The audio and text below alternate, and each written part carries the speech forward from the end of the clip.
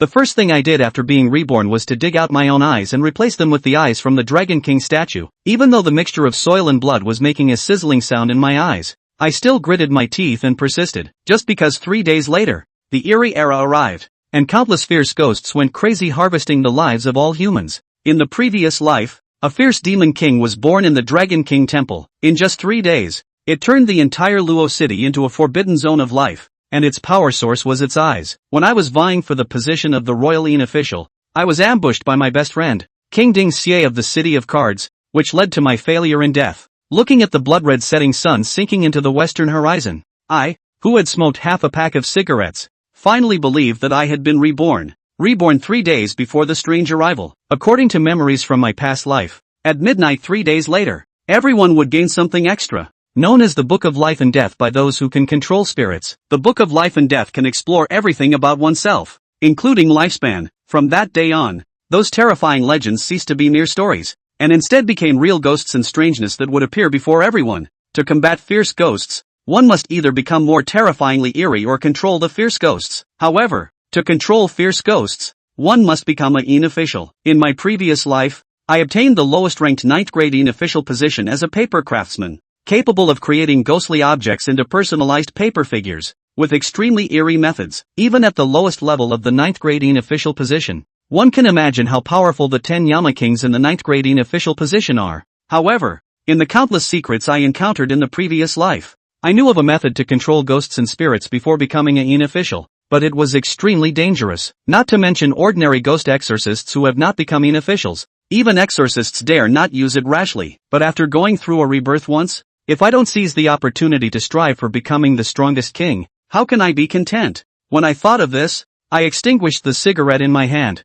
walked out of the residential area, and hailed a taxi. Young man, where to? Facing the taxi driver's question, I smiled slightly and said, to the Long Wang Temple in the suburbs. As the country with the deepest historical heritage on Blue Star, after the terror descended, it also became the country with the most exorcists and anomalies, and after entering the era of terror, Luochang was completely transformed into a human forbidden zone, because it is adjacent to the mother river of the Dragon Kingdom, the Yellow River. Since ancient times, how many spirits have been buried there? Luochang is close to the Yellow River, and it is also an ancient capital of the past dynasties. How many anomalies have been experienced? Among which there is even a ghost king who ranks in the top 3 in terms of ferocity. I slowly got out of the taxi. Not far away is the mother river that runs through the history of the Dragon Kingdom. In front of me is a 1,000-year-old Dragon King temple. The one who caused the destruction of various cities is the Dragon King in this Dragon King temple, known as the terrifying existence of the Dragon Lord Blood Pupil. At this point, it was already 8 o'clock in the evening. Compared to the bustling incense offerings during the day, the night seemed extremely eerie. I bypassed the staff dormitory and arrived at the main hall. Who would have thought that the Dragon King, worshipped by countless humans for blessings and good weather, would become a malevolent deity wreaking havoc on the entire Dragon Kingdom in the future? Raise your head and look. A statue of a person with a dragon head stands there, but the dragon head is covered with a layer of red cloth. According to local customs, the Dragon King is worshipped at the end of each month, and at this time, the Dragon King will be covered with red cloth until the 5th of the next month. I leaped directly onto the table, then waved my hand vigorously, and the red cloth on the Dragon Lord statue was instantly uncovered. A very vivid golden dragon head appeared before my eyes. Unlike those purely sculptures, this Dragon Lord statue had a pair of real eye pupils in its eyes, seemingly made of some gemstone, making this Dragon Lord statue extremely lifelike. At first glance, it seemed as if it was really making eye contact with me. However, I am very clear that these are a pair of real eyeballs. Although I left the city of Luo before the strange arrival in the previous life and did not suffer from the disaster of the destruction of Luo City in the previous life,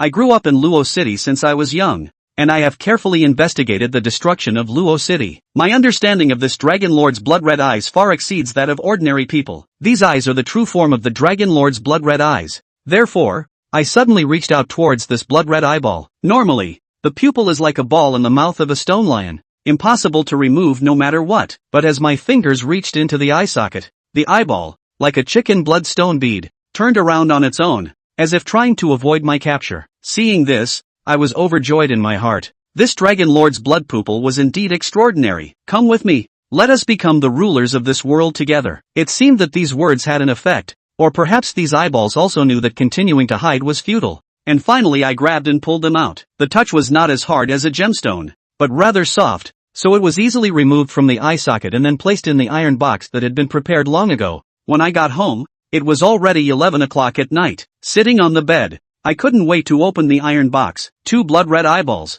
blooming with a faint eerie light under the moonlight. The pitch-black vertical pupils seemed to be looking at me too. Feeling the heart pounding in my chest, I coldly smiled, picked up a fruit knife and stabbed it directly into the left eye socket. Plop! Crimson liquid splattered, blood dripping into the iron box through my fingers. In this crimson soak, those 2 eyeballs seemed to become even brighter. Then, I picked up the blood-red eyeball and forcefully stuffed it into my left eye. That kind of intense pain that is enough to make someone faint made my whole body twitch slightly, but I still managed to come to the mirror and put down my bloody hand. In the blood-red eye sockets, it seemed like something was wriggling frantically, and the wriggling speed was getting faster and faster, to the point of almost squeezing out from the eye sockets. I immediately sensed something was wrong, and directly used my hand to cover the eye sockets fiercely. This bloodshot dragon lord truly deserves to be a top-tier mysterious and sinister deity in the Dragon Kingdom in the previous life. There was no anxiety. There was no loss. At this moment Chu Qing's only remaining eyes besides his grimace were excitement and fire.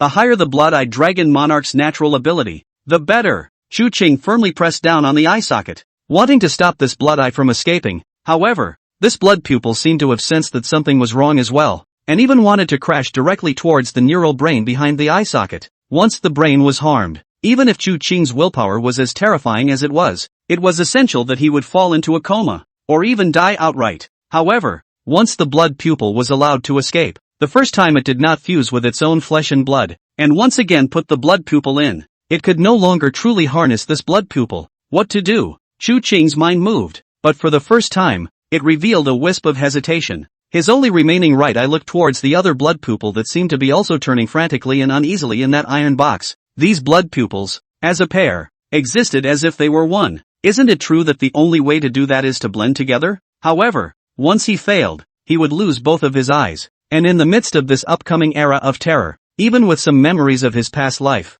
I'm afraid that it would be extremely troublesome, or even an early death. To gamble, or not to gamble? Obviously, there wasn't much time left for Chu Qing to hesitate. Once the blood pupil completely rioted, there wasn't even a chance to gamble. With that in mind, Chu Qing's heart crossed, almost no longer hesitating. At the moment when the pain had not disappeared in the slightest, a knife stabbed in again. The intense pain caused Chu Qing to experience a brief daze of consciousness. He could barely control it and was about to pass out completely the next second. However, the terrifying willpower honed from his previous life held strong, allowing him to take the other pupil of his eye, which was already in his hand, and shove it within the shattered eye socket. At this moment, Chu Qing no longer had another eye to observe the changes within these pupils. All he could do was close his eyes tightly, using the weak strength of his eyelids to try and stop the pupils that wanted to escape again. In the end, after he was able to feel, just by touch, that the rotating blood pupil that was trying to escape was struggling more and more weakly, he was completely relieved. At the same time, the excruciating pain seemed to have no limits of its own will, completely triggering Chu Qing's endurance limit that had long been on the verge of being extreme, causing him to lose all consciousness and pass out on the bed. Snow-white moonlight shines underneath Chu Qing's closed eyelids. It was as if there was something that was rapidly writhing. If at this time, someone was able to peel open this eye socket and look into the deepest part, they could see that in this blood pupil, the blood vessels and nerves that had been broken off before were being quickly repaired and reconnected. Even Chu Qing's original shattered eye pupils were being rapidly repaired amidst this blood-red color. Only, among the original black and white eyes, the pair of blood eyes were slowly wrapped in them. Eventually, all that was there fell into silence. Under the dark night, the entire Luo city was plunged into absolute silence. However, in the midst of this silence, there were many unknown secrets that were taking root. Northern suburbs, North Hill Cemetery, compared to the several large and famous cemeteries in L.A., this place looks desolate and run down. If it wasn't for the plaque and the one tombstone that was still sort of in order, I'm afraid it would definitely be thought of as some kind of mass grave. The reason is very simple. Rumor has it that in the early years of this place, in addition to the urns stored in the corresponding cemetery, in the previous, also stored a large number of coffins and corpses buried with the family. And where the North Mountain is located, it is even more remotely located and extremely cloudy. That's why there have been rumors of the place being haunted. Tonight, it seems even more so. This ghost place, also do not know to get some street lamps. Mom said, what is a beautiful job. The salary is not bad. Old son without children and no mother-in-law. What is good to be afraid of? Better come a female ghost. A man in his 40s, shaking a flashlight and cursing, patrolled above the summit of this northern mountain, as if this could slightly reduce the timidity in his heart. From here, one is able to see at a glance the pitch blackness of the mountains below, as well as the bright moon in the sky, though still barren, scribbled and gloomy. However, just then, a rustling sound came from not far away. It made the Hanyo's feet, for a moment, freeze in place. Who? What man? The flashlight pointed over there. It was by the cliff, and a black cat with a pitch-black body was there, with ghostly green pupils in the night, but paying no attention to the arriving Hanyu, and the flashlight that shone on it. The black cat, like a human being, stood with its legs behind it, tilted its head up, and touched its two front limbs together, seemingly worshipping something towards a short distance away, while at the same time, its body was trembling all over. Grass. Scared the hell out of me. Turns out it was a cat. Han wiped the cold sweat on his forehead, directly crouched down to pick up a stone, to be thrown towards the black cat, in its maintain a crouching position, subconsciously looking towards the back of the pants that moment. The Hanyu only felt a coldness all over his body, as if the blood in his body was frozen. A cloaked human face appeared in front of his eyes, no more than 10 centimeters away from him. However, what was even more horrifying was that on top of that human face, there were no senses to be seen, only a blank mass of flesh underneath the hair. The mass of flesh suddenly cracked open at a seam and let out a hollow sound. Did you see my face? Ah! Above the dark and shadowy northern mountains, a scream of utter terror broke the silence. Only then did the black cat turn its head, those ghostly green pupils, seemingly glancing with some surprise, and then this continued to maintain its original posture, as if it was worshipping something. If someone stood behind them, they would be able to see that this black cat, in the midst of shivering, seemed to be worshipping the entire North Mountain. Chapter 004, An Eye for an Eye. There are eyes and pearls. Bang, bang, bang. A dull knock sounded on the door.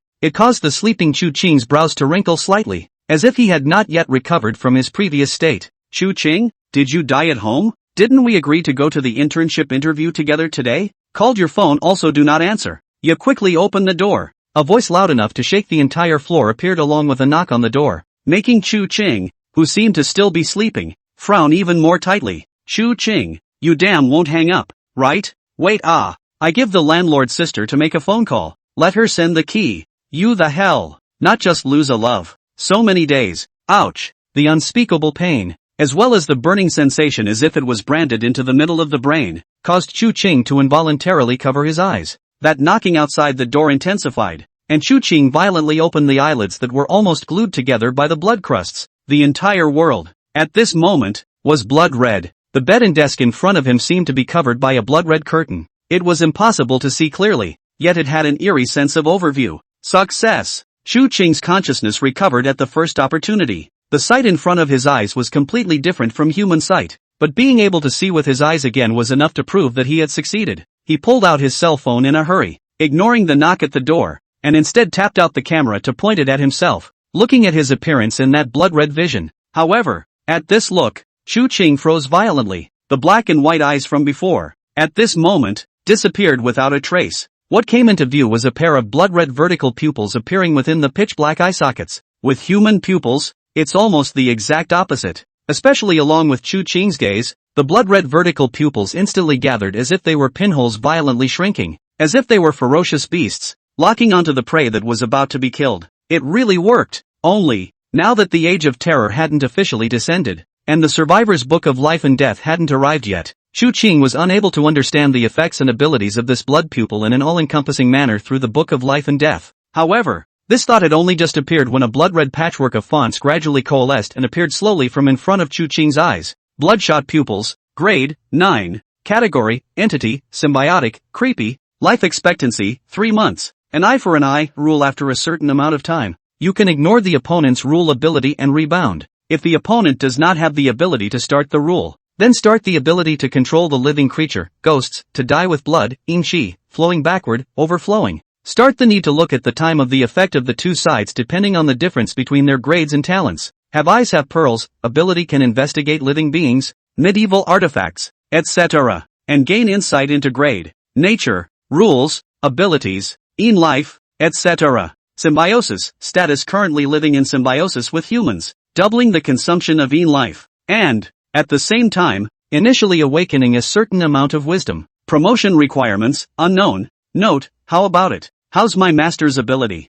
Humble human, serve this great master well. Even if Chu Ching had already guessed that the rules and abilities of the blood-eyed dragon monarch, who had been able to become one of the strongest fierce gods of the dragon kingdom in his previous life, he was afraid that he would not be weak. However, after truly seeing the abilities of this blood pupil ghost, it was still dumbfounded. Ghosts have rules for their own abilities. The more powerful and high potential the ghostly creature, the easier the ability rule triggers tend to be. The ability of this rule, in the early stage of the Age of Terror, once triggered by humans, it is the end of certain death. So, in the early stage of the Age of Terror, facing the bizarre, the most important thing is to find the other side of the rules of striking. Only in this way, can escape the ghosts with a mortal body. But how hard was that? Every instant death trigger rule found must have been filled out at the cost of human lives. And undoubtedly, this eye for an eye rule of the blood pupil ghost, an effect that could be activated by simply looking at each other, was enough to stand out amongst the countless ghosts' killing rules, or even to ignore the opponent's rules and counteract them after they've been activated?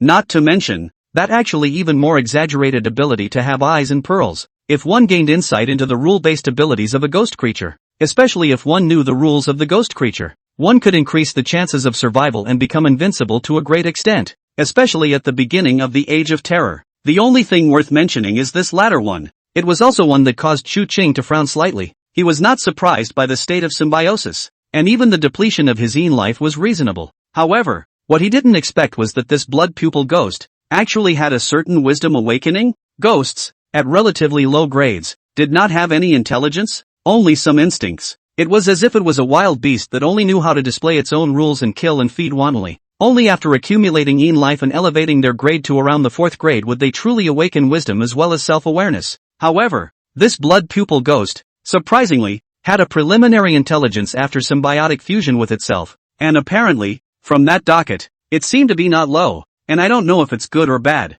As far as Yin life goes, it's pretty simple. Not only is it hard currency for the future horror era to come, it's also one of the most important things. Yin life is the weird lifespan, and it can be turned into medieval money to be used. At the same time, if a ghost creature wanted to upgrade its rank, it often needed to be promoted with a large amount of Yin life. What's more, most ghosts not only can't grow their own longevity but also consume it, so the only way to get it is to kill humans and draw on their Yang life, or to devour their own kind. However, human beings who have been converted to the Yin occupation instead have various abilities to naturally derive a Yin lifespan.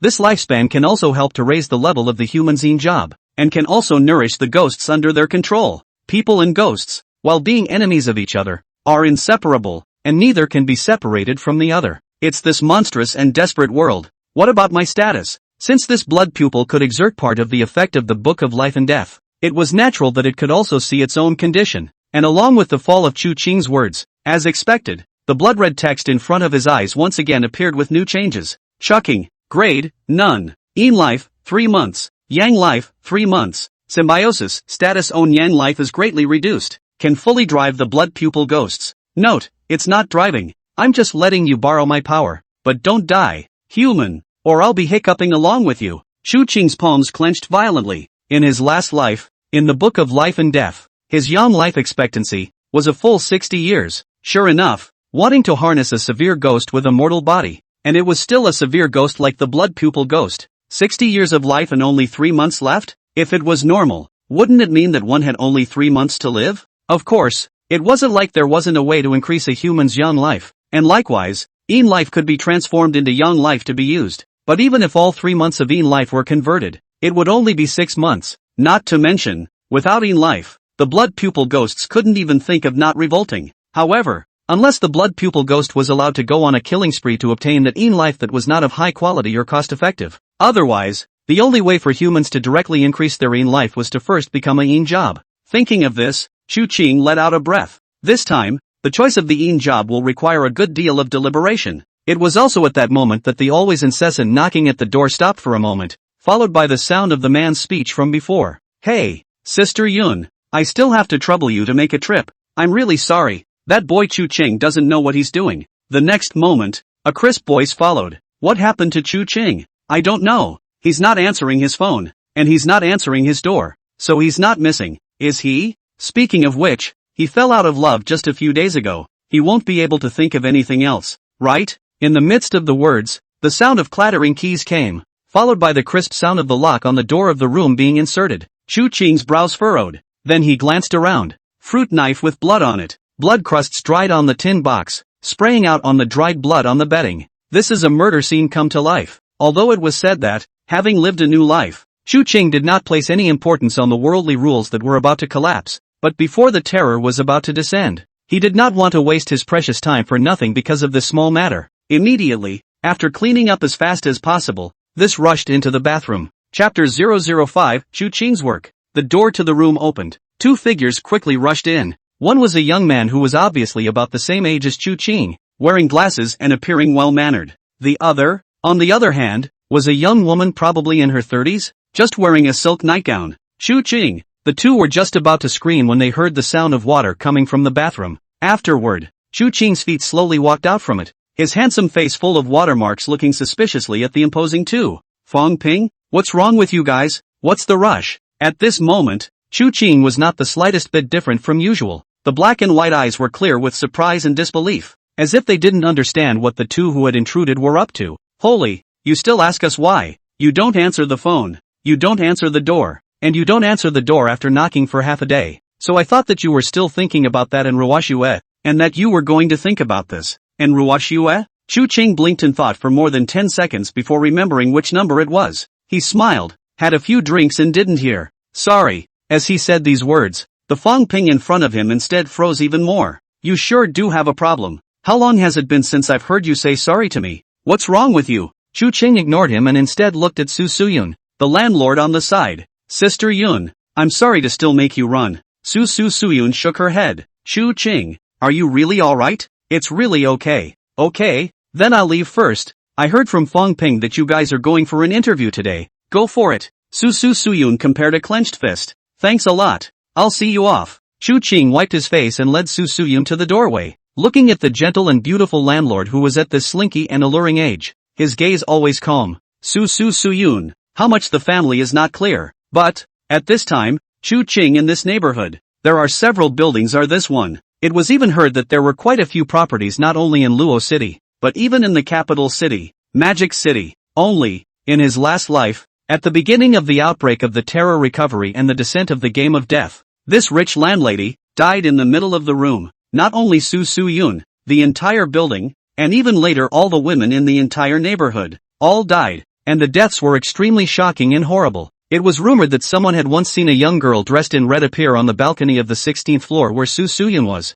That red suit, made of blood-soaked human skin. All of them are made from the most supple and beautiful parts of a woman's body. Later on, it was heard that when the Blood-Eyes Dragon Monarch was promoted to the 2nd grade, he had engaged in a great consort election in Luo City, which had already been transformed into the Morrow Ghost City, in which the one who had been selected was said to have the red-clothed female ghost in the Garden of Happiness nowadays. And obviously, according to the normal development, the skin of this stunningly beautiful young woman in front of her would become a part of that red-clothed girl's red clothes all over before long. Thinking of this, steeply, Chu Qing's eyes among the bottom flashed a red aura that ordinary people could not see, causing him to coldly and suddenly say, Sister Yun, if any special circumstances arise, you can call me. His face was calm, but his words were incomparably serious, causing the Su Suyun in front of him to faintly stare while her cheeks rarely reddened a bit, and then she suspiciously said, Special circumstances? What special circumstances can there be? Chu Qing, are you a kid who doesn't want to work hard like those smooth-talking brats on the internet?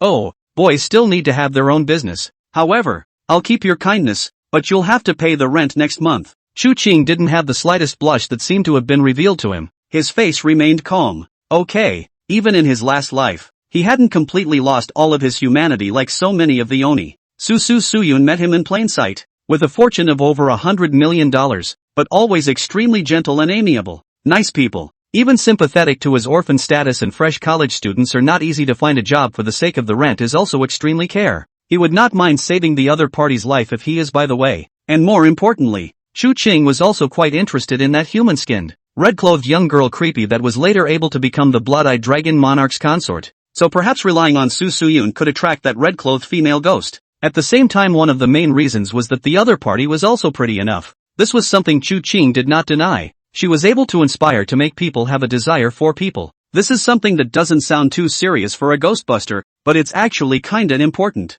In his previous life, He had once come into contact with that being in the Dragon Kingdom who had already been promoted to a first-ranking position as the Turning Wheel King. That wheel-turning king once spoke to him. Ghost masters, the process of harnessing ghosts, are not just doing battle with the ghosts, but are likewise battling with themselves, in fighting against the madness of the heart, in fighting against the paranoia of the ego, in fighting against the coldness of humanity. The most important thing for the Ghost Watcher is to know that he is a human being and always remember that he is a human being, not a ghost. Otherwise, the job will become a way to turn people into ghosts. King. The reason for the king. It is to be able to control everything, not only the evil spirits, but also yourself. Chu Qing, king of Chu Kong, will always be humans harnessing evil spirits, not evil spirits controlling humans. This was something that Chu Qing knew very well, but, clear as he was, the other thing in him today that was not yet fully in control was clearly not happy with the tone and words of the young woman in front of him. Or rather, from Chu Qing's memories one could see what kind of a thing this blood-eyed dragon monarch was,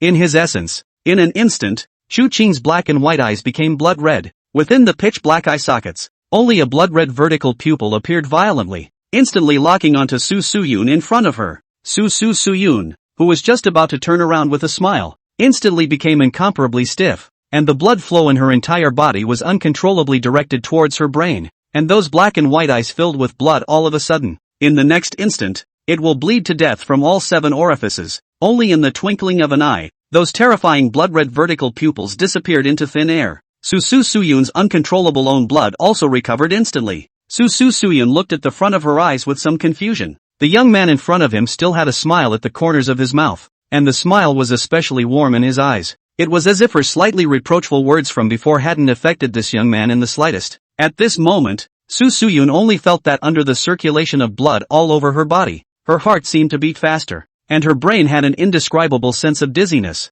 making her involuntarily fall towards the arms of the young man in front of her. Chu Qing stretched out his hand and held Su Suyun's shoulder but did not overstep the mark. Sister Yun, are you okay? Only then did Su Suyun come back to her senses and hastily stood still. She blankly continued to look at Chu Qing. Just now she seemed to see the pupils of the young man's eyes in front of her, which became, however, soon after. Su Suyun shook her head and stood back up. I'm sorry, I might have a bit of low blood sugar. Chu Qing, don't take what I said just now to heart. If you need any help, you can also look for me. I'll leave first. Looking at Su Suyun, whose cheeks were reddened and left quickly. Chu Qing, however, did not have much joy in rattling the rich woman's heartstrings, but instead frowned slightly. His face calmly covered one of his eye pupils wordlessly. This is the first time, and I hope it's the last, that I've been able to gouge out my own eyes with my own hands, let alone yours. Don't forget, it's because of me that you're able to have some wisdom. In an instant, the black and white eyes once again turned into a scarlet red, then quickly shifted between black and white and scarlet. Eventually, this came to a peaceful end. At the same time, Fang Ping, who had long been waiting impatiently in the room, walked out. Chu Qing, don't reminisce. Sister Yun, this kind of person who just isn't in the same world as us, is she still going to interview with Tianyu Entertainment or not? Tianyu Entertainment, a little-known entertainment company in L.A. City, had the gaming industry under its jurisdiction. Chu Cheng and Fang Ping, both art majors at the local university in Luochang. The job climate for art majors, especially fine arts majors, is such that in this day and age, graduating is almost equivalent to being unemployed. It's pretty hard to find an internship like this. However, Chu Qing turned his head. You're on your own. I've already got a job. What? When did this happen? Fang Ping blared. Just now. What's the job? Chu Qing came to the door, picked up the recruitment side of the L.A. Morning Post that had been delivered to the door early this morning, and pointed to a small, not to be smaller recruitment column on it. North Hill Cemetery is recruiting janitorial security guards with meals and accommodation.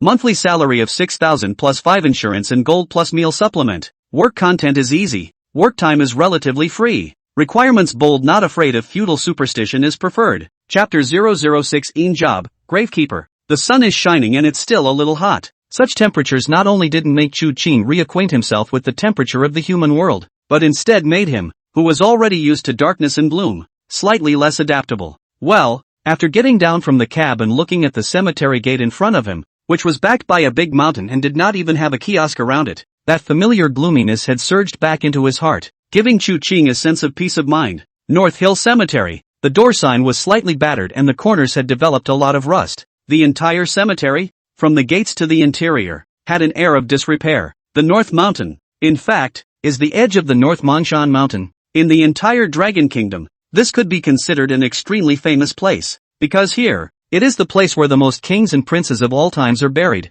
and for that very reason, this place was extremely prosperous in the time before. Although, the North Mountain Cemetery is still some distance away from the real North Mongshan Mountain within the tomb complexes of those emperors and generals that have been protected as key cultural relics. But if you can dip into the noble spirit, so that future generations can also produce so one or two rich and powerful, is also excellent. Only now, from the site of the place alone, it is also possible to see how business is really going nowadays. In addition to being a public camp, the North Hill Cemetery has not been repaired properly, and there are rumors that it is haunted. So, even during the day, it was cold and quiet in the middle of this huge cemetery, and there didn't even seem to be a single staff member. Soon, though, a young man ran down from a private car on the curb at the extreme distance from the entrance. "You're Chu Ching, right? I'm from our North Mountain office. My name is Su Wei." The young man appeared extremely anxious and continued without waiting to speak after Chu Ching nodded. "You've seen the treatment and all that, right? We work relatively free. You just have to patrol once a day at 6 in the morning and once at 10:30 at night. And after shooting and clocking in, you don't need to do anything else. It's fine if you'd like to go home at night and stay here. If there's nothing wrong, sign this form and you can officially start today." Without waiting for Chu Ching to make any reaction, Su Wei handed over a form with an impatient look. Who in their right mind wouldn't feel haunted at the sight of that? There was no intention of even going in to take a look together, as if just standing at the door was the limit. Chu Ching saw all this in his eyes, but didn't care, and even took it over before swishing and signing his name on that. He came to apply for this cemetery security position, for these so-called treatment and so on. In fact, does not care much, but for another thing. In his last life, his job was that of a papier-mâché, sort of a job that barely utilizes his little half-assed art skills, and it's kind of a fish out of water in the early going. However, in this life, for his first job, after returning from his rebirth yesterday afternoon, Chu Ching had a new idea. There are quite a few choices for the 9th grade position. Even so, there were no less than dozens of them that Chu Ching knew of. Each has their own abilities as well as areas of specialization, and each has a different approach in terms of the means to control the ghosts. However, as the grade of the job increased, the higher the grade of the job, the rarer the number became. Moreover, the difficulty of trying to promote was so great that it was several times more difficult than the promotion of a ghostly creature. At the same time, there are some high-grading positions that require a corresponding low-grading position in order to be promoted. For example, rumor has it that Taishan King, whose second-ranking position among the 10 temples of Yama, who fell in position, could only be promoted to Taishan King by becoming a Taishan Mountain Monarch. This Taishan Mountain Monarch, on the other hand, required a 9th grade mountain folk job route in order to complete the promotion. The promotion and path of the position is about future achievements and ceiling. The most important thing to consider the ability of the job, besides the combat power, is the acquisition of life, paper ties. Among the jobs, the fighting strength, the ability to control ghosts, barely considered middle to upper. Upward promotion to the 8th grade job path is also okay. However, it was definitely not the best choice for this 9th grade job that he had in mind, simply because it is comparatively much tougher to acquire the life of a papier-mâché. To obtain a life, you need to fold out a paper figure that resembles yourself, write your birth date and 8 characters, and then just burn it. Sounds easy, but this folding process is extremely troublesome, not to mention that once it is not particularly similar, not to mention that the previous work is wasted, the material is also wasted, and even the possibility of losing the life. And when the paper zapper, upward promotion Zhongshan product route is already very narrow. He was promoted to the 6th grade when he received a big chance to convert the job sequence, only to have the opportunity to just one step short of becoming a Chujiang King. So in this life, papier-mâché is definitely not something he'd consider. And among the jobs that Chu Ching knew of, the job with the highest ceiling for acquiring life was right in front of him. It was also the job that Chu Ching had thought of in this life. Gravekeeper. Among the horrific times of the previous generation, it was criticized by countless people, and even later, it was called the most pitiful 9th grade job. The reason is simple: the upper and lower limits of this tomb keeper are just too high. Only, the upper limit of tomb guards, there is only one, and that is the Bianqing King, who caused his own failure to promote the king of Chujiang. Rumor has it that he was the tomb guards for the 9th grade of the position, but there is only one King Byakugan, and the lower limit, which is experienced by almost all tomb guardians proper. Just by listening to the name, one can tell what this tomb keeper's occupation is doing. Just watch over the tomb. But where would it be so simple and easy to become a job recognized by this bizarre era of death games? Tomb guards, who need to watch over the revived ghosts in the tomb, make sure that all the evil spirits in the tomb revert back in the darkest hours of the night before the break of dawn, and ensure the peace of the tomb. In this way, it is possible to automatically convert life to acquire it at the time of daytime each day. At the same time, the greater the number and higher the quality of the weirdness in the tomb, the more life one gains. And best of all, there is virtually no cap. For grave guardians, as long as they can control the evil spirits in their tombs, they are completely lying down and earning a life. This is as difficult as heaven for ordinary imperial ghosts preliminary to become a tomb guardian's job. And there are even many people who have been accidentally killed by the tomb's bizarre counterkill. However, for Chu Qing, who now possessed the memories of so many years in the Age of Terror, as well as the ability of blood pupils, wasn't this the most suitable vocation for him? And even more importantly, in his previous life, the Chu Qing at that time, had seen something in an extremely special secret realm, an extremely odd mural that, the records on it were patchy, but Chu Qing's memory was deep, because that secret realm origin is extremely horrible, and inside can be said to be extremely dangerous. When the Dragon Country's second-grade imperial ghosts are in that inside the loss of a lot, when he had gone through all the trouble to enter a large hall, apart from a bead, there was only such a mural, only, that mural was extremely complicated and the records were quite confusing. However, he remembered clearly and incomparably, above that mural, several ninth-grade positions were mentioned once, and the most of them was this one, Gravekeeper. At the same time, this tombkeeper was also the initial ninth-grade position of Ding Xie, the Bianqing king who he had the best relationship with in the first place, but who had given him a fatal blow in the last moment in reverse. Chapter 007, Faceless Ghost. The earthbound spirit of the North Mountain. When you go in, on the left-hand side, that little incense store come janitor's room. That's your place. It's got beds and some necessities in it, so if you don't mind, you can just stay there or get a new one. And, also, that incense and candle store inside the wreaths and paper people as well as incense dealers and stock phone. You can if you want to do a little business, but revenue is responsible. And then every first day of the month after 8 o'clock in the morning to work, go to 2 kilometers away from the office side of the payroll. After the young man named Su Wei finished rambling on about all this, he gave Chu Qing the keys and hoofed it to his car, driving away from the gates of this North Mountain cemetery.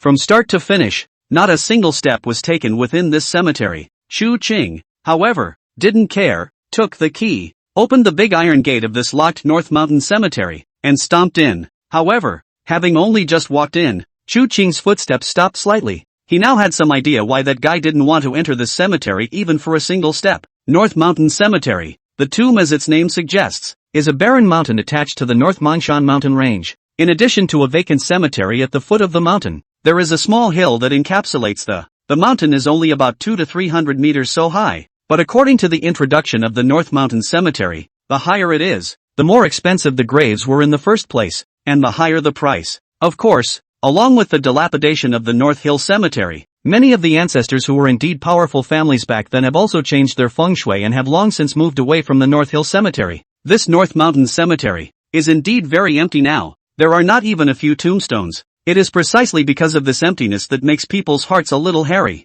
As a matter of fact, the North Mountain Cemetery is in a good location, not even too far from the Yellow River, and several barren hills after crossing this barren hill are intersected by the rolling Yellow River. The frontage is also connected to the main road on the outskirts of the city and there is plenty of open space around the front for development. This cemetery, then, is in such a place. Chu Qing doesn't know anything about feng shui. However, stepping within this cemetery, a ray of gray appeared within his sight. This gray color could not be seen by normal eyes, but, under the shroud of Chu Qing's gaze, it was clearly visible. It was no other than the legendary Yin Shi, or Ghost Shi. Although it was said that the Age of Terror wouldn't officially descend until the early hours of the morning 2 days later, there were not a few who showed eerie traces in advance like the blood-eyed dragon monarch. This northern mountain, I'm afraid, is one of them. No wonder the guy turned his head. Moreover, looking at this Yin Shi residue so exuberant, I'm afraid that the weirdness of this has moved to suck the life of Yang, tasted meat over. In other words,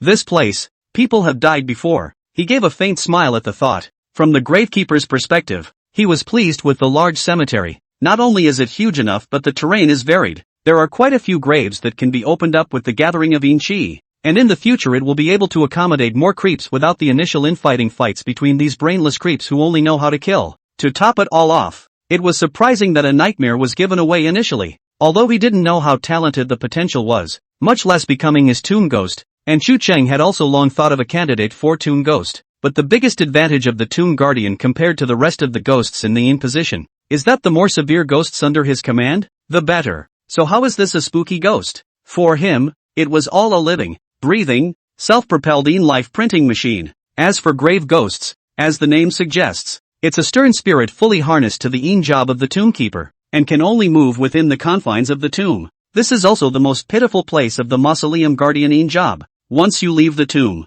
not to say an ordinary people almost, overall is not strong to where is it. However, within the confines of the mausoleum, the guardians and tomb ghosts are still good fighters. So, even with the blood pupil ghost, the value and significance of this first grave ghost was important. Thinking of this, Chu Qing's footsteps moved, slowly arriving at that place where the Yin Qi was thick. Before he could summon his blood pupils to scrutinize the source of that Yin Qi, a strange sound rang out from the side. Meow. Chu Qing turned his head to look at it. A black cat sat on a dilapidated stone monument that was covered in unknown vines, its orange-green eyes curiously surveying Chu Qing. A shadowy aura surrounded its body. A demonic cat primed for awakening from exposure to the bizarre and devouring Yin Qi? The corner of Chu Qing's mouth turned up, crouching his body down and extending his hand. Meow? The black cat looked at Chu Qing with some surprise, but surprisingly, it really wasn't afraid of people at all, and leapt down from above that stone monument, coming to Chu Qing's body. The black cat was only about 30 centimeters, looking tiny, with pure black fur on top of its skinny and bony body, emitting a deep red color in the sunlight. According to ancient records, the Xian cat is black in color and appears as maroon in the sunlight, which can ward off evil spirits and drive away ghosts. After stroking the black cat's body, the black cat's originally somewhat shivering body all of a sudden comfortably let out a purr sound. Only then did Chu Qing ask, "Little one, someone has died here before, right?" Speaking oddly, his words opened, yet the black cat in his hands had just stabilized its body, all of a sudden shaking like a sieve again. It actually seems to understand human speech. Chu Qing continued rubbing and smoothing the black cat's somewhat messy fur and smiled. "Don't be afraid. I know, it's not your fault. You didn't start it. You just happened to sip a couple of scraps while the thing was feeding, right?" Meow. Hearing Chu Qing's opening, the black cat's cries instantly became incomparably mournful. The previous good behavioral appearance disappeared into thin air. The pair of orange-green pupils, all of a sudden turned into a pinhole shape, looking at the Chu Qing in front of him in horror, or, looking behind Chu Qing. An indescribably cold feeling came from behind him, even if it's still daytime. Chu Qing narrowed his eyes slightly, but did not turn around hastily. The rules of spooky killing are so varied that who knows what kind of rules this ghost is capable of? Thus, amidst that black cat's increasingly terrified gaze, the Chu Qing in front of him abruptly turned those black and white eyes into a black and red. Within the pitch-black eye sockets, the blood-red vertical pupils were firmly locked onto the black cat, after which, Chu Qing slowly turned around. It was an illusory figure. Amidst the blood-red shrouded observation, this one figure was wearing a tattered and rotting white dress, no longer visible in its original shape. Gray, withered hair hid his cheeks from view, and nothing was really visible. However, the blood-red deep pupils locked on, and the effect of have eyes, have pearls was instantly activated. All of the abilities of the ghostly creature in front of him appeared in full in the blood pupils observation. Faceless ghost, grade, 9,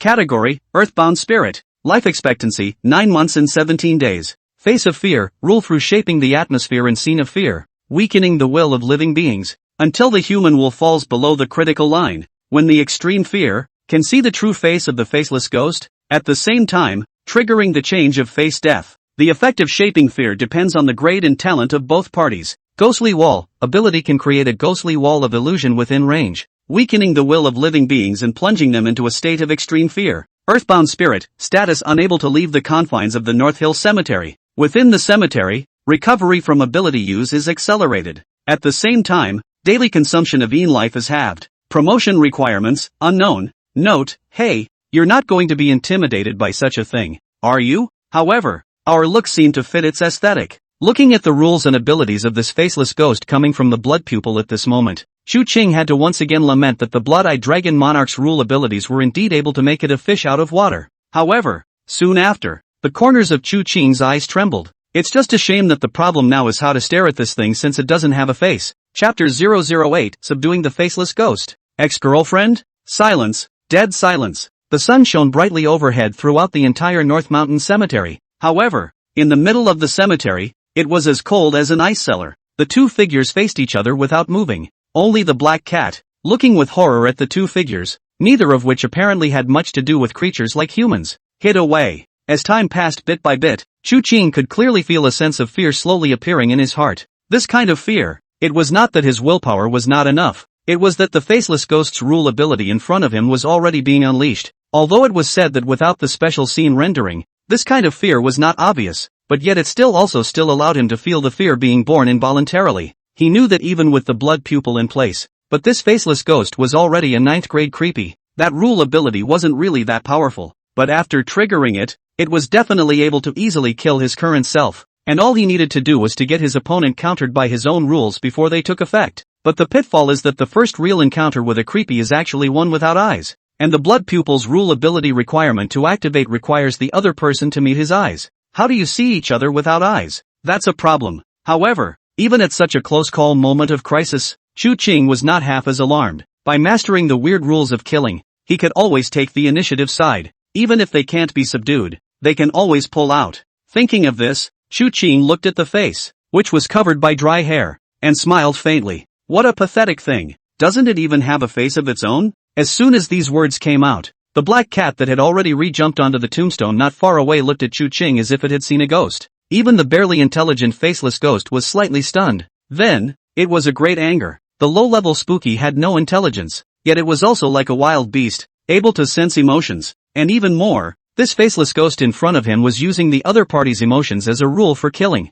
In Chu Qing's body, it felt no fear, only full of mockery. All of a sudden, in the North Mountain Cemetery, it was as if the sky had turned cloudy all of a sudden. The sun in the sky disappeared, and there was the sound of the wind blowing from time to time in the midst of the darkness. That feeling of fear became more like a shadow. Chu Qing, however, still didn't care. Blood-red eyes, still firmly staring at this faceless ghost, even to the point of reaching out his hand and attempting to fiddle with the faceless ghost's vapid body. It was a pity that the other party was an earthbound spirit with no solid body that could not be touched by the palm of the hand, and there was only a piece of coldness in his hand. After Chu Qing noticed the scene, he withdrew his hand before continuing. How about looking at my face? When I was in school, I was also considered a school bully, so this face, it should quite fit your aesthetic, right? Well, that's what Blood Pupil said, so it shouldn't be a problem. The black cat on the side, on the other hand, continued to watch Chu Qing's move behavior that could be described as bouncing in a minefield. Chu Qing slowly touched his head in front of this faceless ghost,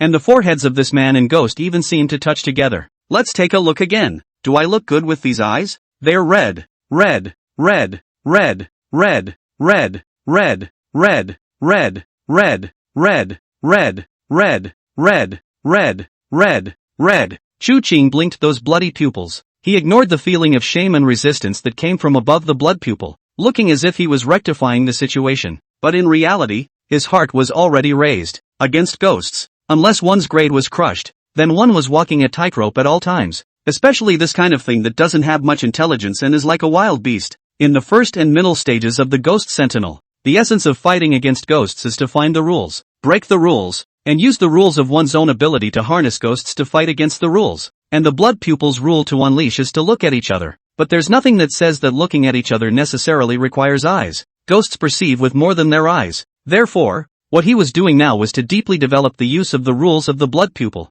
If you can, naturally everything will be fine. If not, there is no room to turn around and run. Facts. This pair of blood pupils of Chu Qing seemed really beautiful. In the midst of the dark, ghostly environment, those bloodshot pupils seemed to shine with light, along with the feeling of fear that couldn't help but appear in Chu Qing's heart after it became more and more obvious. Finally, Chu Qing and the blood pupil itself, almost at the same time, felt that a special strand of perception sight, looking towards themselves, or rather, looking into his face, and the scarlet pair of eyes above those cheeks. A broken voice followed. Good. Looking. Face. Eyes. Give me. In a blink of an eye, the scarlet glow in Chu Qing's eyes was great. The rules of the blood pupil were instantly unleashed at this moment. As for Chu Qing, he had already calculated in his mind the face-to-face time used by the blood pupil ghost to unleash the rules in the face of the faceless ghost, who was also a 9th grade, one breath of time. Less than 2 seconds or so. Sure enough, the high potential of the blood pupil was unimaginable.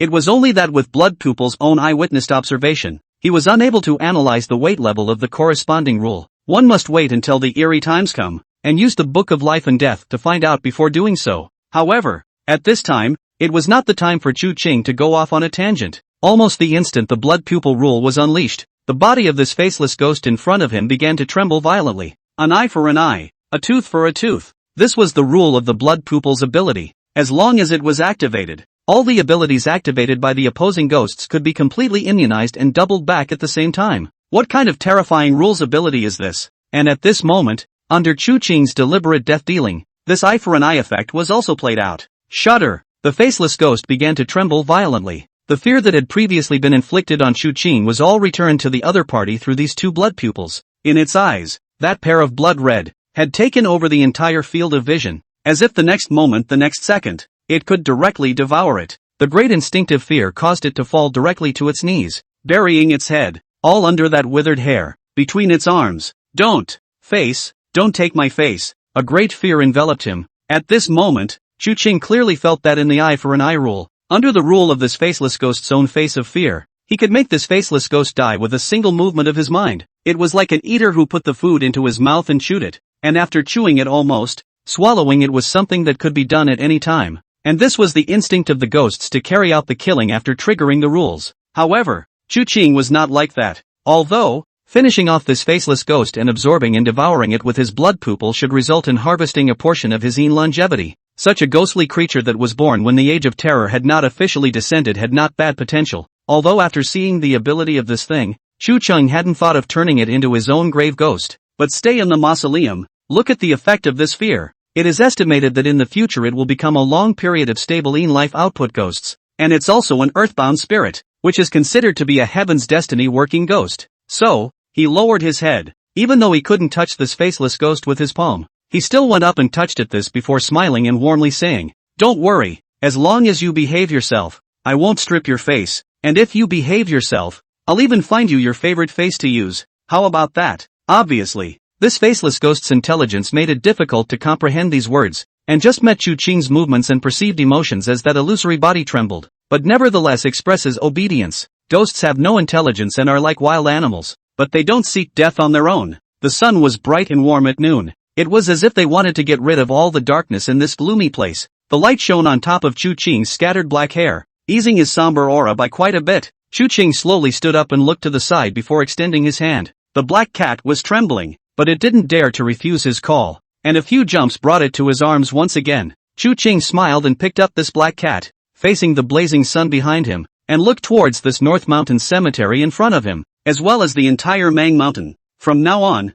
with me around, no one will be able to bully you. Just then, however, behind them, the cemetery gates were pushed, and there was a clattering sound. Chu Qing turned his head to look, only to see Fang Ping picking at the door and peering towards the inside. "Chu Qing, dude came to check out your workplace. Look who I brought." Chu Qing looked through the large rusty iron door to Fang Ping's side. It was a girl about their age, dressed in a Chanel one-piece dress, with studded high-heeled Valentino sandals gleaming in the sunlight, and carrying a new toffee-colored Hermes calfskin. It was only after Chu Qing had gone over it well in his head that he remembered who this was. That what's-her-name ex-girlfriend of his from this time period. Manhwa Xue? Chapter 009 Humans. Interesting, isn't it? The Age of Terror. Chu Qing had experienced it for a full 20 years in his previous life. After more than 20 years, his attention had long since been placed on more important matters. Yen Luo inheritance, Een job sequence, Een life acquisition, great evil prototype. He was afraid that he would have forgotten almost all of the inconsequential little things that had happened before the horror descended on him,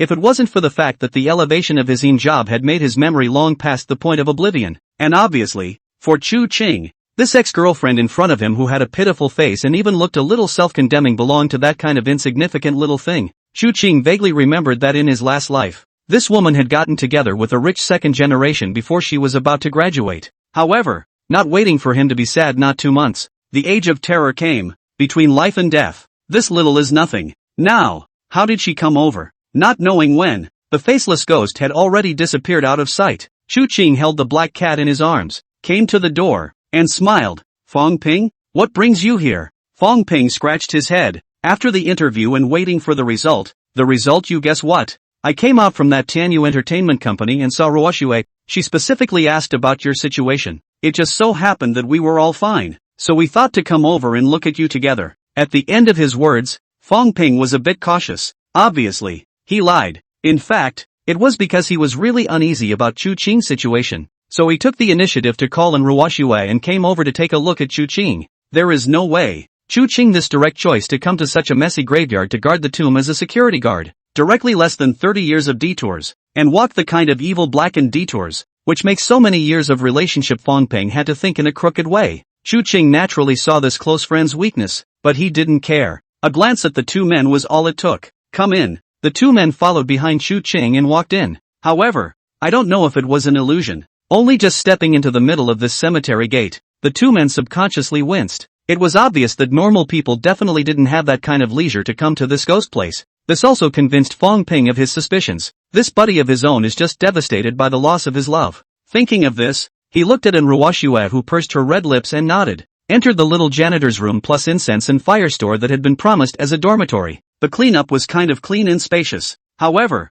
after looking at all this around her, Ruoxue casually found a seat and sat down, but she opened her mouth with an apologetic face. Chu Qing, I'm sorry, I know I hurt you, but you don't have to. Chu Qing looked speechlessly at the gagging-looking woman. Don't say, his ex-girlfriend, the means is indeed not simple. He remembered that the rich second-generation fooled in the last life of the heart to convince. If not bizarre times come, her intention to fly on the branch to do the phoenix is really a high probability of success. Even if she didn't become a mansion wife, later on, she became a ghostbuster who stood her ground in the early days of L.A. Unfortunately, in the end, he still didn't escape the calamity of Luo City's destruction. He died in the midst of a ghost infestation. Chu Qing waved his hand. Come on, I don't blame you. There are a lot of couples breaking up during graduation season. Your choice makes sense. Don't take it to heart. As soon as these words were uttered, Ruoxue blamed herself even more. I know, you're acting like nothing's wrong, but you've come to a place like this to escape.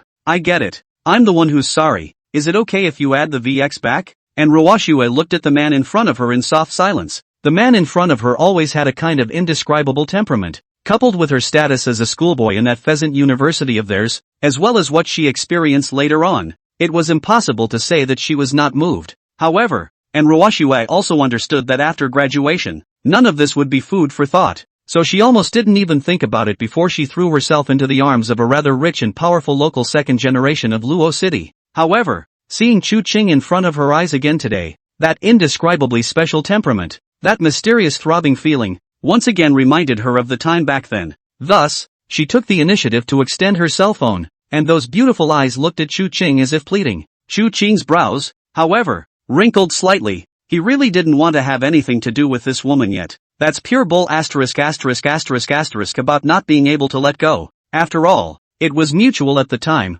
and he himself enjoyed it, even to the point that a lot of the time, the hotel money was paid by Ruoxue. So it's even more nonsense to talk about anger and resentment. And let's not even talk about the ex-girlfriend in front of him that he's going to be unable to remember who he is when he returns from his rebirth. Even if it is the last life bad his good thing, even can be said to be later cheated betray their own Bianqing King Ding evil. If said to let him hate to now go to revenge live cut each other, let him hate to now eat its meat drink its blood, that have not reached the. It can only be described as an enemy that must be killed in this life. A king is never just a power level, and an invincible heart. Revenge at that time was inevitable, and even Chu Qing already had the first step in mind. However, to have a heart unquiet because of revenge? That kind of person, in such a horrible era, facing the corrosion of ghosts on the human heart, it was simply impossible to become a king-level ghost swordsman. I've suffered 1,000 sins, and I've refined my heart to not die. Hatred, compared to his supreme ideals and aspirations, was nothing. The reason he did so was purely because it was too much trouble. However, it was clear that his resistance had caused Fang Ping and Ruoxue to misunderstand. Fang Ping lightly coughed. So what? You two chat first, I'll go outside first. After saying that, this bastard really turned around and left, not knowing in the slightest what he might face out there alone. On the contrary, it was Ruoxue, who didn't see the speechlessness on Chu Qing's complexion in the slightest, but instead looked towards the black cat in Chu Qing's arms with a gentle face. You're still so into cats. I still have the donut we both had together. However, looking at Chu Qing, who remained indifferent, she then finally continued to speak. Chu Qing, you and I are both orphans. You and I both know that in this society, in this era, without money, living is not even as good as a dog, and the only thing a woman can rely on, other than young looks. I have nothing else but to keep working my way up the ladder. Chu Qing smiled. This was finally getting to the point? He crossed his fingers and waited for the humiliation that this ex-girlfriend was about to inflict on him. However, even in his last life as a Chu Qing who was only one step away from becoming the king of Chu River, he definitely did not expect that this ex-girlfriend in front of him, the words actually continued to open his mouth. But Chang, I still love you. You add my best friend. I have 10,000 here, you take it first. Lin Hengtian and I have already got a license, but we haven't officially held a wedding yet. Recently, their family has a lot of things, I don't have much time. Like this, I will give you money every month in the future. When there is time we will meet here secretly. Hearing this, Chu Qing, even if he had not had a bad experience in his previous life, he was also made to think no matter what by this woman's words, and in Ruoxue, who had uttered these words, glanced at the surrounding area and nodded with even more satisfaction. Not to mention, this place is secluded enough to be a good place to meet. Don't worry, Lin Hengtian, his father's health has been particularly bad lately. The Lin family's properties will all be Lin Hengtian's in a few years. That guy is a straw man. When the time comes I'll try to get my hands on the property. I'll divorce him. Chu Qing was silent, looking at the self-talking woman in front of him. Didn't you say that it was a 3-day River East and 3-day River West pretentious and face-punching drama?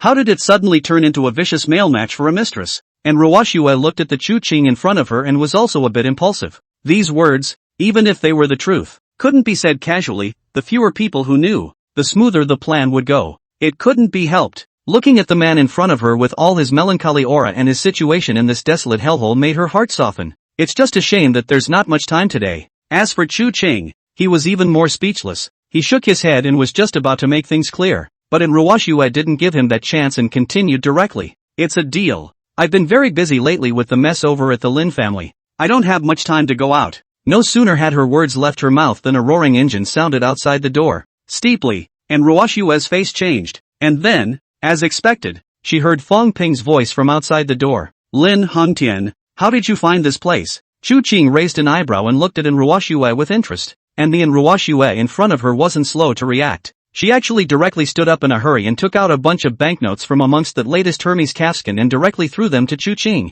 Take these first. Lin Hengtian is here. You and he had a bad time before, so don't go out, just leave it all to me. After saying that, Ruoxue then quickly opened the door and ran out. Chu Qing could even hear her sweet and greasy shouts in this security room. Honey, what are you doing here? Aren't you at the hospital with Dad? Chu Qing laughed. His eyes turned blood red again at this moment, and in the shadows of the corners of the sunlight, those pairs of blood-red eyes quickly and irregularly swayed in their dark sockets, as if praising the wonderful and incomparable little theater scene just now. Afterward, Chu Qing seemed to be talking to himself, and also seemed to be smiling and asking to the two beings in the room that were not of the same kind. Humans? Funny, ha? Chapter 010, he has a ghost here. Cher, didn't you say a girlfriend asked you out to lunch? It turned out to be here, didn't it? Outside the door, an unfamiliar man's voice questioned. Through the somewhat peeling glass, Chu Qing saw the blurry figure outside the door. A white suit, barely human. Obviously it was that Lin Hengtian. However, after a slight glance, Chu Qing's brows raised slightly, revealing a look of interest. As for the three people outside the door, they obviously didn't notice Chu Qing's obscure line of sight, and Ruoxue's voice followed closely behind. Baby, don't be angry. It's Fang Ping who said that Chu Qing is a little bit unable to think straight, so he asked me to come and persuade him just a little bit, and also to let him completely die of this heart. So that's how it is? But then again, what's that little white boy Chu Qing doing here in this hellhole? Lin Hengtian's voice sounded once again. Said he was here to be a doorman. I sought his pity and gave him 10,000 as a breakup fee, hoping that he would stop acting like an asshole in the future. You don't believe me, do you? Still follow me here? Hearing that Ruoxue seemed to be a bit angry, Lin Hengtian's voice softened all of a sudden. Which is not. This is not. My mom came to change shifts. The hospital side do not need me to watch. My father's side is still arguing to be discharged. Annoying as hell. I'm thinking of coming out to dinner with you and seeing your girlfriends as well. Who'd have thought you'd come to such a hellish place? Speaking here, Lin Hengtian turned his head to look around and seemed to see that one figure inside this janitor's room, probing his head. Asterisk.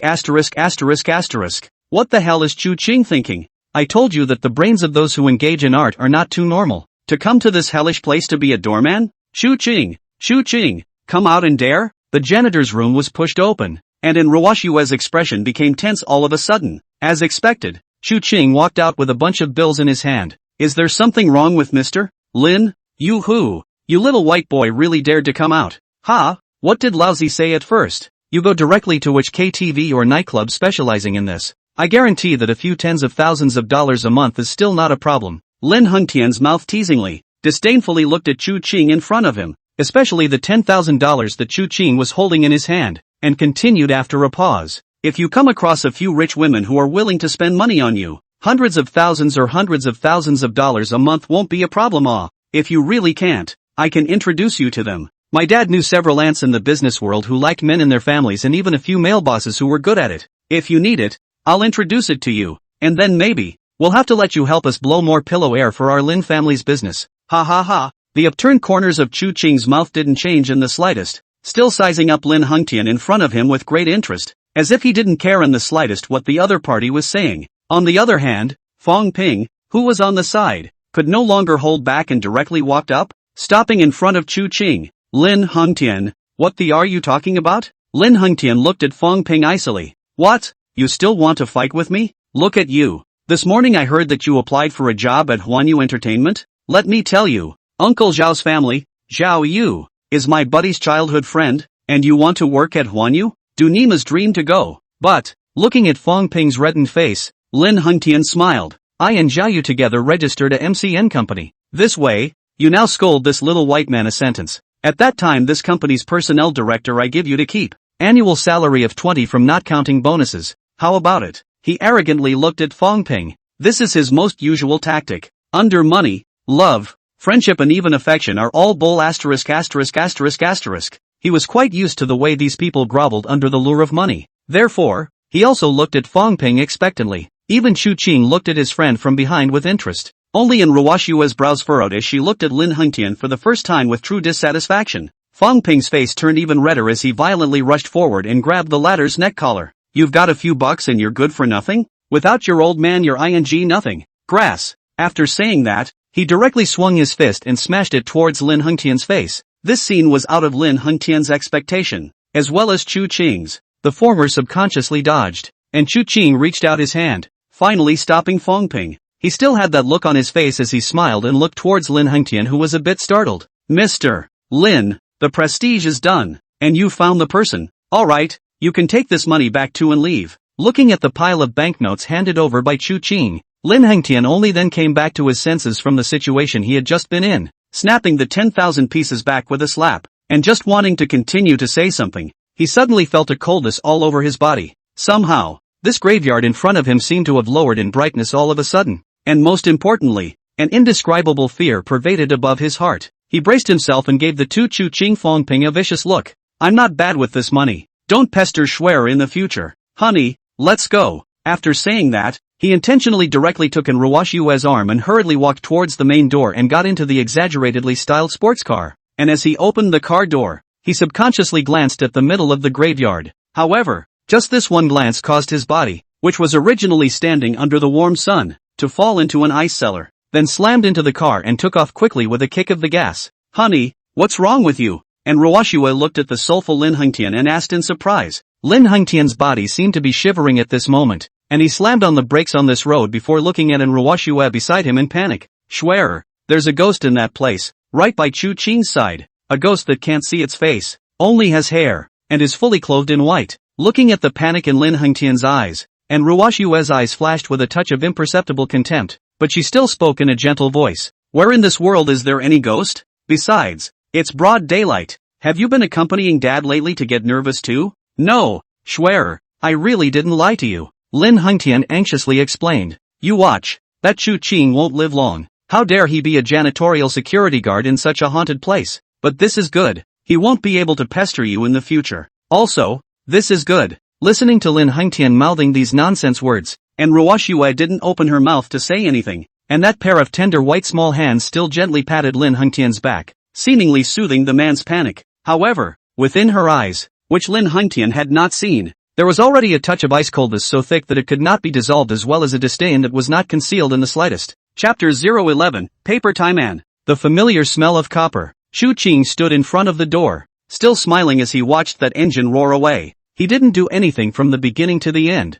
Instead he turned his head and glanced at the still furious Fang Ping before laughing. Well, what's the point of getting so mad? Fang Ping froze and looked at Chu Qing. Chu Qing, this son of a so say you not angry? Grass, that little money still want to let me be a dog? You don't need to think about that dog's brain. What can't you do to live nowadays? I'm not so bad as to starve to death. Chu Qing smiled, opened the door of the janitorial room. Fang Ping looked at the appearance of this buddy, angry but no way, directly walked in. Instead, it was Chu Qing, who did not follow Fang Ping, but continued toward an unoccupied clearing not far away. Don't worry, he's got something interesting on him. I'll let you have it when you get the chances. Fang Ping, who had returned to the house, looked at Chu Qing suspiciously. What's the hurry? What has a chance? What's to eat? Old me is full of gas. Chu Qing didn't answer, but instead glanced at the fellow. Not to mention, he was quite pleased with the guy's reaction. Although Chu Qing was rarely stupid enough to test humanity, so far, this buddy was still quite good. It's a bit of a shame that he died in the early stages of a ghost outbreak in his last life. Thinking of this, Chu Qing threw the $10,000 on the table, pulled out a few from it, and looked at Fang Ping. Fang Ping, let me teach you a trade. Give me your ID card. What? Fang Ping was stunned, but he obediently complied. Then, he just watched Chu Qing, dumbfounded, as he folded the reddish banknote in his hand, in a few clicks, into a tiny paper figure. The paper man had arms and legs and a head, and even after Chu Qing took out a side of watercolor pencil drawings, Fang Ping froze. He even felt that the origami man was himself, because he had seen that Chu Qing had actually written his birth date in 8 characters onto the top of that paper man, and handed it to himself. Keep this thing nice and close, throw it out in case of any danger, or just light it on fire for better effect, and then just come straight to me when the time comes. Fang Ping froze and took the thing, then glanced at the dilapidated storefront of this janitor's room selling joss sticks and paper figures to draw circles, incredibly dumbfounded. Good lord, you really want to specialize in this, don't you? Chu Qing ignored him, but continued to pick up a banknote and looked at the other party. Cut the crap and learn from me. I have limited time and have to go out soon. But Chu Qing, can we change the paper? Isn't it too wasteful to use money to fold paper? Fang Ping was a little sad and his eyes were a little odd. He was now thinking about calling the mental hospital. Chu Qing didn't even lift his head. There's no need to care too much about these things. And you don't need to care about what Lin Hengtian just said. Just remember that nothing he relies on, not even him as a person, has the slightest significance to me beyond the identity of man itself. Fang Ping's talent is still good. Half an hour later, under Chu Qing's hands-on guidance, a decent paper man had already been folded. Chu Qing nodded in satisfaction. Alright, familiarize yourself with it. Go home and don't do anything for the next few days. Just fold this. Right. In a moment you push and rewash USVX for me. Looking at this large pile of banknote paper figures in his hands, Fang Ping finally failed to hold back. Qing Zi, you're really okay, aren't you? You've seen that in Ruwashua. It's not worth it for us. Looking at the worried Fang Ping, Chu Qing laughed. Where were you thinking? I just returned the money to her. Oh, that's fine. But then again, what's the point of stacking these things anyway? Are the two of us going to get bigger and stronger and monopolize the funeral market in Luo City together? Fang Ping pinched the paper figures in his hands with egg pain. Chu Qing thought for a moment before he took the latter's shoulders and whispered in an extremely eerie tone. This thing can repel ghosts. Lin Hengtian he has ghosts on him, and it's estimated that all of their family have ghosts on them. After saying that, Chu Qing took the lead and walked out of the janitor's room, leaving Fang Ping alone, looking at the eerie room, and then shivering in agitation. Looking at Chu Qing's back that had already turned to leave, holding the mentality that he would rather believe it than not, he still put that paper person into his arms, and then hurriedly followed and ran out, shouting as he ran. Ayoko, I know a good mental hospital. Do you want me to contact it for you? Roll. After watching Fang Ping get into a cab and leave, Chu Qing similarly got into another taxi that was called to go home. Before he went to get the grave ghost he had been pining for that had been lamented countless times by Ding Xie, he really had to go and see what the situation was with that Lin family. There were 10,000 ways he wanted to take out Lin Hengtian, and there were also ways to do it without getting into trouble. It was simple, letting it appear under video, under surveillance, and letting the faceless ghost take out the other party would be fine. The reason for leaving him alive, simply because the inchi on that Lin Hengtian's body was even denser than what remained before this North Mountain cemetery. Most importantly, Chu Qing smelled a familiar odor on his body, a familiar odor that made it hard for him to hold his hand after so many years of town, and he could only suppress the stirring in his heart with a smile. It was the smell of oxidized metal, commonly known as coppery odor. There was nothing on in Ruwashue. However, the smell on Lin Hengtian's body was extremely strong. In the previous life, there was a special thing in the hands of a special being, not to mention how that thing was. The existence that had grasped that thing was much greater in fame than the blood-eyed dragon monarch. In terms of strength, It wasn't easy to say who was stronger or weaker. However, the blood-eyed dragon monarch, who was only making his presence felt in one part of the dragon kingdom, was a truly materialized party of demonic god overlords. But that thing? It could almost be said that it was able to enjoy a reputation of Xinglong throughout the entire world. And that odor on Lin Hengtian's body came from a treasure in that being's hands. But, was this thing actually born in L.A. 2? Nope. Maybe it's just one of the pieces of the puzzle. Or maybe I've got it all wrong? But either way, he had to find out. Thinking of this, a flash of light appeared in the bottom of Chu Qing's eyes. And sitting in the cab, he directly sent a friend request to Ruoxue. About 10 minutes passed before the friend request this finally went through. And Ruoxue didn't send anything, just a red heart pattern. As if everything was unspoken. Chapter 012 Lin Family's God of Wealth. August 31st, 1:12 p.m. M. The Second People's Hospital of Luocheng City. In the middle of an expensive single room, a couple of nurses, 2 doctors, held a pale figure firmly in place. It was a middle-aged man who wasn't actually that old, or even, with hair that was just graying at the temples, looked to be in his 50s. The insanity on its face, however, added an unspeakable level of insanity and senility. My money! My money! Someone is trying to rob me of my money. The God of Fortune. Where is my God of Fortune? Quickly invite the God of Fortune here. Quickly invite the God of Fortune here. No one can touch my money until the God of Wealth is there. My money, it's all mine. Hissing and howling, not the slightest hint that this was a rich merchant with a reputation in Luo City. Instead it was more like a complete madman. And even more so, a mentally unbalanced miser and grunt. A woman on the side was filled with bitterness. But she also firmly grasped the Lin remote in front of her with all the rest of the medical staff. And soon, the hospital's VIP wardroom door was pushed open, and Lin Hengtian, who couldn't even bother to take a bite of his meal, rushed back and looked at his father who seemed to be a zombie under control before asking, "Dad sick again?" Though helpless at her son's poor choice of words, the woman nodded, her face full of sorrow. Where's Yuki? As a mother-in-law, she was still extremely satisfied with this daughter-in-law. Although the family is not good, but very filial piety, but also love their son. The most important thing is very progressive love to learn and looks extremely beautiful but also do not attract butterflies? So Big only had a boyfriend. The most important thing is very progressive love to learn and looks extremely beautiful but also do not attract butterflies? So Big only had a boyfriend. So, she agreed to this daughter-in-law, even though the door was not right. Only then did Lin Hengtian say, "Mom, you called me and said Dad was going crazy wanting that thing again. And I thought, it's not a good idea to keep going on like this, so I'll just have Cheryl go home and get that thing first." The woman glared. "What do you think? Your dad is like this because of that thing, and if you ask me, that thing should be smashed and thrown away in a hurry. Why do you still let?" Before she could finish her words, Lin Yuan, who was on the side, instantly broke free from the restraints beside her, and both of her hands directly choked the woman's neck. "You're taking my money. You're robbing me. I'll strangle you. I'll strangle you." In just a few seconds, the woman's face was suffocated in a reddish color, but fortunately the medical nurse beside her reacted in time, and after restraining her again, she actually used a rope to bind her firmly on top of the hospital bed. But even so, that Lin Yuan's eyes were still bloodshot as he glared at his wife, who had been with him for more than 20 years. It was as if it wasn't a pillow, but a father killer. The woman finally couldn't help herself and flopped down on the bed and bawled. Only Lin Hengtian, with his brows furrowed, felt a bit of impatience along with the noise. He could only hope that Ruoxue was faster. Hurry up and invite that venerable thing over here to keep these 2 old things quiet for a while. However, at this moment, beside Ruoxue, who Lin Hengtian had pinned high hopes on, there was an additional wild man that he had definitely not expected,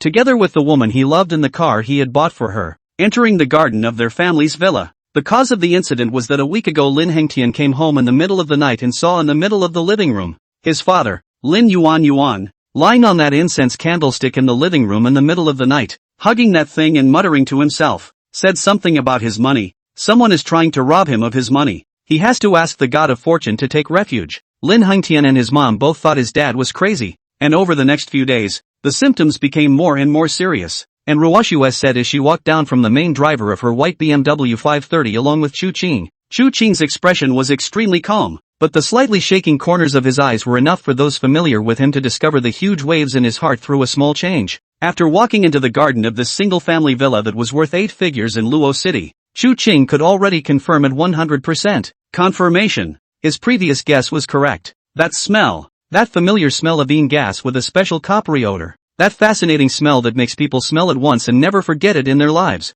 The two of them have walked into the main hall of the villa. Beside the ex-girlfriend, but not the slightest bit has been, and the rest of the men licensed to marry the consciousness. Seems to know that the Lin family nanny this time rest, as if it is a couple in love. Intimate want to wrap Chu Qing's arms. I'm risking my life to lead you here. Brother Chang, how will you repay me then? Looking at the ex-girlfriend whose beautiful cheeks were full of invitations and angled up her snow-white chin, Chu Qing glanced at her. This woman is indeed but it does have a set. Otherwise, it would not be easy for Chu Qing to come in and figure it out without the slightest trouble. He ignored Ruoshue's attentiveness. Every minute of time before the age of terror descended was incomparably precious, and he had a slight change of heart in the middle of his plan because of the appearance of this thing. Where was the leisure to explore the mysteries of human emotion with her now? His eyes scanned, and soon, they locked onto one thing and slowly walked over. As someone who had personally come into contact with countless weirdness, even without activating his blood pupils, even without his Yin job ability, he was able to sense the concentration of Yin Qi. And at this moment, in the living room of this villa, the degree of Yin Qi concentration was no worse than the North Mountain Cemetery, and it was even more concentrated and dense because of its small scope. No wonder Lin Hengtian's eyes are green and black, and he looks like he died early. The source of this Yin Qi is here. He didn't rush to use the blood pupil. Judging from Ruoshue's reaction, this thing had been placed here for half a month at the very least, and as a result, so many people in the Lin family, only that old man of Lin Hengtian had been affected. Moreover, listening to Ruoshue say that there was no frame to die in a short period of time, this undoubtedly indicated that the rules of killing this thing should not have reached such an immediately terrifying point. It's a statue of the god of fortune, about the height of a person's head, seems to be cast in bronze, but also seems to be because of time, resulting in the original should be copper-colored surface paint, some oxidation black. In the snow light curtains drawn in the living room, looks eerie extreme, and it was worth mentioning that in the hand of this copper god of fortune, a small black copper coin was cupped. It seems to have been cast together in the first place when it was melted and cast into this shape, tightly. Chu Qing's gaze was firmly fixed on this god of fortune, as well as the black copper coins in the god of fortune's hands, not moving a single bit. And Ruoshue, who was on the sidelines, was always chattering. Brother Chang, you don't know, just after leaving from the North Mountain Cemetery there, that punk, Lin Hengtian, went as far as to say that he saw a ghost from your side, and that you might die after a while. He's the one who's going to die. Such a big man, but still afraid of ghosts, laughed to death. He, in addition to have a good father, where can he compare to Brother Qingyu? Right at that moment, Chu Qing finally opened his mouth to speak. He's right. Ha! And Ruoshue was stunned by Chu Qing's interruption, and Chu Qing's words made her even more unresponsive. Chu Qing's gaze did not change, still firmly staring at the bronze statue above, and continued to repeat, he's right. And Ruoshue opened her mouth, not knowing what to say for a moment, and only after more than 10 seconds did she say, what are you talking about, Brother Chang? How could you possibly want? Chu Qing calmly continued to interrupt. I'm not saying that, I'm saying that he's right, there really are ghosts in this world. What? And Ruoshue only felt incredibly comical in this moment. The sunlight outside the window was covered by clouds, and all of a sudden, even the living room, which was itself dimly lit because of the drawn curtains, became a deep silence. Chu Qing, however, did not care at all, but slowly pointed upwards, continuing to faintly say, look at that. And Ruoshue raised her head. The statue of the god of fortune was hidden in the shadows, and looked eerie and treacherous under such a perspective, and she didn't know why, but after looking at this thing, she only felt a coldness all over her body, and her goosebumps rumbled steeply. Chu Qing's voice followed in his ears. There's one up there. It's looking at us. The Dog and Girl. Chapter 13 Yin God of Wealth. Robbing money with ghosts. Chu Qing. Silence. In the entire villa, there was nothing but silence, except for the darkness that was not supposed to be there. 5 seconds later, a crisp thud sounded. The woman beside him swallowed a little too loudly, but it was clear that at this time,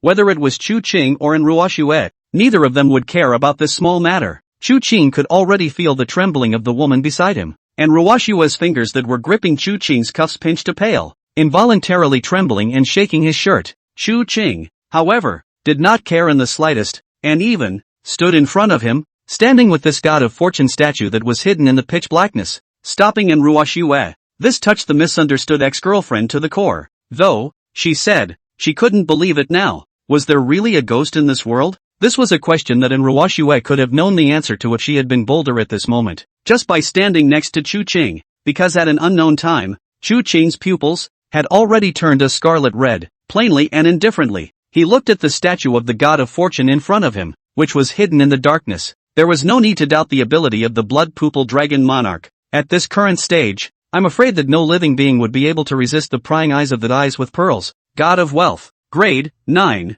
Category, Entity Creepy. Lifespan, 3 years, 2 months and 10 days. Wealth can pass to the gods. Rule. A living being can worship the statue of this god of wealth, begging for wealth luck, after which the living being gains the wealth enhancement state. And in that state, for every portion of money credited to the god of wealth, its own dependence on the god of wealth for the wealth fanaticism increases, and its willpower decreases. When the amount of money harvested under the state of wealth enhancement exceeds a certain amount, it triggers the rule of killing and absorbs all the wealth and fortune of a living being. The amount of life absorbed by killing people through this rule is greatly increased. Wealthy mind, ability passive effect that causes all living beings to be aggravated by greed after seeing that true form. Entity, status unable to move freely. Consumption of life is halved daily. Promotion requirements, unknown. Note, this is nice, and that copper coin in your hand is even nicer. How about it? Human, if you didn't have this lord, did you miss out on a treasure? Ignoring the blood pupil ghost's narcissism underneath having eyes and pearls, Chu Qing's calm gaze did not pay the slightest bit of attention to this fortune god. The god of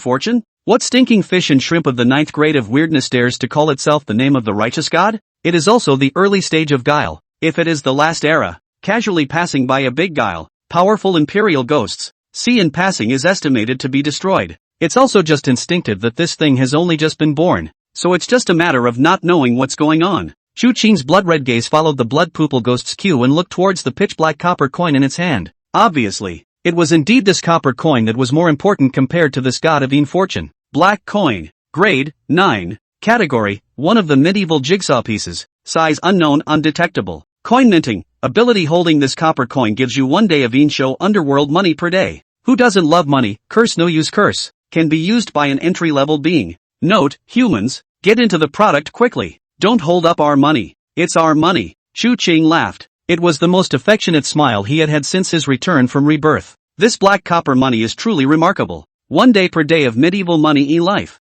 In the early stages, if a ghost sentinel got it, to a lot of extent, there was a guarantee, and there wasn't even a need to worry too much about the depletion of life. Not to mention, this thing doesn't use curses. That is to say, it is a supreme medallion that is used at will without consequence. There are curses associated with the use of medallions. The strength of the curse relates to the value of the medallion. The lower the curse requires use, the higher the value of the plutonium. However, what really made Chu Qing so joyful was not this. Rather, he could finally be sure. This copper coin was a fragmented puzzle of the thing in his memory. The whole world. The whole terrifying world of Blue Star. First grade level ghost kings. Fierce gods, not so much, but there were some. However, not to mention a first grade level medallion. Even if it entered within the 3rd grade, it was an unbelievable supreme treasure. The Chu Qing of his previous life did have one, and that was one of the things he relied on to become the king of Chu River. But compared to the full version of this thing, not to mention small, in the horror world, the fame is far from the same. Of course, that boss lady who held the full version of this item, as an existence renowned throughout the Blue Star horror world, was naturally quite different from him. However, Chu Qing had never thought that a piece of the remnants of this thing would even appear in Luo City. Looks like there's a good chance of having a good deal with that boss lady of the narrow rune world in the future.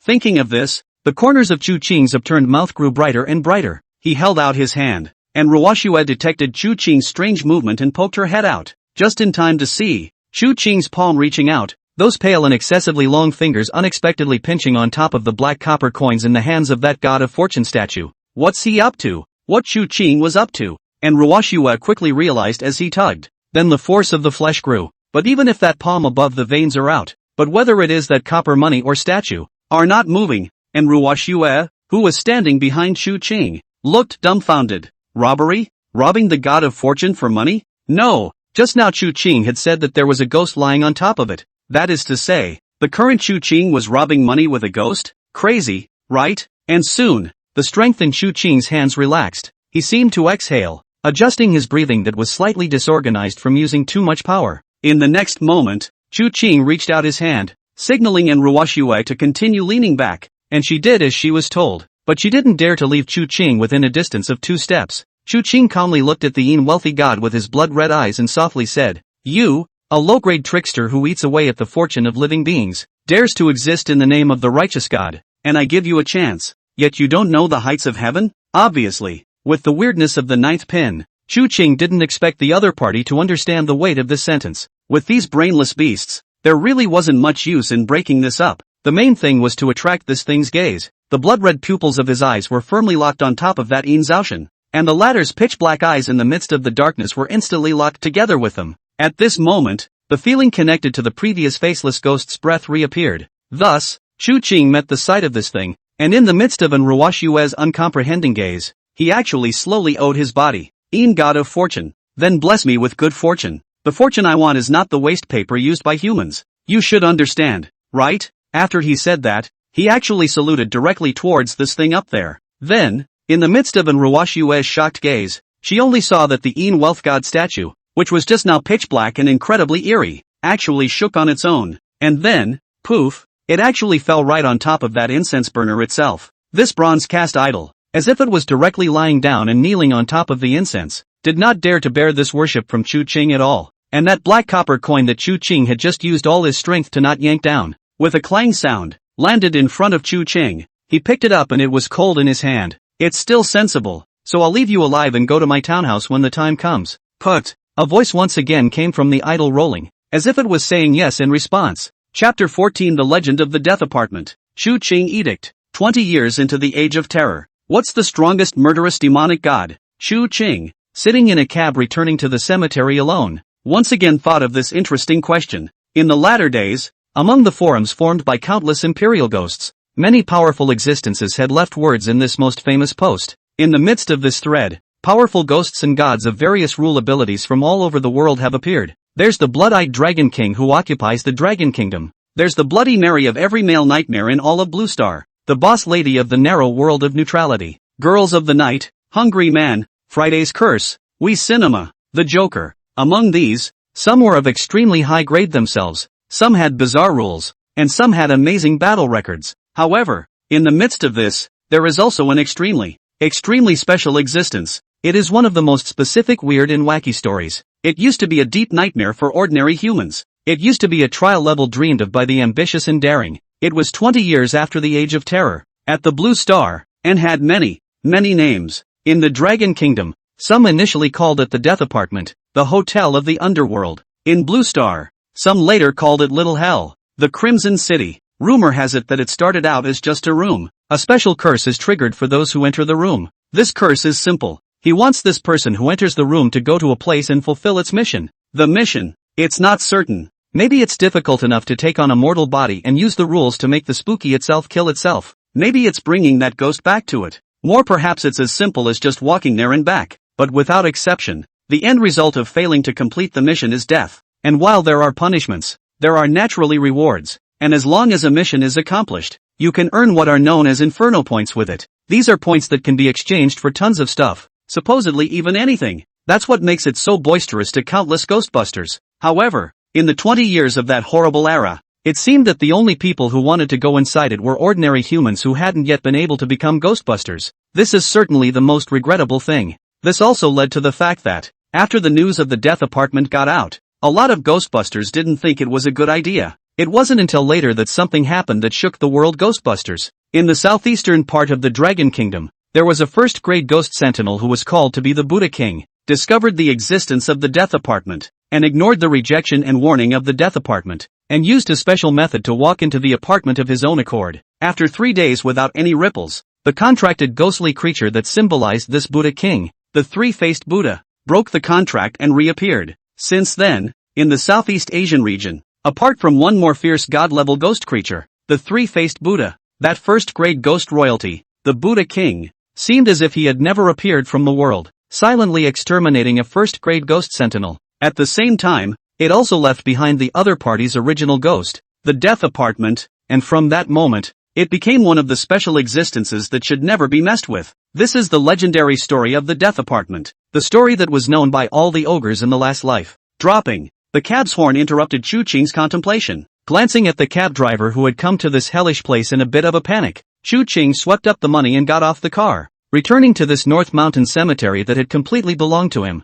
Taking out the key, he opened the door. Then his eyes instantly became incredibly scarlet and beckoned. The faceless ghost, who was hidden in the darkness, hurriedly came behind Chu Qing, followed him, and walked inside the janitor's room. Playing with the cold and incomparable copper coin in his hand, Chu Chang once again started a hemorrhaging move, picking up a fruit knife and directly cutting his finger. A drop of blood was placed in the bowl by him. Not much later, the crimson liquid held a small half bowl. Chu Ching thought about it, and then blended some of the remaining vermilion sand and mineral water from the store, stirred the bowl with his fingertips, and then directly used his fingertips as a brush, tried it a little bit, and nodded with satisfaction. And then the scarlet eyes looked towards the faceless ghost that was at his wit's end. He took out 2 bowls straight away. The 2 bowls were then reached into the faceless ghost and began to be used to pour the hands. The faceless ghost wanted to avoid, but was firmly locked by Chu Ching's blood-red eyes, not daring to move a muscle. Finally, after this bowl of blood plus cinnabar plus water in the pigment,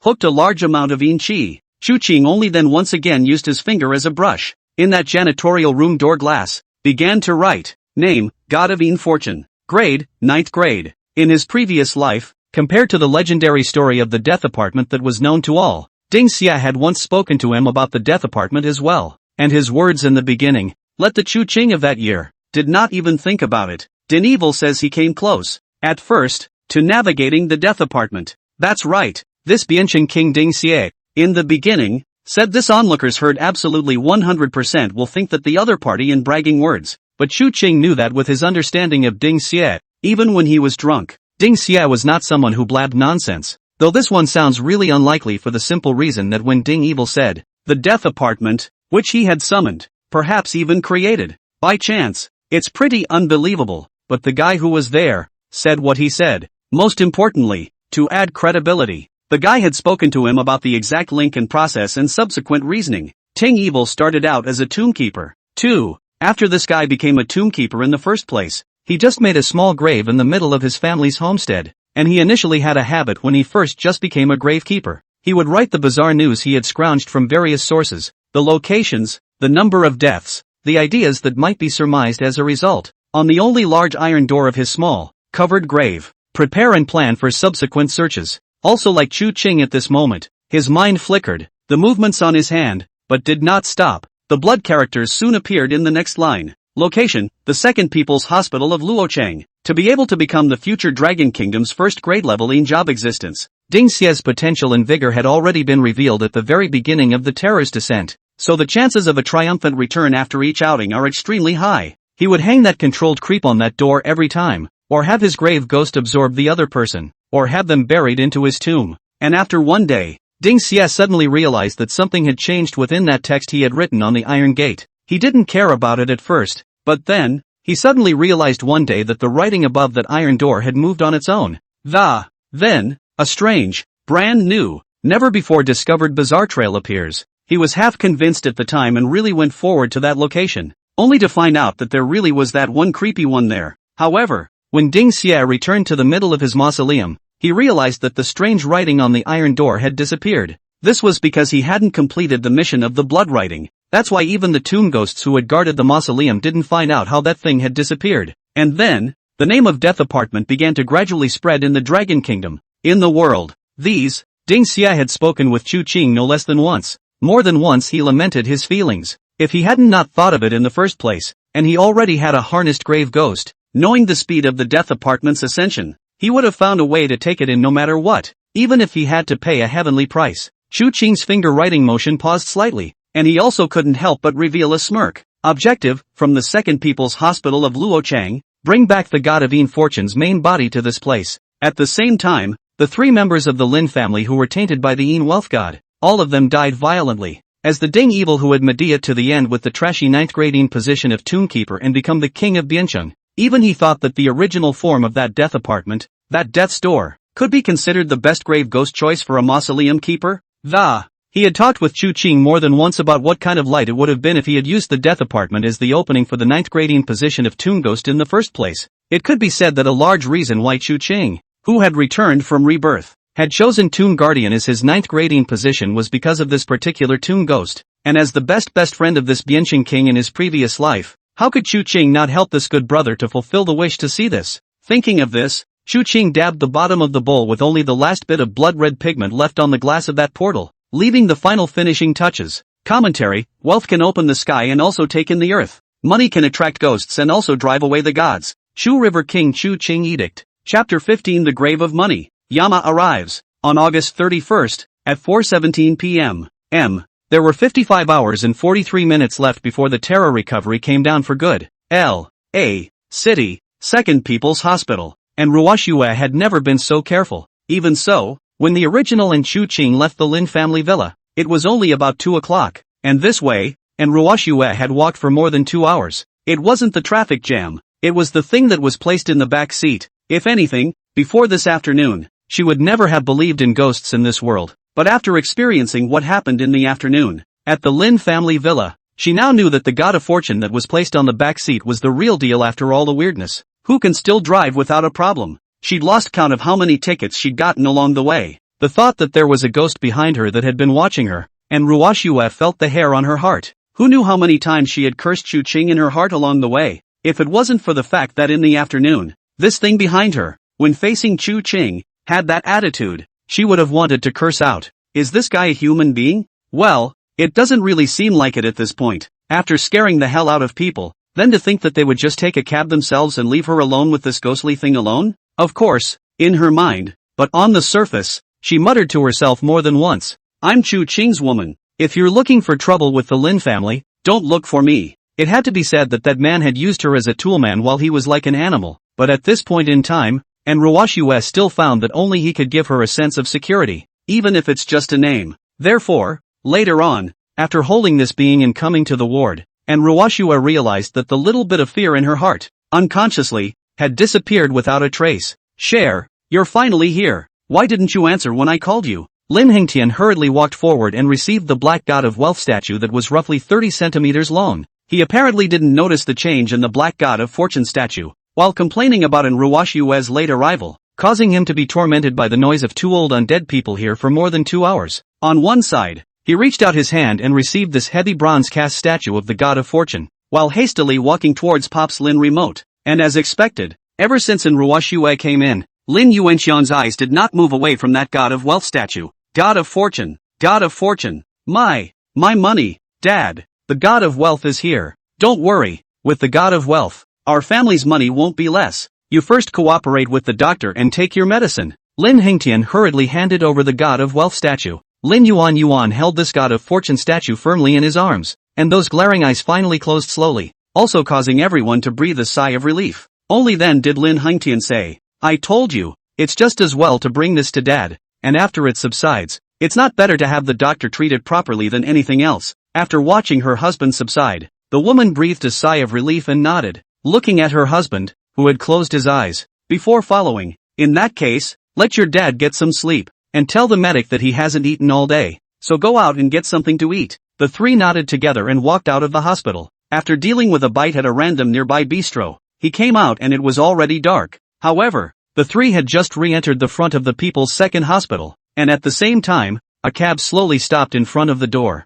After the three people present glanced at each other, the movements of two of them coincidentally stopped in place. Lin Hengtian and Ruoshua had very different reactions. The former frowned, while the latter was a little surprised and a touch flustered. However, both of them were silent and looked at Chu Qing, who had gotten down from the cab, in silence. That's right, the one who arrived was naturally Chu Qing. Chu Qing, what are you doing here? Lin Hengtian coldly questioned. It also caused Chu Qing to turn his head and look at the three people in front of the door, the corners of his mouth once again rising in that arc that Lin Hengtian was incomparably familiar with and hated. And in the face of this Duke Lin's questioning, Chu Qing also spoke directly. Came to get one of my things. Grand Duke Lin is here too. You got something here? Lin Hengtian glanced at the gate of the second courtyard, somewhat unresponsive. However, it was obvious that after experiencing what happened at noon today, young Master Lin was clearly not in the mood to continue to idle with Chu Qing, especially with a family member beside him. Straight into the hospital lobby with a flourish and to the elevator door. The obnoxious guy behind him, on the other hand, had followed him to the elevator. Lin Hengtian did not hide his disgust in the slightest. The woman on the side also saw her son's look, and glanced oddly and scornfully at the little young man who was plainly dressed, but not bad-looking, and had an extraordinary aura about him, as a genuine upper-class person in Luo City. Although she wasn't sure what relationship the Chu Qing in front of her had with her own son, it was clear that by the looks of it, it was obvious that there was no need to give any kind of good face. However, just as she was about to ask, in front of the elevator door, a few more hurried nurses came in. Upon seeing the four men in the elevator, one of them, obviously older, bowed slightly. Ma'am and sir, we have to go to the 8th floor inpatient unit first for an urgent matter. Could you please wait for a moment? The three people other than Chu Qing froze as Lin Hengtian opened his mouth. We're going to the 8th floor too. Why? The 8th floor, a separate ward in the second hospital, where those who could live there were obviously either rich or wealthy. However, the nurses, whose faces had obviously changed, shook their heads. It's okay, in that case, let's go up together. Lin Tianhong and the woman glanced at each other, both seeming to see the worry in the other's eyes. Only Chu Qing, the smile on his face never faded a bit. The 8th floor arrived, and over by the elevator entrance, a doctor asked anxiously, "Did you get the spare key for Ward 11? Hurry up, Ward 11. After this number appeared, Lin Hengtian's face whitened with the naked eye, and he couldn't care about the woman's mom behind him, and hurriedly followed. Doctor, what happened to Ward 11? The doctor obviously recognized Lin Tianhong, but unfortunately, at this time, this doctor had no intention of talking to him, and beads of sweat were beading on his forehead, soaking through even the edges of his mask. Grabbed the spare key and went to the door of Ward 11, and Ruoxue and the woman followed with quick steps. Only Chu Qing, alone, walked slowly, then, listening to the ear-piercing screams from that front.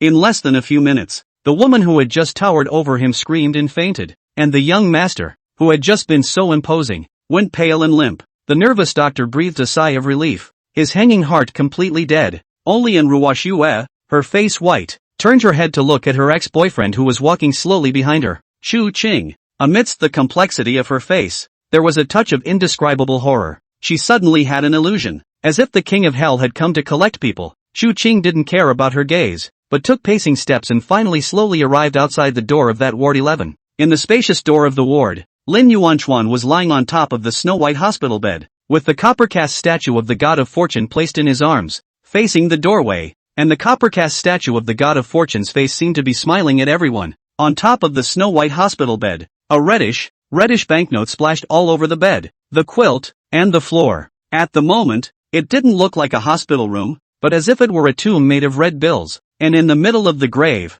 Lin Yuan sat up and leaned back on the hospital bed, his eyes dark red from suffocation, and he opened his mouth wide, which was likewise stuffed with a sheet of reddish banknotes. It's like a rose in full bloom. Chapter 16, The Human Heart. Lin Hengtian's death. The noise, the panic, the unconsciousness under the wailing, inside and outside the hospital room at this moment. Amidst the brief silence, it was as noisy as a food market. It ruined Chu Qing's mood to properly appreciate the funeral scene that was like a work of art. The doctor walked up quickly, flipped Lin Yuanlian's eyelids, and had the nurse place the unconscious woman on a bed to the side. The doctor stood up and shook his head. The patient killed herself, swallowing money and causing asphyxiation. We didn't expect the patient to be suicidal. Our condolences. I'm sorry for your loss. Is this how you give us patients in the second hospital? My father's mental state was already bad. You, Lin Hengtian raged. Don't get excited, Mr. Lin. Mr. Lin directly locked the door to his room after you guys left, and we didn't know what happened.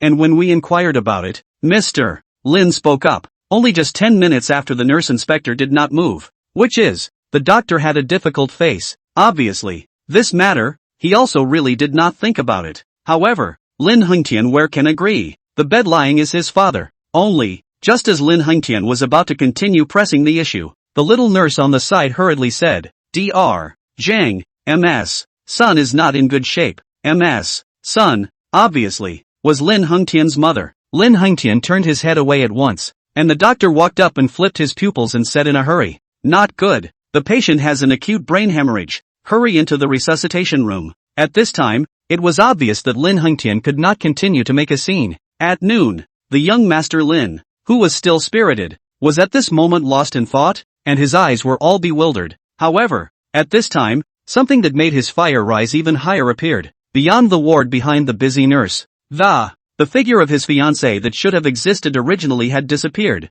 and instead followed that damned guy and turned away. What's she going to do? Lin Hengtian only felt a nameless fire rise in his heart. Then almost without thinking, he quietly followed. Now, with her father suddenly killing himself and her mother's life and death unknown, this woman is still eyeballing that guy who's here for some reason? Frustratingly, the two men crept off to the side into the emergency passageway. Lin Hengtian couldn't hold back any longer, and directly followed by pushing open the door of that emergency passageway room, and with a few thumping footsteps he chased after him. Ruoxue, what are you doing? However, after crossing into the middle of that dimly lit corner, Lin Hengtian realized that those two figures were standing right there at the corner. The most important thing is that these two people's facial expression unexpectedly did not have half a bit of panic, especially his own that girlfriend, or fiancé, that pair of beautiful pupils of the eyes. There is only a little bit of guilt and frankness. Chu Qing looked at the young master again with interest. Then, in the midst of the dim light of that emergency corridor, this spoke. Duke Lin,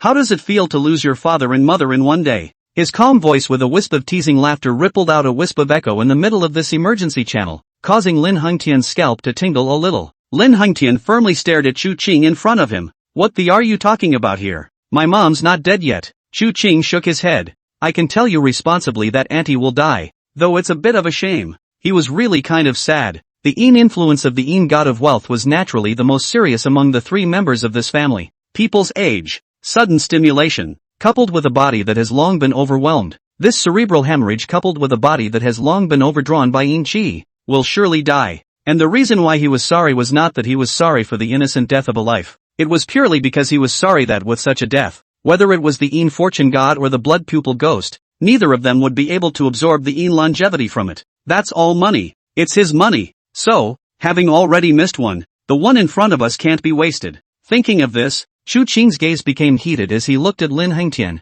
Lin Hengtian wanted to say something else, but Chu Qing couldn't wait to interrupt. Well, I didn't ask you to come over here to talk to you about it. Lin Hengtian froze. At this moment, the tone of the man in front of him seemed to have a truly natural sense of giving orders. At this moment, he seemed to be the true superior. However, before Lin Hengtian could react to the meaning in Chu Qing's words before him, his next words caused his body to go ice cold. Look, your parents are gone on this day, as their only child. You can't see them being lonely over there, so why don't you go and keep them company? How about it? Chu Qing smiled and opened his mouth, as if he wasn't talking about such words, but where to go out for a late-night snack in a while. The corners of Lin Hengtian's mouth twitched as he looked at Chu Qing in shock, fear, and anger. The man in front of him, who always wore a quiet smile, seemed like a devil. Even Ruoxue looked violently at Chu Qing, who had never said that he was going to kill Lin Hengtian, but in this instant, Ruoxue's eyes snapped up. Don't come over. I've learned sparring. In times like these, you still dare to kill. Lin Hengtian sets up a clinch. Before he could finish his words, his figure froze violently motionless, because at this moment, he didn't know when, he suddenly realized that the man in front of him, in the midst of this dimly lit emergency passageway, those eyes, he didn't know when, had become a blood red. His body was trembling. He wanted to run away, but for some reason, it was as if the blood in his legs did not circulate. He wanted to run, but no matter what, he could not move a single bit. However, right at this moment, when he truly thought that he was going to die, steeply, Chu Qing's voice once again resounded in the middle of this dimly lit emergency passageway. TCH, it's kind of pointless to make it that way. Ruoxue. It was at this moment that Lin Hengtian remembered that his fiancé, who was still on the sidelines, and as if he heard Chu Qing's call, after Ruoxue answered, Chu Qing then continued to laugh. Let me give you a face. You say, do you want to keep your dearest fiancé alive? Think about it before you speak. Your dear fate, all in your hands. And Ruoxue's body became incomparably stiff all of a sudden, looking at Chu Cheng who, at an unknown time, had those blood-red eyes looking towards her, as well as the Lin Hengtian whose face was filled with panic and hope. Her red lips pursed up. Lin Hengtian swallowed hard and looked at Ruoxue. He trusted in Ruoxue, even at this point in time, because ever since the first time he met Ruoxue, he believed that this was the partner he would pursue for the rest of his life. Beauty was a given. She was kind, loved small animals, was motivated, and when she arrived at their family's company, she started out as the most common salesperson, but took big orders that many business managers couldn't take. In just a few months, he decided that the girl in front of him is his lifelong love. For this reason, not hesitate to disobey his parents' orders, secretly with its license, raw rice thoroughly cooked into a cooked rice. Therefore, he believed that he was so deeply in love with this woman in front of him, and Ruoxue thought that she was also so deeply in love with him. It was all because of this Chu Qing. When he was out of danger, no matter what, no matter how much it cost, even if it cost a heavenly price to hire an assassin, he would still have to get him killed, chopped up, and it was in the midst of such an expectant gaze from him that Ruoxue let out a long breath as she glanced at Chu Qing before slowly backing away. Such a small gesture seems to have made a choice and an answer. Let Lin Hengtian rejoice and let Chu Qing raise his eyebrows. However, the change came extremely fast, and Ruoxue stood still in her backward steps and picked up the fire extinguisher on the side. The fire extinguisher was red under the dim emergency access light. It's like being soaked in blood. The woman arrived in front of the dumbfounded Lin Hengtian. 2 lines of tears flow. Will that exquisite incomparable makeup crying flowers? And even between the nose have snot slightly flow. Visible crying is so mournful. However, it was such a mournful face that greeted the slowly deathly gray-faced Lin Hengtian and opened his mouth. Hengtian, we've already gotten a license to get married. And after you and your parents die, your family's inheritance will all be mine. That's a lot of money. Even if I don't have to run the business and sell all my shares, it's enough to last me several lifetimes. Constantine, I'm sorry, I'm really sorry, but it's just too much. The money is just too much. So much money that I don't want to share it with someone I don't love. While chanting, she finally picked up the half-meter high fire extinguisher and smashed it towards Lin Hengtian's body. Bang! The voice was deep and clear. Chu Qing leaned against the wall, looking at this scene of dramatic tension that was dozens of times stronger than the falling theater in the middle of the ward just now, and couldn't help but have the corners of his mouth rise once again. Why can humans turn to the nether professions harness the spooky as ghost wardens? Because the human heart is always more unfathomable than the weirdness of following the rules of killing, isn't it? Chapter 17, Human Head Lantern. Disappearing Blood Characters. L.A. City, Golden Hill Neighborhood. Being a local old rags to riches, it is in an old town location. Meanwhile, because a processing plant has opened nearby, most of the residents have moved out to await demolition, and the remainder are those who really have no place to live. One of them is Fang Ping.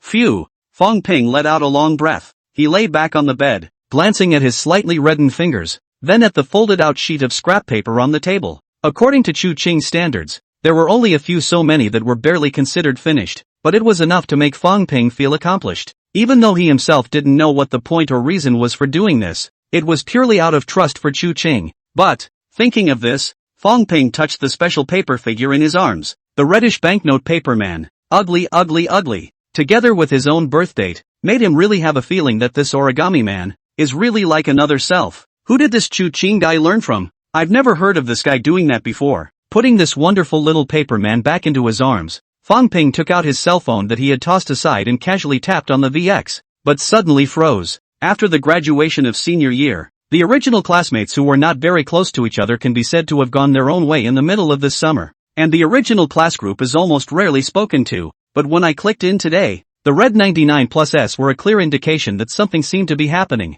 Fang Ping decisively clicked in, then pulled straight to the very beginning where the topic started. And the line of words that caught his eyes made Fang Ping's eyes glaze over and he sat up violently from the bed he had just laid down on. Zhao Miao, something big has happened. Lin Yuan, the chairman of Senmu Group, committed suicide in the second hospital this evening due to mental illness. His wife died of an acute cerebral hemorrhage as a result, and his son, who couldn't accept this reality, jumped off a building directly. Lu Yun, really? Zhao Miao, 1,000 times true. I accompanied my mom to do a checkup today, and that Mr. Lin's body was just a few dozen meters away from me, jumping down from the 8th floor, his head hitting the ground with a snap. Horrible to see. Wang Cheng? I even went to Senmu Construction to apply for a job today. This won't affect my 6,000 a month salary, will it? Mu Hong, wait a minute, the son of the Senki Group? Surname Lin? Isn't that the one? Li Qingyun, that's right, that new boyfriend of our university schoolgirl. Good guy. This time an university schoolgirl didn't think that the mansion hadn't gone in yet,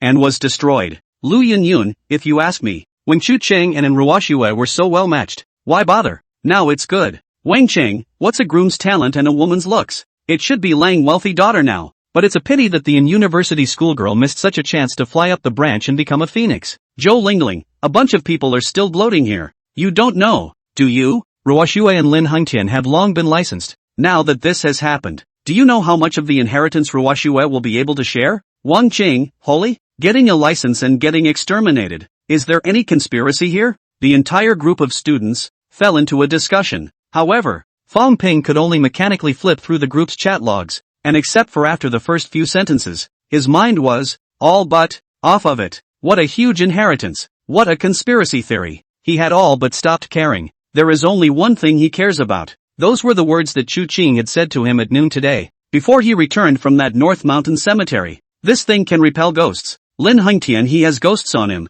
and it's estimated that all of their family have ghosts on them. There are ghosts that don't live long. He violently grabbed the origami figure that had been placed in his arms. However, it was at this moment that he suddenly realized that just outside the window, a faint red light appeared not far away. His house was on the first floor, in the Golden Hill neighborhood, and as an old building, even up to only 6 floors. There wasn't even an elevator, let alone a too bright eye-catching streetlight. This faint red light outside seemed extremely abrupt. He raised his head and looked over. However, upon seeing the first glimpse, Fang Ping was slightly stunned. That turned out to be a lantern. No, a balloon? Fang Ping blinked, and for a moment, was somewhat unable to distinguish. However, it seems to be glowing balloons, which would be lanterns. But how did it appear by his window? Fang Ping didn't know. He subconsciously opened the window, wanting to take a closer look at this thing. The faint red light illuminated his body all at once. An indescribable feeling of relief spread all over his body. In the midst of this feeling,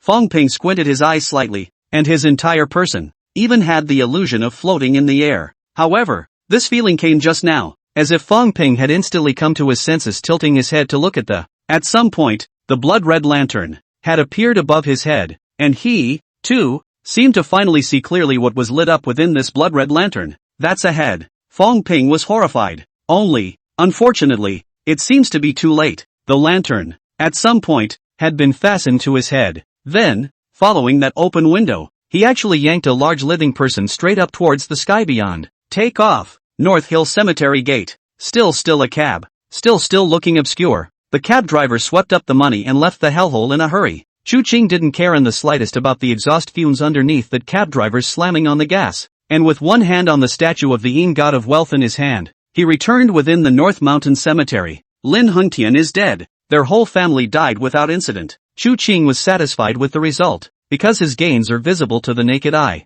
Shocking. Grade, none. Yin life, 4 months. Yang life, 3 months. Symbiosis, status on Yang life is greatly reduced. Can fully drive the blood pupil ghosts. Note, the flavor of Yin life is really good. It's that inferior human who was infected by Yin Qi in advance to transform this bit of Yin life. Let this lord eat that thing in your arms. I have a hunch that it tastes a lot stronger than that human. That's right, the ultimate Chu Qing, naturally, could not allow Ruoxue to make a move to kill Lin Hengtian. Not to mention that it was too much trouble and there were too many traces for him to bother with the inspector's side. Luckily, there were truly a lot of areas that could be exploited with the blood-eyed dragon monarch's abilities. After locking eyes, the blood pupil's ability to control blood was equivalent to controlling Lin Hengtian's actions. After ascertaining Ruoxue's thoughts, he then directly used his blood pupil drive to make Lin Hengtian leap down on the 8th floor in front of everyone. It also completely saves all the trouble. Also gained a full month of Yin life. After handling the situation, Ruoxue was allowed to handle the aftermath at the hospital, while he,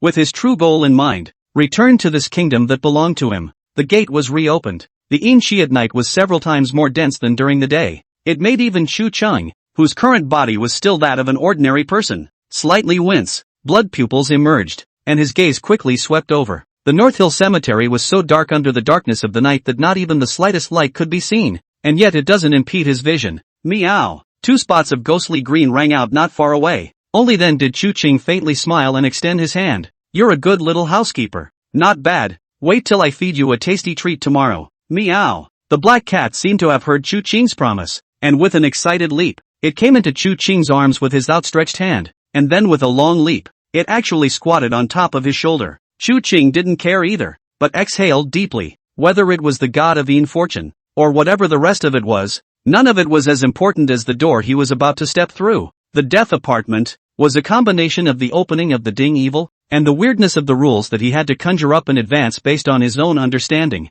This is the best candidate for the Tomb Guardian Tomb Ghost, and there is absolutely no room for error. Thinking of this, Chu Qing arrived at the janitor's room and pushed open the door of the janitor's room. And Yin Zhaoshan, too, slowly followed him in. The blood pupil scanned. The faceless ghost had been left by him on that door. And now, I'm afraid that the door had long been saturated with Yin Qi, right? The lights clicked on, and he tossed the faceless ghost aside, his gaze firmly on the blood-red writing that seemed to have long since dried up slightly above the janitor's door. 3 minutes passed without any change. He was prepared to fail. After all, Ding Xia had done this repeatedly in the first place, presumably not a dozen times, but a few times, before awakening the fledgling form of that death apartment. It would be hard for him to succeed this first time, even if he had done the rest of the preparation a bit more as a result. It was a sensible failure, and he wasn't frustrated. However, just at the moment when Chu Qing was just about to completely give up, steeply, his bloody pupils instantly focused and, the dried blood-red writing on the glass, as if it had all of a sudden taken on the appearance of having just been finished being written, actually flowed slowly. Eventually, on that glass, it disappeared. It's as if something, the words made of this blood, sucked them dry in one gulp. Chapter 18 Death Apartment Fledgling. Early morning guests. How is weirdness born? This is a question that no one can give a complete answer to. However, as a second-grade top ghost smiter who was only half a step short of sealing the king in his previous life, Chu Ching, however, understood more or less. The rule for spooky birth is that there are no rules at all. Yes, bizarre births are possible in any situation. Humans, especially sentinel humans, are either killed and absorbed by the creepy or they have a chance of becoming a creepy. Beyond that, some old apparatus, some opportune event, or even a certain word, a certain voice, or even something completely non-physical such as a certain website or the like. These things, even, have the potential to be bizarre. The weird birth rule is that there are no rules at all. However, as a top ghost sentinel in his previous life, Chu Ching also knew some insider information. That said, shenanigans can be born in any situation, but the aggravation of the Yin is something that can certainly be accelerated. Yin Chi, the most distinctive feature of the Age of Terror, along with the aggravation of the worldwide Yin Chi, the environment of the whole world will have certain mutant changes in the future. So, changes to the death apartment. Chu Ching was still slightly that much more confident, as long as Ding Xia hadn't blown awesome words with him at that time. However, Chu Ching hadn't expected it to go so smoothly. The bloody words slowly disappeared. Chu Ching's blood pupils also followed and coalesced, staring at this ordinary and extremely ordinary stainless steel and glass mixed door. Soon, the blood pupil observed something a little different. With the concentration of rich Yin Chi, it is natural to say nothing more. And even more crucially, through the blood pupil's observation, a little bit of not-so-ordinary change appeared in front of him. Note, humans, there seems to be something attracting coalescence. Damn it, I can't even tell? That's right, even the blood pupil didn't see things. But that's enough. He had been absolutely certain that the death apartment, in its infancy,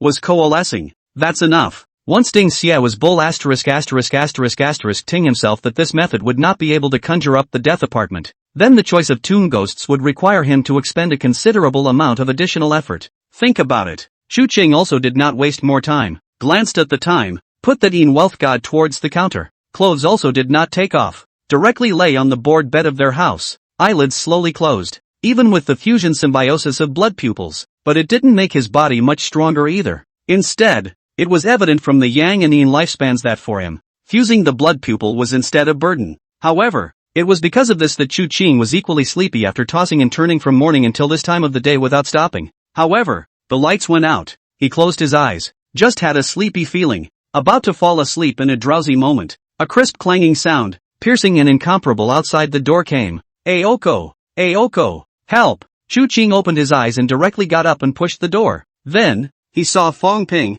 who was frantically slapping the large iron gate of the cemetery outside. Only, at this moment, Fang Ping's situation was slightly more miserable. There were bloodstains on his pants and body, and a few clear, unmistakable scratches on his neck. Chu Ching's brows frowned slightly. What's going on here? Ghosts? There are ghosts. Qingzi, you saved my life, I'll kowtow to you. Looking at the incoherent Fang Ping in front of him, as well as the thick and dense Yin Chi that enveloped his body, it was obvious that this guy had hit a ghost. Chu Cheng nodded and didn't care. Come in. Only then did Fang Ping finally follow into the janitor's room. Chu Ching relighted the lamp. See a ghost? Fang Ping, who had come in, seemed to have slowed down all of a sudden, and that great terror between life and death made it seem as if he had not come back to his senses now. That paper man used? Fang Ping continued to nod his head and then looked at this close friend of his. Wasn't the Chu Ching in front of him a bit too calm? However, after thinking about that scene just now, Fang Ping still only felt cold air rising from inside the cracks of his bones.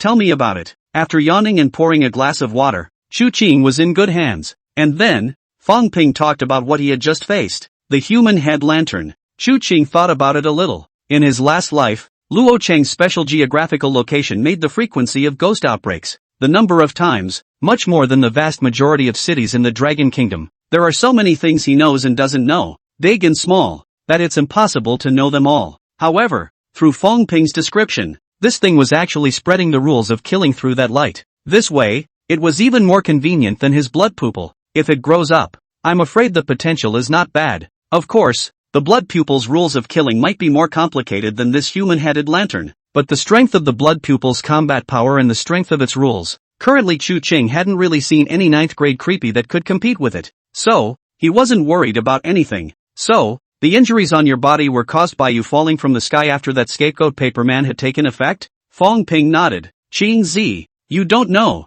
I came here from our house. That soul is running away. Damn cab drivers. Several saw the old man, almost ran me over without stopping, and, luckily there was a good Samaritan. Otherwise, we'd be separated from our brother in heaven. Ignoring Fang Ping's sniffles and tears, Chu Qing nodded. Okay, then you sleep first. Just sleep here. Tomorrow daytime, I accompany you to go to your home site to see Go. According to my speculation, that thing should not be able to unlimited out to kill people. Tonight from you here after the folding of the halberd. I guess tomorrow we'll also go to find you again. You get ready. At these words, Fang Ping's face paled, but Chu Qing had already re-entered the house. The night passed quickly. Chu Qing slept extremely sweetly. In comparison, Fang Ping's panda eyes clearly indicated that this night, he had not had a very comfortable time. However, Chu Qing had just woken up and gotten up from his sleep when the knocking on the big iron door outside the door resounded once again. Chu Qing opened the door, and as expected, the one who came was no one else but Ruoxue.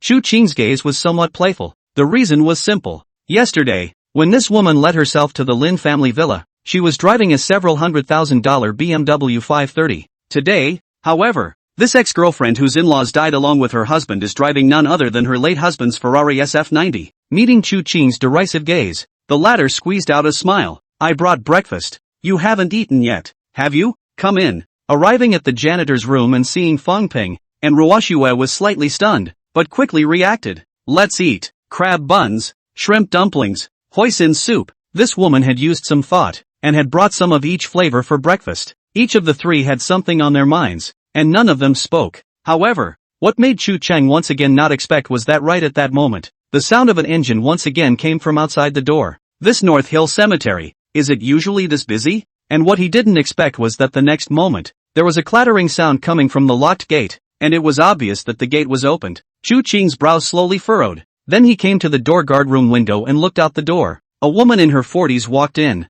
looking back at the yellow Ferrari with some uncertainty as she did so, and after Chu Qing's three people walked out of the door, this woman was as if she had seen a ghost, subconsciously screaming out, You're not dead? A scarlet red surfaced from the depths of Chu Qing's eyes. Does he deserve to die? Just 3 words, the deeper meaning here. It's worth playing with. That's an interesting guest this early in the morning. Chapter 19. Hello, I'm calling the police. It had to be said that since his induction yesterday, Chu Qing was able to feel that the situation in this North Mountain cemetery was quite special and full of weirdness. It's not just that there are faceless ghosts. Rather, it's the onboarding aspect. From that gas left behind, it is not difficult to follow up and observe the faceless ghost Chu Qing. Before he was inducted, the she left in the cemetery proved that his previous predecessor should not have been dead for long, maybe even for a day or so. One day, the last employee's death may not have been dealt with and he's on board? Why are you in such a hurry? Besides, didn't the previous dead graveyard keeper have any family or anything? There were quite a few of these suspicions, but Chu Qing was too lazy to think about them, and now it seems that the reason for this should appear. However, before Chu Qing could do anything, the woman directly frowned and quickly reacted. If you're not dead, what did you do last night? Why didn't you clock in last night? Why didn't you clock in for patrol in the morning? Such slacking on your first day on the job.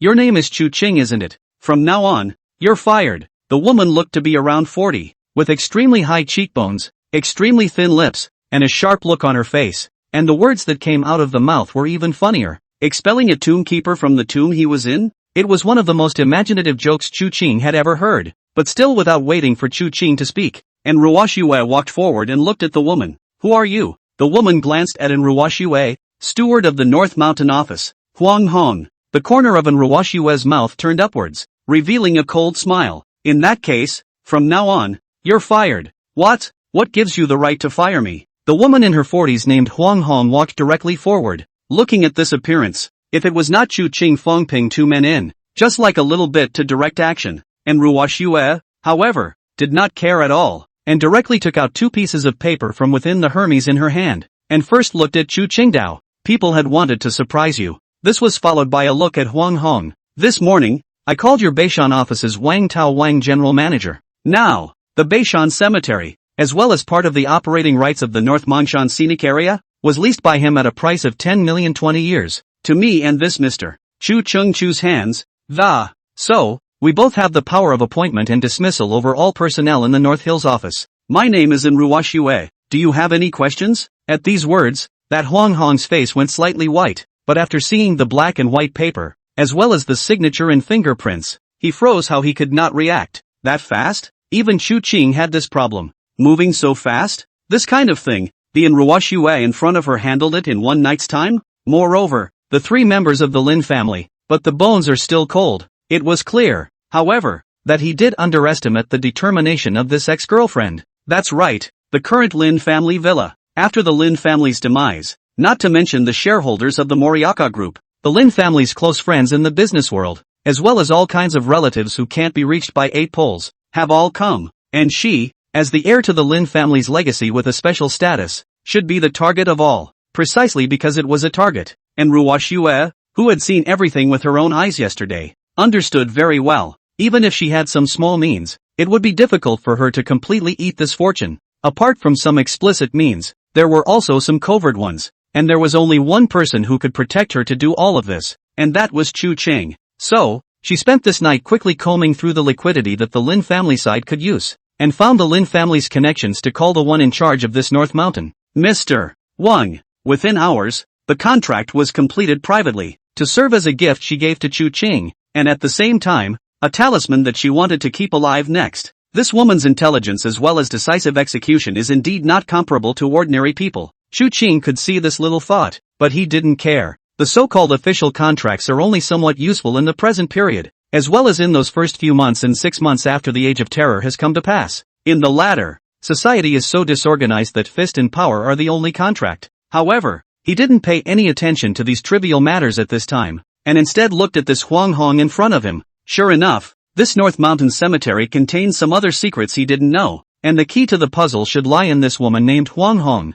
His feet slowly walked up. Huang Hong subconsciously took a few steps back and her face didn't look good. I don't know if it was because she was dismissed or something else, even to the point that there was an occasional flash of a sinister, murderous aura in the bottom of her eyes. She looked at this handsome, inhuman-looking fellow. Finally, Chu Qing stood 5 meters in front of her and slowly stopped. Then, finally, he spoke, and that first sentence left Huang Hong in a state of shock. You smell like a corpse. Huang Hong gave a strong laugh. What are you talking about? Dampness is heavy. Then I'll go for a cupping. After saying that, this woman even directly did not look back. Toward the door, a smoke drive away. Chu Qing calmly looked at the woman's back as she drove away, and Fang Ping finally didn't hold back from opening his mouth at the side. Brother Cheng, there's something wrong with this guy, isn't there? Chu Qing hemmed and thought. On the contrary, it was Fang Ping, who all of a sudden brightened up. The events of last night had made him realize that there was something else going on in the midst of this world. These are the things that can dominate the life,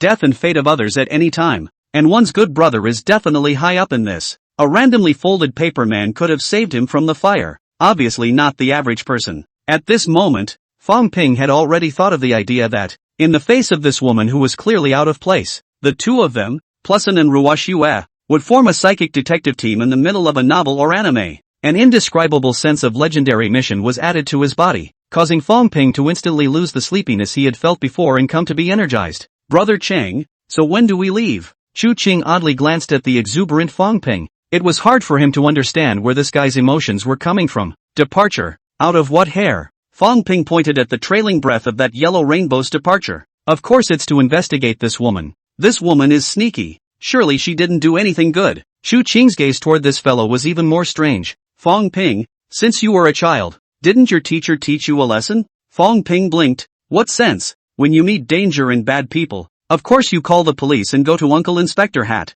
Ha! Fang Ping froze. How could he not have thought of it? However, Chu Qing ignored him, but really took out her cell phone in front of him and dialed. Hello, I want to call the police. Chapter 20 In Job Preparation. Sister of King Qin Guang. One of the laws of survival in the Age of Terror. Never be careless when you don't understand spooky information, because you can't guess, perhaps, which of the weird rule abilities happens to be a restraint on you. Countless self-proclaimed invincible ghostbusters have overturned their boats in the gutter, even if he possessed a blood pupil ghost and could take advantage of a head start. Chu Qing was never careless, especially when faced with a completely unknown ghostly creature. Means like calling the police are good sources of intelligence gathering. L.A. Inspectorate Headquarters, Criminal Division. Received a call to the police. Young man was full of worry. Another report. This half a month. How many cases? What are you waiting for? Hurry up and tell us what the problem situation is. The captain on the sidelines spoke up in displeasure. That cemetery in North Hills. Someone reported that the cemetery had died before but didn't report it, and then the office side didn't deal with it and recruited a new janitor that day, and just now that's the janitor who called. Why transfer this ambiguous matter to our criminal division? Don't you know how busy we are these days? Who knows? The two were chatting when two figures walked in through the door. That captain looked to the two. Willow, Tan, did you find any useful clues? Most of the people focused on the female inspector whose identity tag read Lu Run, for no other reason than the fact that wrapped underneath that not-so-appropriate uniform was what could be described as a surge of energy. However, that face, as if it was a doll that had not yet completely grown up, forcibly straining an icy cold look, not only did it not make people feel unapproachable, but rather it was quite cute. Back to the captain. We went over to the Shurhao Villa complex today. Captain Wang's brows furrowed. What's the point of going there? The headless corpses over in the old city can still appear in the villa area? The two of them looked at each other and lowered their heads, but it was the female inspector of that Lu Ren who spoke up. Team Wang, it's like this. Over in the old city, no new victims were found today, and the rest of the visits to the families and forensic work have made little progress, and since my co-worker seniors have already done it, I have a feeling we won't be needed. So, I heard something last night that felt a little fishy, so I went to check it out today when I had nothing else to do. What is it? It's like this. Last night, at the Second People's Hospital, the Lin family of the Moriaka group all died. Looking at the mysterious Lu Run, Captain Wang sighed. He was a little helpless. This little ant has a not bad background, but also had to enter the most dangerous criminal section, always tossing some borderline. I really do not know what the director of the old man is thinking. How could he not know about the news that all three members of the Lin family had died? Lin Remote was also a dignified figure in Luo City, but what's there to say about that case? Lin Yuan's mental problems. This everyone saw. When the monitor was there, no one went in and out, and that kind of death is not something that an outsider can do. His wife had an acute brain hemorrhage. Not to mention, the only one who had some problems was the youngest member of the Lin family. But this youngest member of the Lin family jumped off a building, and many nurses and doctors had seen it with their own eyes, and it was a complete suicide. What the hell does this kind of case have to do with their criminal division? However, thinking of this little ant's background backstage, Captain Wang could only nod his head and say, "Any findings?" "There really is," Ryu Rin said mysteriously. "I found out that after all three members of the Lin family died, the biggest beneficiary was that fiancé of Lin Hengtian's, a woman called in Ruoxue, and according to my investigation, the two of them had only been licensed for less than half a month. In less than half a month, the three members of the Lin family all died, and the inheritance all became hers as an outsider, so it can be said that this in Ruoxue has the greatest motive for committing the crime." And then what? Captain Wang spread his hands. Where's the evidence? Everyone in this matter has already proved that it was suicide. Lu Ren scratched his head. Isn't this still being looked for? And I found something else this time I went. This morning, the Lin family villa side can be lively. But, that in Ruoxue, but not in the Lin family villa side. I through the transfer of traffic side of the monitoring, found that she seems to have gone to find her ex-boyfriend. Most importantly, when the three Lin family members died yesterday, that ex-boyfriend of hers, Chu Qing, was even in the second hospital. Obviously, no one, including Captain Wang, cared about this so-called discovery of Lu Ren's. The reason was simple. These Lu Ren speculations were indeed correct, but the problem was that the deaths of the three members of the Lin family were just too much evidence. Inspectors can't use their feelings to judge a case, even if it sounds like that in Ruoxue has a motive to commit a crime, but it's still the same thing. Judging a case should be based on evidence. Just then, however, the inspector on the sidelines suddenly said, "Wait, little durian,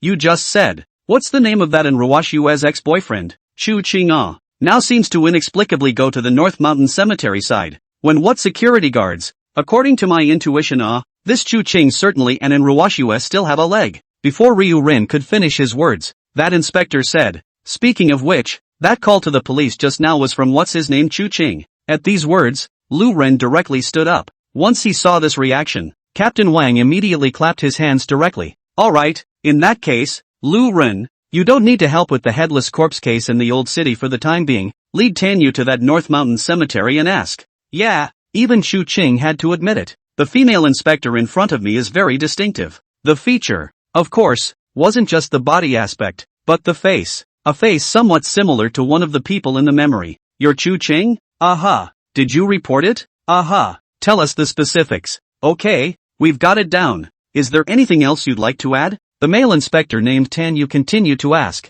Chu Qing shook his head. And just then, Lu Ren finally couldn't help but open his mouth to inquire. That, I would like to ask, do you have any thoughts on the death of Lin Hengtian's Lin family father and son? Chu Qing's heart stirred, and his complexion made a rather emotional appearance. I was in the second hospital yesterday. Saw with my own eyes some feelings. The original rich people is not really happy. Life in the world. Happy is the most important. Obviously, his appearance did not dispel the suspicion of the female inspector in front of him, still looking at him with a critical eye, though she did have to admit that she couldn't look at such a man's face as a suspect when confronted with it. Chu Qing, however, also looked at her with a smile. Inspector Lu, who is Lu Ci to you? At these words, Lu Ren was slightly stunned. It's my brother. You know my brother? That's not right. He's studying for a doctorate in the imperial capital, and when I looked into your profile, you've always been in L.A. Saying this, Lu Ren hastily stopped her mouth, blinked, and looked at Chu Qing somewhat nervously.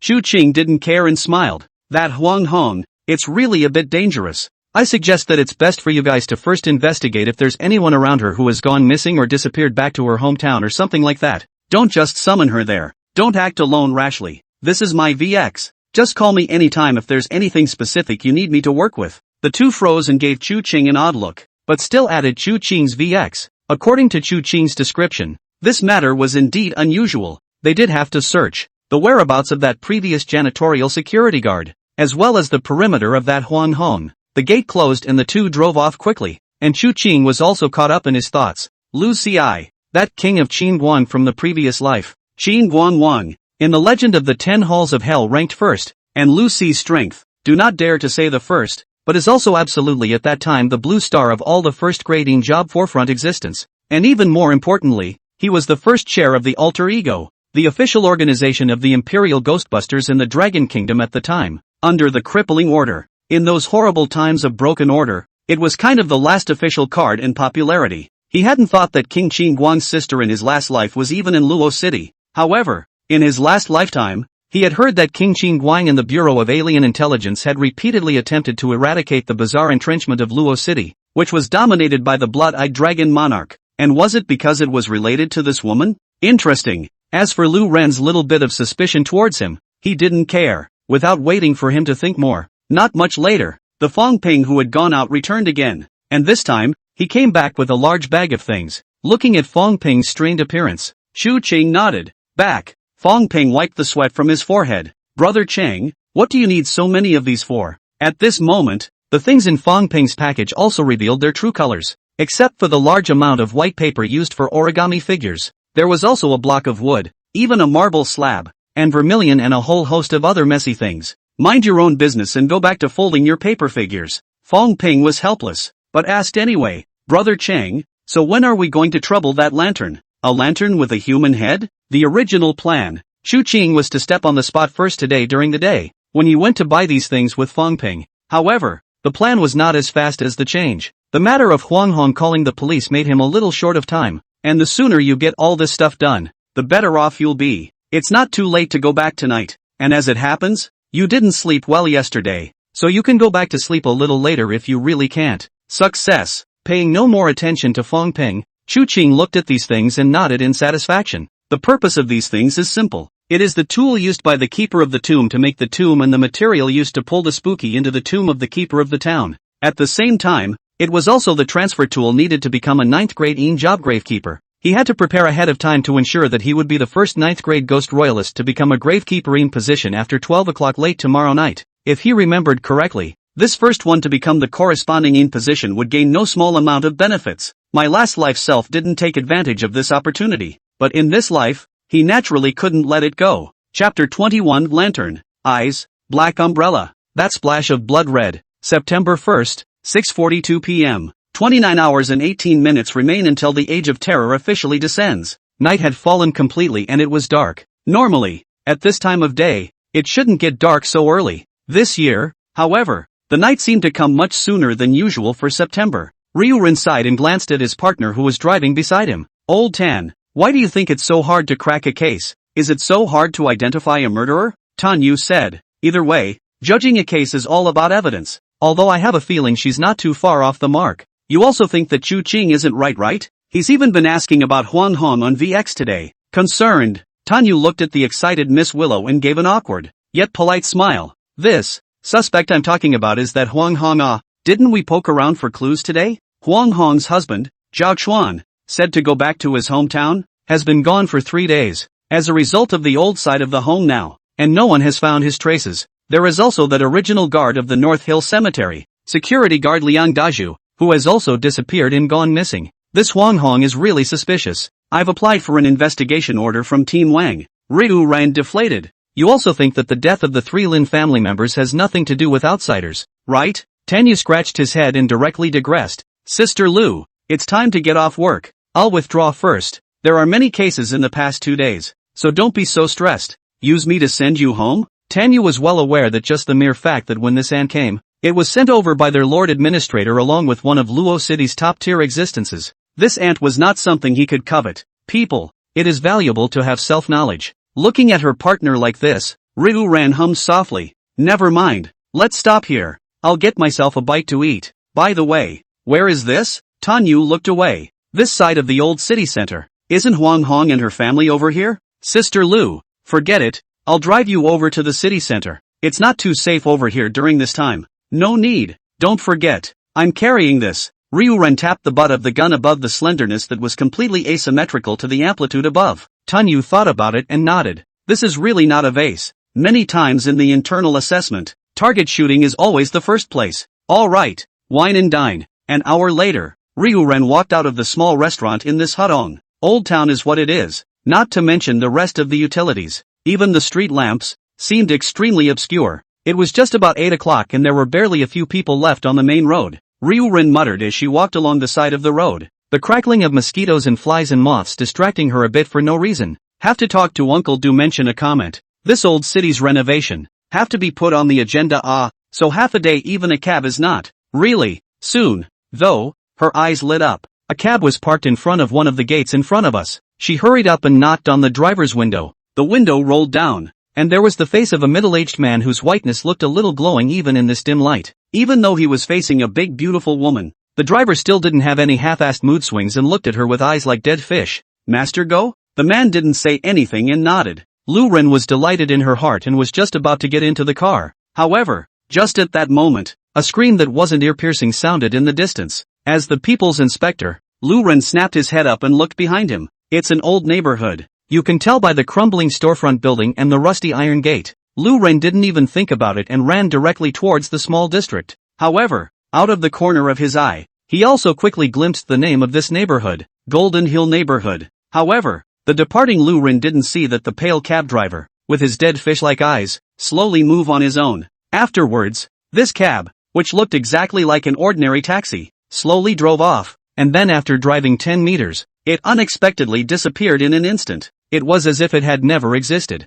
Not 2 minutes later, a black Audi slowly pulled up in front of the neighborhood gate. A figure opened the window of the car and glanced at the gate of this Golden Hill neighborhood, and a flash of red appeared in the bottom of his eyes. What a dancing chi! This is the place. You wait here first. Excited, thrilled, at this moment, Lu Ren only had such a thought. The reason is simple. The chance to solve the case she'd been pining for, to solve the case, was right in front of her, and it's still the latest big case, because that scream came from a man. At this moment, the man could no longer make any sound. His neck, it seemed, was strangled by something, and half of his head had burrowed into the reddish color, which was in the air not far away. Ryu Ren didn't rush to observe, but took out 2 things while hiding in a corner. As the rest of my colleagues in the CID know, Ryu Ren was indeed not a vase. Even at this point, she didn't rush into impulse, but first sent a message to Captain Wang and Tanyuan VX to call for backup before she unlocked the pistol and loaded the bullets. At that time, below that 10-meter high in the air,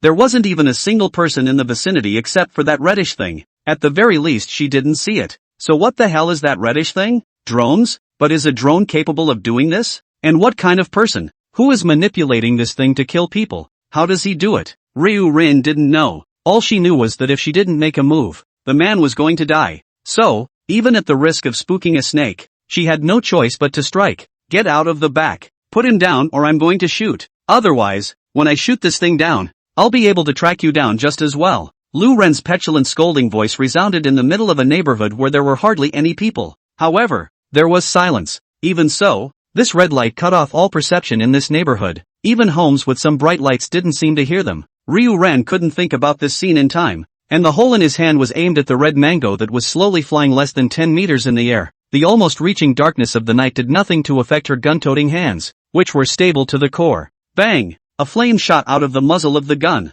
The fireworks in the middle of the dark night seemed to pierce through the red aura. It was as if the trajectory of the flight of that one red aura had been affected somehow. But that shot, it really paid off. The man who had taken off with his neck strangled fell through the air. However, when Lu Rin was just about to assist this figure that fell from the air, what she didn't expect was that the thing slowly floated. Not only did it not fall, but instead it came to the top of her head. The moment she subconsciously raised her head, she finally got a good look at what the hell it was in the middle of this dark night. It was a big red lantern. The light in this darkness was extremely weak. However, after being illuminated by this red light, there was an indescribable relief. It's a cool wash of water on a hot summer day that refreshes both body and mind. It was the ultimate relaxation of soaking in a hot spring under the cold winter months. It was the nicotine aroma of a cigarette after a long night. The kind of relief that made Ryu Rin subconsciously drop the gun in her hand and the whole thing seems to fly. And so on. Flying? Yen Rin snapped back from the extreme sensation she had just experienced. And yet,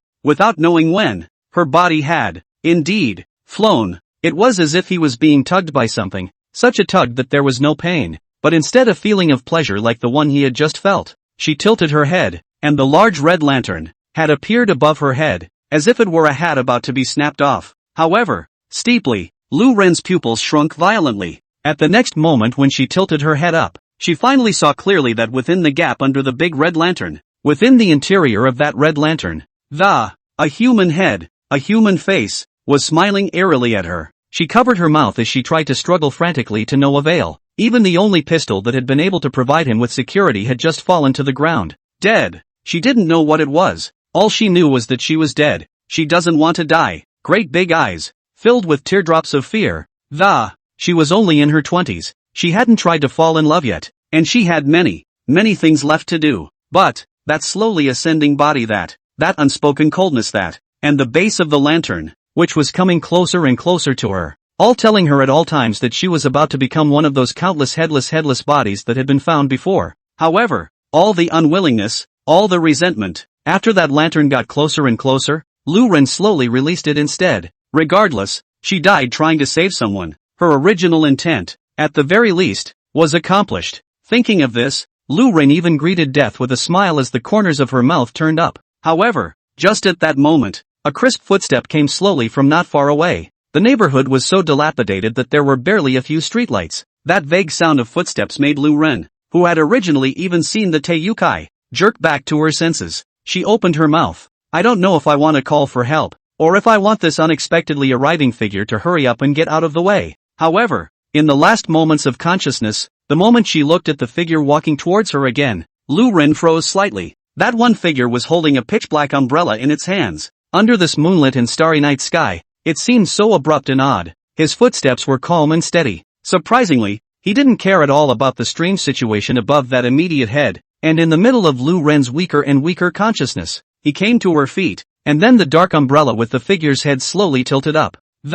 He finally looked at her. At the blood-red lantern in the air, Lu Ren almost fainted, but braced herself and finally looked at that one figure. But in the next instant, Lu Ren's body was like an electric shock. In that darkness, the face that was hidden under the black umbrella was still shrouded by the night and could not be seen clearly. She still hadn't seen the man's face. But, in that darkness that was thicker than night, she saw a pair of blood-red eyes. It was even deeper and more sinister than the blood-red lanterns in the sky. Chapter 22, Under the Lantern. The dreaded lantern with a human head. How do you snatch up prey that has fallen under the rule of killing? It's simple. Just immerse your prey in your own rules of killing as well before it dies completely. This is what Chu Chung did. Almost the instant Lu Ren saw that pair of blood-red pupils, the binding of the human-headed lantern in the sky seemed to have disappeared all of a sudden. This Lu Ren, who had been completely reduced to a battlefield for the two bizarre ones, was completely unable to withstand this kind of flip-flopping torture, and fainted the moment she fell in the sky. In the darkness, the ground mirrored the blood red in the sky.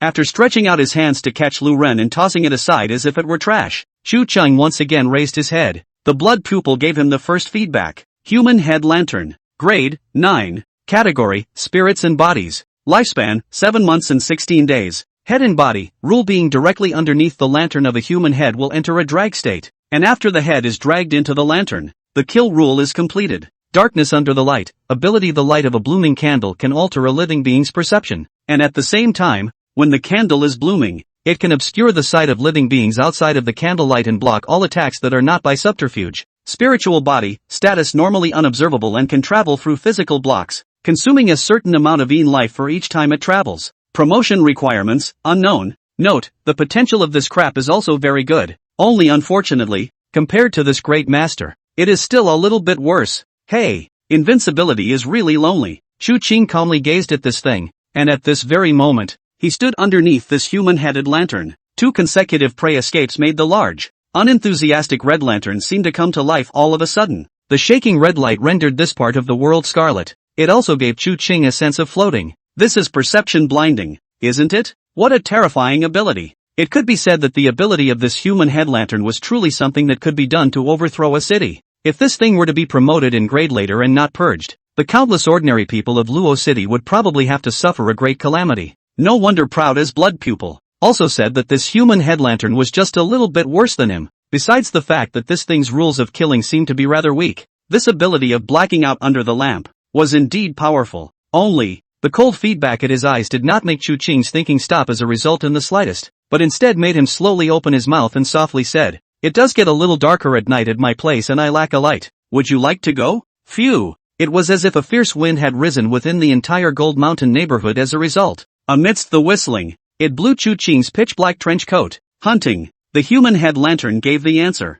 The large lantern sank violently, as if it had something that was chained directly to his neck. However, the movement of this human-headed lantern trying to drag it up and fly it abruptly froze in place. It was only because, in the midst of this human-headed lantern, that one hideous and incomparably terrifying face turned its gaze towards Chu Qing. Blood-red pupil eyes that locked eyes. The rope above his neck was untied. The large lantern slowly fell to the ground. Even if they were both 9th grade bizarre, the human-headed lantern would still have to submit to the blood-eyed dragon monarch under the impact of the rules. An eye for an eye. The moment Chu Qing's blood pupils locked eyes with him, the human head lantern's killing rule was perfectly rebounded back by Chu Qing. So, before, it was the human-headed lantern that wanted to drag Chu Qing, but now, it had become Chu Qing dragging this human-headed lantern. If he wanted to, all he had to do was to invert the Big Dipper and stick his head into this human-headed lantern, and it was not he who would die, but this human-headed lantern. It was because of the realization of this situation that this human-headed lantern no longer resisted.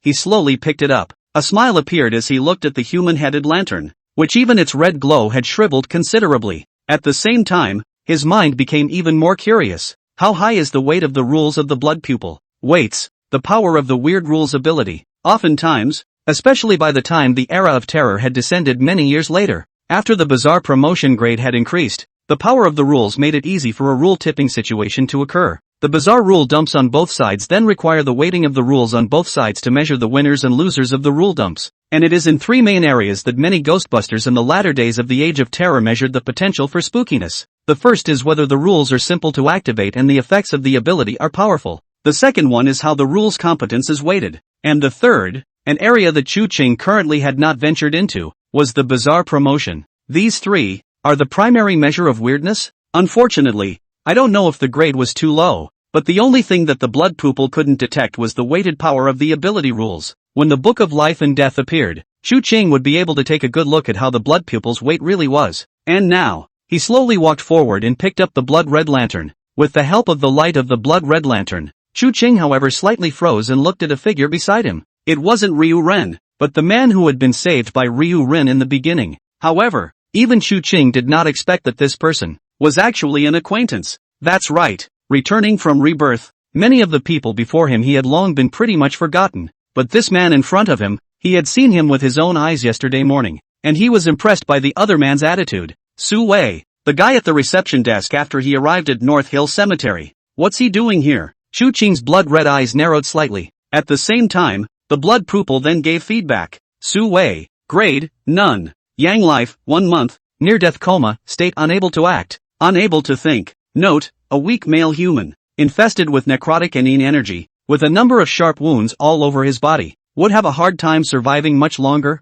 even if he didn't encounter a human-headed lantern. Human, I guess with your intelligence, you should have guessed something, no? In order to thank my lord for his contribution, Why don't you give him to my lord as a snack? Chu Qing's gaze did not fluctuate in any way, lifting the human-headed lantern and rearing the pitch-black umbrella. As he walked away, he covered his eyes. Don't argue, too much of this stuff is bad for your health. It will affect your development. Be good. Besides, how are you going to eat it? You want me to peel back his eyelids? That woman? Not that one. I'll have use for her later. Well, cut the crap. The time was slowly pointing to 9 o'clock in the darkness of the late night. The scene of a figure in the middle of an empty and dark neighborhood with a pitch-black umbrella, carrying a blood-red lantern and talking to himself was enough to scare anyone into fainting. However, it was such a scene that caused a figure to open its eyes in a daze. Lu Ren looked at the red aura, as well as the slender figure under the trench coat. She wanted to reach out her hand. However, the previous drag made her weak, and the place where she fell was even more painful, etc., etc. The figure stood still, but did not turn around. What is that? Something? That blood-red lantern. At this moment, quiet like a kitten, hanging in the hands of that one figure, as if everything just now is an illusion. That one voice sounded again. It's just a hungry little thing. Sorry for scaring you. Lu Ren looked at the thing in confusion. Confused, looking at the back of the figure, weakness kept coming. The heavy shadows in front of her eyes made her unable to distinguish the details of that one figure. She could only ask at last, and who are you? The figure stopped talking and slowly walked out the door. The effect of the darkness under the light's ability, being outside the shroud of the light of a lantern with a human head, so that an onlooker can't even see what's going on in it. Seeing that one figure getting farther and farther away, being completely hidden by the light of the human headlights, slowly disappearing into the darkness, Lu Ren's propped-up consciousness finally completely collapsed, and once again fell unconscious. However, just in the moment of unconsciousness, that one voice came from the dark mists. King Chu Jiang, Chapter 23, King Chu Kong. Does it really exist? 10 minutes later, sirens cut through the night. It resounded through the cell entrance of the Golden Hill neighborhood. A figure with a loaded gun came quickly, and soon saw Lu Ren and Su Wei lying on the ground. That fat administrator, who ran at the front, almost lost his soul when he saw this scene, but luckily, it was a complete relief to run over there quickly and realize that there was still breathing. As for Su Wei on the side, he didn't even glance at him. So Yuri, are you okay? Lu Ren ghostly opened her eyes, and after seeing the familiar inspector's hat, only then did she let out a complete sigh of relief, and forcefully uttered the 3 words that were engraved most deeply in her memory. King Chu Jiang, go find it. King Chu Kong, the administrator, as well as the Captain Wang who followed behind him. Tan Yu and the others looked at each other in dismay. What King of Chu Kong? A god in hell? One of the legendary Yama, who is in charge of countless ghosts. But how could there be that thing? Is she hallucinating after walking around the ghost gate? At that thought, the administrator yelled in a hurry. Ambulance, quick! The situation on the inspectorate's side was not known to Fang Ping. At this moment, he was also like an Ruoxue who had escorted Yin Zhaoshan to the second hospital in the past. Despite forcibly controlling his eyes not to look behind, he always subconsciously looked at the rearview mirror, looking at the red lantern roughly the size of a millstone placed beside Chu Qing, who was dressed in a black trench coat. This is the thing that, last night, dragged himself outside and almost killed him, and now the thing is in its own back seat. It's impossible to say that you don't get weak in the knees. Fang Ping's little move couldn't be hidden from Chu Qing. However, the Chu Qing at this time didn't care about these trivial matters. His entire mind was pondering over what had just happened. During today's time, he had asked in Ruoxue to do something, investigating the basics of Huang Hong, plus the information revealed by that Qin Guang Wang's sister, which he also knew. Huang Hong's home, just this side of the old town, and it's near the Golden Hill neighborhood. That condition of Su Wei's was clearly the hand of Huang Hong. The corpse odor on his body was almost identical to Huang Hong's. So, this woman made her missing husband a zombie? At first thought, this is most likely. But thinking of this, Chu Qing's brows frowned slightly. It doesn't make sense. It's impossible to have such existential shenanigans as zombies at this stage of the game now. This thing, not to mention a 9th grade creepy and ghost smiter. A 7th or 8th grade ghost smiter would have a headache when they saw it. So, if there really was a zombie, that Su Wei couldn't have run out. He must be dead beyond repair. And more importantly, if it was really a genuine zombie, why would it listen to Huang Hong? Based on the fact that there is a high probability that he was her husband before he was born?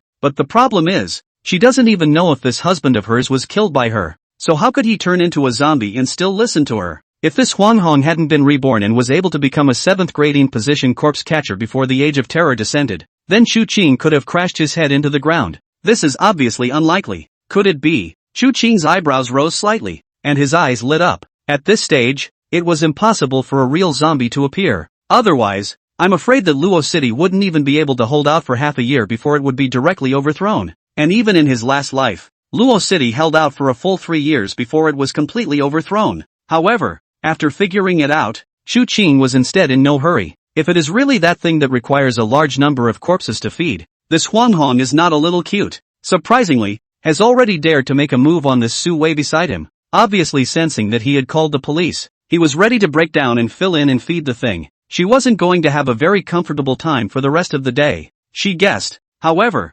after midnight tomorrow, the Book of Life and Death descends, the Game of Death officially appears, and the Age of Terror is officially revived. The number of creeps in the middle of the city would increase drastically, and I'm afraid those people wouldn't have that time or energy to capture her just then. Strike that. 2. Chu Qing's flickering eyes reclosed. Then let her take her own sweet time. Green. Going back to the cemetery? Aha. Under the night, this Audi that Enruoshue had sent over drove quickly through the darkness. However, just above an old building under the darkness of this old city, a figure crouched on the roof of that building, looking at the ambulances and police cars that drove by quickly under his feet. Sure enough, these damn inspectors have gotten to me, and it's all that kid's fault. Those beady eyes had an unspoken resentment. The face was no other than Huang Hong during the day. But that kid, how did he not die? Is that creepy one from North Hill Cemetery gone? Gah! Huang Hong hurriedly turned her head and looked above her shoulder. At this moment, on that shoulder of hers, stood a special creature. It was a blackened raven.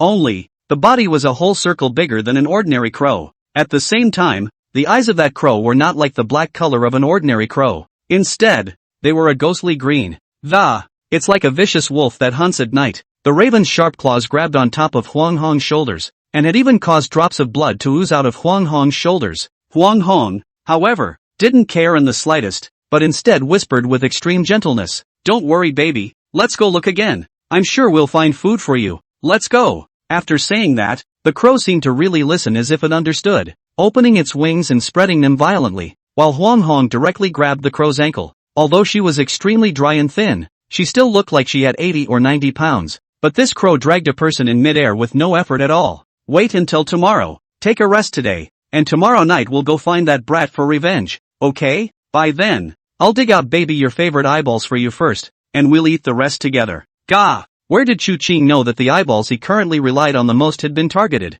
Under the dark night, carrying a human head lantern, Chu Qing slowly walked into the middle of the gatekeeper's room of the North Mountain Cemetery. Fruity, on the glass of that janitor's room, the line of text written in blood wriggled rapidly once more. Chu Qing was able to feel it clearly and incomparably. What was in there became even more powerful, and his method of summoning it was even more intuitive than that of the original Ding Evil, using his own blood, an already heavy pigment, along with the energy of the faceless ghost to nourish it. It seems to be working pretty well now. The words in blood continued to wriggle and try to coalesce, and in the end, slowly transformed into a blood red, and then disappeared without a trace as if it was once again absorbed by this glass door. This scene caused Fang Ping, who was on the side, to look completely dumbfounded. "Chang, what the hell is this again?" Chu Qing faintly said. "A new shenanigan you'll get used to later. How do you feel today?" Fang Ping was tempted to say that he didn't actually have any feelings because he hadn't been involved in anything at all during this trip forward. But the blood-red lantern of a human head, now on the ground,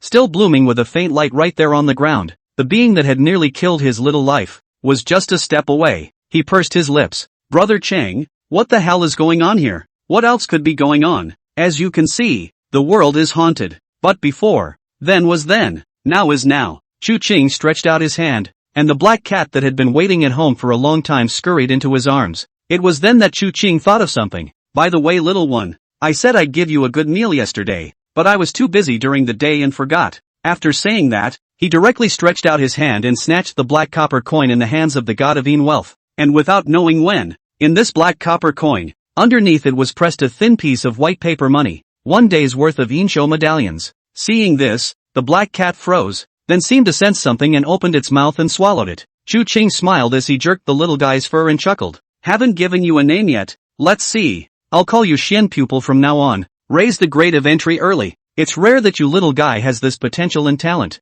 Not to say I'll let you reach the level of that cat again from the island, but I don't keep idle hands on my side. Meow." Looking at Chu Qing, who was acting like a sadistic cat in the eyes of the onlookers, Fang Ping still did not stabilize and continued to ask, "Qing, okay, Let's cut the crap for a moment and go with me to put up the lanterns. Chu Qing carried that human head lantern, while Fang Ping carried the ladder with a heavy heart. The two came to the door. Chu Qing hung this human head lantern behind the gate, slightly lighting up the darkness of the North Mountain Cemetery's entry position. He took one look at the large red lantern and nodded. Stay well in my place. If you run out and I recapture you, then next time, you won't be so lucky. But don't worry, I'm not unforgiving, and in terms of life, you won't be missing out. Satisfied and leaping off the ladder, Chu Qing raised his head and looked in front of him. Behind the dark door, above the hanging mast, a large red lantern looked so dazzling. The remnant monuments of the desolate graves in the distance rendered this scene particularly frightening and horrifying. However, Chu Qing,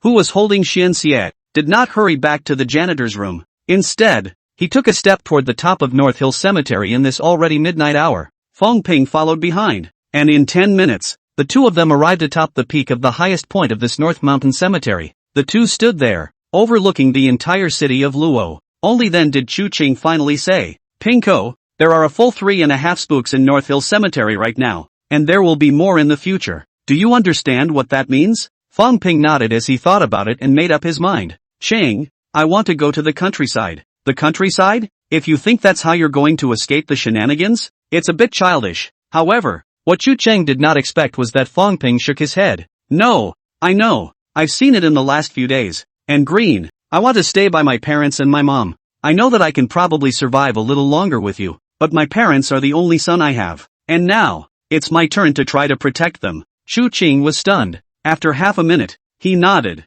Good, don't forget the method I taught you. Wait until after 12 o'clock midnight tomorrow. Use yourself to fold out 10 of them yourself, and after burning them to ashes, soak them in water and drink them, and I won't have to teach you the rest. If there's any danger, you can call me, maybe not in time, but you can collect your body for you. This is the nether job transfer method of the papermaker. Fang Ping nodded excitedly. He surprisingly did not ask Chu Qing why he knew so much, because he learned something this evening. Only in the end, he still looked towards Chu Qing, who was overlooking the darkness of the entire Luo city, and did not hold back from asking, Brother Chang, does the Chujiang King really exist? Chapter 24 House of Weird Tales, 3,000 Years of Life Points. Fang Ping left early in the morning. Before dawn, Chu Qing wouldn't stand in the way of anything. He's done enough, saving him from his otherwise early demise, even as, in advance, he teaches Fang Ping the method of promotion to the position of the paper-tying craftsman. The value is unimaginable. Once you become the first job promoter of that job sequence,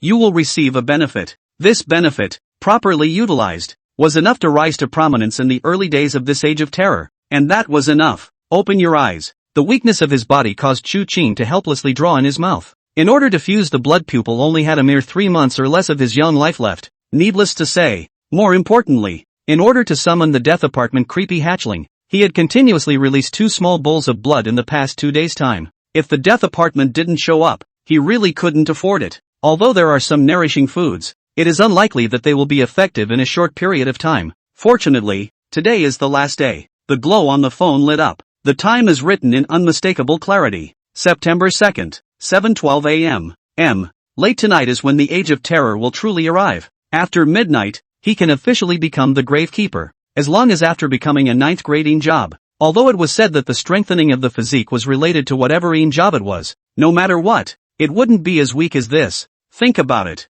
Chu Qing didn't rush up either. Less than 15 hours remain until the age of terror officially arrives. It's 15 hours to play it safe. Thinking of this, Chu Qing opened the parcel luggage and took out his laptop from it. It's just a very worn and tattered book, vaguely in his memory. It seems that when he and Ruoshue were in love, the two of them did part-time jobs together to buy it, ease it open and connect it to the power supply. Chu Qing thought about it, clicked on the browser, and his fingers quickly struck the domain name of a website on the keyboard, and skillfully hung up the ladder. 10 seconds later, the website slowly refreshed and a dark pattern appeared before his eyes. Above the overall darkened forum, 4 blood-red Chinese and English words were engraved. House of Weird Tales. Chu Qing revealed a smirk. These guys are pretty handy. The House of Strange Tales, the largest exchange site for Ghostbusters above the entire blue planet in the last life. Here, no matter whether it was a king who had reached a high level of the first rank, or a budding newcomer who had only just managed to harness the weirdness and was primed to become a 9th rank. Even more,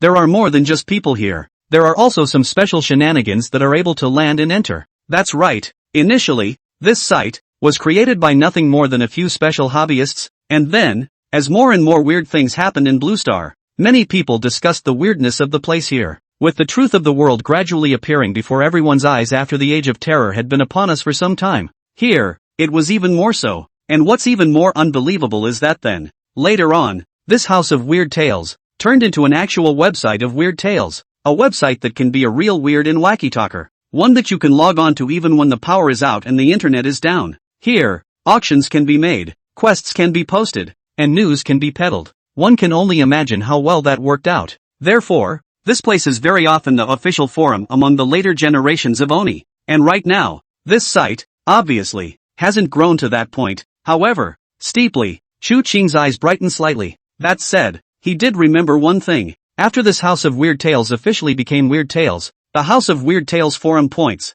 then there was a change. In the present day and in the early days of the Age of Horror, this forum points could be purchased with direct currency exchange. But after the House of Weird Tales became really weird and wacky, that rule didn't work. If you want to exchange points for forum use, you'll need to exchange them for in-show. That's why this House of Weird Tales is so influential in the future. However, after this House of Weird Tales had turned into a truly bizarre and strange one, whether or not those previous users' points were still retained was something Chu Qing could not really remember. However, he vaguely remembered that in his last life, it seemed that there were really some ghost sentinels who were active on the internet and made a great deal of money by relying on this matter. Thinking of this, Chu Qing directly took out his phone and called in Ruoxue. Hit my account with $1 million. Yes, and Ruoxue didn't ask why. And 5 minutes later, a message came from her cell phone. Then, Chu Qing didn't even think about it, directly registered his account, and without even thinking about it, he still filled in the 3 words Chu Jiang Wang on the account name, even though in this life, he was no longer walking the path of that ferryman under the imposition of King Chu Kong. However, in his last life, this title had been with him almost always after he became famous, and he was still quite attached to it. 1 million, all directly converted into points. 100 million forum points. Even after the House of Weird Tales became really weird in the last life, that 100 million points is a full million days of life. That's roughly 2,700 and close to 3,000 years of life. There is no doubt that this is a huge amount of money. Because of this, Chu Qing rushed this million and didn't continue. Obviously, after the Age of Terror, all existing money, as well as the vast majority of currencies, became waste paper. Can use money to exchange the life of the Een? Not to mention 10 to 1. Even if 10, 000, 100, 000, a million can exchange for a day of life, there are absolutely countless rich people to exchange. But no, life, the significance and value it represents, besides being hard currency in many cases, also has practicality. These were already huge sums of money, and if they continued to be greedy, it was inevitable that this House of Strange Talks would not come to find their own trouble by then. There was no pattern or precursor to the appearance of this thing, and it was considered one of the most mysterious shenanigans of the last life. If it is not necessary, it is naturally better not to have to make enemies with them. Exiting the recharge page, Chu Qing looked to the homepage of this House of Weird Tales and looked at this popular thread. Creepy red dancing shoes appeared in the country of sunset. After wearing them, they make people die from dancing exhaustion. The lighthouse country is shocked by the death of the Indians. The horrible curse of an entire race? The horrors of the inner world. Does Silent Hill really exist? The horrible snow woman of Winter Snow Town.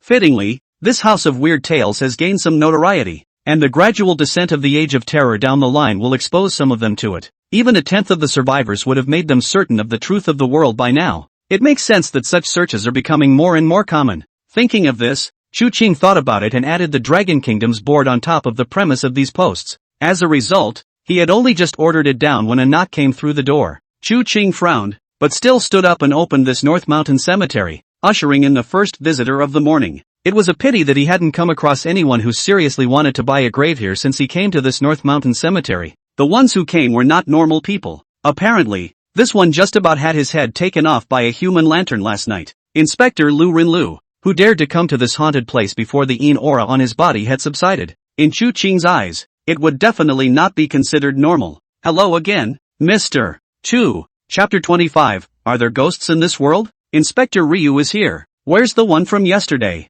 Looking at the arrival alone, the face is still pale and incomparable. And even, Chu Qing also clearly saw that after the Lu Ren shirt, there is still a hospital gown. Obviously, the Lu Ren in front of her was most likely the one who ran out of the hospital. Ryu Ren shook his head. Something came up and Tanyu went to take care of it. I came today because I wanted to tell you something. Chu Qing didn't inquire in a hurry and still smiled. Come inside and talk. Following behind Chu Qing, Lu Ren walked inside the janitor's room. Looking at the wooden plaque on the floor of the janitor's room, the small stone tablet and so on, Lu Ren's face was a bit not so good. For some reason, she always felt that it was cool in the middle of this room, and it was surprisingly more chilly than outside that cemetery. The chill made her think of her first experience of life and death last night. Before last night, she was a staunch and unapologetic atheist. However, the scene that happened last night completely shattered Ryu Ren's worldview. That horrible lantern with the head of a man, and the figure that came when he was near death. The king of Chu Kong? She muttered, remembering it clearly,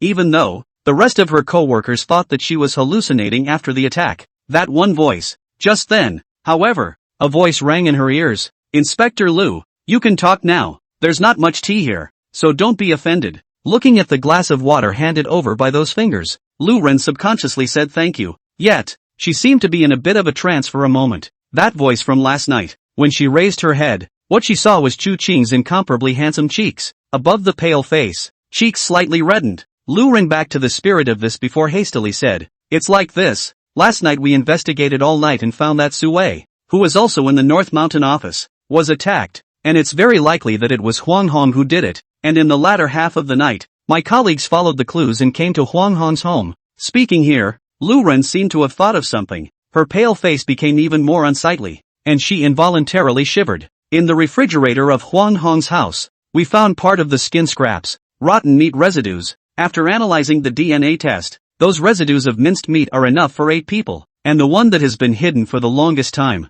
it's Huang Hong's lover and child. Chu Qing's brows frowned slightly. This woman has been influenced to such an extent? Spooky horror times, that's what. Some have struggled to survive, some have bucked the trend, and some, however, have gone from being human to being a ghost or even something scarier than spooky. The coroner's preliminary judgment, there should be 8 people died, and the time of death are not more than 7 days. Chu Qing nodded. It seems that my speculation was not wrong. In that case, have you carried out the arrest? Ryu Ren's brow furrowed. I didn't take part in the operation because I was also attacked last night, but according to my colleagues, the entire search and observation by the heavens, I failed to find Huang Hong's whereabouts. Therefore, I have come this time, mainly to admonish you, Mr. Chu, as the person who reported the Huang Hong case, and most importantly, before reporting the case, you had a verbal confrontation that erupted with him, so I have reason to suspect that the criminal's next target will most likely be you. The man in front of him nodded without the slightest bit of panic in his eyes.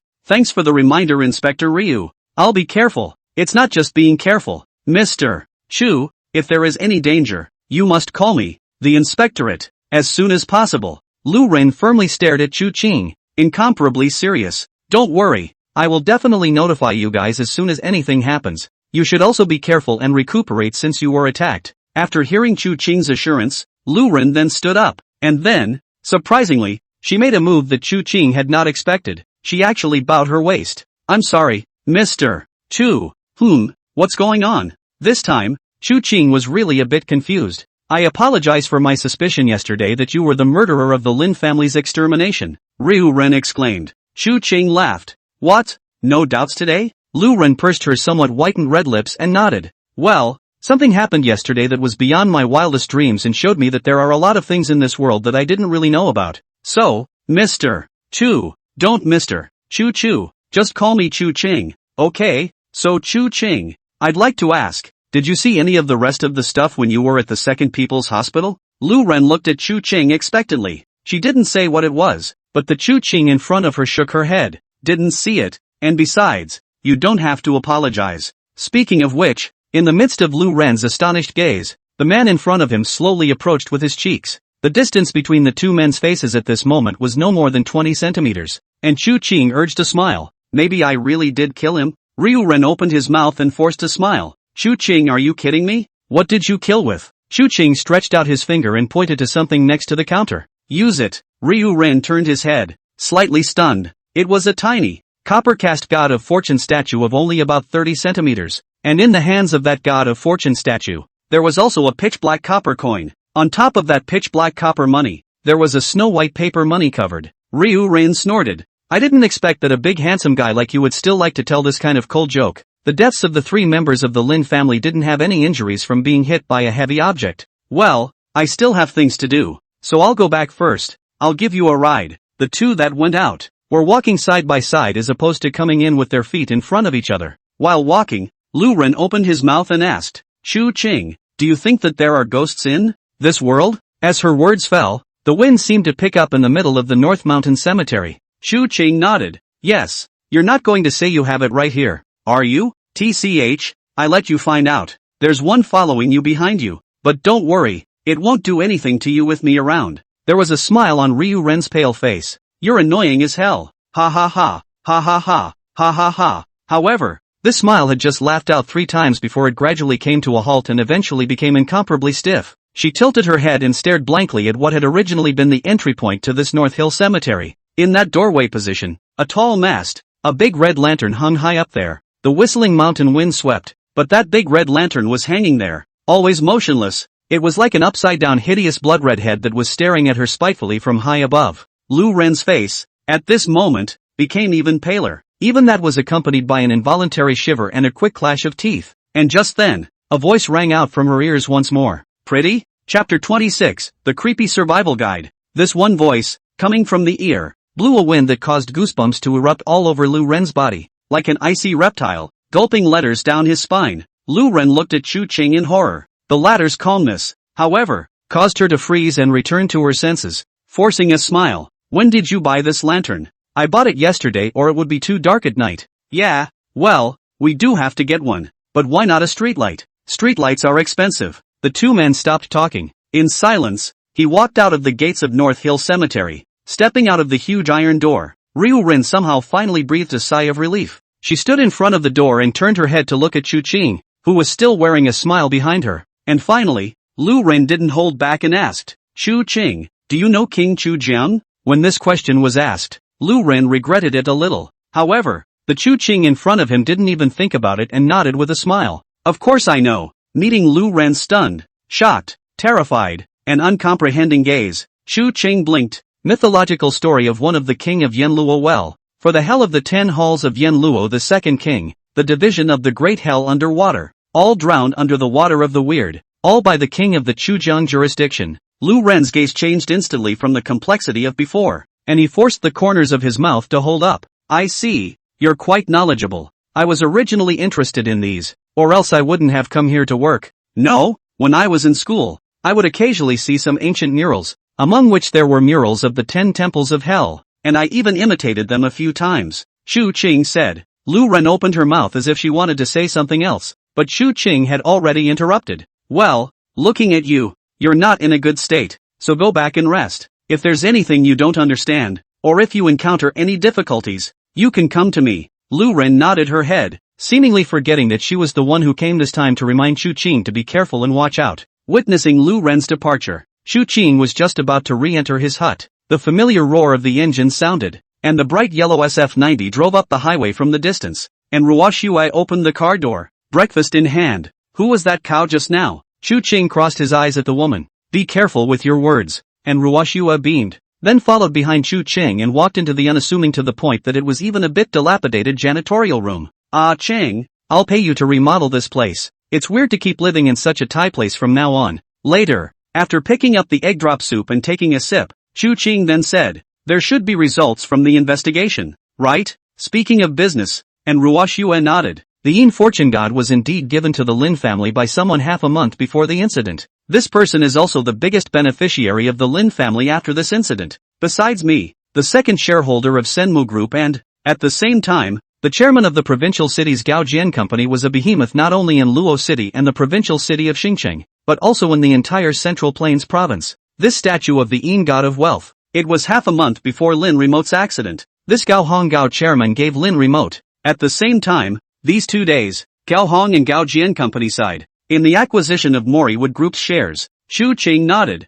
It seems that this Gao Dong, there are capable people around. According to the speculations and calculations of the last life, the end of the Age of Terror appeared about half a month to a month before it officially descended. I'm afraid, after the Xin Zai-shin appeared in a situation, the first thing that happened was that he was discovered and sent over here. Thinking of this, Chu Qing looked towards Ruoshui. I'm afraid you're not in a good place right now, are you? And Ruoshui nodded. That day I met that high director. He bluntly said that he wanted to acquire the shares in the hands of the two father and son of the Lin family of the Mori Wood Group. And the price offered? Very low. TSK. Chu Qing smiled. After grasping some transcendent power, there were always people who thought that they could arbitrarily override others. Of course, even he himself was the same. It's the biological instinct of the weak and the strong. Alright, I know what you're thinking, and when that high director shows up again, you make it clear to him, so that he, and the one he's relying on, will just come to me. Okay, I'll talk to him when he comes next time. Brother Chang, there's one more thing. Speaking of this, and Ruoshue's large eyes looked at Chu Qing with some anticipation. Chu Qing naturally knew what this woman was thinking. In her previous life, and Ruoshue was able to become a ghost sentinel. After witnessing the scene where Chu Qing took out Lin Hengtian with his blood pupils, this period of time, so well behaved, and pinpointing the delivery of food, and ask for money must be given, and disc this North Hill Cemetery, and to open up the renovation of this North Hill Cemetery, in the end, are for this kind of power, curiosity and yearning. Chu Qing was never afraid of ambitious people. It was good to be ambitious. So, he thought about it and said, I know what you're thinking, and I'm telling you ahead of time that harnessing that kind of power comes at some cost. Surely, you don't care about any of this. Come and see me at 12 o'clock tonight. Chu Qing's eyes flickered as he thought of a good idea, and Ruoshue's eyes glowed up normally as she stood up violently. Really? After seeing that Chu Qing's complexion did not change, only then did he hastily wrap his neck and barf. Chang, I knew it. You still love me. Chu Qing smiled. Love? This emotion was a little too extravagant for the Chu Jiang king who had fought for 10 years in the midst of hell. However, the Ruoshue in front of her was indeed a good test subject. That's right, if it was possible. Chu Qing wanted to see if Ruoshue could be the first user to experience the death apartment after summoning it out. I just don't know if Ruoshue can stand out from it. In his last life, those individual ghost sentinels who came out of the death apartment not only harnessed an extremely large number of bizarre means, but also a lot of underworld weapons. He also wanted to see if there were any changes in the death apartment if it was mastered by himself, and Ruoshue was one of the best test subjects. Well, go about your business. Sending Babas and Ruoshue away, Chu Qing refocused his attention on his laptop and returned to the House of Weird Tales. This time, he didn't continue to browse through posts that were either not nutritious or didn't mean too much, but after clicking on the channel, he skillfully switched countless IP addresses and hung up the latter before writing a post in the middle of the input box. Creepy Survival Guide. The Age of Terror is coming, teaching you how to learn basic survival in the midst of a world where weirdness is all over the place. Owner, King of Chu River. Viewing price, 100 points. Chapter 27, Hell's Junction. The Man Trapped in the Mirror. Ha ha ha, which guy posted this? The whole thing seems as if it's just like the real thing, and the so-called in-show and creepy types. It's really funny. Chat, this guy is telling the truth. I really did have a horrible creepy encounter in the lighthouse country. It was a mannequin doll. Upstairs lighthouse country buddy. It looks like you're experiencing what this owner calls boarding type spirit shenanigans. No, are you guys planning to make this forum a shelter-like thread as well? Interesting, count me in. For 100 points. It is also possible to have only $1 currency in each country, or to pull a few people and do a few tasks and be done with it. Therefore, after this fine long post of Chu Qing's appeared, many people clicked in. Only, in the beginning, it was mostly misguided lezzies who clicked in. However, as the post exploded to the top of the front page, soon, one by one, special accounts appeared, and the statements in reply were meaningful. Owner, do you know anything? The King of Chujiang? Are you also from the Dragon Kingdom? Your Excellency King Chujiang, do you have a contact information? Is it okay if I want to talk to you in detail through dialogue? Owner, I've sent you a private message, please reply. Owner, I would like to ask, what can humans do to fight these damn things? Friend, I am the director of the Hell Junction, Earl of Purgatory, and I would like to sincerely invite you to join the Hell Junction, to come and serve as the representative of the Hell Junction in the Dragon Nation. The specific benefits of joining the Junction, we have sent them to you in the background. Please think about it. No, why do these people upstairs make it sound like it's real? Hell's Junction? What the hell kind of organization? This thing still has to set up a representative in the Dragon Kingdom? Seeing this, Chu Qing also became interested and opened the backstage. As expected, not much time has passed. The background is already full of 99 plus private messages. It also shows that the House of Weird Tales has, indeed, been very much in the world. Perhaps it was for this reason that this House of Weird Tales would be able to become the so-called official forum in the future. The first private message that Chu Qing clicked on was none other than the private message of the council member who claimed to be a member of the Hell Junction. He really knew about this Hell Junction. Although it was said that this Earl of Watabuteri Purgatory had never heard of it, the name of Hell Junction was really not small. and it was even rumored that the founder of this House of Strange Tales had the shadow of Hell Junction too. Of course, after the House of Weird Tales has become completely weird, it won't make any sense to create or not create a founder. The later Inferno Junction, an organization of Oni that was quite famous worldwide in the last life, was so powerful that it could almost rival some of the smaller national-level Oni forces. Didn't realize that these guys were this big before the Age of Terror? However, in his last life, he hadn't had much contact with these people, and the Dragon Kingdom, too, was an area that the Inferno Junction had never entered. As for the other parties' so-called treatment conditions, they are even more worthless.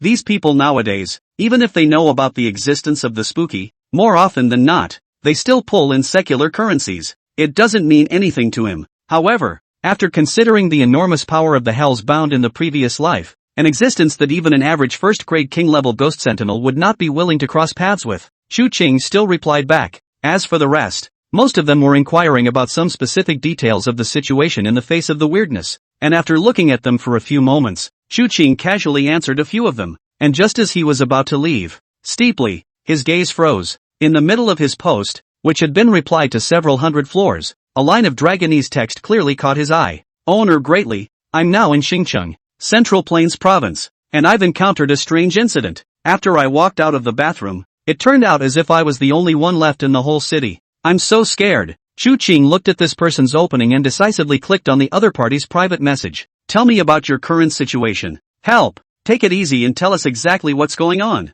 I really don't know. I usually like these spiritual things. And then last night I saw what a boundary-breaking ceremony. In the middle of the night in front of the mirror in the bathroom with candles and sandalwood incense. After 12 o'clock, it said that you can enter another world. Then I tried, and I didn't find another world either. But the whole world was left to me. Ooh, help. Looking at the reply in the talkback box, Chu Qing's eyelids jumped. The boundary-breaking ceremony and all that is pure bull ********. But mirrors, in the Age of Terror, are definitely one of the scariest things ever. During the 20 years of the last Age of Terror, there were some special resident weird worlds in addition to the secret world. One of them is the mirror realm. Mirror ghosts, all sorts of weirdness with the principal rule of refraction of light, exist in mirrors, and in the mirrors of the reflection, a world almost as general as the real world is formed. Obviously, this fellow in front of him should have entered the mirror realm without knowing whether he was dead or alive. But, the mirror realm is dangerous, but the value is pretty good. Other than that, that big chunk could probably be left behind as a creepy trap for catching mirror types. Moreover, it seemed that there were some medieval artifact puzzles that required the use of pieces of the mirror realm as well. Most importantly, it's not far from you. The distance from Luo City to the provincial city of Xingcheng was not far, just 100 kilometers away. A round trip over such a distance would not be difficult in the Age of Terror descent. Thinking of this, Chu Qing no longer hesitated and asked directly, "Send me your name and exact address and I'll stop by sometime. But my advice is to wait until 12 o'clock this evening, and you keep going back to that mirror and try again as you did before, to see if you can get out." "Okay, big brother. My name is Zhang He, and I'm currently in Xingcheng's Yulong neighborhood." Writing this down, Chu Qing once again browsed through the rest of the posts in this House of Weird Tales. It had to be said that with the increase in bizarre incidents over the past month, even in the Dragon Kingdom, there were quite a few people who had come over the wall to post in this House of Weird Tales. Chu Qing took this look and really saw quite a few bizarre events that had appeared within the scope of the Dragon Kingdom.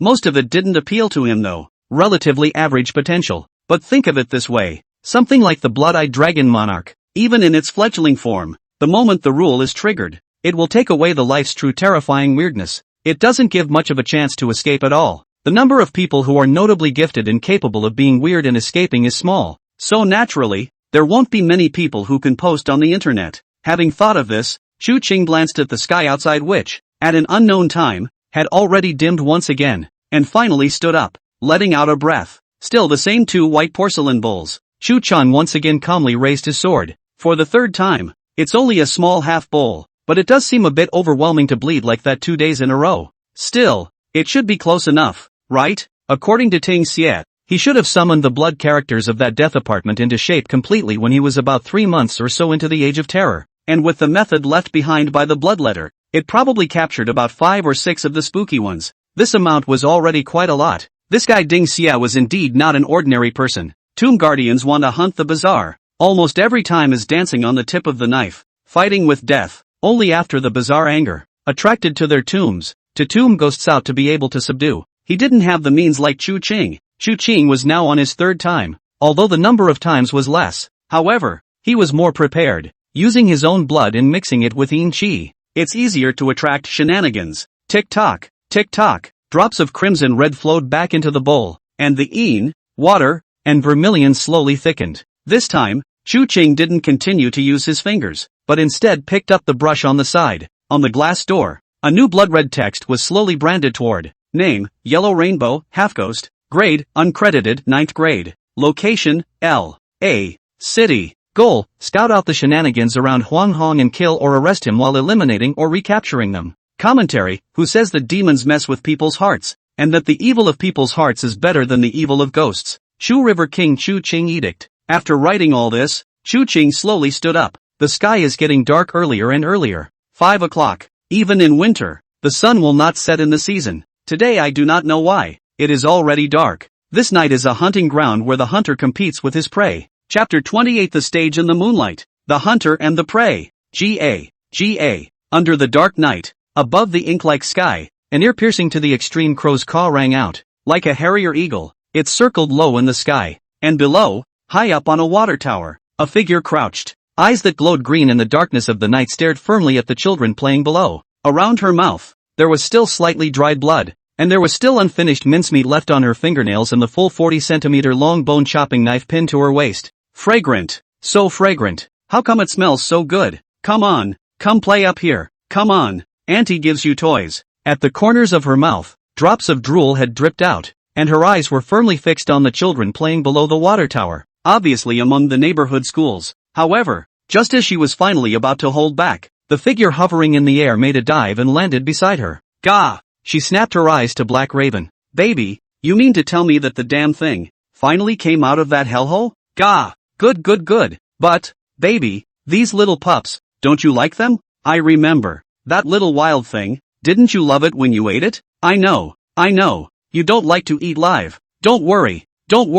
I'll do it for you first, and then we'll split it, okay? Gah! What? You still think that guy deserves to die even more, don't you? And yeah, that guy is the damnedest. So hard to get out of that turtle shell. Kill that kid. Go now. Kill that kid. Eat his eyeballs, and come back for these little brats. Gah! The night was filled with an indescribably cold silence. When Chu Ching was before, he went in and out directly by driving or taking a taxi. He hadn't really taken a good turn from the cemetery that he had come to regard as his home turf. Apparently, though, the amenities that go along with it are, well, almost non-existent. There isn't even a neighborhood kiosk here, except for a crematorium that seems equally derelict. The sides are even more hairless. The nearest mini-mart was close to a kilometer, and even the nearest residence was more than 500 meters away. That former North Hills office is even more than 2 kilometers away. Here, even if someone died, I'm afraid they wouldn't notice at first, right? Aside from the streetlights on either side of the main road,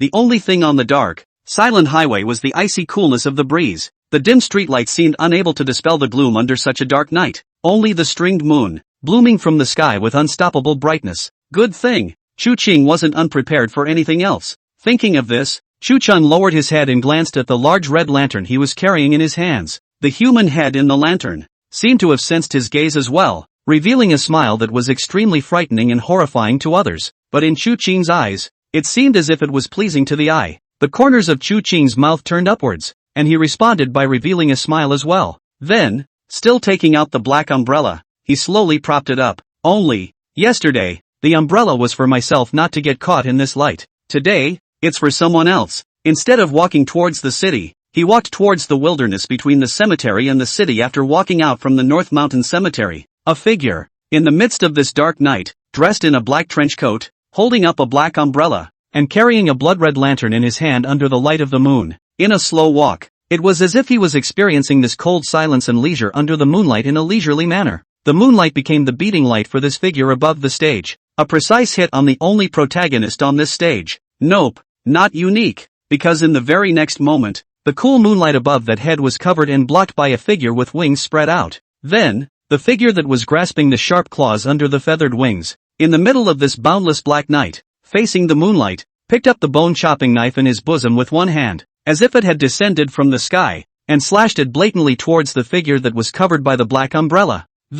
It was as if it was a snake-catching eagle that hovered down from a high altitude and snapped out to launch an attack. It's just a shame This winged hawk is not the unfailing snake catcher. And the figure walking above the boundless wilderness was no bluffing little viper. He was a truly evil spirit with his bloody mouth open, just waiting for the falcon to strike. The prey, more often than not, will not know who the real prey is. The incomparably sharp bone-chopping knife, even though it had already developed a gaping hole in its curled edge, still blossomed with an extremely dazzling reflection under the moonlight. Also mirrored, under the darkness of the night, the figures that seemed to press the scene. At some point, the figure had raised its head. Under the moonlight, amidst the reflection of the bone-chopping knife, the two figures above the sky could clearly and unmistakably see the disdainful smile at the corner of that man's mouth. His gaze was too calm compared to the woman's madness. Calmly, to the dismay of the woman who had tried this unbeatable move many times. For a moment, for the next moment, as if the curtain on a movie had been lifted all at once, the blood-red light that had been covered up was suddenly released. That ray of light, it's as if it slows everything down. Then, that bone-chopping knife, surprisingly, directly passed through this red curtain of light. Even Xu Cheng, who was in the middle of it, didn't suffer half an attack. Black under the lights. This red aura could do so by ignoring all the rest of the physical attacks other than shenanigans. Don't say a knife. It's just that someone carrying a rocket launcher at a distance and taking a shot towards this side doesn't do any good. Weapons of technology are not only not half as threatening in the face of weirdness, they may even be an aid to the other side. Like right now, if he wanted to, Xu Qing could instantly snatch this knife and then give a fatal blow to this thing in front of him. Only, such a death is a bit too cheap compared to the woman. No, cannot be described as a humanoid creature in front of me. To live in this world, to die, is relief. Xu Qing's gaze was cold, and with his trusty hand, he threw the human head lantern flying up into the sky. A large swath of crimson red enveloped the wilderness, and the woman, who had been hideous and crazy, fell from the sky to the ground with a plop, her eyes looking lifelessly at the lantern with a human head in the air. In the face of the latter's rule ability, this crazy woman who hadn't completely turned into a ghost just didn't have any room for resistance. Xu Qing ignored this thing. Instead, he turned his gaze, slowly, to the equally bewildered pitch-black crows in the sky, eyes like blood, cold as ice. Chapter 29, Ghoul. He's not human. In the midst of this horror era, there are all sorts of spooky types. Previously, as in the case of the faceless ghost, a humanoid spirit, such as the weirdness of the Yin fortune god kind of entity with the apparatus proper. And then there's the death apartment kind, where the complete lack of a body is like a rule curse of weirdness, as well as the weirdness of the House of Weird Tales, which surprisingly only exists as a virtual website. Similarly, there are spooky ones that appear as animal signs. That black cat that Chu Qing had named Xian Pupil had the potential to become a special bizarre demonic ghost in the future. And this one in front of him, although it also existed in the same animal appearance and was also the same bizarre fledgling, it was again somewhat fundamentally different from Xian Xie. Black Crow. Grade, unclassified. Category, ghouls. Yang life, 20 days. Yin life, 19 days. Rule, not yet in grade. Can't have rules. Darkness patrol, ability enhanced vision in the darkness and, at the same time, increased ability to perceive danger. Ghoul, status can devour the corpses of living creatures, gaining an additional portion of Yin life. However, Yin life and Yang life will be lost together every day. Promotion requirements, unknown. Note, what a weak thing. Human, how dare you make a big deal out of something so weak? This lord is going to doubt your abilities. Xu Qing laughed, not paying the slightest attention to Blood Hitomi's tirade. It was as he suspected. With the large number of corpses consumed, and the almost pickled-in flavor corpse aura on Huang Hong, there was only one such creepy thing left. Besides zombies, ghouls, it would also be called a scavenger hunt, sort of a fairly specific group among the creepy types. Ghouls' abilities, rules, and many times,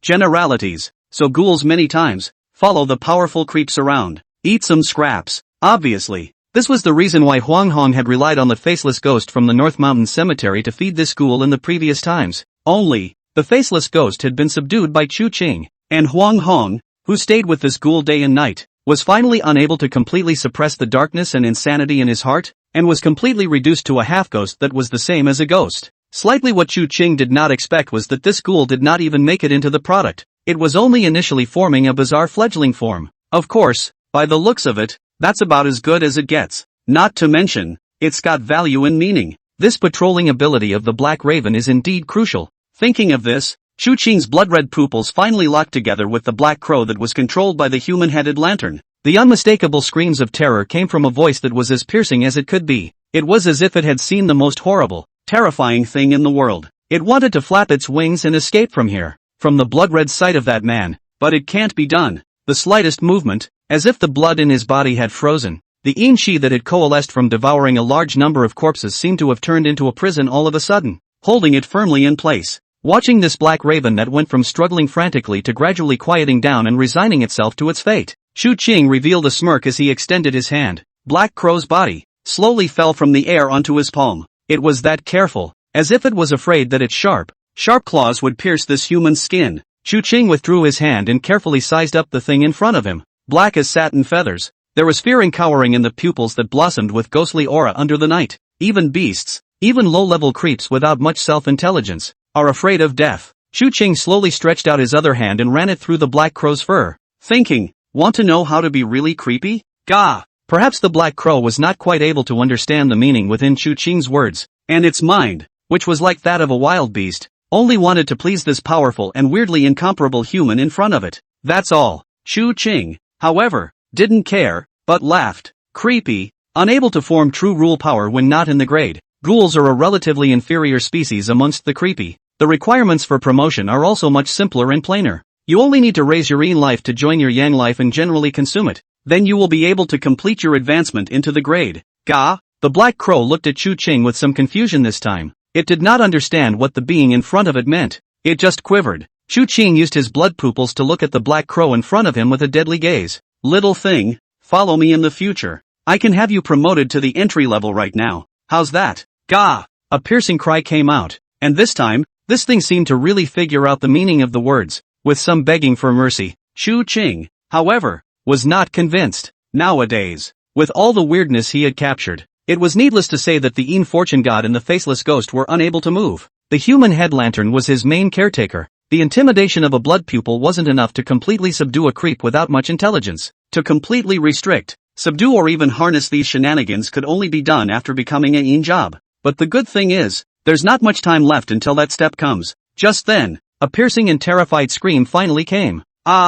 Shu Qing turned his head to look. At some point, the human-headed lantern had appeared above Huang Hong's head, and this woman, whose brain was saturated with corpse chi and yin chi, seemed to have finally reacquainted herself with what it meant to be afraid at this moment. Her neck was tethered by invisible tentacles of yin chi, firmly attached under the lantern of a human head. In the middle of the lantern, the human head that was all covered in blood was staring at her with a deadly resentment that was incomparable. Such great fear made all the confusion that had previously been shrouded by the blackness of the lamp disappear. Shu Qing didn't care in the slightest. Instead, he calmly looked at the human-headed lantern with a bloody pupil. Well, put her down. The human-headed lantern swung gently, seemingly unwilling to give up the prey that was within reach. The bottom of Shu Qing's eyes flashed with a cold aura. The blood pupil was instantly launched. The effect of an eye for an eye continued. The human head lantern was instantly completely in his grasp. The whistling mountain wind blew through. The yellow rainbow fell from the sky to the ground with a poof. The intense pain in his body still couldn't hide the fear inside. She didn't even look at the blood-red gaze beside her. At this moment, she had only one thought. Escape. Leave this place. Leave this person. No, it's not human. He's definitely not human. At this moment, Huang Hong finally figured out a very basic question within his head that had long since gone unconscious. Why was this guy able to stay in the middle of the North Mountain Cemetery for days at a time and be fine? She had originally thought that it was because that horrible existence in the middle of the North Mountain Cemetery was gone, or whatever the rest of the reason was. Now she understood it all. The guy in front of him was an existence that was countless times more terrifying than the horrible ghost thing in that cemetery. Escape. Ignoring her leg bone that should have cracked in severe pain, she looked to Black Raven in panic. Baby, baby, gah! The voice of the Black Raven seemed to come from the air once again. Huang Hong was completely relieved. No matter what, her baby was still incredibly reassuring. It was also because of the Black Raven that she was able to have the confidence to escape even in such a situation. To escape the grasp of this devil, this demon. Finally the sound of the Black Crows was getting closer. Huang Hong reached out his hand, wanting to grab Black Crow's paw as he had done before. Flight, always the biggest advantage. Air control became the most important guarantee of advance and retreat. Thinking of this, Huang Hong couldn't help but feel less fearful of that thing in the wilderness. So what if the ability is weird and creepy? When she led its babies and ate more corpses, there would always be a day of justice in the future. At the thought, she couldn't help but look back again. The blood-red lantern, at some point, had returned to the man's hands, and what was reflected in her eyes was the pair of scarlet and disorderly blood pupils under the black umbrella that had been put up again. That was also the last thing she ever saw with her own eyes. In her entire life, because in the very next moment, a pitch-black, incomparably familiar sharp claw appeared in front of her eyes, and then, this sharp claw that had led her on a leap from the sky above this time, instead of grasping her palms, reached into her eye sockets. Crimson splashes, splashed across the moonlit wilderness. Ah, ow, a mournful, unmistakable howl, as if it were the wail of a wild beast. It rang out in the middle of this boundless wilderness. The pupils, which were densely covered in blood amongst the black and white, had, at this moment, appeared from Huang Hong's eye sockets onto the sharp claws of the black crows. Then, it was gently thrown up, and with that pitch-black crow's beak, it took it in its mouth and swallowed it into its stomach. Chu Qing stretched out his hand, and the black crow came neatly to the palm. Subsequently, the black crow stood on top of Chu Qing's arm and shoulder, indifferently looking towards the yellow rainbow that was hissing like a dying beast, and straightened out the plumes on his body, as if it was being done. It was something trivial and insignificant. Chu Cheng nodded with satisfaction, and a snow-white paper money was thrown to Black Crow. The latter swallowed it in one gulp, and the yin chi on his body slowly spread out. The black umbrella reared up, and the blood-red lantern lit the way it came. The moonlight in the wilderness shone, leaving only the yellow rainbow, which seemed to be completely frantic, fleeing in the opposite direction in a deadly manner, wailing about the end of the losers after the stage had fallen. She seems to be getting away with her survival of the, without realizing that what steps on the line between human and ghost is not even qualified to be food.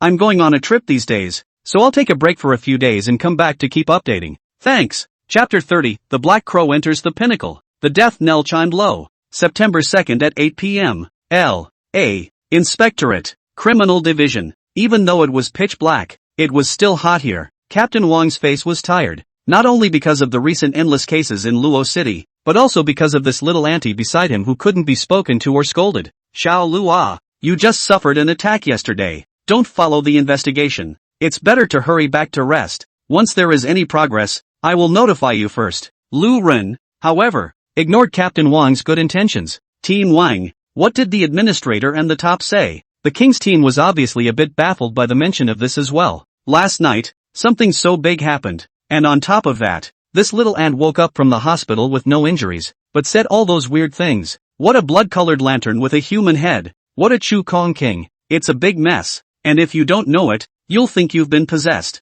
The most important thing is that after he reported the matter, and even after the administrator followed suit, nothing was said at the top. A big case like this where an unknown number of people died is naturally reported to the top. However, when the report went up, there was no reprimand from above, only an instruction. Tomorrow an expert in this field will come from the imperial capital to assist L.A. in solving the head lantern and other cases in L.A. So, the main target of the section today has turned out to be that yellow rainbow, and this morning, on the edge of the outskirts of the city, the corpses of 2 people were found, and the vehicle belonging to the 2 bodies on the side of the road. According to the car log and a portion of the security cameras, Huang Hong was supposed to have stopped the car under false pretenses, got in, and then killed the 2 men. But the crux of the matter is that none of the roads where the surveillance cameras are laid out have seen her walking as if she flew through the sky or burrowed through the ground. Lu Ren's brows furrowed, just wanting to say something. However, outside the section office, a panicked and incomparable footsteps quickly came. A figure darted and pushed open the door, not waiting for the many inspectors within the section to frown. That visitor then excitedly looked at Captain Wang. One team, Huang Hong. Huang Hong caught. What? Where did you catch it? What's going on? The words of the visitor attracted everyone's attention, including Team Wang and Lu Ren. The latter was even more anxious and stood up in a hurry to ask. The visitor glanced at Team Wang before saying, "It was near the outskirts of the city. Someone found it. This yellow rainbow situation is extremely wrong. Her leg bones broken and seriously injured. The most important thing is that the 2 eyes were gouged out. Seems to have traces of fighting with people." Without even thinking, Yen Ren quickly ran towards the door. "Willow, what are you doing there?" "I'm going to go check on Xu Chang. He might be in danger." "Wang team, you guys interrogate that Huang Hong first. Keep me informed if anything happens." Team Wang opened his mouth and looked at Lu Ren, who was running away quickly, somewhat helplessly, with only one thought in his mind. Damn it, being handsome is good. If that poor boy becomes the emperor's son-in-law.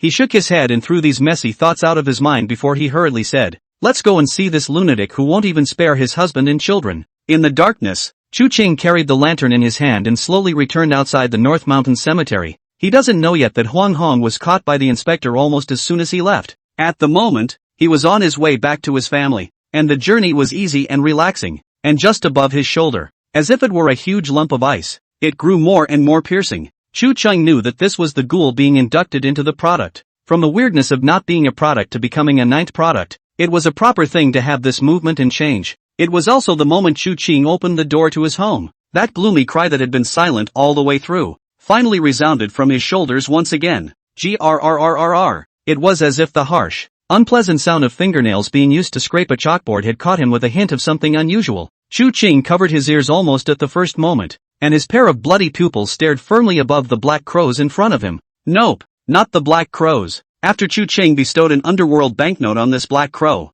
its yin and yang longevity completely averaged out and it began to advance. And the black crow after the promotion had just changed its appearance. The figure was still the same, and I'm even afraid that it was slightly smaller than before, and at most, it was just a circle larger than the average crow. However, its eyes, which were originally supposed to be equally pitch black, at this moment, had turned a greenish-green color, flickering with an eerie light in the darkness of the night. A body of feathers that should have been incomparably black, but a dark red color appeared, and most importantly, the sharp beak, as if it had been soaked in blood, was red. This ghoul was like two creatures from the black crow that was there before entering the product. However, what was even more unanticipated by Chu Cheng was the strength of the rules after this thing was promoted. Crow Ghost, Grade, 9, Category, Ghouls, Young Life, 30 days, Een Life, 30 days, Death Knell Whisper, Rule the Cry can mark creatures, and the marked creature's range of being eerily attracted to the vicinity is greatly increased, and can sense the location and status of marked creatures at any time,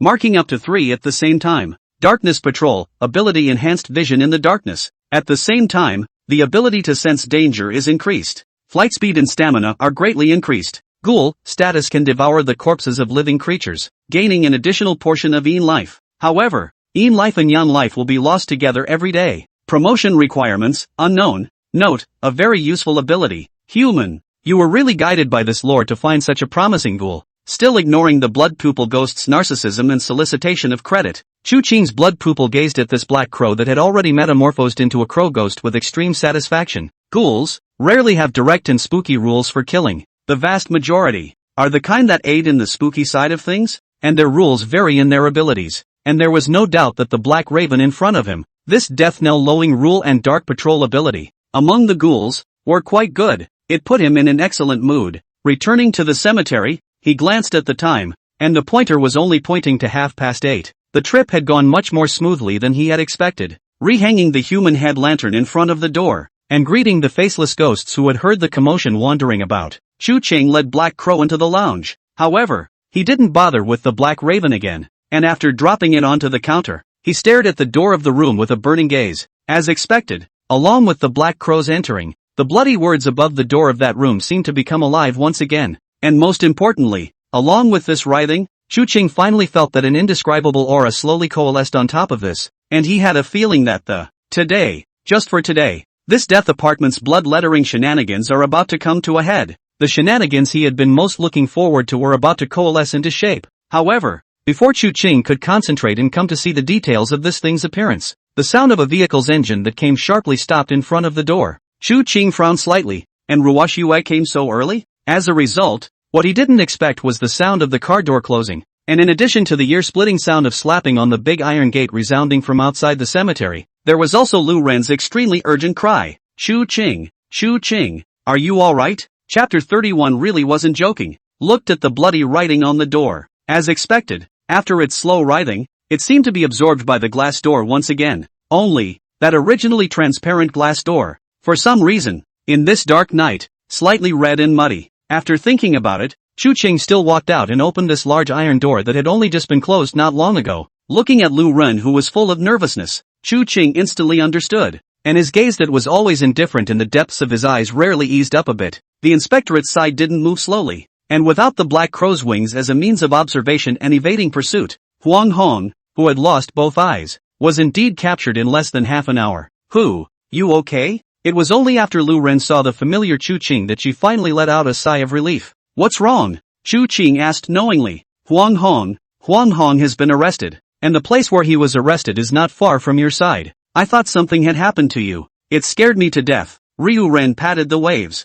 Chu Cheng smiled. It's good to have caught it. Looking at the face of the man in front of her in the midst of the darkness, Lu Ren opened her mouth, and for a moment, She was somewhat at a loss for what to say. Even she, herself, didn't know why this time of darkness, on impulse, she had come to such a hellish place. On the contrary, why is this guy so calm about everything? So she summoned up her courageous words. Won't you let me come in and sit down? Chu Qing nodded. Looking at that stance, the death apartment's blood word was weird. It might still be brewing for a while before it would actually form. So he simply led Lu Run into the middle of that hut of his. After coming in, the first thing Lu Run saw was the big, weird bird that was pacing on the counter at this very moment. Dark red and pitch black intermingled feathers, eyes as if they were wolves, and the blood-red beak and sharp claws. The first moment she saw it, she violently sucked in a mouthful of cold air, and just as Chu Qing frowned slightly, this chick's voice continued to ring out. Wow, what a cool parrot. A parrot? Chu Qing crowed.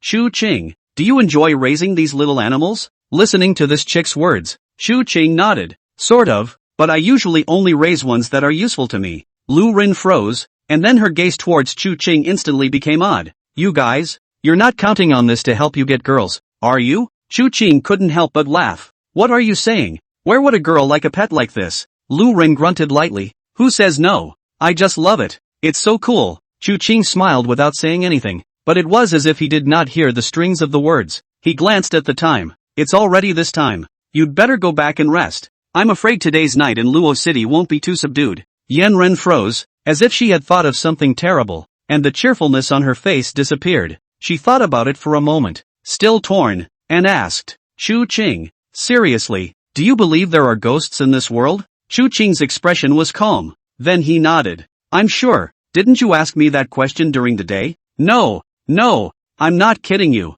I'm telling the truth. Ryu Rin tried to explain. Chu Qing, however, continued to interrupt. Whether it's now, or at that time, I'm not even joking with you either. Looking at Chu Qing's face that was tinged with laughter but certainty, Lu Ren opened her mouth but didn't know what to say. Chu Qing, however, thought about it and once again looked at the little ninny. Well, it's late, so go back to bed and come see me if you need any help. For the sake of tonight. Lu Ren nodded. She actually had quite a few things she wanted to say, but when the words came to her lips, after looking at Chu Qing's face under the glow of the tungsten bulb that was suddenly bright and dim, she didn't know what to say, so she got back into the car and started the engine. In the rearview mirror, Chu Qing stood in front of the gate of the North Mountain Cemetery, and that odd parrot, which had not moved an inch, stood on top of his shoulder, watching her move away. Somehow, in the midst of such a gaze, Lu Ren felt an unprecedented safety. With a sigh of relief, she stepped on the gas pedal and the car embarked on the road back, and at the same time,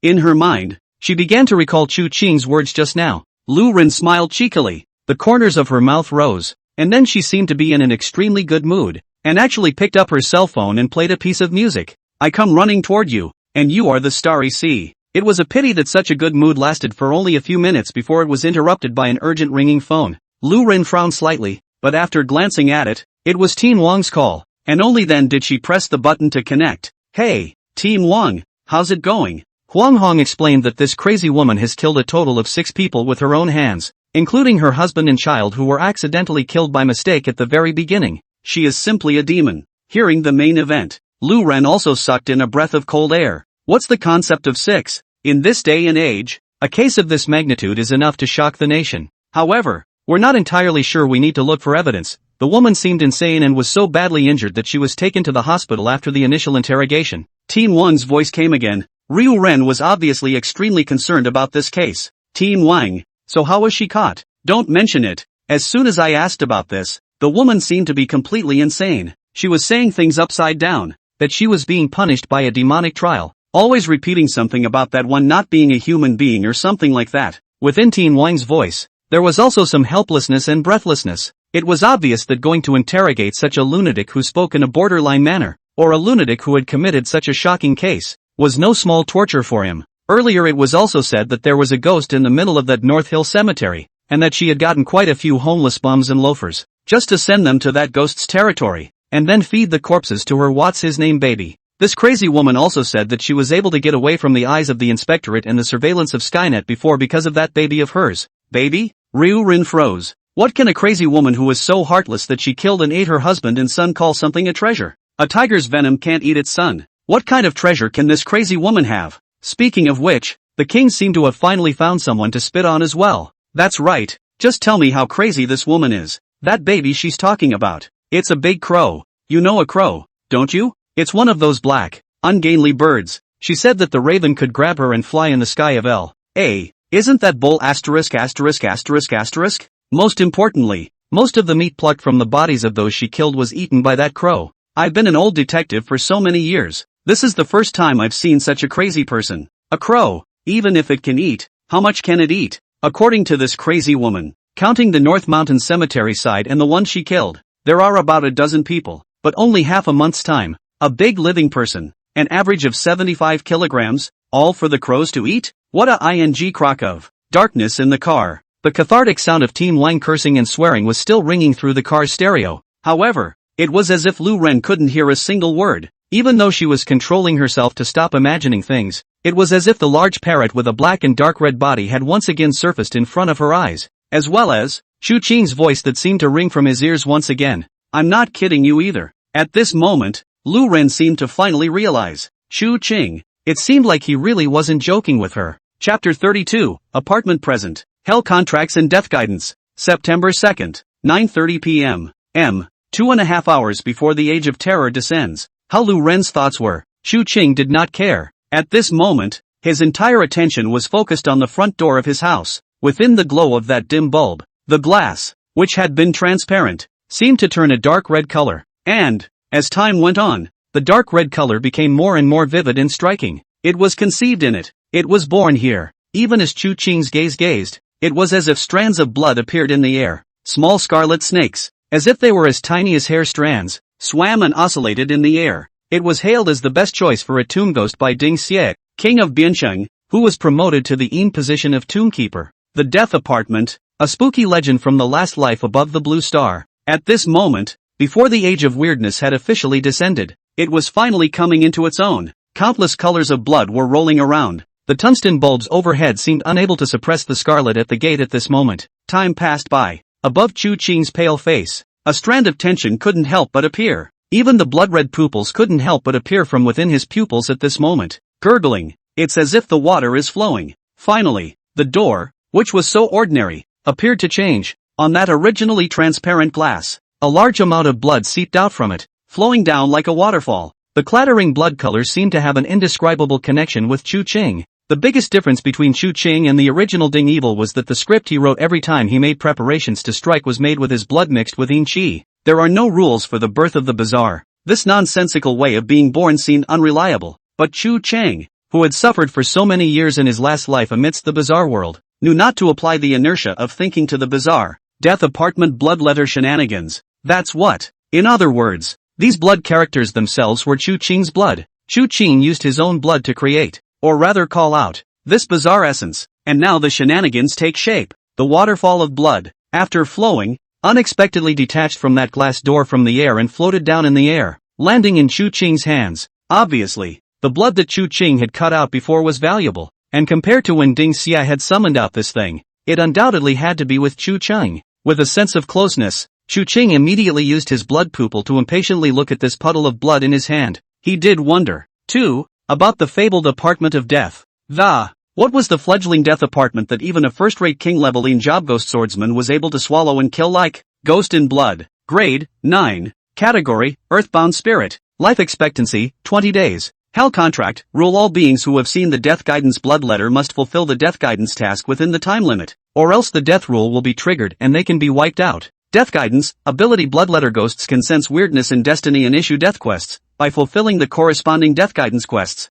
bloodletter ghosts can receive death feedback and gaining life. Earthbound Spirit, status need to find a place to host it, or else daily in-life consumption asterisk 10 times. Promotion requirements, unknown. Note, how could such a thing exist? Humans, what have you gotten out of it? Looking at this puddle of blood in his hand, Chu Qing finally couldn't help it, the curve of his mouth rising. Sure enough, the prototype of the legendary death apartment possesses powerful abilities and rules that guide destiny. Even at the lowest level of the 9th grade, the rules and abilities are able to acquire in longevity together. Although it was not as good as the blood pupil, with the ability to have a head start and explicit combat power for the rest of the spooky, the rest of the ghosts of the bloodletter, the abilities of the bloodletter ghosts were clearly more applied to other aspects. It was just as that Ding Xie thought. This death apartment is the most suitable grave ghost. Other than that, just this death guide alone. For the shadowy position of tombkeeper, there can never be too much weirdness in a mausoleum. After all, for grave watchers, weirdness,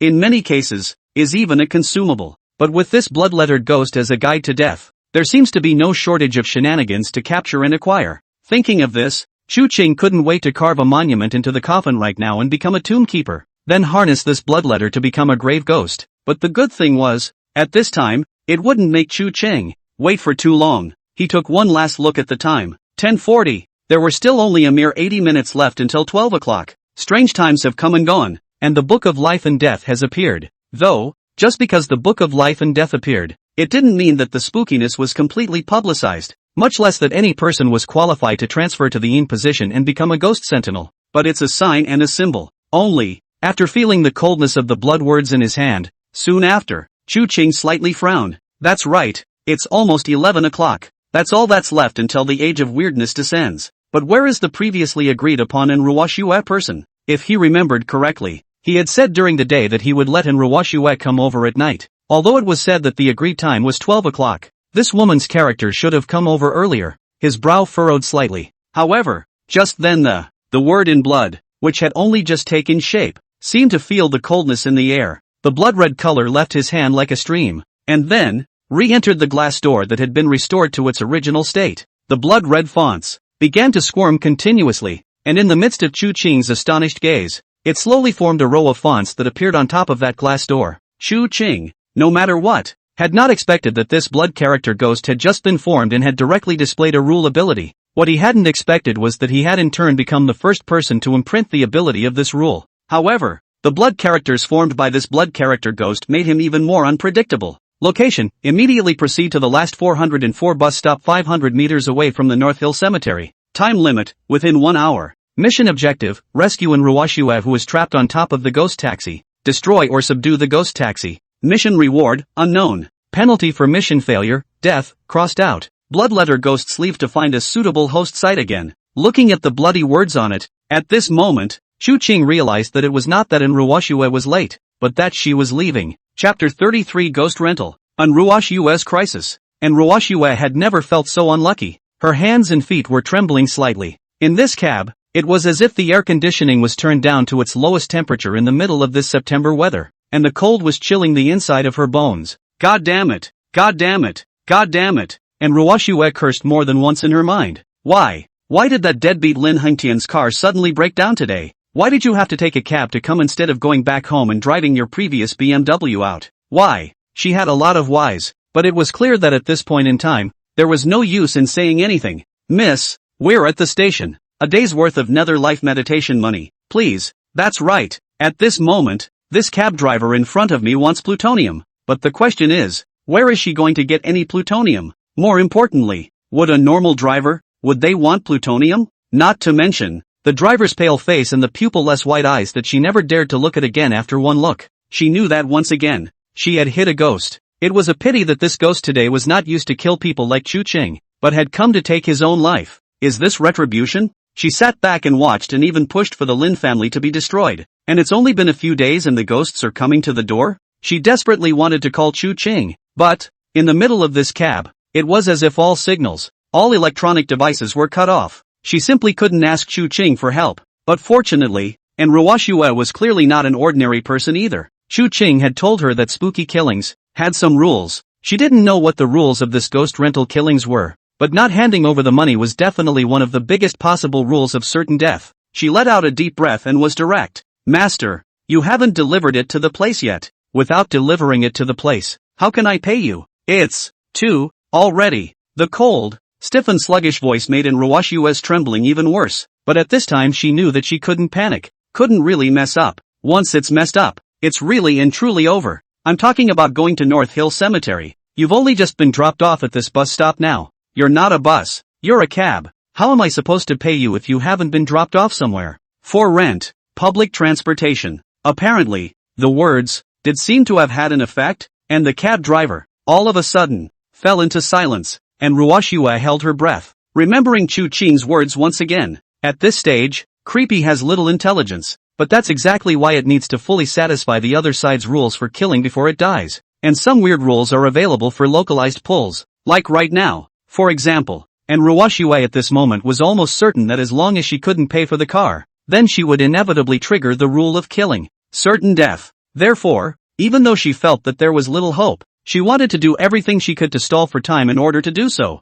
No, that's not a node. You can't go forward. You can only get off here. After thinking for a moment's time, words that made in Ruwashue's heart sink came out of that cold corpse-like mouth. Why should I give you money? Why should I pay you if you didn't deliver me to the place? And Ruwashue spoke stiffly. Never in her life had she imagined that she would be involved with a creep over the cost of a cab, but at this time, it was all she could do. That's like half a day's worth of nether life meditation money. Thanks. What in Ruwashue didn't expect was that this ghost rental actually gave her a discount. But what's the point of? Where does she have any incho plutonium? Where the hell did that come from? What's the difference between a day and half a day? If you don't give it out, you're all dead, aren't you? However, and Ruwashue didn't know that. In fact, Insho pressed for half a day's worth of units. So this ghost rental charge, this so-called discount, doesn't make any sense. No way. Why should I pay you if it's not delivered to the place? It has to be free. And Ruwashue splashed around. Even though she hadn't splashed around much in her life, and more importantly, she really didn't have any bottom to this splashing around. Free. The cabbie repeated the words and seemed to finally react and understand what was going on as he sat in the front and jerked his head around. It made in Ruwashue, who was already fidgeting, almost not jump straight up. The pupils of those snow-white eyes without any semblance of pupils stared firmly at Ruwashue. The pale, bloodless human face all of a sudden became incomparably hideous and terrifying. A voice that seemed to be squeezed out from between his teeth. Pay up, or die. This sentence made in Ruwashue feel like falling into an ice cellar. The temperature inside the entire cab seemed to have dropped another 10 degrees again at this moment, making the bed of her teeth chatter uncontrollably. She stiffened and could only say, "Here, I'll pay." The temperature in the air, as if because of this and raised a little. But, pretend in Ruwashue picked up her favorite Hermes calfskin. Pretend to turn over half a dozen times, until the coldness in this carriage began to surface once again. She held back the panic in her eyes and took out a full 3 piles of reddish Dragon Kingdom coins. That's a whopping $30,000. Not to mention this trip to the taxi. You could even buy a cheap used cab.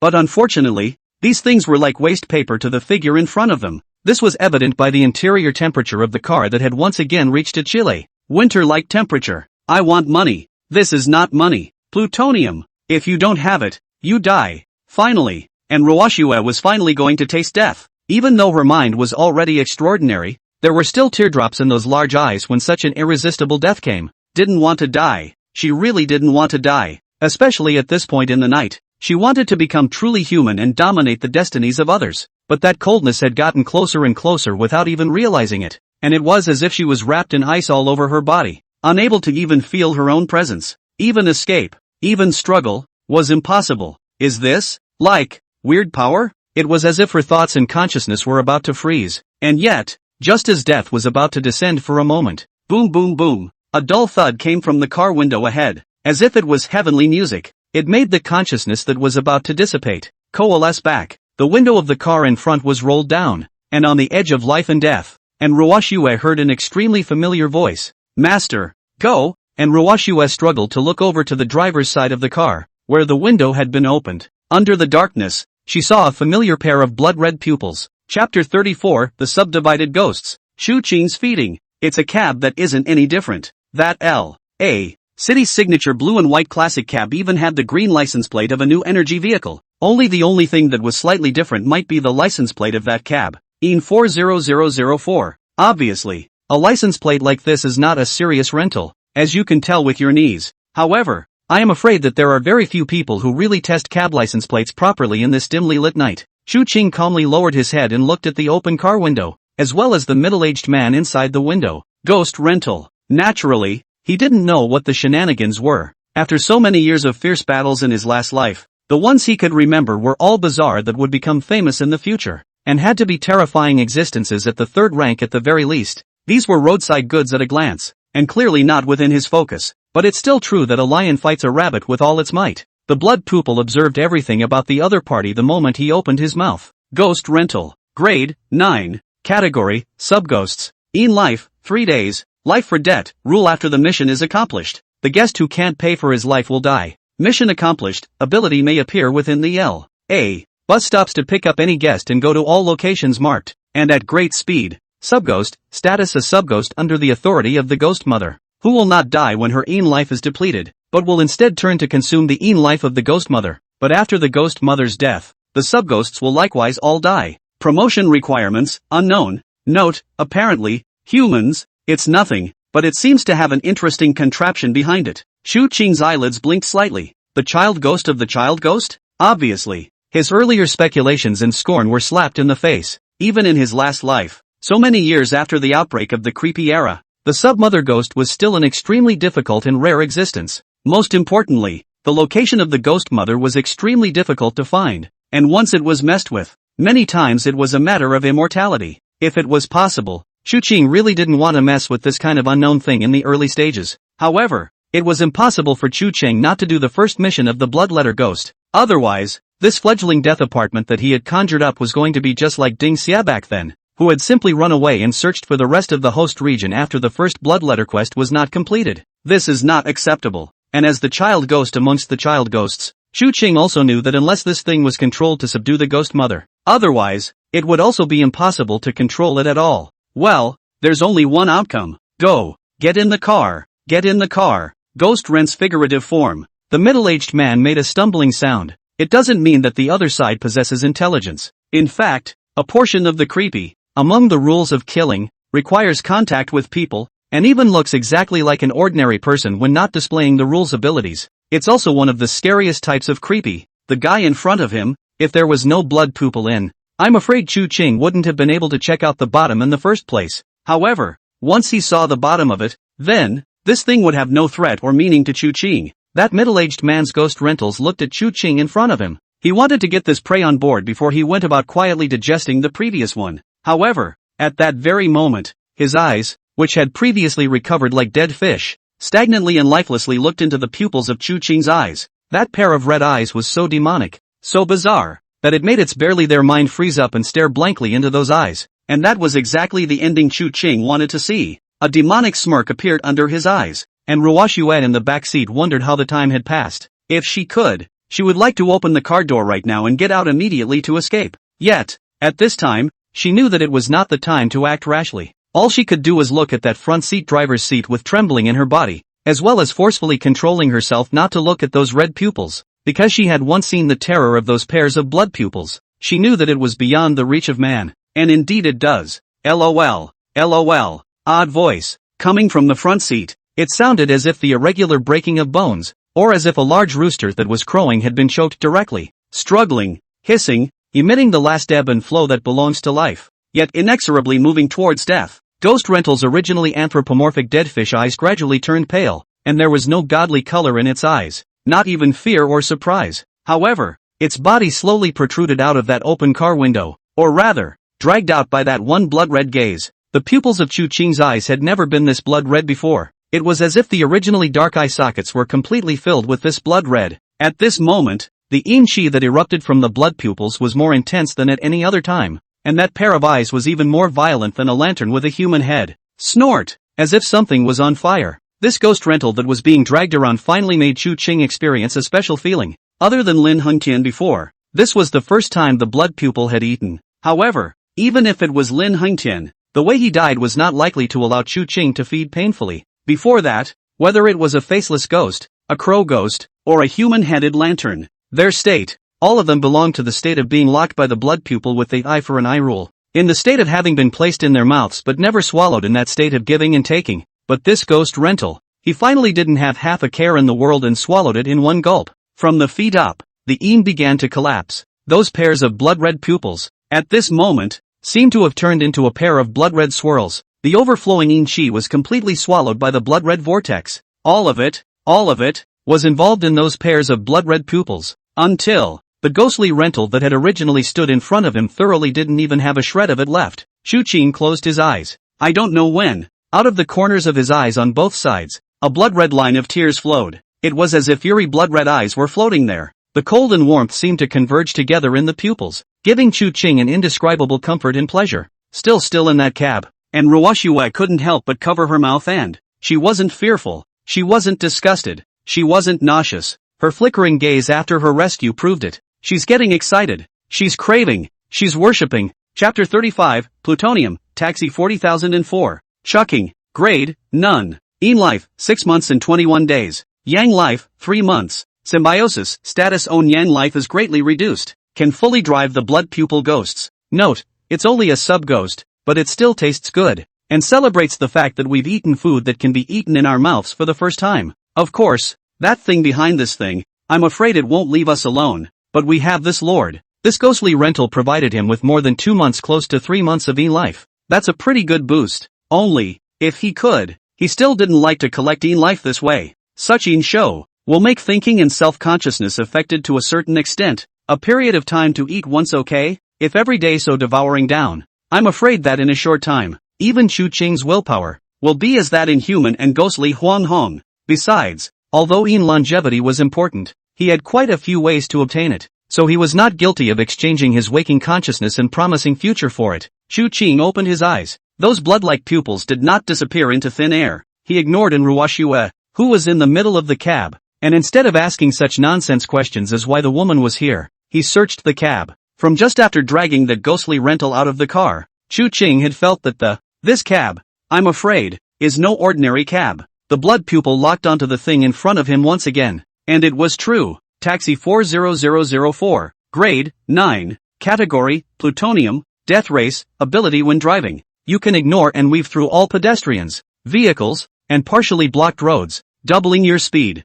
Expensive driving, curse for every kilometer driven over 100. Consume 1 day of life. Note, such a trashy thing, as this lord's mount is a bit worse, but it still makes up for it. Human. Let's go for a drag race. Obviously, this thing was just like that black coin that Chu Qing had encountered before, only that the black coin was a 9th grade medallion along with being one of the puzzle components of that advanced medallion. This cab, 40,004, however, is clearly a little more pure. So, compared to the black coins, this plutonium has a trivial extra curse effect. 100 kilometers of driving would consume a day of life, which was not too extravagant. Still, a regular car has to be fueled. And with something like this contraption that doesn't have to think about speed limits and pedestrians, it's worth the effort. Underworld artifacts that are extremely valuable. It was true that in the early days of the weird descent, good things were still easy to see, and in the latter days, knowing the value of these things, they were not so easy to get. Thinking of this, Chu Qing also didn't call Ruoshue down from the car, but directly pulled open the door and sat in the driver's seat. Chu Qing,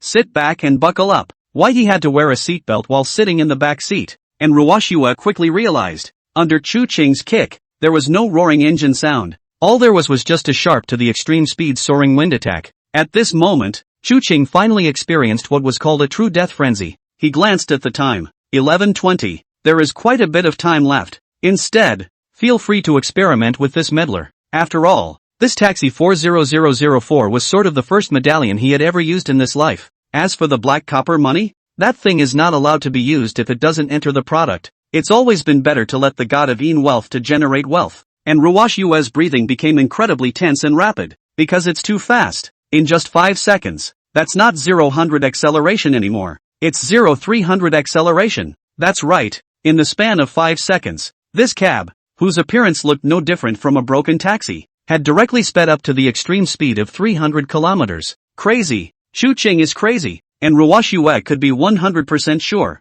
This speed, now in the suburbs of Luo City, was already terrifying. But at this speed, it took but half a minute to kill the city. It was after 11 o'clock in the middle of the night, but there were pedestrians and the rest of the cars. At this hour, does he want to die? Obviously, and Ruoshue's concern was justified, for in the very next moment, a large transport, slowly stopped at a stoplight, came into view. But the question is, at this rate, can it be stopped? Aha! The series of screams made Ruoshue feel death once again. However, at this time, Chu Qing had no intention of stepping on the brakes at all, but instead, his speed was even faster. What's 400 kilometers per hour? Even for high-speed rail, the normal speed is between 250 to 350 kilometers per hour. Even the speed of an airplane taking off is usually just over 300 kilometers. But now, this raggedy cab had reached this appalling speed. With such a shout, not even for a second, the rear end of that Daiyun had already made contact with Chu Qing. However, after Ruoshue closed her eyes, she didn't feel the terrifying roar in pain. She opened her eyes in bewilderment. The car was still traveling at a high speed, even if the speed was slightly reduced, but it was still unbelievably exaggerated. but none of those cars on the road, or even a part of the obstacles, could stop the car's run. It went right through the middle. Even with her, there was nothing going on. What's going on here? That's amazing, isn't it? She doesn't know what's going on. All she knew was that she had survived once again. With that comes the thrill and excitement between life and death. All of these things were brought to you by the man in front of you. It was a pity that Chu Ching ignored her. Such a scene, a rare experience for the onlookers, was just a piece of cake for him in his last life. From the middle of the road directly after a 360-degree drift turnaround, 400 mph speed is still soaring, from the edge of the city center of Luoyang, originally at least half an hour's drive.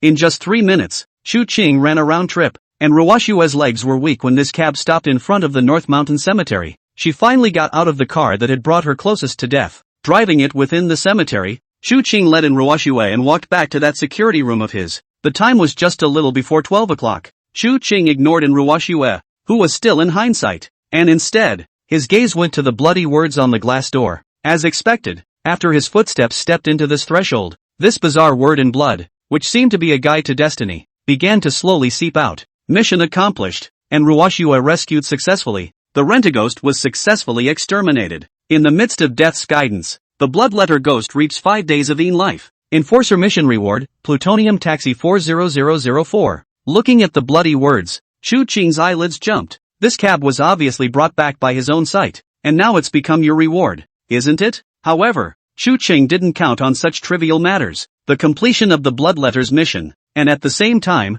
the bloodletter was allowed to stay peacefully on top of that gate. So, everything is ready. The next step was to wait for the eerie revival that finally came, after more than half an hour of the official descent. Chapter 36, Welcome to the Age of Terror. The night is filled with color. At this time, in the Dragon Kingdom and the entire eastern part of the Blue Star, the vast majority of the people had already entered the land of dreams. Everything seemed to have become different in the obscure world, yet I didn't know where. It's a bridge. This bridge, in the whole of L.A., is also quite a special one, of great value and significance. It runs the entire length of the Yellow River. It's probably close to 4 kilometers long. Even in the middle of the night, here and there are still vehicles passing by from time to time. Lu Heping is clearly one of them. Only, compared to others, Lu Heping, a fatigued driver who had driven all day, was obviously a bit tired. The bridge in front of him, under the streetlights in the middle of the dark night, seemed like a stairway to the underworld, causing him to stop his vehicle,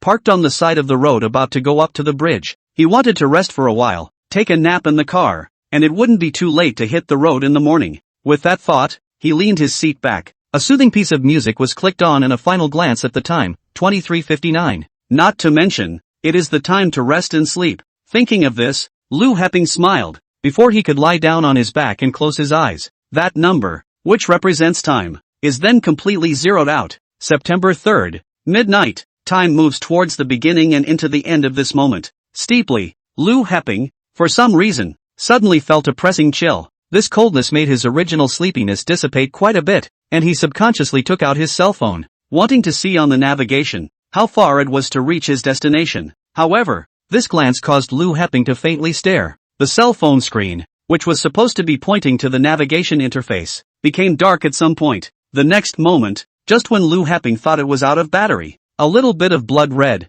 spread from the black screen on this cell phone. Then the blood red slowly and gradually formed a line. Welcome to the Age of Terror. It's a game of death where man dances with the weird, a spooky playground for a brand new era. Oh poor human being, you're going to have to survive in the middle of an endless night. And you, Lu Heping, unfortunately, you are just an ordinary human. You don't know what show is, what is weirdness, much less how to resist them and harness them. So sadly, if there are no accidents, you'll be dead soon. Asterisk asterisk asterisk asterisk you. You're the one dying. In this day and age, there are still cell phone viruses? Amidst Lu Heping's lack of understanding, there was also a hint of anger. He decisively chose to turn off the phone. However, something that made him stunned happened. Even if he turned off the phone, the text on it still had no intention to disappear. Instead, a whole new text reappeared. Oh foolish mankind, since you don't want to accept reality, sink in eternal death. Don't worry, it's waiting for you ahead. In hell.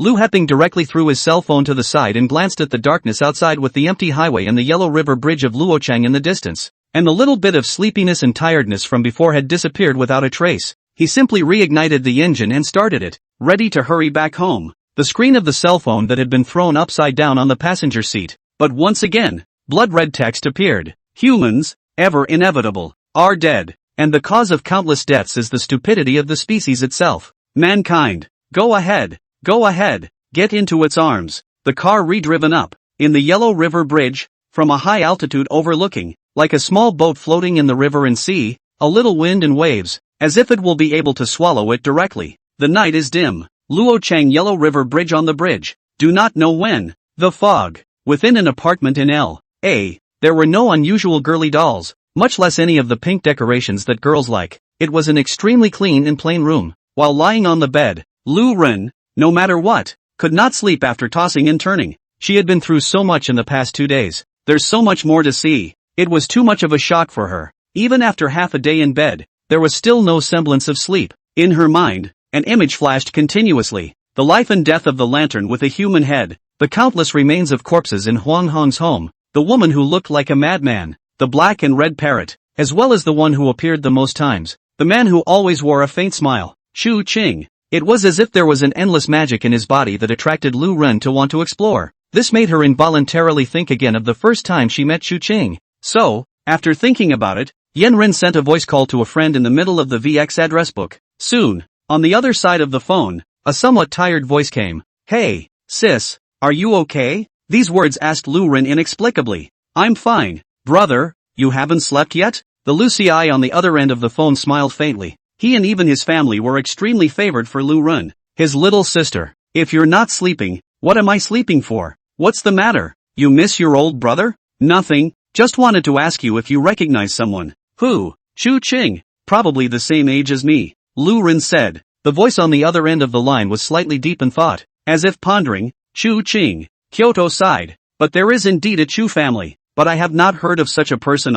Ryu Run frowned slightly as she nodded. Oh, I might have gotten it wrong then. Alright, you have an early night, old brother. Only at this time, Lucy I was in no hurry to hang up. Wait a moment, sister. In recent times in L.A., I have heard that there are some strange things going on, and you have to go back to your ancestral home to be an inspector of something, so you should have some knowledge of this, right? What? What understanding? Forget it. Ryuichi's voice became a little low for a moment. Run, take some time, you'd better go back to Kyoto. It's too dangerous out there. Let's see. Okay, I'm going to bed. Yenrun knew that with her own brother's abilities and family status, she might actually know something, and perhaps, returning to Kyoto was indeed the safer way to go. However, at this moment, she once again remembered that one figure. Chu Qing. What's the secret of his body? The communication was hung up and Ryu Ren glanced at the time, 23:59. It was indeed late, and I wondered what my brother was doing at this hour when he wasn't sleeping.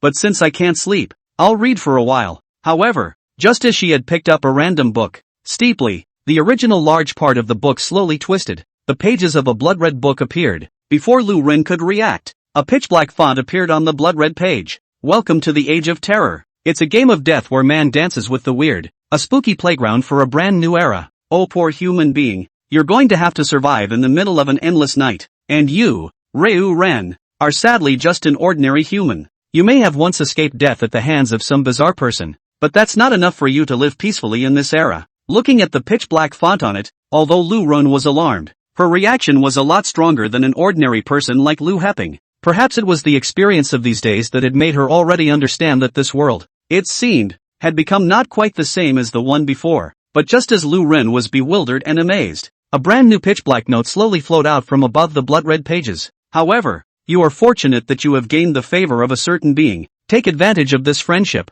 It will benefit you greatly. Chapter 37 Blood Pupil Weight of Power. Information from the Book of Life and Death. Welcome to the Age of Terror. It's a game of death where man dances with the weird. A spooky playground for a brand new era. Poor lowly humans. They'll have to survive in the middle of the endless darkness. Of course, this has nothing to do with you, Your Honor. You only need to come and show your kindness and compassion once in a while to interpret your power as a strong man. Your Excellency, you are the fusion of the bizarre. You are the witness of change. You are the herald of the age. It's an honor to serve you, Lord Chu Qing. Looking at the watch in his hand, the corner of Chu Qing's mouth revealed a smirk. The Book of Life and Death was still as snobbish as ever. Ah, that's right. The carrier of his life and death book was the smartwatch that he supposedly just bought a week before he was reborn. Of course, this essentially doesn't matter. As a human being, as long as you don't die, the Book of Life and Death will not disappear and be discarded in the midst of this age of terror. It will appear beside you in any form you can reach. Ignoring the still dazed and Ruoshua over there,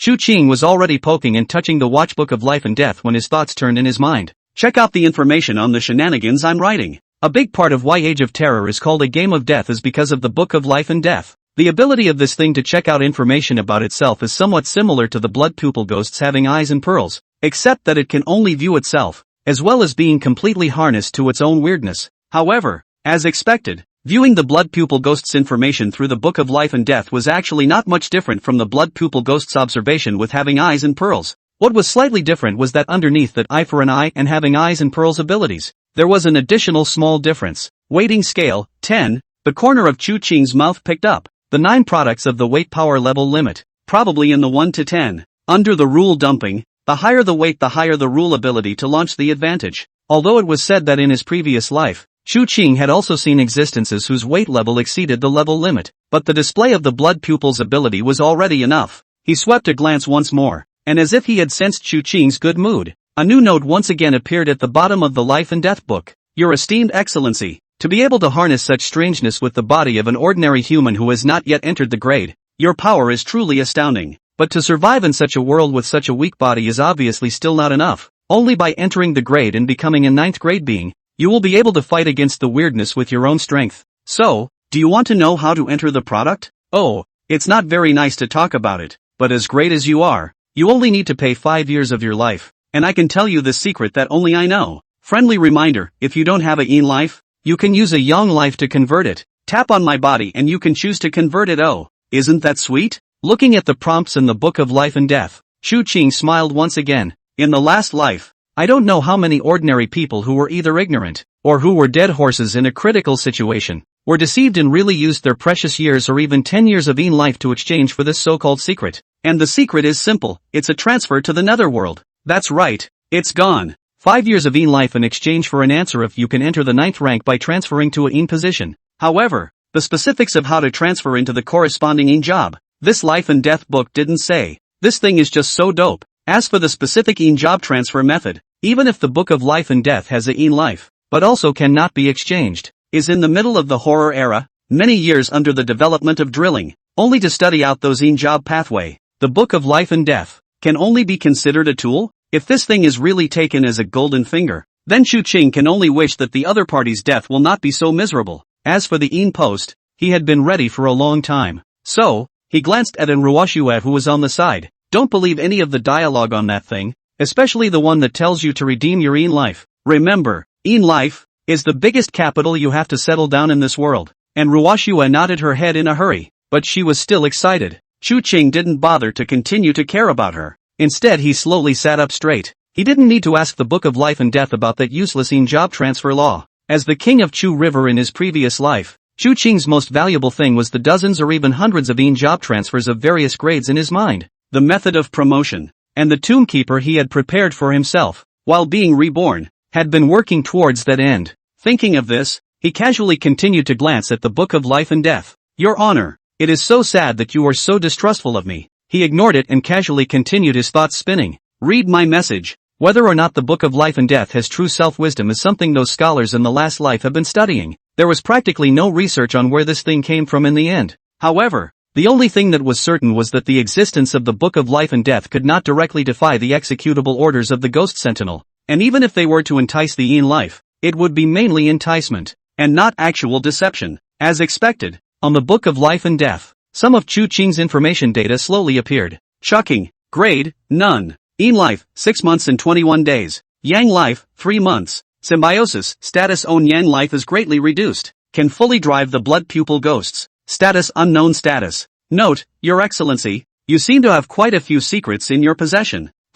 Originally, Chu Qing had just casually glanced at it, and was about to prepare to start the Gravekeeper's transformation ceremony. However, this glance was a real discovery of something extraordinary. There was a state of his own that the blood pupil ghost couldn't even discover, but there was one that he didn't know about? So what is this unknown state that he doesn't even know about? Chu Qing was silent. He had already thought about it. His rebirth, though beyond his understanding, was bound to bring about some special changes and differences in himself. So what was the reason for his rebirth in the first place? Was it that bead that appeared along with the mural scene in that weird secret realm? Chu Qing didn't know. He shook his head and didn't bother to think about it. Regardless, having the chance to be born again, to start over, is already much better than everyone else. There was no way he would waste such an opportunity. Only the strength of continuous promotion is enough to meet any challenge. Thinking of this, he no longer hesitated. The transfer of the Gravekeeper's shadowy position has begun. The special reward of the legendary first Gravekeeper was something he was just as determined to win.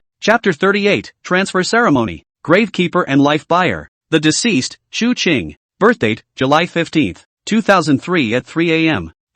Time of death, 3 minutes past the hour on September 3, 2025. On top of the large stone monument, this line of writing was carved and written in a clear and incomparable manner. Even so, on top of that stone tablet, there really was a black and white photo of Chu Qing. It's incredibly lifelike. This large stone monument was placed right in the middle of the grave circle at North Hill Cemetery. The desolate and dilapidated North Hill Cemetery has long been devoid of many headstones and urns. Even if there was, in the past 2 days, Chu Qing had already packed up long ago. And now, in the middle of this huge cemetery, there was only this one huge stone monument. Behind that stone monument, in the open space of the graveyard that hadn't been dug up, the same large, black, gloomy wooden coffin was placed. The coffin was open, neatly and immaculately placed, and awaiting its owner's occupancy. Chu Qing's gaze was calm as he took one last look at the stone monument, and then, after dropping a drop of blood on that photo to coat it evenly, he slowly crossed over the stone monument. How do you do the transfer method for the Gravekeeper?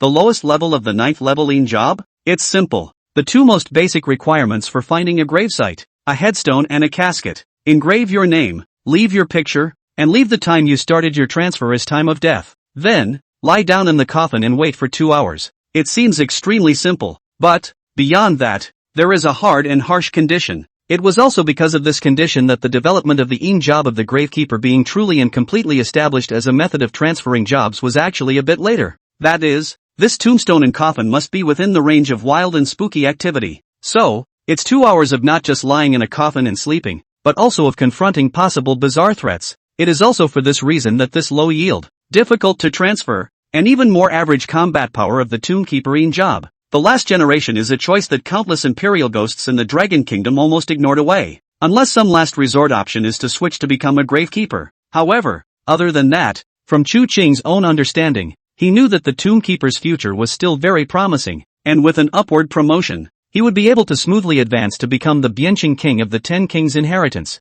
and there was no need to be like himself back then, who had become a 9th grade job as a papier-mâché, and still needed to switch job channels when the 7th grade was promoted to the 6th grade, before transitioning to the lineage of the King of Chukong under the auspices of great chance and countless fortunes. If he hadn't wasted too much time at that stage, the Chu Qing of his previous life wouldn't have failed to become one of the first batch of job royal ghosts to be promoted to the 1st grade, thus taking one slow step at a time. This was also why, after this rebirth, he had hardly considered the paper tender's job in the slightest. Although it is said that the method of transferring the paper time maker is unimaginably simple compared to the Gravekeeper, the molding combat power is not low. Plus, with the experience of the previous life, as long as the paper man is folded fast, there is no worry about the slow saving of life. However, with the fusion of the blood-eyed dragon monarch and the fledgling blood character ghost of the death condominium to augment it, Chu Qing naturally didn't need to retrace his old steps. Instead, it was his relationship with Ding Xia that made him aware of quite a few hidden secrets and details about this lineage of Tombkeepers.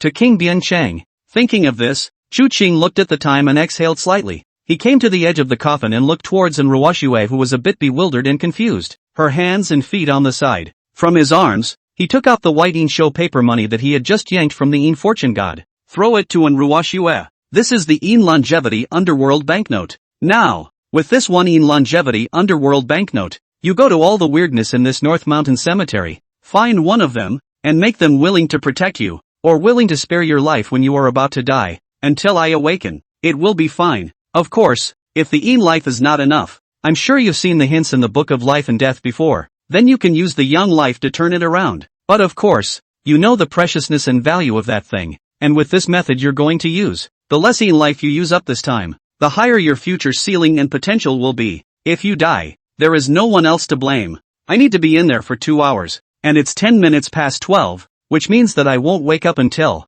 at the very least, 10 minutes past 2. Take care of yourself. And Ruoxue froze. looking at the Een show that was floating in her hand, and at the same time, almost the moment this thing entered her hand, she felt that a gaze was looking at her from her side, the black and red raven that landed on a branch aside, a figure that could not be seen clearly in the darkness, the blood-red lantern that hung from the mast. Even more, it was the god of Een fortune that was placed inside the house, and the blood-red writing above the door of the room that she had glimpsed earlier but had no idea what it was. She realized with hindsight, these are the things that the Book of Life and Death says are weird, and what she hadn't expected was that not only was there weirdness here in Chu Qing's place, but there was actually so much of it. So how is she going to communicate with these creeps and get them to keep her alive and safe? And Ruoxue didn't know, but with her previous experience of life and death on a ghost rental, she knew that she had no choice. If she gave up this opportunity, she might not know how many times she would have to face the same situation as before in the future. Not to mention the faraway ones, just the near ones.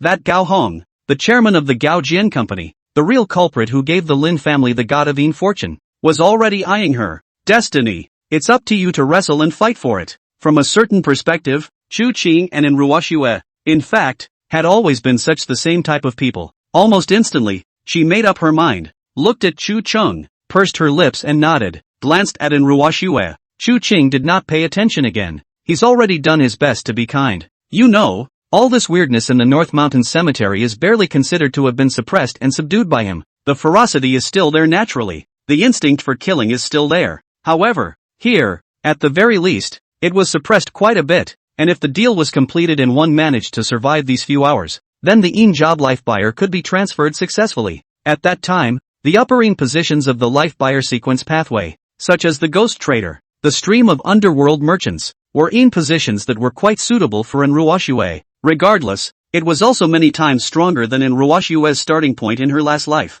Not to mention, Chu Qing was already prepared to have Ruoxue incorporated into the system of the death apartment. As long as she did well, her future growth, Chu Qing was absolutely guaranteed. After arranging all of this, Chu Qing no longer continued to waste time and slowly walked into the coffin, and at the same time, snapped on the lid. Gaga. The king began the ritual under the cries of the raven ghosts. Chapter 39, Transfer Success. The first Gravekeeper. The coffin was fastened. The world became incredibly silent at this moment. This huge coffin seemed to seal all that had come before it. All outside, on the Book of Life and Death, a red light flashed and a text appeared. You lay into this one coffin. Although, no one understands what the point of this is. It's so dark in the coffin, so dark that you can only hear your heavier and heavier breathing, with a heavier and heavier heartbeat. A voice like that is a good thing for you, because no matter what it proves, you're still a living person, isn't it? This place is too dangerous. Here, there are countless terrifying existences that are ready to devour you at any time and are about to make a move on you at any time. You are panicked, but you know that the outside world is so dangerous that only within this little box is your security to settle down. Even though, it's not quite appropriate for a living person to lie in such a dead person's coffin. Are you still really living? Glancing at the hints on the Book of Life and Death, Chu Qing did not care in the slightest. Even a smile couldn't be helped. At this point in time, the feedback from the Book of Life and Death, the change from the kind of subjective perspective that had been present before, was indicative of the peculiarities of the situation at hand, and only when there is a special situation, the text of the Book of Life and Death, will there be such a transformation. Here, it's a graveyard you've prepared for yourself. You know, the only way to survive in a place like this, to deal with those weird things, is to become an even weirder being than those things. A path of Een Qi, from this coffin into your body. You find that you are not repulsed by these things on which the weirdness depends, and even, for some reason, you accept them with extreme joy. The tombstone's birth and death times are enough for you to draw on their power. But, you must also understand that trying to draw on this power will inevitably also draw the covetousness and sight of that horrible thing out there. It is only right that if you want to gain power, you are bound to pay for it. So be prepared to live from the dead. It was a pity that this preamble of the Gravekeeper's transfer was not accurate for Chu Qing. That's right, there are 5 spooky ones on the outside of his coffin, and all of them are extremely vicious and horribly creepy. However, these few weird ones, even though they knew that he was inside this coffin, and they could also feel that the power of the Een Qi had followed the tombstone's birthdate and time of death into the coffin, and into him as a human being, they absolutely did not dare to make a half-hearted move. Live from the dead? For Chu Qing, this difficult and dangerous transfer ceremony for the onlookers was nothing more than just going through the motions. However, that stream of chilly air still caused Chu Qing to shiver in agitation. Een Qi, the traces that these weirdnesses were composed of and used, were entering Chu Qing's body. Accommodating yin energy with the human body can massively reduce yon life and even attract spooky attention. There's only one way to fix it. That's the yin job. Time passes slowly, and in the blink of an eye, an hour and a half has passed. Nothing in the outside world seems to affect you. You're also lucky that more than one of those beings wandering around out there either didn't notice you or ignored you. All in all, you appear to have gained safety. At the same time, the yin chi that has entered your body with such a method is slowly coalescing, and you are feeling an indescribable change in this yin chi. In such a half-human, half-ghost state, you seem to have mastered some kind of skill. In the underworld, it is as if you are connected to the breath of this earth beneath you, an ineffable feeling. You are gradually adapting to this change without realizing what it really means. This is what you will settle for in this next age of terror. Chu Qing didn't pay attention to that life and death book's useless feedback and hints anymore for a long time, but rather his eyes were closed, as if he had completely already fallen asleep in his coffin. The Gravekeeper's yin job sequence ability was slowly coalescing from within him. He didn't know how much time had passed, but it was clear that the Gravekeeper's transfer ceremony, according to the hints just given, was entering its end. Carve a stone tablet, leave a birth date, take a last picture, seal a life, guard a death. At this moment, it seems like you've really become a real dead man, but, as time passes, you feel it, a special ability that awakens from your body, from your soul. This ability is so magical, so mesmerizing, so overwhelming. The synonym for this ability is called yin job, and the power of this nether office you wield is called the Gravekeeper. Tomb guardians, guarding not only tombs, guarding, likewise, death, and all things derived from death. You know what that is. Don't be afraid, don't be alarmed. You understand how great and secretive your profession is, so it is your steadfastness at the time of your choice that is worthy of the abilities that this profession affords you, is it not? In his mind, along with the subtitles of the Book of Life and Death, a special ability appeared as if it was like instinct. The Gravekeeper. Chu Qing subconsciously clenched his fists. However, the prompts from the Book of Life and Death were still appearing, and that knowledge of the invocation that belonged to the Gravekeeper kept pouring into Chu Qing's mind.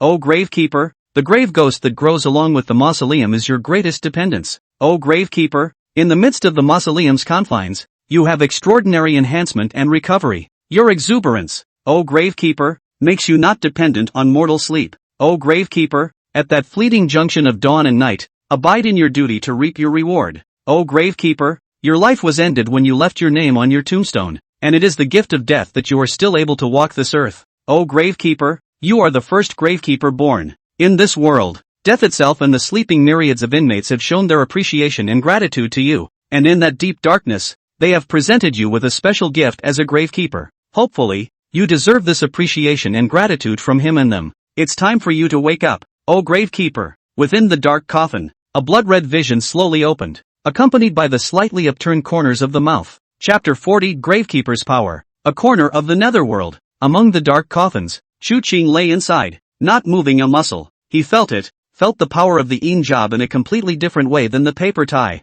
At this moment, it was as if he was able to grasp the entire scope of where the entire North Mountain Cemetery was located, like the palm of his own hand, without fail, clear to the extreme. This ability that was like an earthbound spirit allowed Chu Qing to clearly understand what the Tombkeeper's ability was. Nevertheless, he raised his arm, and the Book of Life and Death accompanied his thoughts and ideas, giving him the most intuitive and detailed feedback and introduction. Chucking. Grade, 9. Yin life, 1 year. Yang life, none. Gravekeeper, Yin job seal life and watch over death. As a Gravekeeper, Yang life consumption disappears and all of it is converted to Yin life consumption, consuming 1 day of Yin life per day. Sealed life, ability within the graveyard under his jurisdiction. All qualities of his body are enhanced and the need for sleep time is drastically reduced, and the speed at which he recovers from all statuses is drastically enhanced. Guardian of Death, job when the sky is at dawn. Ensure that all the spooks in the mausoleum are on the list, and thus gain longevity. For every 9th rank spook, 1 day of longevity is gained at the daily dawn change. It can actively suppress the weight level of the spooks in the tombs. Current mausoleum extent, 400 acres. Tomb Ghost Mastery. Ghost Mastery, you can inscribe a spooky inscription with complete insight into its murderous rules under your own tombstone. Accomplishing mastery and manipulation. You can only harness one at your current level. However, a grave ghost can only move and survive within the confines of the mausoleum, and gains a bonus to the Gravekeeper's sealed life ability, allowing the rule ability weight class to be increased as well. Current Tomb Ghost, none. Symbiosis, status own Yang life is greatly reduced. Can fully drive the blood pupil ghosts. Status unknown. Promotion requirements, unknown. Note, Your Honor, you have taken the first step on the path to greatness. and it is my highest honor to serve you. These were considered all of Chu Qing's abilities under normal circumstances, such as the case with this nether office of the Gravekeeper. Normally, the characteristics and augmentations of the Tombkeeper's job could only be utilized within the confines of the mausoleum. The same goes for grave ghosts, which is why the profession of grave guardian is extremely pitiful. Not to mention that watch over death, career power, a day's worth of time, and a 9th-ranked trickster was only able to provide a measly day's worth of life. Who's this enough for? Typically, a 9th-ranked creepy consumed a day's share of life in a single day. It is also the groundbound spirits and the weirdness of not being able to move freely, such as the god of fortune and the faceless ghost, that will reduce their lifespan by double every day. Otherwise, with these daily proceeds, I'm afraid that in addition to providing for some of the 9th-ranked weirdnesses that were in this mausoleum, it wouldn't even be enough for myself as well as my own tomb ghosts. It's not for nothing that the Gravekeeper is called one of the most pitifully shady jobs. Previously, Chu Qing thought about acquiring a large amount of shenanigans to make it possible to earn life lying down every day. And looking at it this way, it seemed to be somewhat taken for granted. If there wasn't a brand new thing underneath, even Chu Qing would have to think about whether or not to occasionally let these bazaar go out and fight a tooth and nail before being able to supply these bazaar incho access. However, apart from all of the above notes on the abilities of these Gravekeeper jobs, the most important thing was undoubtedly that reward for being the first Gravekeeper. This reward, it wasn't some medieval artifact or bizarre clue that Chu Qing had thought of. Instead, it was a special ability never seen before that belonged to the Gravekeeper. Yin Chao's Corner, ability having received the gift of death. You know how to make the eerie fit more properly into your mausoleum. You can observe the advanced mausoleum construction requirements that fit perfectly, depending on the rule state of the eerie ability, and consume your life to remodel it. The daily life gained from guarding the eerie in this place is greatly increased, and at the same time, the chances of the eerie living in this place being promoted are increased. Once the eerie is fully integrated, the guardian can control the corresponding eerie without any loss of control. Currently only able to observe the 9th grade spooky advanced mausoleum construction requirements. That's right, this netherworld corner ability is the first Gravekeeper's reward. There's no off-combat enhancement. There's an expansion for the ability of the Mausoleum Keeper. The benefits that come with it, however, are incalculable.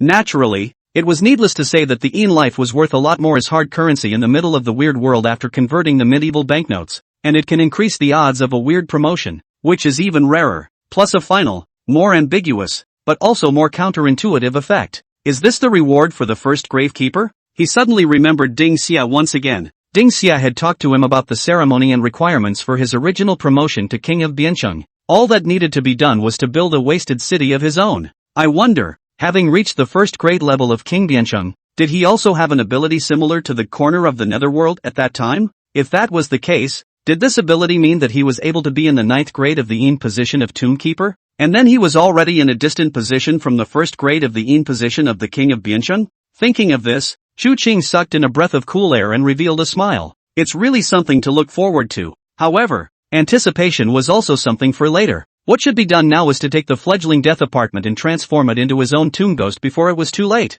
Thinking of this, Chu Qing uncovered the coffin, and Ruosh Yue's face was pale. She had never felt so helpless. She now finally and completely understood just how exaggerated Chu Qing's terror was. It turned out that without Chu Qing, this place was simply the real deal hell. This North Hill Cemetery is more than a few times more terrifying than that taxi 40004. The black crows in the sky, Yin Zhaoshan's unbridled gaze, the large red lanterns that floated in the sky at an unknown time, the words in blood that kept saving up, and the illusory figure with no face in sight that she used as a talisman at this very moment. A caption of text flashed on her life and death book. Can money, really, buy everything? Maybe so, but the danger you face is just too great. A mere 1 month's life expectancy, converted into the hands of a faceless ghost, would only leave a mere 15 days. After all, the quality of the Yin life you convert in this way is just too poor. The faceless ghost is already reconsidering whether or not it wants to face the creeps who can't wait to carve you up for this bit of Yin life. Feeling the prompts from the Book of Life and Death, and Ruosh Yue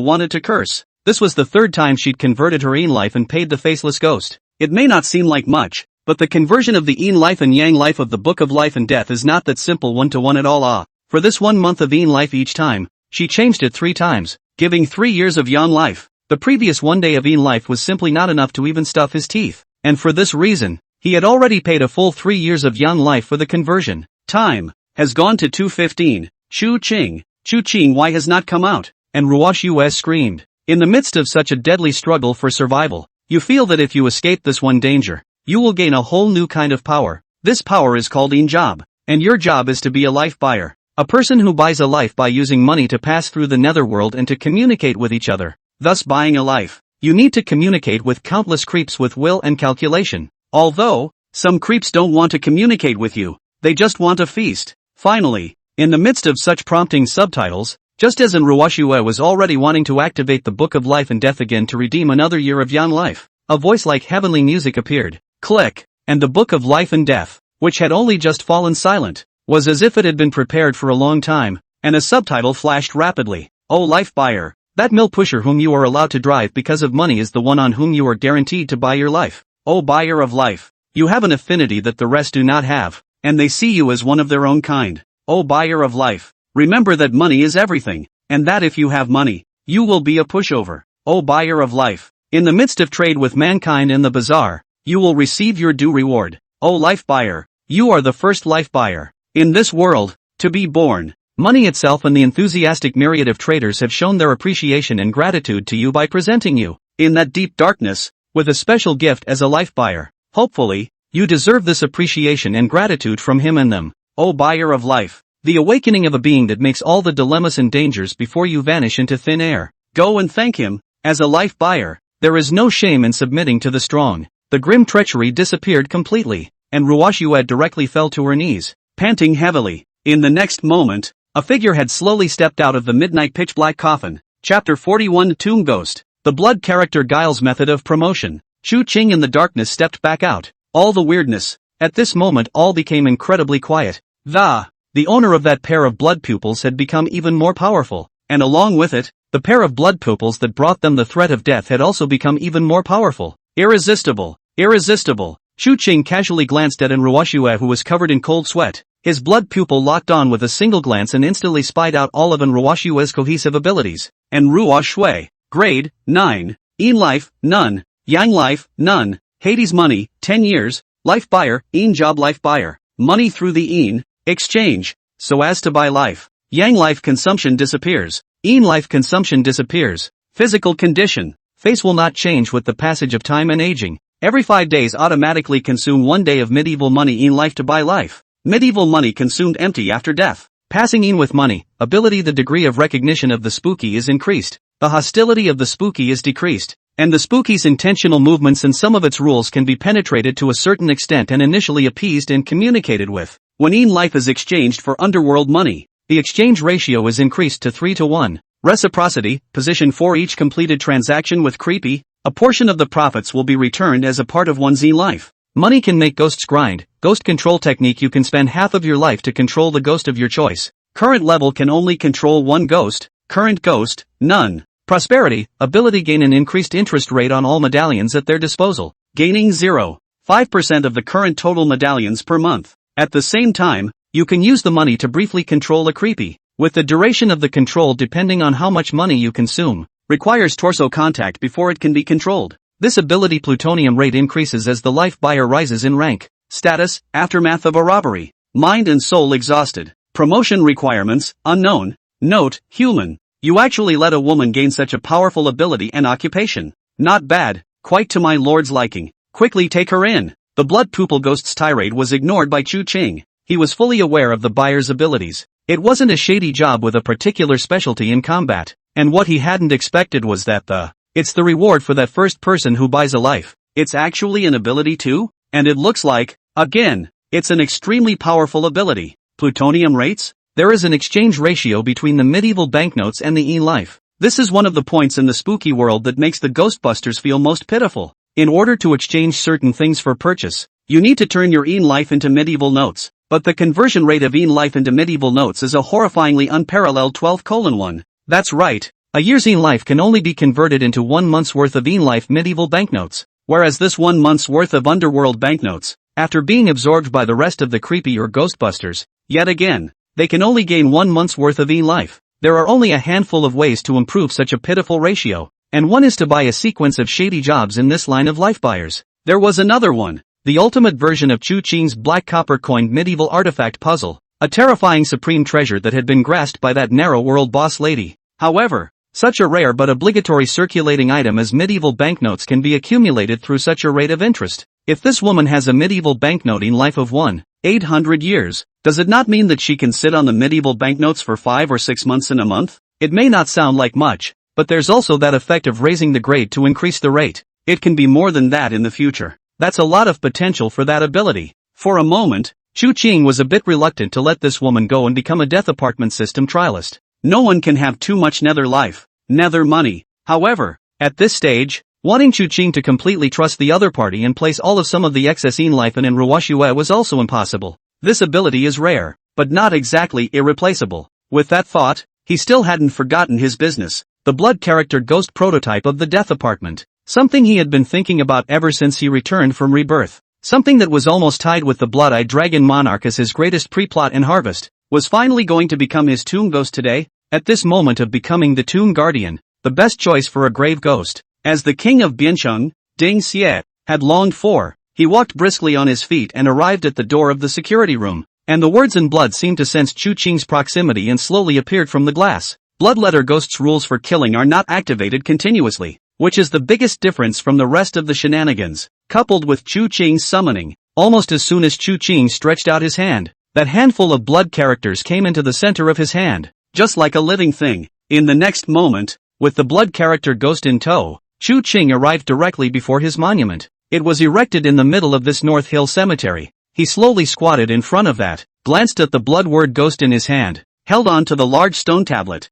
and with a thought, the next moment, it was as if an invisible carving knife had cut through the top of the original stone tablet. A brand new line of script appeared below that stone tablet in a tiny font. Tomb ghost, bloodletter ghost. The moment that line of words appeared, the cupped blood in Chu Qing's hand seemed to boil all of a sudden as if it was slightly resisting the penetration of that bizarre power. However, this resistance was not as strong as it could have been. First of all, the bloodletter ghost also needs to find a place to host it as soon as possible, which is a given as a special creepy species of earthbound spirit. Secondly, Chu Qing's aura, in the end, was somewhat compatible with it, and in the face of Chu Qing, it didn't show any particular aggressiveness. Or rather, the death apartment, this weirdness, wasn't like the rest of the weirdnesses that were so impatient for devouring human life. It could naturally harvest in life and grow naturally as long as it fulfilled its destiny's guidance. In the end, a stream of blood, slowly flowing, entered above the carved characters of that tombstone, and in the next moment,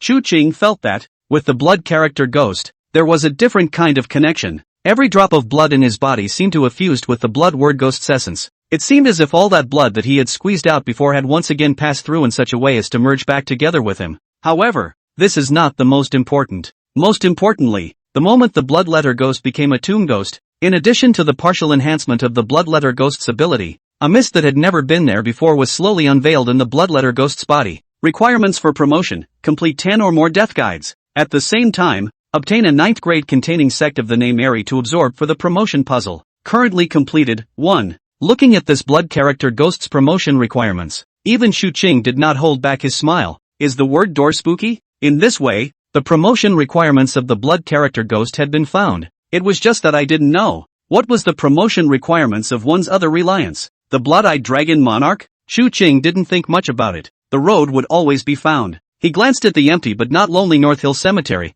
It wouldn't be long before this place was bustling with activity. I'm afraid. Thinking of this, he ignored Ruoshue over there, who was still feeling the power of the life buyer's job in confusion, and gently jumped and lay down on the flat coffin lid that was fastened. This night, it is a night that is etched in the memories of countless people. It was a night that left a colorful mark on time. The long night is still young. Chu Qing viewed the sky with his blood pupil, looking at the gloomy night sky where even the moon seemed to be covered by yin qi. He couldn't help but softly lament. The sluggish fall winds are here again today, changing the world. Gee, what a nice day it is. Chapter 42 Golden Shrine, the tomb of the god of wealth. Can someone tell me where that stupid 13 cell phone virus that keeps cursing me to death came from? Asterisk asterisk asterisk asterisk, so you have it too. I thought that was my golden handshake? No, what does it say? Why hasn't anyone taken a stand or anything until now? Oh, and a ing gold finger. Humanity is going to be destroyed. I don't care. I have to have a good time before I die. Fark,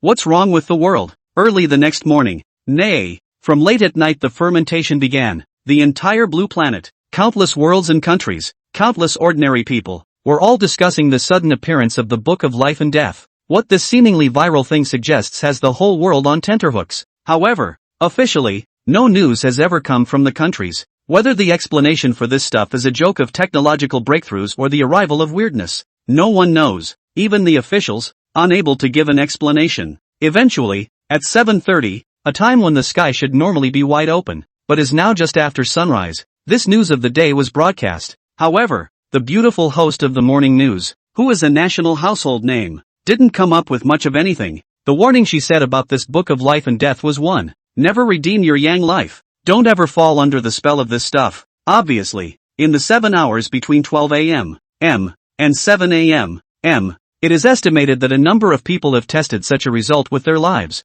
The whole world, in its entirety, is in such a state of discourse, but that's just the beginning. All over the world, it has been most of a month since the world wanted to fully accept all this and face the fact of the bizarre emergence, as well as some of the corresponding measures. One couldn't blame the officials for being slow, even with such a huge population base as the Dragon Kingdom, yet it was already one of the fastest moving officials in the entire blue planet. Therefore, Chu Qing, who had been busy for a night's time, looked at the morning news as well as the internet's posting, group chats, microblogging, and other public platforms for a couple of moments, and then didn't pay much attention to it. In his last life, he may have been one of those people that, with the arrival of the order and rules of the new world, the more the first to react and the more the first to put into action, the higher the likelihood of becoming a superior being in the new world later. Of course, the greater the chance of dying. And Ruoxue has left. He was not a shelter here, and Ruoxue had her own things to do. She likewise understands that the priority now is to find a suitable trickster to become her own mill pusher. As for Chu Qing, this North Hill Cemetery, these only weird? Chu Qing for Ruoxue has been described as benevolent to the end. If it has become a yin job, or the first yin job with special rewards, and can't harness the weirdness, then don't let Chu Qing worry about that. If he has to do everything, why does he need Ruoxue? As for being able to find the rest of the shenanigans, after the weirdness descended and the Age of Terror officially began, the number and frequency of weirdness being born would only increase. Not to mention the special location of L.A. City. It's not hard to find a pushover that can be driven. Chu Qing's mind right now wasn't much on Ruoxue's body either, but was instead placed on another matter entirely, a corner of the netherworld. This ability granted by the first Gravekeeper allows for the observation of the bizarre advanced mausoleum construction requirements contained within the mausoleum. For Chu Qing, it was a profitable business. So, for the rest of the night, he pretty much worked on this ability, and at the moment, the only one of the shenanigans he could have a chance of satisfying quickly was, I'm afraid, the thing in front of him. The dark bronze statue of the god of Yin wealth wore a sinister smile, but if one had some sense, one would have noticed that the man was somewhat tearful. The black copper coin, finally and completely returned to its rightful owner, and the god of Yin wealth didn't even have the power to keep it anymore. But fortunately, the first thing Chu Qing was prepared to do was also this thing. That's right, after the observation of the Yin Chao Yijiao ability, for Chu Qing, the condition that was the easiest to fulfill was the Yin fortune god, Yin god of fortune, 9th grade special entity creepy, all suitable for superior mausoleums, golden shrine. Golden shrine, a shrine made of poured gold, symbolizing endless wealth. Construction requirements, gold * 1 ton, Yin life, 100 days, floor space, 1 square meter. Mausoleum effect, after the god of Yin fortune moves in, each time he watches over the tomb for 1 day, the god of Yin fortune gains an additional +1 day of Yin life for himself, and the tomb keeper gains an additional 1 day of Yin life for the medieval banknotes. When the god of Yin fortune is in the shrine, the rule ability is increased. That's right. This requirement is already the lowest and easiest for the construction of a high-level mausoleum among the several shenanigans present, and it's something that can be done with the money needed. That's an even better reward. It's almost the equivalent of netting a lookout, and it's still going straight to plutonium. With the pitiful exchange ratio of the medieval banknotes, 1 day of medieval banknotes is equivalent to the value of 12 days of Yin life. One could imagine the strength of this thing's attraction to Chu Qing, but 100 days of Yin life is fine. But where to get the gold? Chu Qing held his chin and searched for the price of gold. It's less than $700 a gram. The price for a ton is 700 million. TSK. Chu Qing smacked his lips. He had never seen so much money in his life. As for Ruoxue's place, even if she had money, she couldn't have that huge cash flow, and out of consideration for the real world, and Ruoxue's legitimate Lin family company was better to continue to keep. So where does he need to go to get such a fortune? Sneaky tactics. Chu Qing naturally disdained them. So where did the money, or so much gold, come from? This thought had only just appeared when Chu Qing steeply sensed a special kind of fluctuation. In the next moment, his palm became fiery hot all of a sudden. A blood color seeped out from it and appeared directly on the glass door that was not far away. It is none other than the tomb guile that it is now. The bloodletter guile. Before Chu Ching could react, the blood characters slowly saved up. Also like last night's. Location, Luoyang Villa area. Fairview Manor 2. Time limit, arrive by 10 p.m. Tonight. Mission objective, find the spooky within the manor and capture or destroy it. Mission reward, a large amount of gold. Penalty for mission failure, will not activate the death guide again for 10 days. Looking at the blood characters on the glass, Chu Ching froze for a moment, finally sort of understanding with some hindsight. The ability of this blood character ghost, the horror that involved fate. He didn't have time to think about it, but instead directly clicked on the local forums and many websites in Luochang and searched for this Luochang's Fairview Manor 2. However, on this look, the first thing he saw was the message that stood out the most at the top. A reward message. The owner of the villa area Fairview Manor No. 2, Ingzhu Zhou, has offered a reward of $10 million, asking people from all walks of life to do something to exorcise the evil spirits. Perry Bamboo Show. Chu Ching frowned slightly. This name, it seemed like he had heard it somewhere before. Chapter 43, Fairview Manor. Grandmaster's Career Examination. Fairview Manor. This was the most extravagant and luxurious mansion in the entire Luo city. Despite not being the central capital of the Central Plains province, L.A., as the ancient capital of multiple dynasties, is actually a bit more livable. In the living room in the middle of the second villa's manor, a woman who looked around 30 was holding a cell phone, her face full of sleepiness and helplessness. Su Yun, don't worry, the one who came this time is a famous senior person from our Central Plains province. It will definitely be able to find and destroy that ghostly thing. Bah, you this niece is really not shy. I'm not accompanying you? What lack of men, is really unclean. I these days in your house is not also did not sleep well. I know, and it's too much of a hassle to stay at your place all this time. Oh, well, the doorbell rang, I guess people are coming. I'm not going to talk to you, let's meet at the beauty parlor tomorrow morning. The woman hung up and sighed. However, before the call interface with Su Suyun written on it disappeared into thin air, the entire cell phone screen instantly became pitch black, and blood-red fonts appeared on the phone. Oh foolish woman. Do you want to find some boozehounds to deal with that horrible thing? But it's good to get some head senders. Maybe it'll delay your death date. Because you know, you can't escape, can you? So if you ask me, the best thing for you to do is to hurry up and make a customized coffin now and get ready to die so that no one will collect your body. Of course, you can also choose to give your 20 years of young life and convert it to e-life. I may be able to show you the way to promote into the grade, and at that time, you may have the power to fight against it. Ing Zhuzhou's face became extremely ugly, and the pale palm that clutched the cell phone tensed up with green veins. She actually didn't quite understand why, even with the appearance of such a weird thing, that BFF still thought that there was no weirdness in the world, but some kind of messed up virus. But her house is really not clean. No one else knows. She does. For in her dreams she had felt the malice that was not in the least disguised. It was because of this, as the Book of Life and Death said, that she knew that she could not escape. Is it possible that we really have to pay for 20 years of life? As written in the Book of Life and Death? But that's 20 years. She only had a mere 30 years left in her young life. If you give 20 years at once, won't you just become an old lady? Thinking of this, Ing Zhuzhou no longer hesitated and pressed the button to open the door when the doorbell rang again, then walked out the door. Enough close to a mile down the road, a Range Rover slowly drove over, welcoming the vehicle. Ing Zhuzhou piled up a face full of smiles, looking at a white-browed monk slowly coming down from the car clad in monk's robes. Master Zhishan, you're finally here. The white-browed monk named Zhishan shook his eyebrows, seemingly because he was a bit uncomfortable with the freshly dyed color. However, it was clear that this job was not to be missed today. Amitba Buddha. I didn't believe it when my disciple told me before, but today, when I saw it, the blackness of the Hall of Seals of Prof. Zhou, I'm afraid that there's a danger of killing him. Ing Zhuzhou's face was bitter. Master, it's better to talk inside. Master Zhishan gave a wink to his assistant behind him, his disciple, before he followed. I have to say that Master Zhishan's business level is absolutely nothing to write home about. After going in a few words, letting Zhu Zhou, the former sister-in-law of the Central Plains province, was lulled into nodding her head repeatedly, convinced, even without even resolving the matter. Ing Zhuzhou waved her hand and directly transferred $1 million of deposit to it. Master Zhishan took out one of the latest models of Fruit 17 cell phone, looking at the large sum of money that came directly to the account, smiling from ear to ear. Only soon, the transfer of the $1 million became black, and that cell phone virus, which had come out since this morning and was rumored to be evil, reappeared. You've used unbelievably sophisticated words and professional deception to get you a lot of money. You're proud of your 3-inch tongue. But you're overlooking one thing. That's what you do if there really are ghosts here. Are you ready for the first career test in your life? Looking at the bloody text on this, Master Jishan's brows were slightly wrinkled. He was not young and didn't know much about these new trendy things, but listening to the disciple in the back, it seemed that this morning today, he was all about studying this thing, and I don't know what the hell it is. As for whether there are ghosts, Master Jishan obviously didn't care. He had practiced for 20 years. Did he not know if there were ghosts in this world?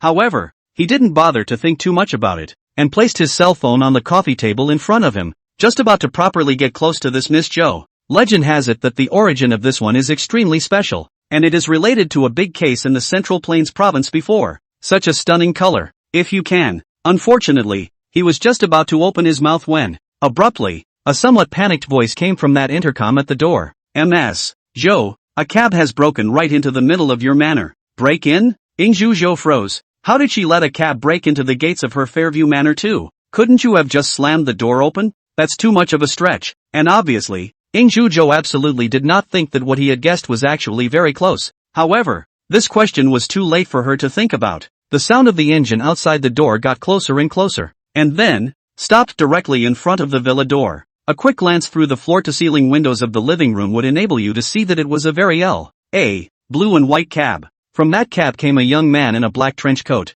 Even more oddly, in that youth's hands, there was actually something extremely odd, which seemed to be a statue of the god of wealth. Then the youth walked in as if no one else was there. Ingju Zhou's brows slightly frowned, then slightly loosened, because it had to be said that this young man was too handsome, but she still asked with a cold face, "Who are you and how did you get in here?" Who else could the visitor be if not Chu Qing? He calmly glanced at the Ingju Zhou in front of him, and then he already had a number in mind. "My name is Chu Qing. I heard from Sister Yun that you need an exorcism here, right? I have some research in this area, so I came here on my own initiative." The prying line? After Ingju Zhou heard the title Sister Yun, the vigilance on her brow lowered quite a bit, but Master Jishan, who was still sitting on the living room sofa not far away, was obviously a little bit unable to sit still. "Little monk, here with the old line here, so do not bother you more. The matter here, also is not you a fledgling can be set up." As his words fell, Chu Cheng didn't care in the slightest and only glanced at this old monk with a smile. The old monk looked back without a care in the world. However, right at that moment, his cell phone that was placed on the coffee table flickered once again, involuntarily attracting the old monk's eyes. "You're lucky. The first career test of your life seems to have taken a turn for the worse. Of course, that requires you to find a way to take back what you just said. Or, alternatively, you can get down on your knees and beg for forgiveness from the one in front of you for the offense you just committed." Looking at his own cell phone on the coffee table, the old monk froze, his eyes rolling. Ingju Zhou, who was on the side, had already spoken. "Master, this one is introduced to me by my good best friend, so you should give me a face." Master Jishan pretended to look disgruntled and looked at Chu Qing before he said, "Since that's the case, it's fine. Cultivator, come out for a moment and I'll talk to you about Cultivator Zhou's situation." Chu Qing was still a bit confused as to what this big monk meant and followed him out. Then, this great monk directly crossed over to the disciples and assistants over there who were still seemingly preparing for the puja, and came into the empty manor outside the villa, and took a look at Ingju Zhou who did not come out, before he spoke to Chu Qing in a low voice. "Older brother, you and I have a deal. Today's deal, let's split it 50-50. How's that?" This guy once again opened his mouth, just as if he did not have that precious and solemn appearance before. Chu Qing looked at him with interest. Through what? The big monk took out his cell phone directly, and the Scarlet Life and Death book font alert was still there. "This thing as soon as you came, this thing prompted this, good guy. Before that, I had to go and fool around with this. Now with this high technology, what words do not have to say, directly good to make. You put this trick how to get to teach me, this time the sale of me 3U7, into not?" Looking at the great monk who seemed to have made up his mind, Chu Qing finally couldn't help it and laughed. He liked this interesting teammate too much. I hope the little thing that came with him likes it too. Thinking of this, Chu Qing did not answer him, but instead tilted his head slightly, not knowing when, at the place of the eaves of that manor, a black-colored crow was already standing there, meeting Chu Qing's line of sight, and coming out with a piercing caw. "Ga, Ga." The cry was hoarse, as if a funeral bell had been lowered. Chapter 44, Black Widow? To go or not to go? Hints from the Book of Life and Death. There wasn't much Chu Qing could do. This stuff is out of his hands at the moment. This thing, the Book of Life and Death, could sense the bizarre amount and aura of Chu Qing's body, so there is an approximate determination of strength. unless one was more than 2 grades above the owner of the Book of Life and Death. Otherwise, it was after reaching the middle 3 grades, that is, entering the 6th grade, the probing of the Book of Life and Death could be cut off to a certain extent. Otherwise, there is some weirdness that can shield perception. But even so, the Book of Life and Death can likewise detect these individual causes, and therefore give the original owner a hint that it is inevitable. However, it was also because of the Book of Life and Death that many half-believers like Master Jishan would be eliminated outright in the early stages, by the time the Age of Terror had descended. In the early days, many ordinary people relied on the Book of Life and Death to judge the situation,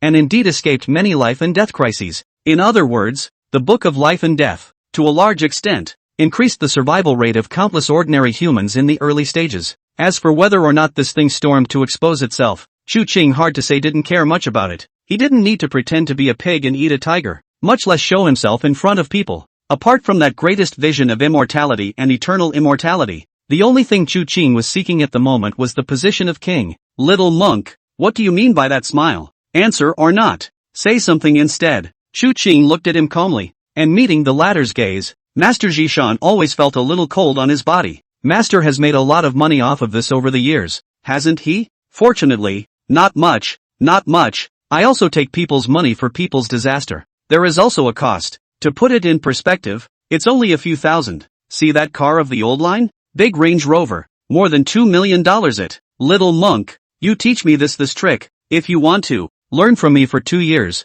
I dare to guarantee that in less than 2 years, you can also change one of these. Master Jishan proudly said. Chu Qing smiled once again. Really? That's really a lot of money. Master, you're in good fortune. See Chu Qing this meaning. Jishan Master revealed a smile. The little brat is still very on the road well. Simply, began to talk to Chu Qing about his experience, wanting to use this to pull together the relationship, to obtain Chu Qing's that high tech. Needless to say, the old monk was remarkable in this regard. A far cry from the lecturers who stand at the podium and tell you that pokies are a form of wisdom. After the two agreed, the monk began to follow the disciples in the living room to get out of those magic things out. Not to mention, staggering but also has a few decent. On the contrary, it was Ing Zhuzhou who seemed to be quite interested in Chu Qing, who was always smiling and looking at everyone in this living room. Chu, what is your relationship with Su Yun? Sister Yun is my landlord. Oh, is it really that simple? If it's really like that, why would she talk to you about me? Ing Zhuzhou clearly didn't believe it.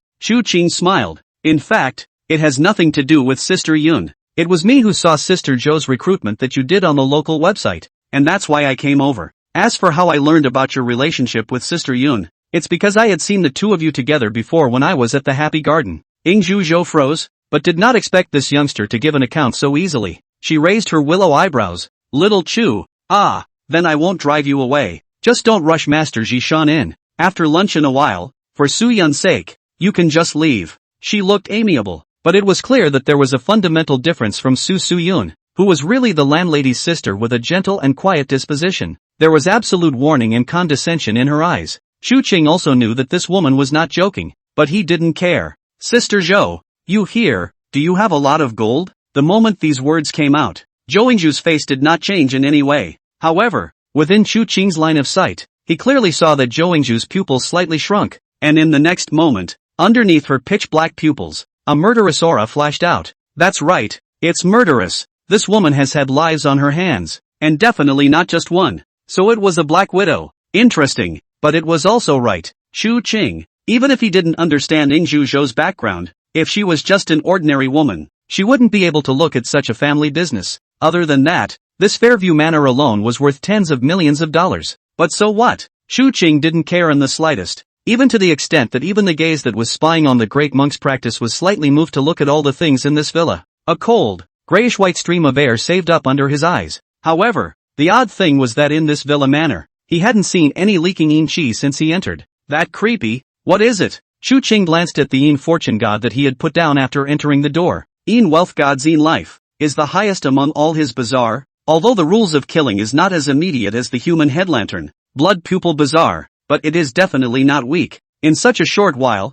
those monks and disciples who had set up the rituals, including that Master Jishan, were not just looking at Yin Zhaoshan anymore. It has clearly been taken over by the attraction of greed. Most importantly, the Yin wealthy god's rules for killing people were more exaggerated in their effect on the more money-hungry people, and it's clear that Master Jishan, and this team he leads, does not disappoint in the area of greed for money, not to mention the mark of the crocodile. Of course, the purpose of the wealth god's arrival was not for this. This thing has an extremely keen sense of wealth. Gold as the world, the representative of wealth? Chu Qing was wanting to see if the wealth god could find it, based on the death guide from the last bloodletter quest. This quest reward, obviously, didn't come into one's hands out of thin air. As Chu Qing was looking around, finally Yingzhu Shou, who had been silent, slowly opened her mouth. How do you know? Her voice was low. Chu Qing's brows frowned slightly, and an imperceptible reddish aura flashed under his eyes, which was followed by a slight sigh of relief. In this instant, he really thought that this Yingzhu Shou was the one who was the creepy impersonator in this villa manor. However, Chu Qing's patience was also clearly gone. He wasn't interested in what the weirdness here was, and if he could, take the gold away. And all these people dying here didn't have half a thing to do with him. However, I wonder if the same people are also running out of patience and excitement. In the next moment, Yingzhu Shou had turned around and looked towards the busy Master Zishan who was still arranging the puja candlesticks, as well as those few people, and coldly opened his mouth. Master Zishan, I suddenly remembered that when I was not feeling well, I was seeing something. That thing has been placed in the upstairs study. I dare not go and take it down by myself. Why don't you guys accompany me to take it down and give it an opening? Can you? Zhou Yingzhu smiled with some begging, causing Master Zishan as well as the few disciples behind him to all of a sudden fill with blood, and couldn't wait to show off in front of this beautiful demoness who couldn't tell her age. Even Master Zishan waved his hand. So that's how it is. Then it would be better for Scholar Zhou to lead the way directly, and also let me see which demon or devil it is. Only Chu Qing slightly narrowed his eyes and looked deeply at Yingzhu Zhou in front of him. So it was like this. And Zhou Yingzhu also similarly smilingly looked toward Chu Qing. Only that pair of eyes, but there is not the slightest smile, only cold as if it is looking at a dead person. Little Chu, why don't you come along too, just so you can go together after you finished watching? The woman added emphasis to the last three words, clearly meaning something. The corners of Chu Qing's mouth rose. Good. He didn't care about Yingzhu Zhou's gaze, although he understood the woman's deeper meaning. No wonder he had told himself to hurry up and leave before for Su Suyun's sake. The Black Widow, one of the most skilled hunters at creating traps to weave cobwebs to attract prey. I just don't know if this Black Widow can catch a spider catcher who is prepared for it. Chapter 45 Zhong Kuei rides a tiger figure. Riding for the tiger. The steps of the staircase on the second floor followed a figure up. Chu Qing walked at the very back, carrying that god of wealth statue of the god of wealth, and slowly came to the second floor. All of them, standing in front of a closed door. Then, everyone could clearly see that even Yingzhu Zhou, who had always maintained her posture before, could not help but let out a deep breath, obviously extremely nervous. This scene made those disciples and assistants of Master Zishan slightly nervous as well. Although, following the master for so many years, it has always been said that there is no such thing as the rest of the mess in this world, and that feudal superstitions should not be used. Still, that oddity that popped up this morning was concerning. Crunch! Without giving the rest of them much room to think, the door to that room was slowly opened. At some point, Chu Qing's eyes had completely narrowed. He did not hurry to enter, and even then, he did not even face that study door squarely. It's still the same old saying, if a lion fights a rabbit, it also uses its full strength. What was his hurry to get up there when there were so many cushions in front of him? It would be a good death for these people if they used their lives to explore the bizarre rules of killing. However, he didn't wait for anything unusual. Even that Master Zishan, after walking into the door of the room, circled around this. Scholar Zhou, where is that demonic evil thing you mentioned? However, Yingzhu Zhou did not pay any attention to Master Zishan, but instead smiled at Chu Qing who was still standing outside the door. Xiao Chu, in your line of work, it's not good to be so timid. Chu Qing smiled. Being careful is a good thing. However, Chu Qing did not continue to hide, but followed behind Yingzhu Zhou and walked into this study that was even more enormous than the living room of the next person's home. In an instant, his gaze slowly turned, and it locked onto one thing. An indescribable gloominess began to gradually permeate the air. Sure enough, this woman had known about the creepy trail for a long time. It was a painting on a vertical scroll, and the paintings are, well, not really special. Zhongkue riding a tiger, and apparently it's supposed to be an old thing that opens the door very much. Perhaps it was because it was too open. The Zhongkue riding a tiger on top of that Zhongkue picture looks extremely thin, but the tiger on the crotch of this legendary judge lord is alive and well, as if it is going to leap out of the painting and eat people alive. Chu Qing's heart was clear. Master Zhou, what kind of evil thing is it? As expected, Yingzhu Zhou pointed to the upper position, and sure enough, it was the Zhongkue riding tiger picture. Master Zishan glanced at the thing and walked forward slightly. Not to mention, Almost at the moment when his sight was locked, the painted tiger seemed to leap out of the painting in a single bound directly, causing him to take a few steps back while he was startled. He blinked, and at some point, on his forehead, a cold sweat had appeared. Is it a hallucination? Or what the hell? He glanced at all the rest of the people around him. Chu Qing did not know when, but sat behind a tea table, while Ing Zhuzhou stood at the door. As for his assistants and disciples, they were looking at him curiously. Obviously, they didn't see what had just happened. So, is really just an illusion? Master Zhishan coughed lightly and looked directly at the two people behind him. Sure Ming, sure Yuan, come over here. You too, and take this picture off the wall. Yes, the two young monks hurriedly responded, and then each of them took a step forward and came before that Zhongkue riding tiger figure, directly about to reach out. However, in this instant, the movements of the two men, however, were suspended at this moment. It was as if they had been cast in a fixation spell all of a sudden, and they all stood still, not moving at all. At this moment, even Master Zhishan as well as the two remaining assistants realized that something was wrong. Sure Ming, sure Yuan, what are you doing? Move faster. However, without waiting for his words to fall, a terrifying roar resounded in the middle of this airtight study. Roar! The roar was like a fierce tiger descending a mountain. That harsh, that loud. However, the picture at this moment was that bloody. Amidst the shocked and horrified gazes of Master Zhishan and the two remaining assistants, the two disciples, Shi Ming and Shi Yuan, seemed to have recovered from the state of immobilization all of a sudden. Then, one of the two men covered his stomach and the other rubbed his neck. Next, terrifying crimson sprayed out. 1. The stomach appeared a huge penetrating wound, belly through the intestines. The other is even more miserable. The original bald head have disappeared without a trace. The sprayed blood was all stained on that Zhongkue riding tiger picture. The rest, not even the slightest stain. And then the corpse seemed to be dragged by something. Ah! An ear-piercing scream rang out, but not from Ing Zhuzhou, the only woman present, but from that Master Zhishan. Then, this white-browed grandmaster, almost without thinking, ran towards the door of the study where Ing Zhuzhou was. And then, all at once, the wildly running body stopped again where it was. And then, holding up its hands, it slowly stepped backward. Ing Zhuzhou's expression was indifferent, and in her hand, she did not know when, she was already holding a pitch-black pistol, coldly pointing it at Master Zhishan who was shaking like a sieve. Master Zhou, what are you doing? What are you doing? There's a ghost inside this room. There's a ghost in that painting. Ing Zhuzhou said lightly. I know. So, haven't I found a master to help me exorcise the ghosts? Master, you've taken the deposit. You wouldn't want to slip away, would you? Deposit. Yes, deposit. Master Zhishan hurriedly said. Master Zhou, I'll return the deposit to you.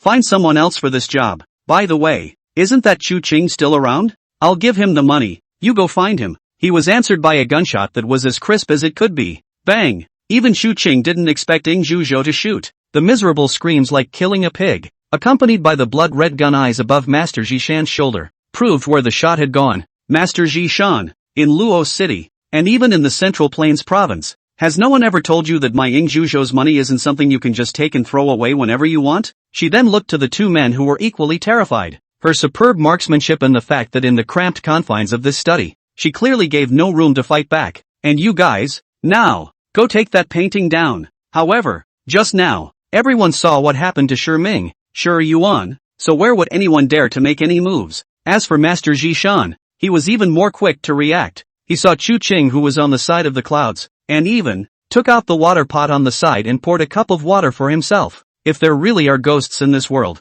So, that damn cell phone, was the prompt right? Does this evil-looking young man really have some tricks up his sleeve? So he climbed right over. Little master, you saved my life, my Range Rover will be yours. Chu Qing glanced at the white-browed monk who was tugging at his pants leg and almost laughed out loud. The effect of the god of wealth is still quite effective. To such a life and death situation, the good still want to give themselves a broken car? He smiled and nodded. Just don't worry, master. So, he put down his glass of water and took a sip of this before saying, Sister Zhou, how about we discuss something? Ing Zhuzhou's brows furrowed, and the blackened muzzle of his gun was already aimed at Chu Qing. Xiao Chu, I had already said that I would let you go first for Su Yun's sake, so why would you seek your own death? As for them, do you know how many people this old bald donkey has cheated during this time? Even more, how many female devotees have been cheated out of their bodies, and how many families have been broken up? Chu Qing put down his glass of water. This is for you to say. However,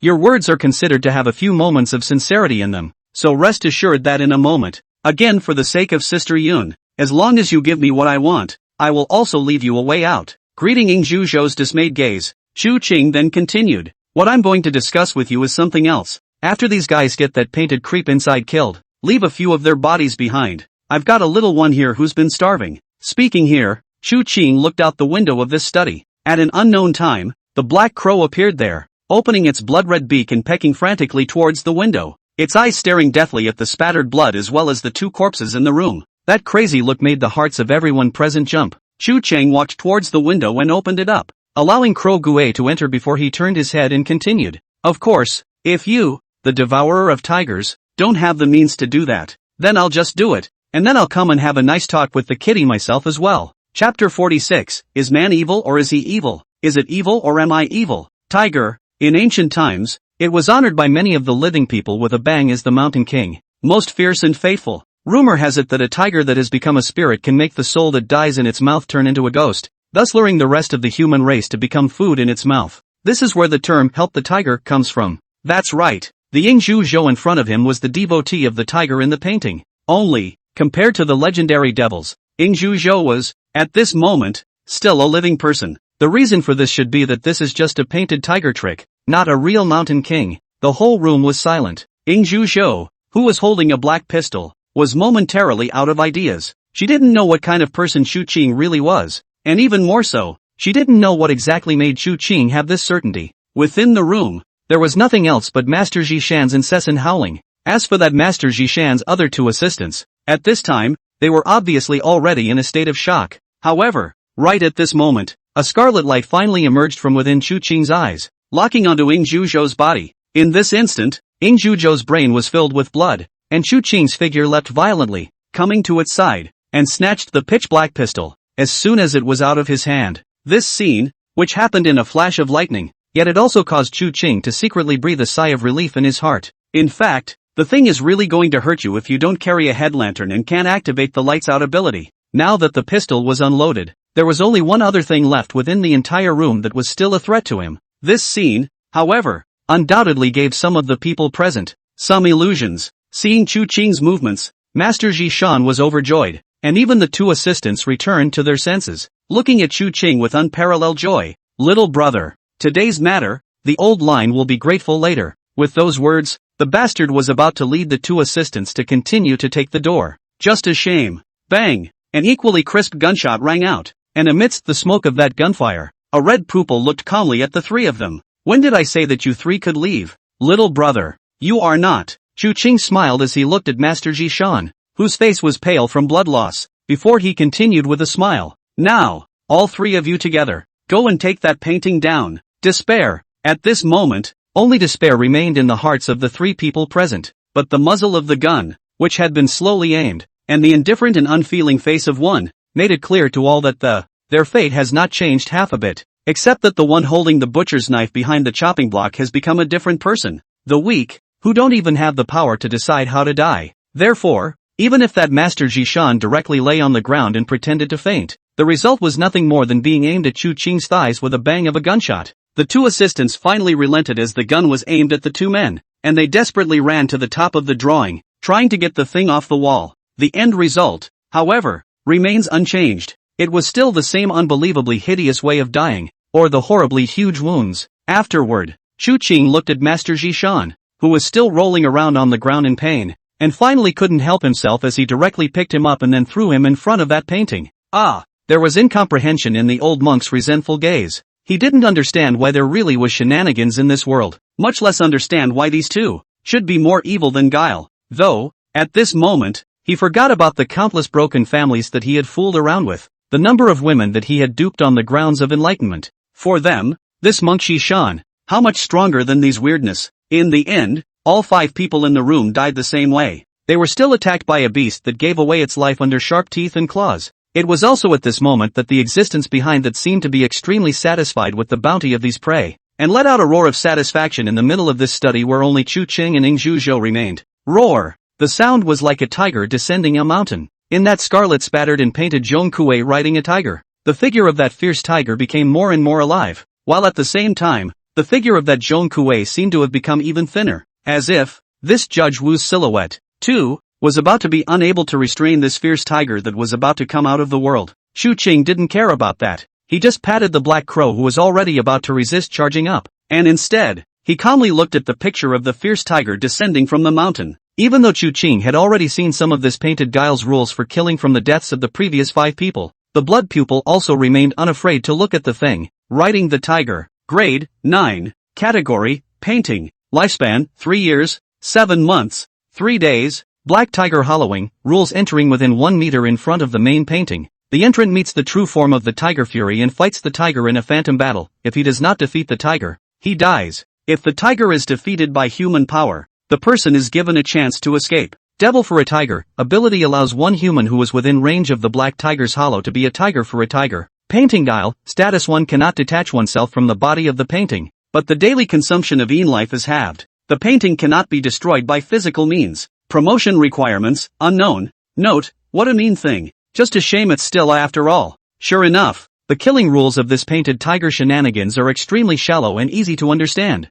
Moreover, it is barely powerful. Compared to the wealth god, it is too intuitive. Not to mention, this thing is also able to control the devourer. If there were no surprises and the difficulty of promotion was not so harsh, this thing would have a high possibility of entering the ranks of a mid-third grade guile king in the future. Not bad. Although he was a bit gluttonous, Chu Qing still nodded with satisfaction. This kind of potential shenanigans, he naturally wouldn't reject it. It just so happened that among the rooms of his own home, there was indeed a lack of some paintings and calligraphy, so when the time came to find a place, he could hang them up properly. However, at this very moment when Chu Qing slowly walked away, Ying Zhuzhou finally came back to her senses, and she looked at Chu Qing. Xiao Chu, that thing is ferocious. It's full now, so don't go there yet. Chu Qing didn't care. This woman hadn't recognized reality yet, but rightly so. Ying Zhuzhou, as a devourer controlled by this tiger fury Gue, naturally had long understood and familiarized herself with the horror and viciousness of this thing.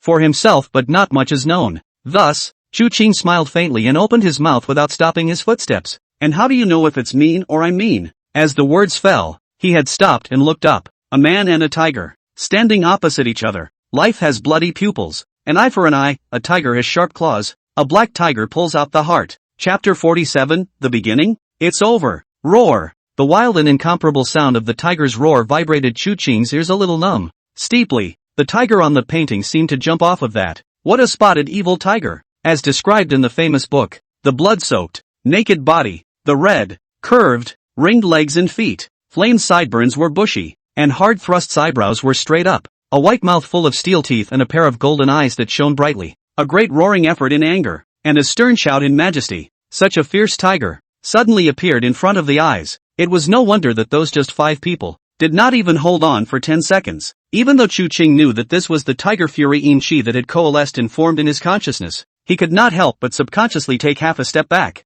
It's the awe of the top predator etched in the bones of human genes. But soon, that pair of red pupils came face to face with that pair of golden eyes. The entire air, as if frozen in this moment. He was able to sense that this Zhong Kuei riding tiger figure, he was afraid that it would be a bit stronger than the previous few shenanigans. Ying Zhuzhou, this woman, in the end, how many human lives had she fed to this painted guile, to be able to make this thing grow to this point in such a short period of time? Feeling the weighted collision of this rule, this thing should even be on the verge of breaking through the 8th grade, right? After a breath of time had passed, the figure of that fierce tiger unexpectedly pounced over again in the next second, and although Chu Qing was surprised, he did not panic in the slightest. His feet quickly backed up. He didn't try to dodge, but instead stared at the other party with his red pupils firmly dead on. Even so, directly reaching out his hand, he clasped it above the cheek of that open, bloody mouth, and violently brought his head closer the moment its going power was exhausted. The copper bell eyes that seemed to have a golden light flashing were no more than 3 centimeters away from the black and red evil pupils.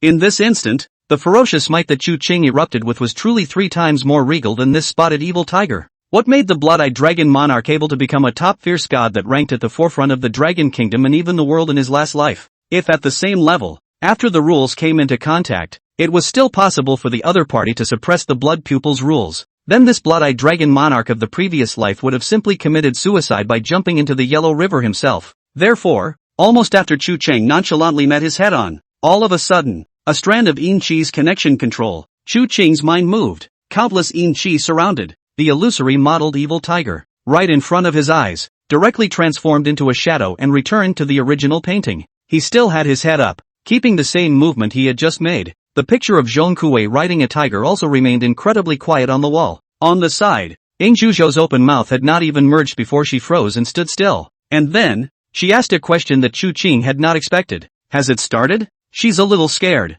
She was afraid that in the next second, her outburst would cause that one figure to instantly become a corpse just like the 5 people before her. She was afraid that no matter what, she would still end up in the same place. Then, she saw Chu Qing slowly reaching out her hand, slowly removing the painting hanging on that wall that had turned into her nightmare, and then rolling it up from her hand. Then, that one faint voice, which followed. The beginning? It's over. Ing Zhuzhou blinked. Just at the moment Chu Qing rolled up that painting, Ing Zhuzhou suddenly felt that the wisp of coldness that had been surrounding her body had just disappeared. Above her heart, the approaching shadow of death seemed to be gradually dispersed by the wisp of blood red in such a moment. She stared blankly at Chu Qing, who gradually turned around. Chu Qing didn't care about her shock, and after storing away that Zhong Kuei riding tiger diagram, he then said, "That question I asked before. Now you can give your answer." Problem? What problem? Ing Zhuzhou came back to her senses. Gold. Chu Qing's brows frowned slightly. Then he reached out his hand and threw the black raven amongst the several corpses on the ground. He could see that this Zhong Kuei riding tiger picture could be dragged towards the painting to devour the corpse,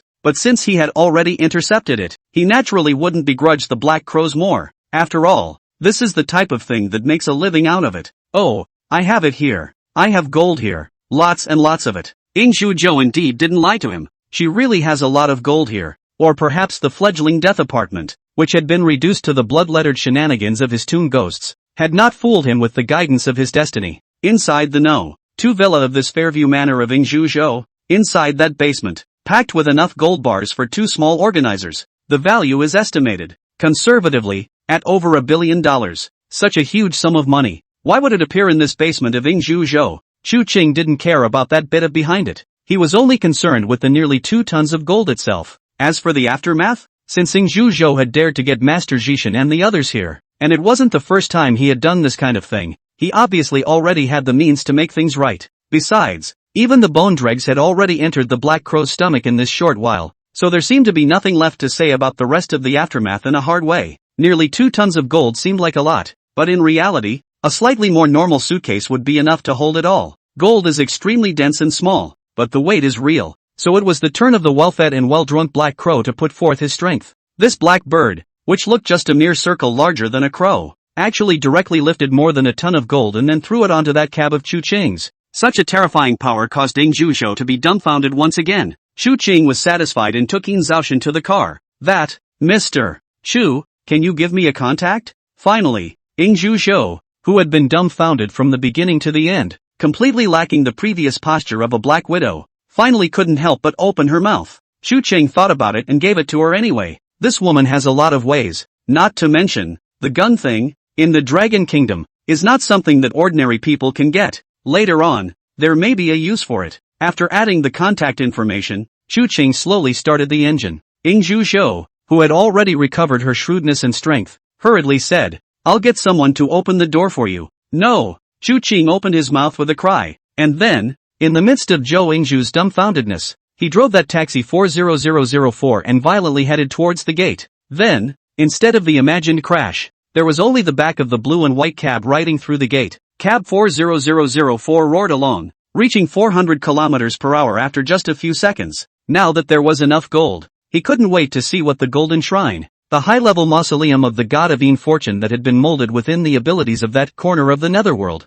really looked like. And stood in place. Zhou Ingzhu gazed out of focus, to that figure completely disappeared, which then took a look at the addition of that VX on the Chu Qing. That account avatar is very simple, only a dark, and that ID, on the contrary, made Ing Zhuzhou memorize it in his mind after just one look. The Gravekeeper. Chapter 48, the shrine appears. The god of fortune returns to his place. The golden light shines. Though, the color of gold and the style of bling is disapproved by many people's aesthetics in this day and age, but it must be said that a full ton of gold close to 2 tons, placed in front of the eyes, is still very solid. Chu Qing sat in the security room of his house, but ignored the gold piled up on the floor. Instead, he looked towards the glass of the main door, which was still dominated by a dark red color even in the daytime. After Chu Qing walked into the gate, his blood word guile had already given a reaction. Mission accomplished. Find the bizarre writing tiger diagram in the middle of the Fairview Manor and successfully incorporate it within the mausoleum. In the midst of death's guidance, the bloodletter ghost reaps 20 days of life.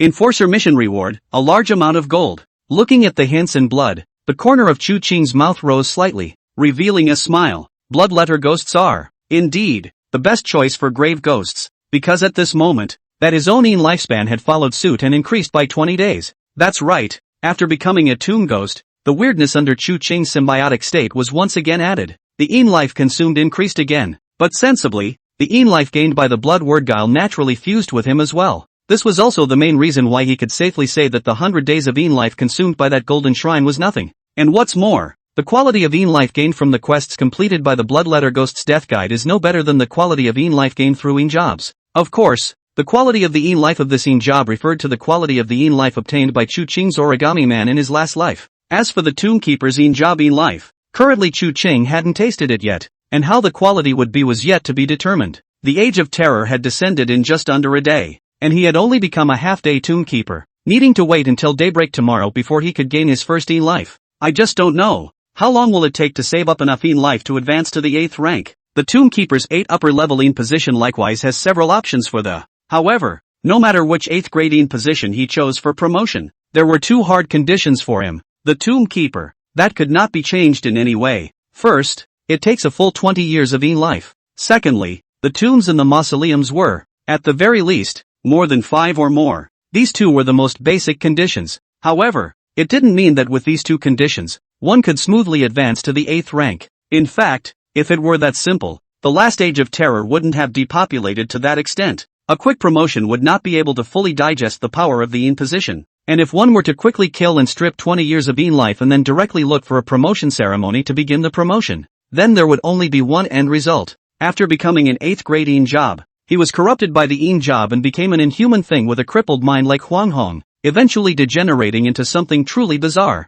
If you want to be promoted without worries, naturally, the acquisition of life cannot rely too much on the extraction of killing, and more importantly, you also need to play carefully, experiencing the ability and obligation of the position. Only then would they be able to advance without worries after completely digesting the power of the job. This common sense, however, was summarized only a few years after the Age of Terror. There were always some so-called enterprising guys who couldn't wait to break through after fulfilling some conditions and looking for ways to advance in the upper positions. Eventually, it became a bunch of people who were not human. Thinking of this, Chu Qing came back to his senses slightly and finally looked above all this gold that he had brought back. A corner of the netherworld. This skill, which plowed the Gravekeeper's profession towards a deeper step, allowing the Gravekeeper's potential and future to definitely affect more than just the 9th rank. In addition to representing a more rapid acquisition of the Tombkeeper's pre-existing life, the most important thing was that it was able to allow for the spookiness in the mausoleum and the potential for advancement to gain a boost. Just this point alone,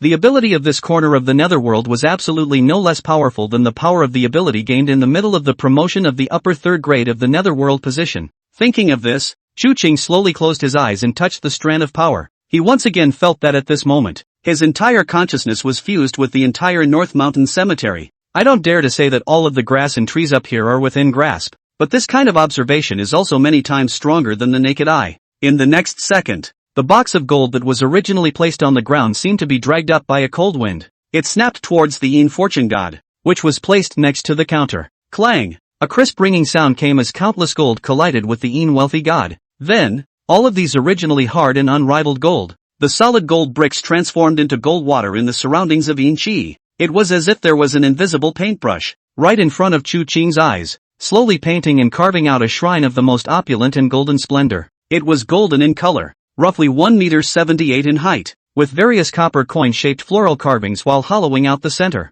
Under the niches are 2 small empty boxes that can be opened, and the outside of these empty boxes is also extremely well carved. Only the unusual statue of the god of wealth, followed by the sculpture of the portrait on the side, are that of the fortune-hunting boy with money in his hands. But in this gold shrine below the carving, but 5 kneel down on the ground, holding a gold treasure in the hands of the small ghost of fortune. Did not wait for Chu Qing to take a good look at more. In this shrine can stand a moment, hovering in the air of the god of wealth, as if all of a sudden subjected to what summoned, directly toward the center of that gold shrine position. And, with a thud, it stood with a dull thud right in the center of this shrine. In that instant, Chu Qing felt that the feeling that the wealthy god gave him had changed. The god of wealth in the center of the room really has a sense of solemnity of a few treasures. At this moment, Chu Qing clearly perceived that above the wealth god's main body, a burst of abnormal chi had merged along with the arrival of the golden shrine. An indescribable feeling appeared from Zhaoshan. Onlookers may not know what that feeling represents, but Chu Qing knew that this represented that the weird upward ladder opened up, and the wealthy god could explore and open up his own method of promotion. Even he didn't expect it, that this thing would be so fast. He looked furiously at this most silent, immovable, and unassuming of all the shenanigans he was looking for. This fortune god. It was hidden amongst the sides of the shrine, and underneath the gilded splendor, a statue of the god of wealth, black in color, wore a smile as if looking down on the believers and greedy beggars who fell to their knees in front of it. Within that smile, there was arrogance, there was sublimity, and there was an indescribable indifference to divinity. Of course, under that encircling bloom, besides all that, behind its smile, there was also cruelty, there was blood, there was greed, with the evil hideousness behind the gloom. Fortune, in the front, wealth in the back. It was also at the same time that Chu Qing opened his eyes and carefully sized up the thing. On both sides of the niche where the god of fortune was placed right in the center, a haunting blood-red couplet slowly emerged. Previous, 100 taels of gold, before the god of wealth smiles. The next couplet, 10,000 medieval bills can stop Yan Luo in his tracks. Crossword, wealth can be a god. Chapter 49, The Rebellion of Luo Chang. Terror at first glance. Weird promotion, likewise, has many different channels and methods, and even, in many cases, there is not much of a pattern. Some of them just reached the bottom of their life and were promoted out of the cold. However, the weird thing about this type of promotion is that the abilities and rules for killing don't change much, but instead, they are primarily weighted enhancements plus some of the rest of the accessory abilities appear. In addition to that, there was also the case of Chu Qing's blood character Creepy, which, in addition to life, required some other requirements, and most importantly, required the absorption of the rest of certain specific Creepy to become a puzzle piece for promotion. The shenanigans of these types of promotions, in addition to their own abilities being vastly improved, will just as largely be gained and appear as unanticipated enhancements along with those shenanigans that were used up as puzzle pieces. What kind of promotion the god of wealth was, Chu Qing did not know yet. After all, it was normal to not be able to directly peek at the way of promotion when you weren't the one harnessing the shenanigans. Perhaps, when the grade of the blood pupil is promoted a bit in the future, it might be possible to see it. As for now, it's clearly not working. However, even if he was able to see it, Chu Qing didn't have any other thoughts. The benefit to himself of helping one of these things advance in advance might be limited to gaining a few more lifetimes for his daily tomb guarding. On top of that, after advancing to the 8th grade, hell knows if the two, blood pupil and blood character, would still be able to suppress it? Chu Qing would never do anything without certainty. The golden shrine, which he placed in the corner of this security room. He swept around, glanced at the other corner, and then took out that Zhongkue riding tiger picture and hung it on the wall. Almost between the moment this thing was hung on the wall, Chu Qing felt that this thing had that mysterious connection with the North Mountain Cemetery at his feet. Just then, sure enough, the guy with the Book of Life and Death reappeared. Ding! Another brand new creepy, joining our Han, Chu Qing's family. Let's applaud. The power of death is so easily grasped by you. Yama's authority is so casually held by you, my most beloved Sir Chu Qing. As usual, it's my honor to serve you. Of course, at this time, I still have to remind you that even though you are that great, the city under your feet has all sorts of births of shenanigans. Even you, can you really walk completely across the city that contains ancient secrets? Looking at the prompts from the Book of Life and Death, the corners of Chu Qing's upturned mouth gradually calmed down. In the midst of this dark and desperately weird world, who can really run amok? Perhaps, only the one who is in the myth and legend. The real king of Chu River can do it. L.A. City, Inspector General's office. Here, since this morning, there hasn't been a moment's pause.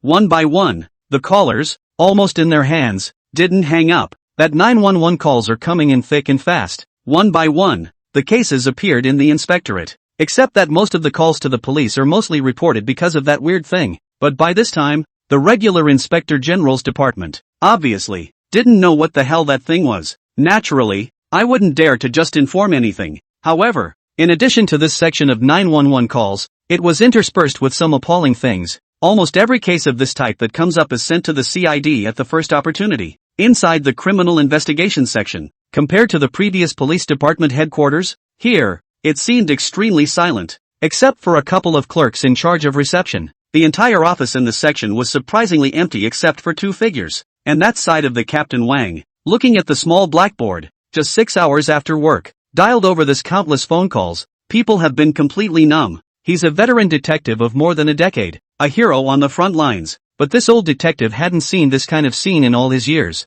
He looked fiendishly at the small, densely packed blackboard he remembered, while repeating these cases he had encountered that day. Sun Ping, Zhao Chuan to investigate the serial crash at Hongxi Mansion. Li Hongwei, Ding Lulu went to investigate the case of a falling Buddha's head that killed 3 travelers at the Linyi Grotto. Zhao Yuan, Su Bufan went to investigate the museum's murder case of armor from the Great Tang Dynasty. Zheng Cheng, Tan Yu to investigate the Kaiyuan Lake strange sound case. Xian Yupeng, Guan Su to investigate the case of the missing vehicle from the Yellow River Bridge. Bureau Zhang and the others. The more he said, the more ugly this Wang team's face became, even to the point that at the back, there were some signs of bewilderment. A text appeared on the cell phone beside him. More than anything else, sending the more than 10-year veteran detective into a self-imposed daze. Shocked? Terrified? Don't worry, this is just the beginning. They're enjoying the hunt. They are savoring a rare delicacy. They are releasing the joy of birth. And you, Wang Wei, the protector of the people, the sense of responsibility and mission given to you by the uniform you wear burns in your heart. But what can you do? What can you do in such a new era? Perhaps, you're not even as good as that little girl next to you, are you? Captain Wang looked blankly at that little princess on the side. At this moment, how this princess was, could no longer make his heartstrings flutter. All morning, just the one that reported it. It's only been a morning. The death toll is over 50. The missing population is even more than 100. Such shocking cases have been occurring consecutively, and when they are reported, they receive no response? Is it like this in L.A., or is it like this all over the country, or even all over the world? Captain Wang doesn't know. However, at this moment sitting opposite Wang Wei, there is no longer the usual jumpy and cheerful female inspector. The same silence, the same numbness, even the same was looking at her book of life and death. Unlike the next person's, her book of life and death is a book. It was also the book that made it clear to everyone in the entire criminal investigation section that it really wasn't a cell phone virus. Panic? Scared? Don't worry. A game like this won't fall on you for a while, as long as you're good enough not to voluntarily go forward and get yourself killed. But you know, you can't do nothing, because Lu Ren is righteous, is benevolent, as your name implies. But Willow mercy, only the gods, will have mercy on the world. Only a god is qualified to pity the world. Perhaps your family, in the original era, really was like gods. However, can you and they, in this era, be like gods and protect others? Yes, you can't do it, and neither can your family members. All you can do now is witness it. Witness the deaths of those you swore to protect when you put on that uniform. Witness the deaths of those around you. You want to do something and you don't know how to do it. But compared to others who are helpless and waiting with their necks to be killed, such as the man in front of you, Reu Ren, you have another path. Go to him, and ask him what the hell you mole crickets are supposed to do in the face of those things. You know who he is, don't you? Yen Ren looked up blankly, then subconsciously closed her eyes. A blood red, as it had been several nights before, appeared before her eyes. Lu Ren snapped her eyes open, looking at the life and death book where characters no longer appeared, and subconsciously slowly exhaled a word. Chu. For the rest of the words, she opened her mouth, but didn't utter them again, so no one knows that what she's talking about. It's Chu Qing after all, or King of Chu Kong. Chapter 50, Skull Tree, a new mausoleum of human heads. Hongxi building fell in a series of buildings, the death toll of 4 people. The current inspector has gone forward, but also please pay attention to the safety of the general public. This also gives us a fire safety alarm. IK grottos in disrepair, resulting in the fall of the Buddha's head. The relevant persons have been controlled by the inspector. The Yellow River Bridge is unidentified and foggy from today. Many vehicles and boats are missing, and it is currently blocked. Attention of the general public. The Earth has been affected by an unknown magnetic field. Some unknown changes and special creatures have appeared. At present, all the experts in the world are carrying out research. Please do not be alarmed. As soon as any measures and circumstances are put in place,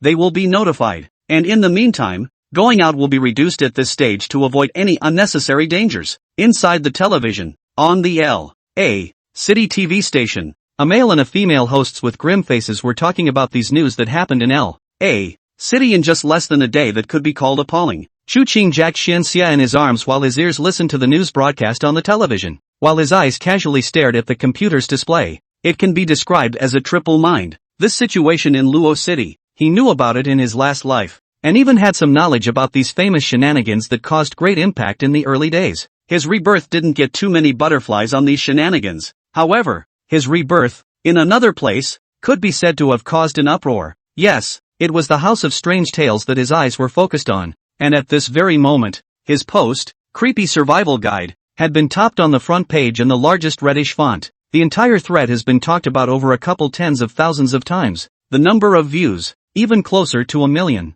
As for the House of Weird Tales points gained as a result, don't mention it. That's normal. With the age of terror upon us, there are a lot of things that this survival guide is able to get right. Of course, the things that were really actually valuable, such as the promotion ceremony of the Een job, he naturally didn't say a single word about it outwardly. As for your own back end, Chu Qing could no longer look at it. The densely packed private messages had almost exceeded the limit of the backstage capacity of this House of Weird Tales. All he was able to see were a few private chats that he had clicked on earlier, so they were at the front of the line. The ones worth mentioning are still undoubtedly just those two. 1. The backstage news of that hellish association. Hell's Junction had once again extended an invitation to him, and said that it had a certain number of members among the Dragon Kingdom. It was a pity that Chu Qing wasn't the least bit interested in that. It's just an organization of Oni. Even if it's one of the largest Oni organizations in the afterlife, that's all it is. There are more than a few of these types of Ghostbusters organizations after the Age of Terror went on the right track. Not to mention inviting him to join, even if he was asked to become their boss. Chu Qing didn't have much interest. Unless it's the kind where the whole power serves him alone, that's okay. Otherwise, other than someone like Lu Ci, which king would be willing to go and babysit for someone else? To serve as a face for someone else? After ignoring the news from the Hell Junction, Chu Qing once again turned his gaze to another backstage message that he was concerned about. That message named Zhenghe. It's in Xingcheng, the provincial capital of the Central Plains. The guy who's trapped in the mirror realm. Master of the building. Master of the building. Are you still there? Owner of the building. Ooh, I can't walk out of here. Please help. Please help. This intermittent message, surprisingly, had another one at 2 hours. So, Chu Qing returned a message. You still there? Almost instantly, that callback was sent. Yes, Mr. Owner, please help. I can't get out of this mirror at all. I'm so scared. Looking at the message sent from there, Chu Qing's gaze was calm. And then after glancing at the blood-word shenanigans that were on the gate and realizing that there was no movement,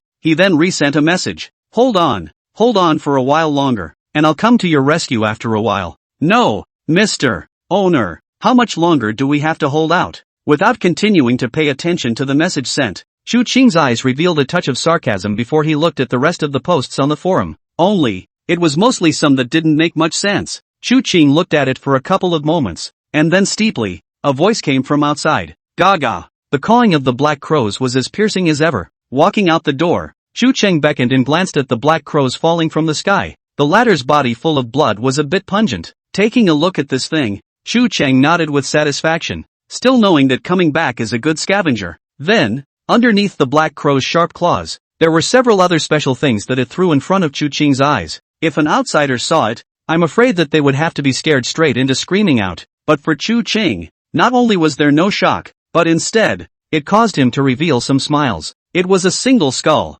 6 or 7 of them. There were even a few with blood clinging to them, which looked incredibly oozy. Nice work. Looks like you found a lot of spooky leftover scraps. Scavengers are different from many of the rest of the spooky in that they rarely actively attack and kill unless they are hungry and desperate. And the Black Crow's rule power is to assist, not to kill and pillage life. But as far as the current situation in the middle of Luo City was concerned, there was no need to go looking specifically for it. There were quite a few corpses left behind by the shenanigans all over the place. Gah! I'm not sure if the Black Crows understood, but anyway, they just quacked twice. That's right, this was this thing that Chu Qing had Black Crow collect. It was a pity that most of those corpses in the Fairview Manor before had their heads bitten off directly by riding tiger figure. So Chu Qing didn't bother to risk being treated as a pervert by Yingzhu Zhou, and kept those 2 remaining intact skeletons. As for why you collect this stuff, it's simple. Crow ghosts, 9th grade ghouls, suited for high-grade mausoleums. Skeleton tree. Skeleton tree, a nest of skeletons growing out of a pile of skeletons.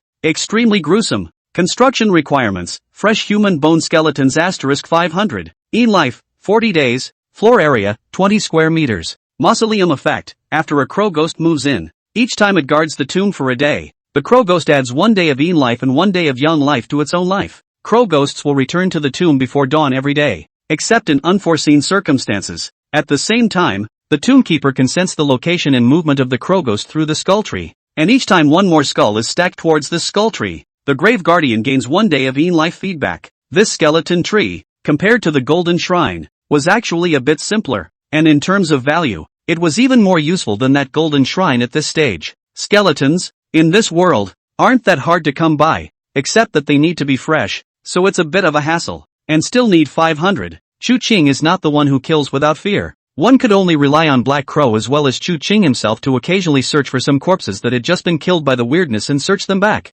using them to accumulate materials to build a nest for himself. A small day to find so much, and by the looks of it, it seems to be unfulfilled. Chu Chang nodded and brought Black Crow with him, placing these skeletons in the back of the North Mountain Cemetery in a corner outside a mountain wall. In the future, this is where the skull tree will be housed. After determining his mausoleum nest, the Black Crow once again quacked, and then rushed up into the sky, apparently, continuing to search for the skeleton. As a black raven promoted to creepy, though not a demonic ghost, the raven ghost's intelligence was obviously a bit higher. Chu Chang nodded with satisfaction, and wondered, this skeleton tree that had yet to be constructed, in the future, how huge a heavenly tree it would be able to grow into, and within the graveyard at the moment. In addition to the Black Crow and the God of Fortune, there was also the human head lantern, the faceless ghost, and the riding tiger diagram that had just been acquired. So much for the riding tiger picture. He hadn't looked at it closely enough, but after thinking of the first two, even Chu Qing felt somewhat helpless. This corner of the netherworld was powerful as it was, but it would be difficult for an ordinary tombkeeper to complete all of them. However, it's the difficulty that makes it interesting, and the feedback you get is much more rewarding is all. Before Chu Qing could think freely about his little Yin Chao picture of a mountain of corpses and a sea of blood in the middle of this graveyard, steeply, the phone rang. He took it out and saw that it was no one else but Ruoxue, and after picking up the phone, Ruoxue's first words made him raise his eyebrows. Brother Chang, I've found the object of the mill-pushing ghost. Chapter 51, Ruoxue's choice. I am the abyss. Tell me about it. Although Chu Qing hadn't thought of participating in Ruoxue's pushing ghost choice, he still had a bit of curiosity about this. Naturally, he also wanted to know how Ruoxue's vision was. After all, Ruoxue and Fang Ping are the only two guys he has taught the method of yin job transfer. Fang Ping has not much news. That is, yesterday in the middle of the night sent a text message to report a piece, and Ruoxue's side of the contact is still considered close. It's like this. Over here in the center of the city of Luo, in the Kaiyuan Lake, there's a weirdness. It was a human head. Chu Qing nodded and thought a little. Kaiyuan Lake was considered a fairly famous attraction in Luo City. However, he had some memories of the weirdness of it from his last life, but he hadn't delved into it. I've been watching this side all the time today, and as expected, this side of the Kaiyuan Lake was surrounded, and a team of 2 inspectors came over, and those 2, one ended up dead and the other seriously injured and unconscious. However, they discovered some rules for that thing for me. According to my judgment, the rules of that thing should be unleashed through sound. That remaining inspector, after losing his hearing completely, which barely survived, if I had made more preparations, I feel that I should have a great hope of subduing him. Sound. Earlier in the day, Chu Qing had given Ruoxue some words, and, after becoming a yin job, she would naturally have some understanding of this as well. The simpler the rules are unleashed, the greater the potential tends to be, and if it's just unleashed through sound, it's a pretty good trick indeed, and it fits in nicely. Thinking of this, Chu Qing nodded. Alright, since you're sure about it, just go ahead and do it. Qing, don't you help people? This woman's sappy voice came from the other end of the phone, but Chu Qing's face was extremely calm. This will be a daily routine in this world from now on. I helped you this time. You'll be dead next damn time. Besides, don't forget, I've already helped you the biggest time. However, you do need to come over here for a moment later while I do an experiment. Okay, so when do people arrive? Chu Qing glanced at the sky.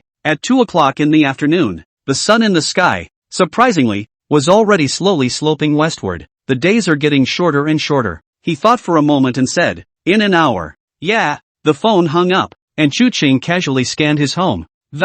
As a result, before he could even look at it twice, a vehicle engine sound appeared in front of the door, followed by Lu Ren's delicate voice ringing out from the front door. Chu Qing, are you in there? Chu Qing was not surprised by Lu Ren's arrival. It was only after an interval of 1 day, when she saw Lu Ren again. Her complexion was much more haggard and pale. Only, upon entering the security room and seeing the pure gold shrine, Lu Ren froze with the naked eye, seemingly not thinking that in just less than a day's time, Chu Qing had gotten such an eye-catching thing from somewhere. However, Lu Ren did not ask more questions. and her gaze towards Chu Qing was extremely complicated. Chu Qing didn't have that leisure to play any silent games with this little ninny, and asked while reopening that house of strange tales. What's up? Ryu Ren opened his mouth and finally spoke. Zhang Cheng is dead. Chu Qing's brows frowned, not because someone had died, or that this person was someone from Lu Run. It was purely because this guy had the same name as him. It was just a bit of bad luck. Tanya's ears were punctured and he is permanently deaf.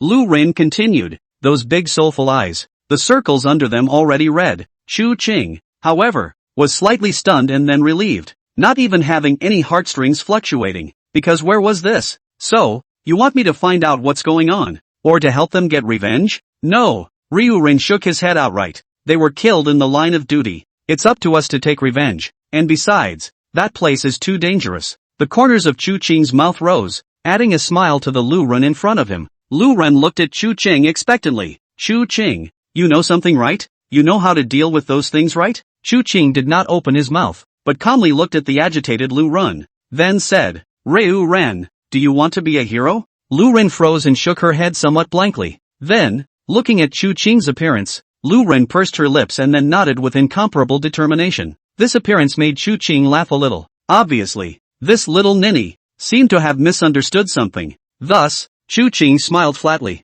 It's easy to be a hero. Now, unleash the power behind you and relocate everyone in the entire city of L.A. Ha! As if she had heard it wrong, Lu Ren couldn't believe her ears a little. Let everyone in Luo City relocate. Let these millions of people, either to Xincheng or to Kyoto, leave here. Chu Qing slowly stood up and looked beyond the window of the security room. The figure with her back turned Lu Ren's face pale. However, before Lu Ren could pursue anything, her phone rang steeply at this moment, and she hastily picked it up on her hands and knees. Hello? Lu Ren, where are you? On the other end of the phone, came the voice of Team Wang. Team Wang, what can I do for you? Come on down to the station. There's a special ops guy in Kyoto. He wants to see you and says he has to make sure you're safe first. I'll be right back. Lu Ren put down the phone and looked up, but Chu Qing had already smiled and looked at her initiative. Go on. Lu Ren opened her mouth, but in the end, she didn't say anything. She turned around, opened the door and left. Chu Chung didn't go to send it off,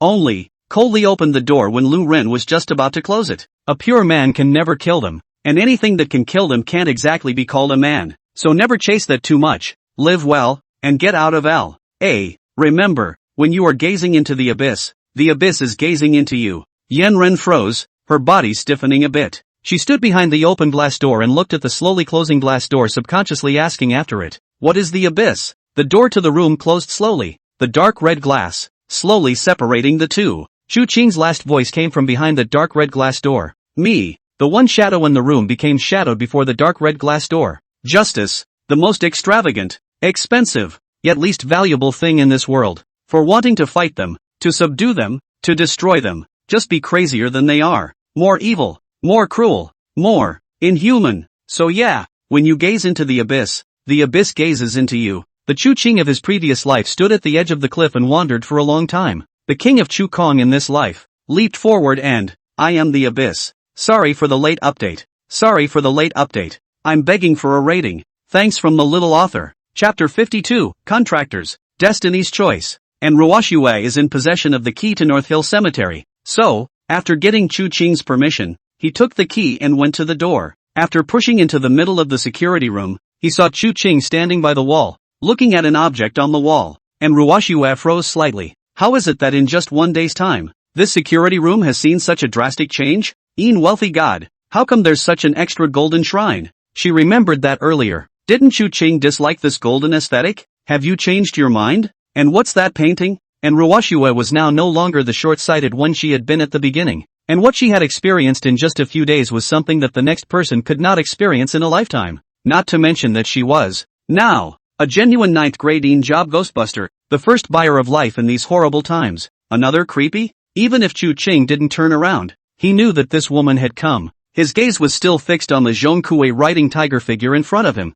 and he directly opened his mouth. Coming. Ha! And Ruoshue nodded. Aha! Chu Qing didn't rush into business, but looked at this open Zhongkue riding tiger picture. How about you take a look at this picture? Although it was said that even if Ruoshue was just standing at the doorway, looking at this thing, there was an indescribable feeling of her heart jumping, but Chu Qing opened his mouth and she didn't dare not go. When he got closer, he said, looks like a tiger? Chu Qing crossed this woman's eyes and kind of felt like he was talking to a cow. But yes, this woman wasn't in the art department in school. For her it was a painting, an ancient painting. Chu Qing's fingers gently stroked the top of the scroll. The portrait of the evil tiger became more and more clearly visible. While that should have been the main position, writing on the evil tiger Zhongkue, but appeared extremely thin, as if the ink is about to disappear completely. He paused before saying this. By the time this Zhongkue on the painting completely disappears, this painting, it should be able to be promoted to the 8th grade of Bazaar, 8 products, and Ruoshue's breathing became rapid all of a sudden.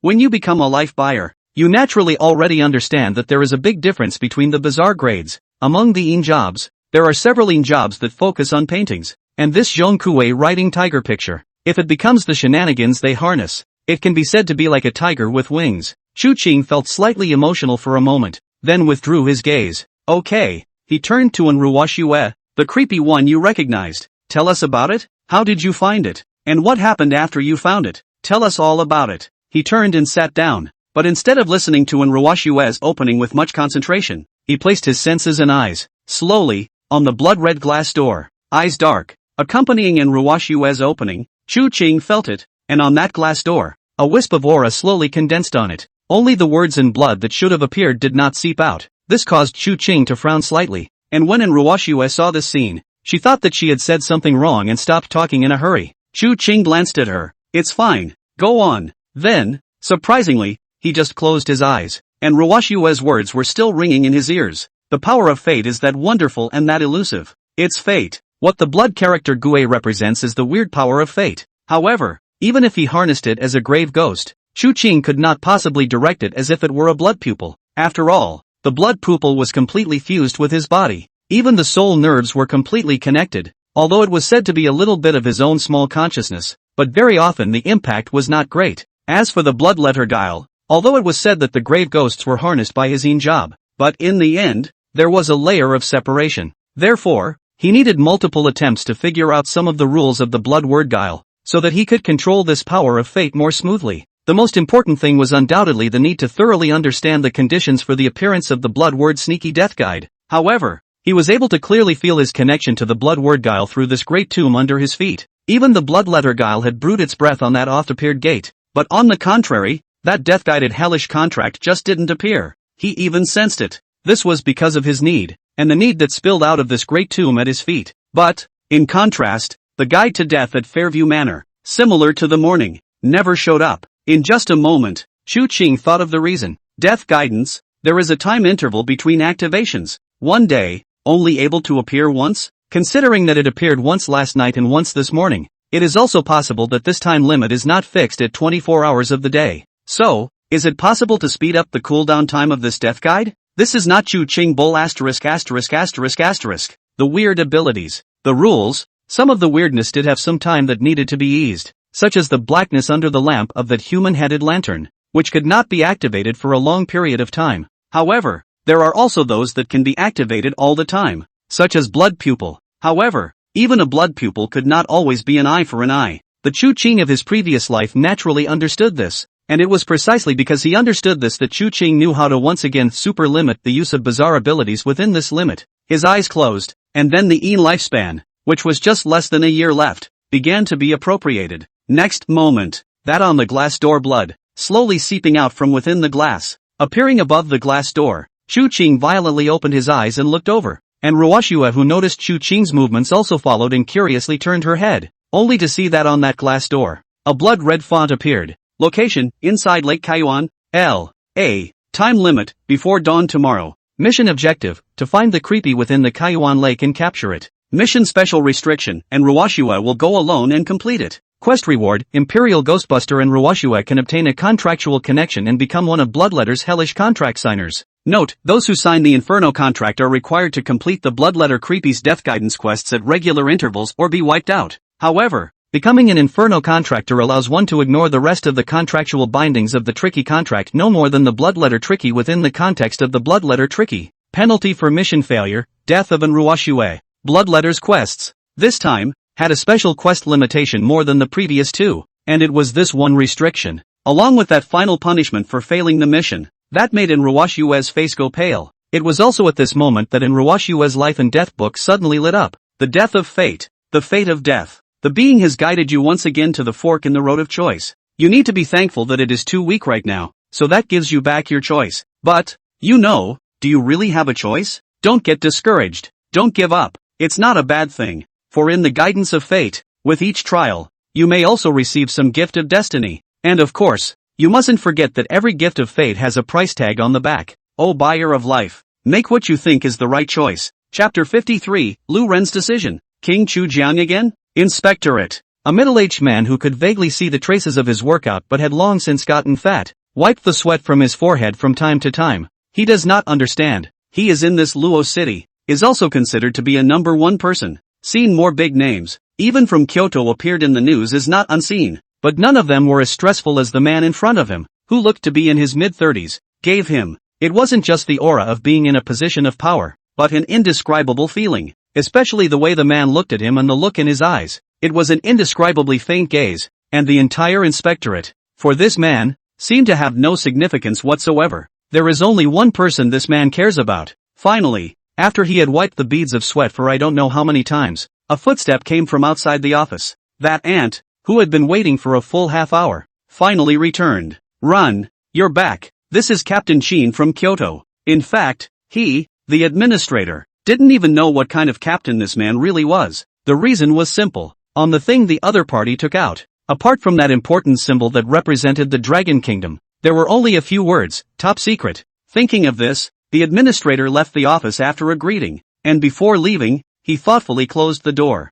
And obviously, Lu Ren had obviously known this Captain Sheen for a long time. Brother Sheen, why are you here in person? The man who had been expressionless before also finally let out a sigh of relief and revealed a smile after seeing Lu Ren. Run, it's great that you're alright, pack up and get ready. Return to Kyoto immediately. Returning to Kyoto, Lu Ren hadn't expected that to be the first thing Sheen saw of her. Brother Sheen, is this Dad's idea? Or Grandpa's? Captain Sheen glanced at Lu Ren. And your brother? My brother? Yen Ren froze. When was it his brother's turn to speak when he was at home? She didn't think much of it though, but bit her lip. If I leave, what about these ordinary people in Luo City? Captain Sheen's thick eyebrows furrowed. Then he exhaled. Run, you don't know the current situation. Although Luo City is not small, the situation is different. Besides, Ray, what can you do even if you are here? You're just an ordinary person. You don't know what you need to face. He was just about to open his mouth when Lu Ren interrupted in a decisive manner. I know what's going on right now,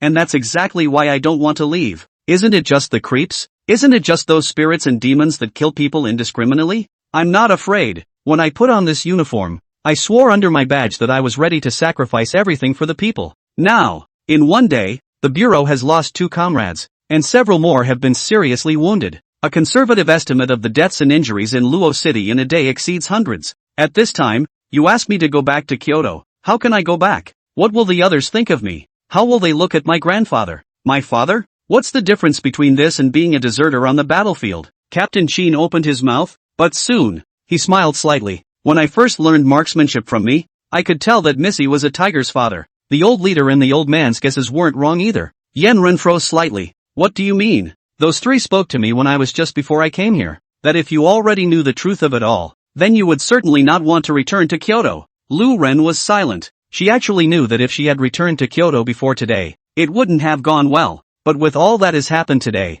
I'm afraid that if she leaves, she'll never live a peaceful life. In life, there are always things that can't really be indifferent. Captain Sheen calmly looked at Lu Ren, then slowly said, Run. The old master and the old leader didn't say much, but Liuzi left a message for you before I came. After you made your decision, do whatever you want. This is a disaster that the entire human civilization needs to face. No one can escape it. If you are really unfortunate enough to have sacrificed yourself in Luo City, doing the same sacrifice as your brother is just a matter of course. If not, one day, he will definitely make the whole of Luo City no longer have a single creepy brother. Ryu Rain murmured softly. Alright, go out. This time when I came to Luo City, I also came with a mission. Captain Sheen smiled and opened his mouth. Mission. Lu Ren blinked, a little unsure, but still stood up and followed Captain Sheen, opening the door to the office. However, only just opened the door to the room the two froze directly in place. It was only because at this moment, outside the door of this room,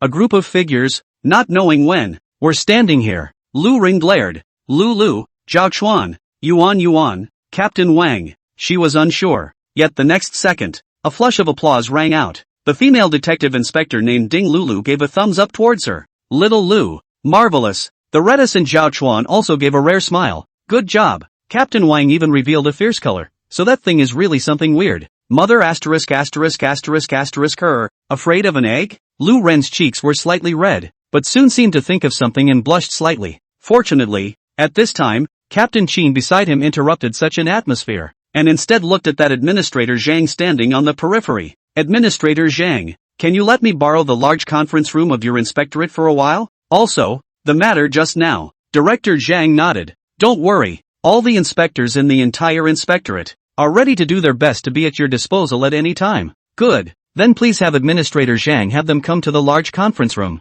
In 20 minutes. Please also make sure that all those who can be there will be there. 20 minutes later. Large conference room of the office of the Inspector General. Captain Qin stood at the top lectern, and below him, a single uniformed inspector, fiddling with the microphone. Captain Qin then said, "Hello everyone, time is running out. Let me introduce myself. I am the captain of the Kyoto Special Operations Bureau. My last name is Qin. You can call me Captain Qin. I have come this time to let you understand and know how to save your own lives and the safety of people's property in this next world, as well as, for those things, having a general knowledge." At these words, the stage was in an uproar. Obviously, even though it had been guessed before, it was still a relief when it was actually said. Finally, someone who knows what they're doing. Even Lu Ren, sitting on the stage, was extremely excited with her small fists clenched. Ignoring the whispers from the stage, Captain Qin then spoke. Now, let's know what's spooky. The PowerPoint was opened and a document was reflected on the large screen behind it.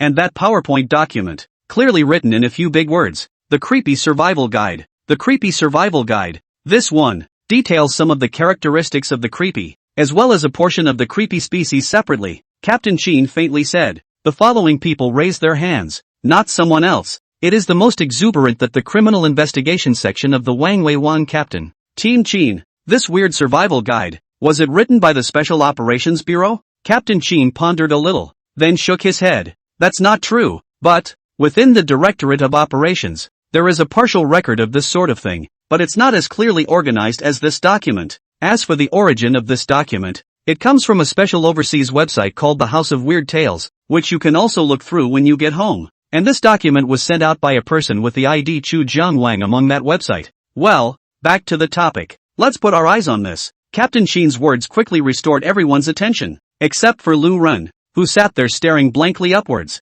"It's the King of Chukong again?" Chapter 54 Heads in the Lake. Voice under the moon. Darkness. Though, at this time of the day when the hands were only pointing to 5:40 p.m.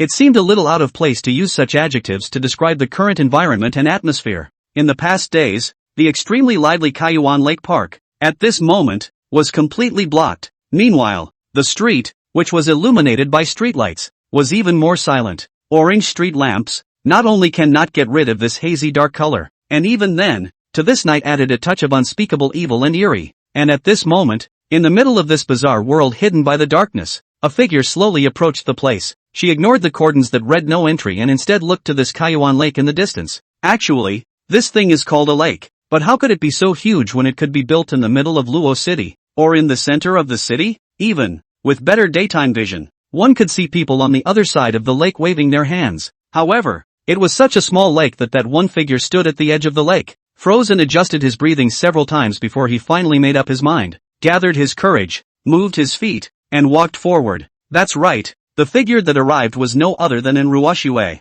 And Ruoshue once again checked the earplugs worn in both ears. All the sounds of the world could not enter her ears, and the whole world became incredibly quiet at this time. Though, and Ruoshue was a little less comfortable, but the daylight of the day was fresh in her mind. Those two inspectors, under that one voice, as if they were possessed, walked towards the middle of that lake. Then, one sank completely into the bottom of the lake, and one, on the verge of death from serious injuries, but also deaf in both ears. Even when she was some distance away from this Kaiyuan lake at that time, she was affected to a certain extent. However, and Ruoshue also knew that the main reason she was able to hear that voice in an unmistakable clarity without being affected was because she was no longer an ordinary person, but rather a in-job possessor, a life buyer. She was going to have to face this day sooner or later. And what's more, she'd already taken all the insurance she needed. and Ruoshue scanned and looked towards the Skyuan lake, the small wooden boat that was docked on the side, and with a gentle leap, she paddled the boat while looking towards her cell phone's life and death book.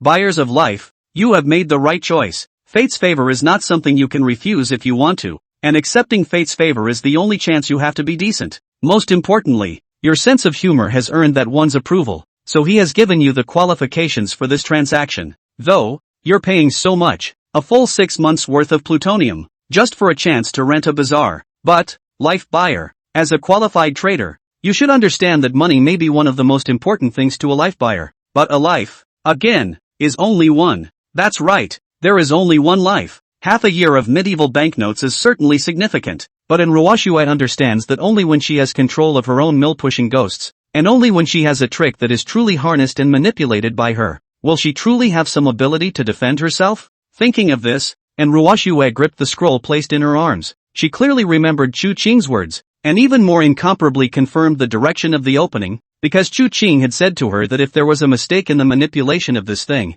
what she would be facing would probably be an existence that was going to be several times more terrifying than this weirdness in the lake of the open element. The boat floated slowly. On this Kaiyuan lake, an indescribably cold wind surrounded her, as if blowing down her beige Chanel trench coat onto her skin and into her bones, and Ruoshue couldn't help but tighten her clothes. However, at this very moment, she steeply felt that an indescribable voice appeared. That voice, as if it was a lover's soft murmur in the ear, made the corners of one's mouth subconsciously rise, and one's heart intoxicated. The sound, again, was like the delicate hissing of a mosquito fly, making you want to scratch and claw all over your body, but you couldn't find a place to do it no matter what. And Ruoshue's face changed all of a sudden, and she felt that the moment this voice appeared, her heart was filled with an indescribable annoyance. This one is spooky and extraordinary, but the more she did, the more she couldn't mess up. But luckily, the coldness coming from the scroll in her arm slightly dispelled this strand of irritation in her heart. It made her finally work up the courage to look at the source of the sound. Unconsciously, she had paddled to the exact center of the Kaiyuan lake. She also finally saw it, the culprit that slowly surfaced. A human head, slowly drilling out of the water, met in Ruoshue's wildly beating heart and slowly opened its iron-green lips. The grievances are 3,000 zhang in the air, and the anger of the wronged souls who have died is full of rage. Poor me, I lost my youthful life, and I gritted my teeth and hated Pingzhang. The spirit of the ghost is still in despair, and he is always thinking of his lover. Under the red plum blossoms I will never forget. By the boat on the great lake I will tell my heart. And Ruoshue subconsciously wanted to cover her ears so that this ghostly opera singing could not enter her ears. Soon, however, she reacted. In this lonely above the big lake, as if it is from the hell of the underworld came the song. Let in Ruoshue teeth are fighting, said not out of the cold, so that she once again thought of the day on the cab. It was also at this time that the book of life and death quietly lit up once again. It appears, you tried to communicate with it, but sadly, it's more powerful than you can imagine. Elephants don't bother to listen to ants' expressions. You have to show what you can do, or what you have in the way of finances. Good thing, you rented it, and became completely familiar with its rules. That's right, it's a gift of fate, isn't it? Finally, you know, to subdue this thing, you have to use that thing. Under the cold and lonesome moonlight, the clear lake water was haunted by the bright moon in the sky. In this calm heaven and earth where the bright moon and the great lake met, a tiger's whistling sound resounded throughout the dark night abruptly. The bright moon shone brightly, and also shining brightly, there was the other side of Luo City far away. Meow meow. In the middle of the North Mountain Cemetery, Chu Qing took the rare step of placing a rocking chair in the middle of the cemetery, and he cozily lay down on the rocking chair, smiling as he looked at the not too far distance. The black cat Xian Xie, which was pitch black, was in the middle of the night, quickly grabbing towards the faceless ghost. Its movements were light and sharp, and the faceless ghost it grabbed couldn't even react to dodge. Of course, the main reason was purely because a bloody pupil was always looking at it, and it was simply unable to dodge quickly. Demon Guile, an extremely special and rare type of guile from the Age of Terror. Xian Xie had the potential to become a demon guile. However, demon guile was different from the rest of the guile, and needed to be slowly cultivated and grown. Though, Xian Xie had been with him, with quite a lot of shenanigans during this time, and it was barely enough to qualify for the cat shenanigans promotion into the rank ceremony. However, it was rare to come across such a good seedling, and Chu Qing was not willing to waste this talent by promoting hastily. After watching that faceless ghost being annoyed by Xian Xie, he violently released his yin qi. The face of fear made Xian Xie directly stay on the ground. Then a burst of meow meow meow quickly ran back to Chu Qing's arms. Chu Qing laughed, and then once again threw out the scared and fried Xianxia. Whether it's a human or a trick, it's going to take a lot of training to get it right. Chapter 55 Fate's Favor. Shivering, cold, and Ruwashua hadn't thought about the fact that the lake was already this cold in September. Perhaps it's not the lake that's cold under your feet, but what's cold in your hands. At the moment, she just held the scroll high in the air, stopping it in front of her, in front of the damn head. She felt as if her arms had frozen. The buyer hadn't particularly strengthened her body, making her arms, raised high in the air, almost tremble a little, but even so, and Ruwashua still didn't have the slightest intention of putting the scroll down. Although the life buyer was not a combat typing job, but, in addition to the affinity for weirdness, he also had a certain degree of perception, and after such a short while, and Ruwashua had a certain degree of perception and understanding of the rules of this human head's weirdness. Therefore, she was able to clearly feel how the state of both sides was under the moment when the rules of both sides were tilted. And obviously, Chu Qing's previous admonition, which she always kept in her ears, was that this Zhong Kuei writing tiger picture, at most, should be released for 3 minutes, and after 3 minutes, it must be completely put away. At the same time, she also sensed that a wisp of aura had begun to leak out in the illusion realm haunted by this writing tiger diagram. The job power of the life buyer was something she had applied with extreme skill over the course of the day. He sensed something, and almost without thinking, he rolled up the painting that he had taken out with his back to it straight away, and twisted it back into a scroll. Roar! A tiger's whine seemed a bit resigned, but the weirdness, the ability to rely on the rules to kill people, is naturally limited by the rules as well, and although the Zhong Kuei writing tiger diagram was incomparably ferocious, it also had a fatal flaw, which was the main reason why Chu Qing was able to spend half a year's worth of plutonium money to lease it to an Ruwashua to use it once with the characteristics of a person who had purchased his life. Zhong Kuei riding a tiger. As long as you are not facing this painting head-on, you will not be affected by the black tiger hollowing out. Therefore, even though the writing tiger figure was no longer willing, it could only be re-screwed together by an Ruwashua, who had long ago rehearsed it several times. After an Ruwashua put it away, she then returned her gaze to the human-headed creep. She felt it, the head in front of her, as if in its body, constantly passing on an unspoken message through her sight. It's wounded. The writing tiger diagram just now.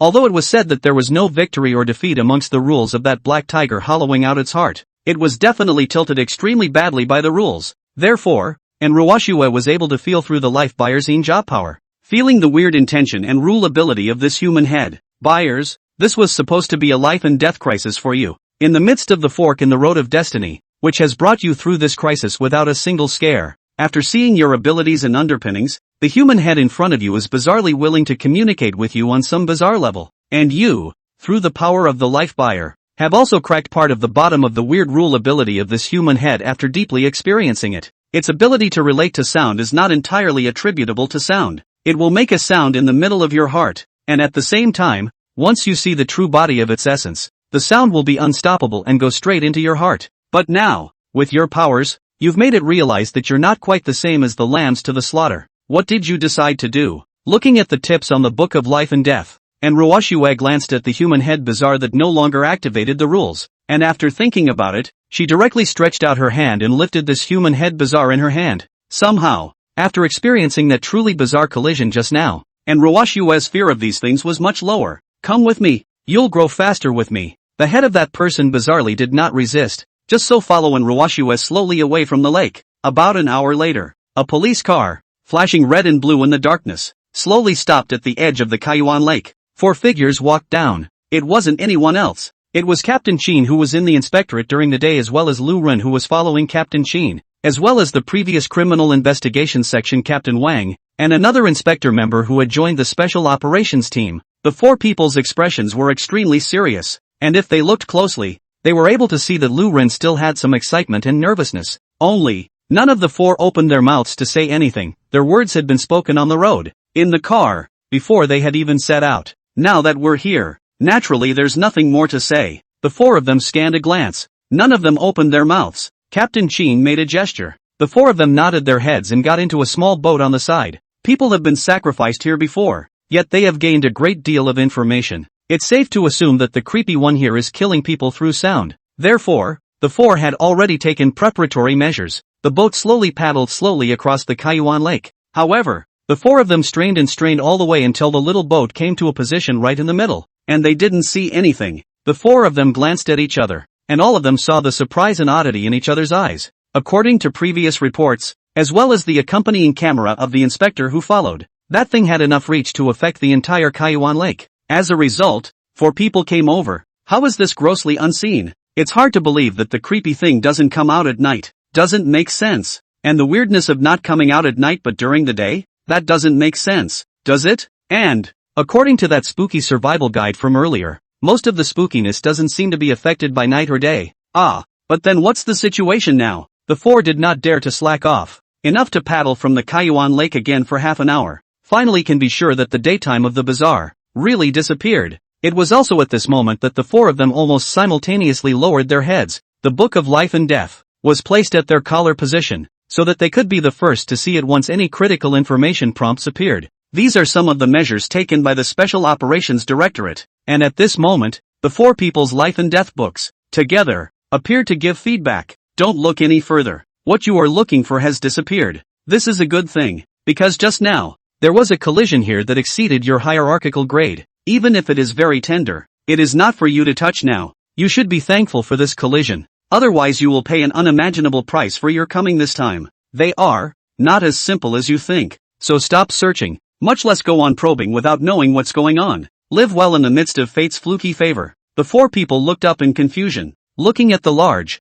ancient lake, and for a moment, they were a bit bewildered. They only felt that behind this dark city of Luo, there seemed to be an even deeper and bigger hand. In the darkness, playing with this thing called fate. Chapter 56, Exodus Immortal. Scared crying head guile? 9th grading job. Herdsman transfer promotion method. 9th grading job. Knife catcher transfer promotion method. 9th grading job. Mountain people transfer promotion method. 8th grading job. Eloquent transition promotion method. 8th grading job. Corpse scavenger transfer promotion method. 7th grading job. Corpse catcher transfer promotion method. 6th grading job. Exodus Immortal transfer promotion method. Late at night, sitting in front of the large tombstone in his family's North Mountain Cemetery, Chu Qing crossed his legs and sat in front of the large stone monument with his own name written on it. A blood-red script accompanied his thoughts and surfaced on that large stone tablet. Only, after the writing was finished, it quickly disappeared into thin air, hidden within this stone tablet. Chu Qing's gaze was calm, not caring in the slightest to pay heed to how maddening what he had written was to all the ordinary people in this current era. This knowledge was considered something quite precious in Chu Qing's mind. After the initial experiments with the blood character's weirdness, Chu Qing already had some knowledge. The bloodletter guile as a prototype for the Death Apartment, the Hell Hotel, and the Crimson City has already been verified in the last life. And judging from the first promotion of the bloodletter guile, it was clear that subsequent promotions, I'm afraid, would also require a great deal of completion of its death-guiding quests. It's hard for him to do everything by himself, and it's not necessary. Therefore, in the future, there would be more and more people like in Ruoshue who were driven by the bloodletter's guile as there had been in the previous life. This part of the Imperial Ghostbusters who were controlled by the bloodletter guile, by themselves secretly, could also be redeemed by completing the bloodletter guile's death guidance quests to form a point system, just as they had done in the previous life. Some of these are bizarre as well as medieval artifacts that naturally and rightfully belong to himself, the hidden master of the Death Apartment behind the scenes, and a part of what he knew that he didn't find out until much later in his last life. The sequences of nether jobs at home and abroad, as well as some that he couldn't use himself, could then be given as rewards to the Ghostbusters to help him sell his life in the shadows. In his last life, Ding Xia's counterattack, as well as the betrayal of the Chu family, which was dependent on him in Kyoto, had made him completely understand that the human heart was much more frightening than bizarre. Only when the contract of life and death is fully in hand can the reins be used to truly strangle these guys. However, this anticipation still has a distance to go. The reason is very simple. At present, the blood word trickery is hosted in the North Mountain Cemetery. Outsiders can't come and go as they please. It was also unknown if this situation would change after his own advancement as well as the blood word guile promotion is all. However, there was no hurry now. The blood word guile had not been promoted, and under normal circumstances, at most one death guide would be issued once a day, and it would be enough for him and in Ruoshue to fulfill it. Thinking of this, Chu Qing looked towards the scene job sequence that he had just written.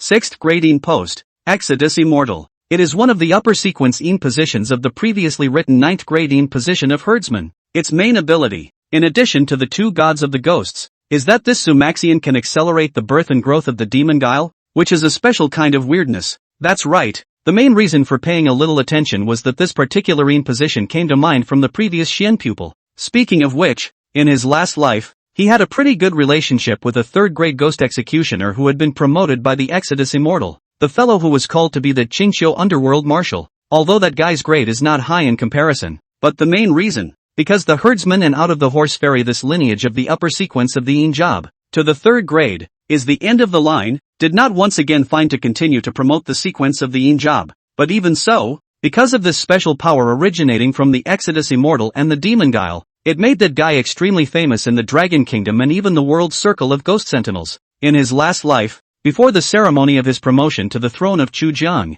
he heard that this guy had found the path to make his Yin post further abroad, not within the Dragon Kingdom, and he didn't know whether that path had let him go out or not. That guy is still very talented. In the future, if Bloodletter Guile completed his advancement and could leave a death guide mission in the outside world, it would be possible for this fellow to be introduced into the ranks of the ghost sentinels ahead of time. After thinking of this, Chu Qing seemed to sense something and looked towards the door. In the middle of the dark world, the bizarre human head that had been grasped in his hand slowly opened his eyes. It looked to the perimeter. It had come to a strange place. However, the Yin Qi here was extremely dense, and it loved it. Apparently, it's not really that different from the vast majority of shenanigans that are out there. It's not terribly intelligent. There is only a hunting instinct like that of a wild beast, and a natural malice towards the rest of the living. That's creepy. So, as a trickster, the instinct to hunt and kill is the instinct to survive. So, it opened its mouth, and then a voice slowly appeared. However, the voice had only just appeared when a ray of blood-red light descended.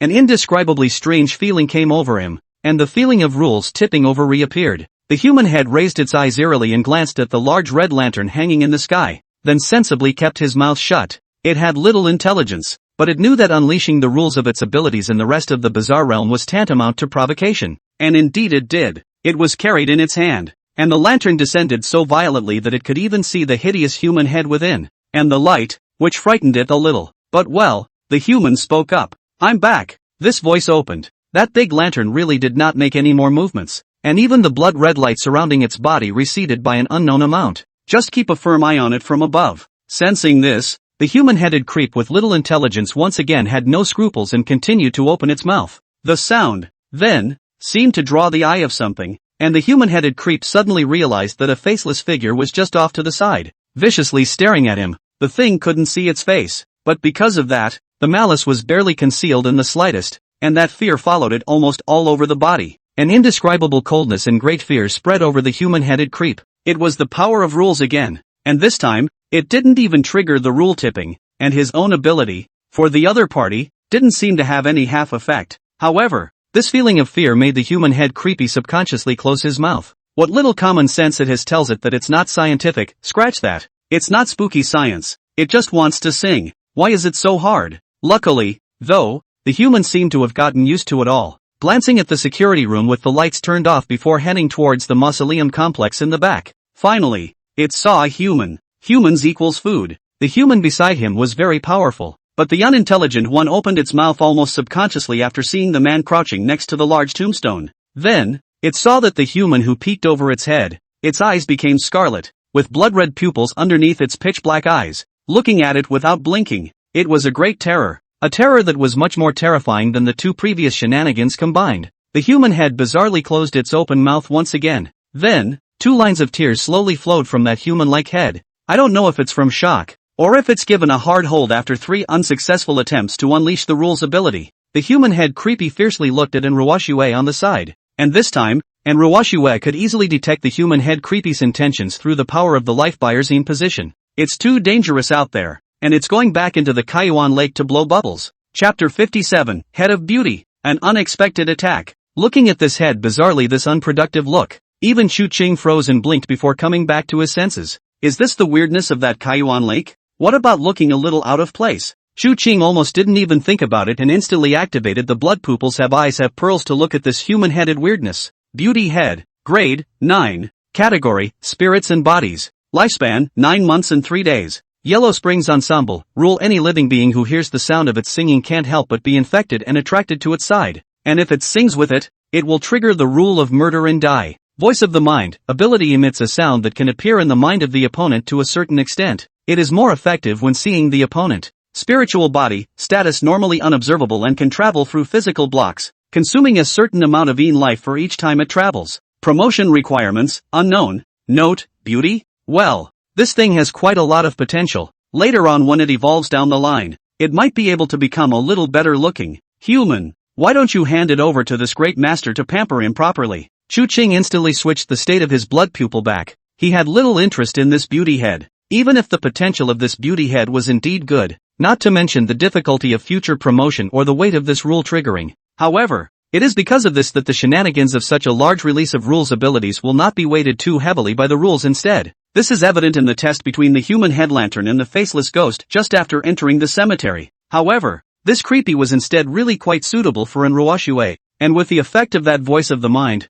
she could even control this beauty head, allowing it to make preliminary exchanges and deals with the rest of the creepy. Thinking of the deal, Chu Qing raised his head and looked at Ruoxue, and Ruoxue also understood, and took out that Zhongkue riding tiger diagram from her bosom, handing it to Chu Qing. Meanwhile, her life and death book lit up at this time. Fate buyer. You have completed the first transaction in your life because of the innate position brought about by the choice of fate. The value of this interchange is of great significance to you. You have purchased the use of a spooky one from the being in front of you for half a year, 6 months, of medieval money in life. Your deal is completely done, and the scales of money are weighing what you have gained or lost in this transaction to get what you have been paid. You paid half a year's worth of in-life underworld banknotes, but the guile you rented saved your life and, at the same time, gave you insight into the full rules of a guile. You can purchase this creepy as a mill pusher. After determining that you are in the midst of a transaction for a big profit, you receive a 50% profit rebate on the medallions you paid this time, and you receive 3 months of in-life. What an exhilarating transaction!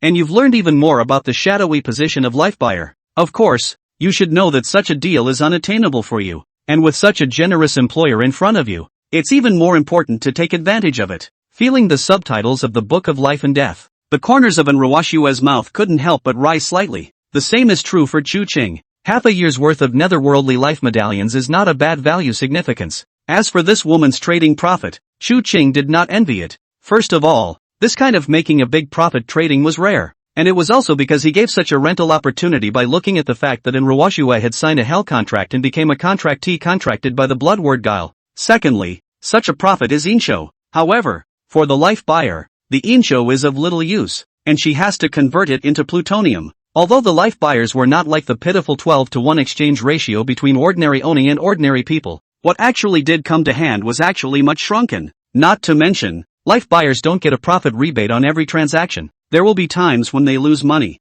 However, for him, the Tomb Keeper, the next day when the sky dawned, he would be able to harvest 6 days of in-life, counting the black copper coins and the gold shrines, and 2 extra days of in-life meditation money. It doesn't look like much, but it's thunderous income, and it's just getting started. Furthermore, the income of the Gravekeeper, which was guaranteed, had another crucial income for him. He slowly stood up behind this dark gravestones which said, "Okay, take this and go back to the house." The dark red glass door was opened, and Ruoxue walked into the room carrying the beauty head. The door to the room was closed, and Ruoxue obviously knew what Chu Qing meant. The tungsten light bulb was lit, and the two of them looked at the dark red glass door together. Although Ruoxue walked into the graveyard carrying this beauty's head, even if she had completed the Bloodletter's death mission, appearing here was undoubtedly a bit more ceremonial. Mission accomplished. Find the bizarre beauty head in the middle of the Kaiyuan Lake and successfully bring it inside the mausoleum. In the midst of death's guidance, the Bloodletter ghost reaps 20 days of in-life. Enforcer mission reward, and Ruoxue obtains the Hell Pact and becomes a pactee.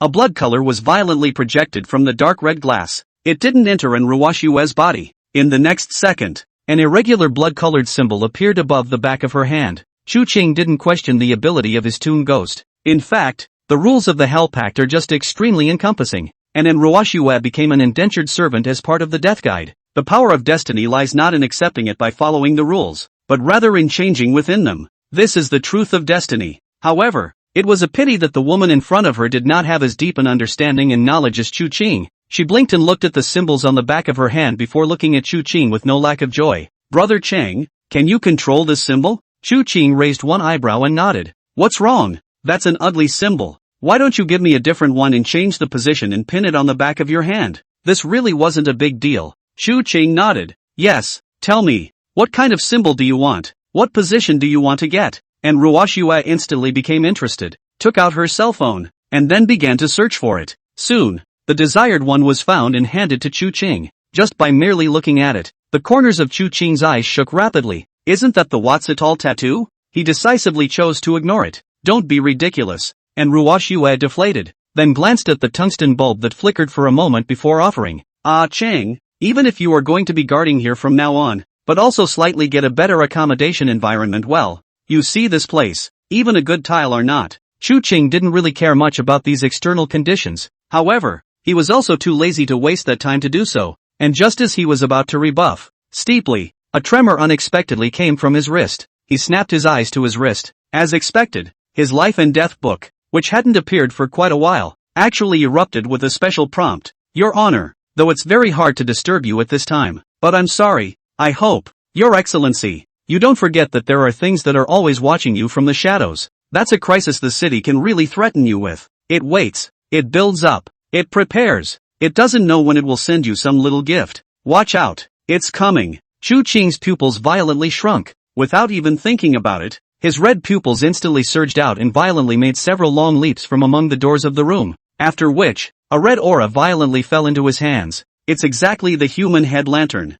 and Ruoxue didn't know what had happened. However, this period of time's experience had also long ago made her not an ordinary person, and without even thinking about it, she ran out carrying the beauty head and came to Chu Qing's side. The terrifying red light of the human-headed lantern instantly filled the air. Then the next second, a rumbling sound rang out. Chu Qing and Ruoxue both understood very clearly that it was the sound of a vehicle's engine. Yet what was even more terrifying was, the voice, which was just beyond the cemetery, still had no intention of stopping, even though it was already extremely close to the cemetery. Bang! The large iron door was directly blown through, and even the wall it was connected to, there was a rumbling sound of collapse. However, this was not the end. Although that big guy's speed slowed down, Chu Qing's wildly beating heart did not relax in the slightest. As expected, the next moment, the thing that was finally in the middle of the dim night, something that Chu Qing could finally see clearly what it was, erupted into a fire. It was a tanker truck. Now, the tanker truck exploded.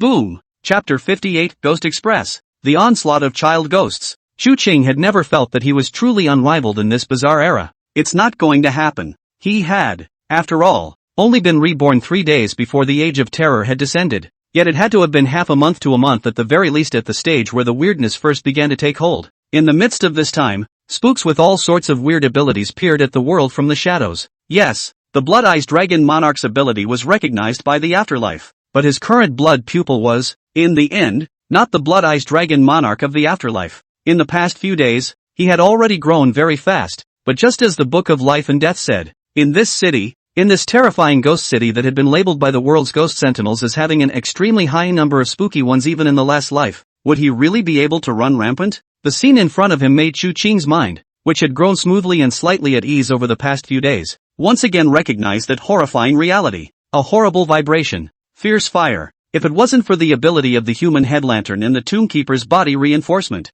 the Chu Qing who was close at hand, I'm afraid that this time he would have to die immediately on the spot. However, even so, he had seen with his own eyes that, in addition to the gate of his family's North Mountain Cemetery being completely destroyed, his own little nest, which had been criticized by Ruoxue, was also like a house that had unloaded its dominoes, and collapsed all of a sudden. The good thing is, the blackness of the light is still not a small cage, collapsing at this level. Looking at that stance, it shouldn't have any effect on the god of Fortune who was still in the middle of the house, but there is no doubt that the house is uninhabitable. He didn't have the free time to pay attention to Ruoxue's crow's mouth, his bloody pupils firmly staring at the tanker in the midst of bursting and burning. In the midst of the flames, a figure staggered down from the broken car. It was as if it didn't see Chu Qing, and its body, which was being burned by the flames, quickly locked onto something, and after seeing that thing, Chu Qing was suddenly dazed. That's right, the shaky, flaming figure was actually heading towards taxi 40004, which was thrown over there not far away. Chu Qing's blood-red eyes became gloomy. So this is the thing that came to your door? Now that you've come to my door, don't leave. Chu Qing's pupils instantly locked. There were eyes and beads launched in an instant, looking at the bazaar, and it was true. Ghost Express, Grade, 9, Category, Subghosts, in Life, 3 days, door-to-door pickup, rule may follow orders to pick up a fixed item after arriving at a fixed location. If it is not picked up, the kill rule is triggered. Race for time, ability can drive any vehicle to a location, and restricted rule abilities have a drastically reduced effect on it. No situation affects speed of movement. Subghost, status a subghost under the authority of the Ghost Mother. who will not die when her own life is depleted, but will instead turn to consume the own life of the ghost mother. But after the ghost mother's death, the subghosts will likewise all die. Promotion requirements, unknown. Note, it's this thing again. Humans, this lord is getting more and more interested in what's behind it. Sure enough, Chu Ching almost didn't even think about it, and snapped to the side of taxi 40004. Looking at the thing in front of him, the one with raging flames burning all over his body still looked like just the most ordinary human. It was as if it had eyes only for that cab 40004. Chu Ching lands a leg kick. This Ghost Express is clearly not spirit spooky. Under this kick, the other party directly stumbled and fell to a place not far away. That ghost courier slowly raised its head, and the naked eyes on that flame-scorched face stared firmly at Chu Ching. Express. My. Don't give me. Death. Chu Ching ignored this thing's rule initiation, his blood pupil firmly locking it in place, and then without even thinking about it, he instantly initiated an eye for an eye. A terrifyingly shadowy aura accompanied the scarlet sight, and a howling cold wind blew the distant flames with his pitch-black hair. At this moment, Chu Ching, against the backdrop of that blazing fire, was more like a hideous evil spirit crawling out of hell than that ghost courier. Blood-red pupils, haunted by the darkness of the night, created strands of blood-colored threads that swayed slightly with his gaze. The ending of Ghost Express is no different from the previous ghost rentals. The boiling yin-chi that swept over their bodies was like a horrifying vortex that tore their bodies apart directly. And Ruoshue stood not far away, and even though it wasn't the first time she had seen this scene, such a scene still made her body go cold. Even so, not only her, that beauty head that was firmly grasped in her hand, looking at the man who had torn that Ghost Express to pieces in the flames, could not help but tremble. Both it and she could feel the anger and fierceness in that figure, the body torn apart by the yin-chi. Once again as it was that time, it was sucked up in the pupils of Chu Ching's eyes that had turned into scarlet vortexes. The dark eye sockets were filled with blood all at once. It was as if eye drops with red pigment had been used and stained the entire eye socket. Chu Ching closed his eyes, and from the corner of his eyes, a strand of blood flowed out while covering the entire eye socket, as if it was a blood-red eye shadow accent. 3 seconds later, Chu Ching reopened his eyes. However, his eyes were filled with a cold insanity and bloodlust that the Ruoshue from before had never seen before. Fortunately,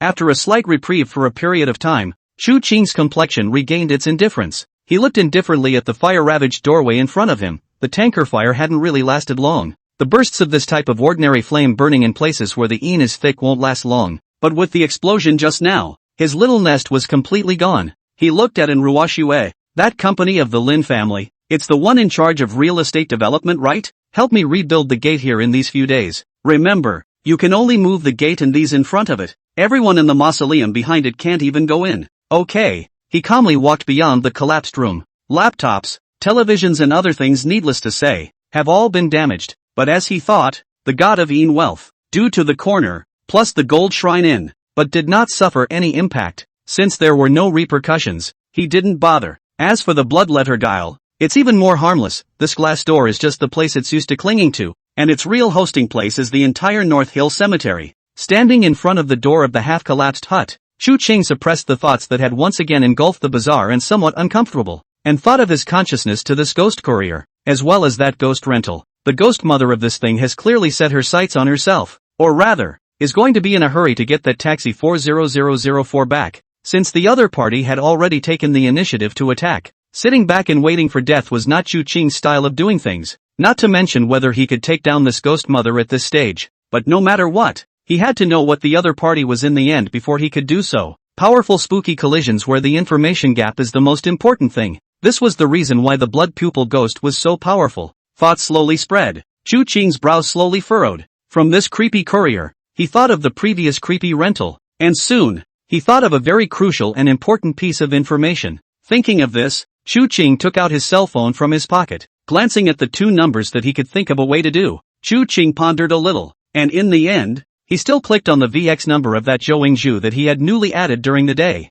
Lu Xi had reminded him in his previous life that the Chu family's purpose of clinging to him was impure back then. There was barely a small favor for him, and since the strength of the ghost mother behind this one far exceeded his imagination, he could not afford to let Lu Ren wade into danger and send herself to her death. Thus, in this dark night, Chu Ching quickly typed a line. Find out for me if there are any deserted bus stops, passenger stations, train stations, etc. in L.A. that have had tangible and bizarre appearances. If this is done well, I can give you a chance. Chapter 59 Ghost Mother. It World, Villa 2, Fairview Manor. lying down on her own customized Heston king-sized bed, Ingju let out a long breath. It had been a long time since she had experienced such quality sleep. She thought once again of what had happened in the morning. The man. How did he grasp such power? Ingju's eyes flashed with a flash of longing. From when she fought step by step until now, her longing for strength, for power was unimaginable. And today's scene had told her that the rules of the world had changed.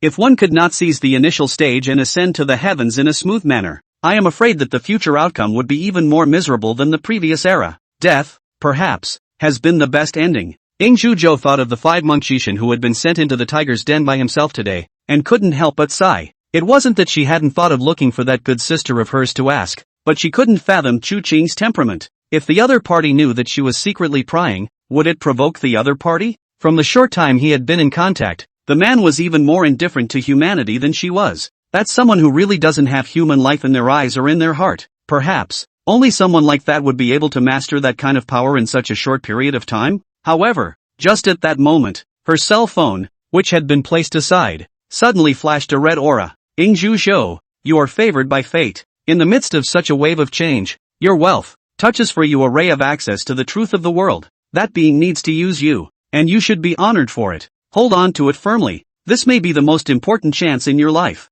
Ingju looked at the flashing red light of the Book of Life and Death on her cell phone and froze slightly. Then almost in the next second, a VX message had been uploaded from the restored functional cell phone, and Ingju, who saw the content of the message, sat up violently from the bed, not paying the slightest attention to some holy light that appeared as a result. A bus station, a passenger station, or even a train station? Ingju didn't understand why this man would make such an odd request, but, just as the Book of Life and Death said, she didn't need to know why. She only needed herself to just do as she was told. So, after a quick reply, she took out the phone straight away. Hey, Chang, instruct your men to do something for me tonight. Chu Qing was lying in a coffin. He didn't have much sleep. The power of the shadowy office of the Gravekeeper stops him from needing sleep excessively. And Ruoshua has left. When she was before, she didn't fully grasp the Morioki group. But now, she had finally paid the price and managed to harness a mill-pushing ghost, which was equivalent to having the transcendent ability to truly decide on people's lives and deaths silently. Therefore, in order to help Chu Qing repair the high walls and gates as well as the houses that had been crumbled in this North Mountain cemetery, and Ruoshua also had to return to grasp the Moriwood group as fast as possible, Chu Qing didn't have any anger. These damages are just out-of-body stuff, and they don't have much of an impact. As long as the collected shenanigans are still there, it's fine. Not to mention, he was now even more interested in the ghost mother behind this sub-mother ghost. What kind of thing is it that can make so many weird and wacky things? This tricky courier is quite capable. Not to mention that it even got a ghost taxi in taxi 40004 before. So what's the anger or even resentment towards this powerful creep with little intelligence? That's just cuteness. Only emotions that would come from that. Quite the contrary. The other party's power was even more interesting to Chu Qing. Furthermore, this attack was not without its benefits for Chu Qing. Blood-red fonts appeared in the Dark Book of Life and Death. A bizarre attack that catches you off guard. However, as a tomb keeper, you kept your duty, and you guarded the resting people in the mausoleum, and were not too disturbed by the attackers. You have a better understanding of the nether job. Gravekeeper. That's right, there's not much in life feedback, but it's the best reward for the further integration of jobs. This was able to allow him to peacefully advance to the 8th rank faster in the future. Thinking of this, Chu Qing closed his eyes. In this day's time, he had struck out too many times, and on top of that, the golden shrine's life had been consumed, and in fact, he would be tired as a result. Feeling the connection with the large graveyard underneath him, Chu Qing's state rapidly recovered. At some point, his eyes snapped open, and he felt an odd fluctuation. He slowly rose from the middle of the coffin and looked to the east. At the hour of 8 o'clock the sun finally emerged from the sky in a flash of fish-belly white. Chu Qing knew that his first duty as a tomb guardian to watch over the tomb had arrived. He scanned the circle of all the creeps, including the Black Raven who had reclaimed over a dozen human bone skeletons in the middle of the night was among the ranks. Along with his patrol, feedback appeared on the Book of Life and Death. You patrol among your cemeteries. At the junction of darkness and dawn, all the dead all fall silent. Daylight, however, is not a shackle that restricts them, but a sign of respect for the keeper of the grave. You have felt the duties of the Gravekeeper during this patrol, and you have a better understanding of the Gravekeeper. You have gained 6 days of life, and because of the special nature of the high-level mausoleum golden shrine, you have gained an extra day of medieval money. In the mausoleum, all the purchasers are present, and you have perfectly fulfilled the task of guarding it. So all the peaceful shenanigans in the middle of the mausoleum have likewise gained an extra day of life. Right now, you can directly distribute the 6 days of life you've acquired to the rest of the shenanigans through your Gravekeeper's tablet without having to convert it into medieval money. Feeling the feedback from the Book of Life and Death, Chu Qing did not bother to distribute these extremely high-quality longevity and directly absorbed all of it into himself. He slowly opened his eyes. It was already light. Chu Qing looked toward the blood-red sunrise slowly emerging from the east. Without realizing it, even the sun looks like this.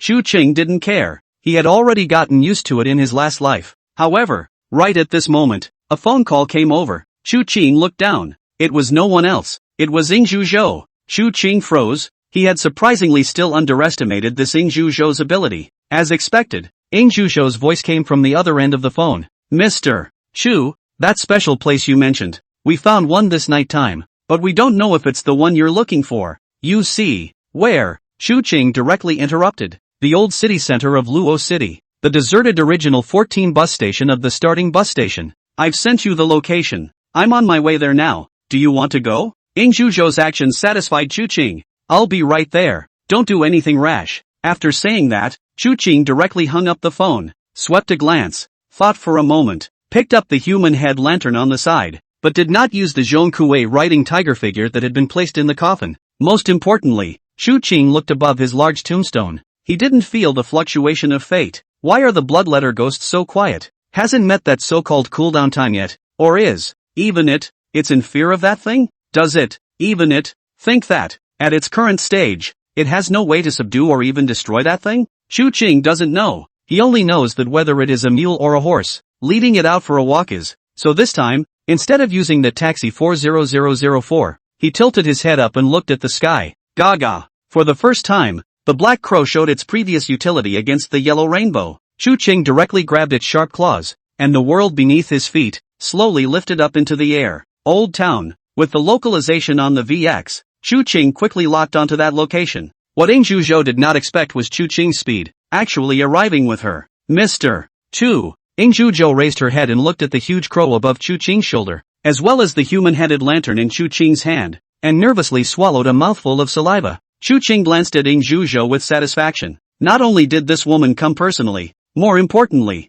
she didn't bring anyone else along. What is this place? Mr. Chu, this is a bus stop before the old city, but also the starting point of the 14 bus, which passes through the entire old city. Only later the city beautification. To do the reform of the tourist city, it will be this side of the backward bus line to stop. For this reason, I heard earlier that quite a few old people here went to the top side to get a statement, but most of them had no results. Ing Zhuzhou had obviously done her homework long ago this night, and even though her eyes were a little dark, she was still in high spirits. I let my men this nighttime walked all over the entire Luo city, big and small stations. There are some rumors of haunting. After going to see, most of them have nothing. Only here. What's going on here? Seeing Ing Zhuzhou stammering, Chu Qing looked not far away. It was just a very plain, very ordinary parking lot for a bus, with some old houses parked behind it, and some parking spaces painted by tattered yellow lines on that far side of the parking lot. The difference between here and the reformed L.A. side of the tourist area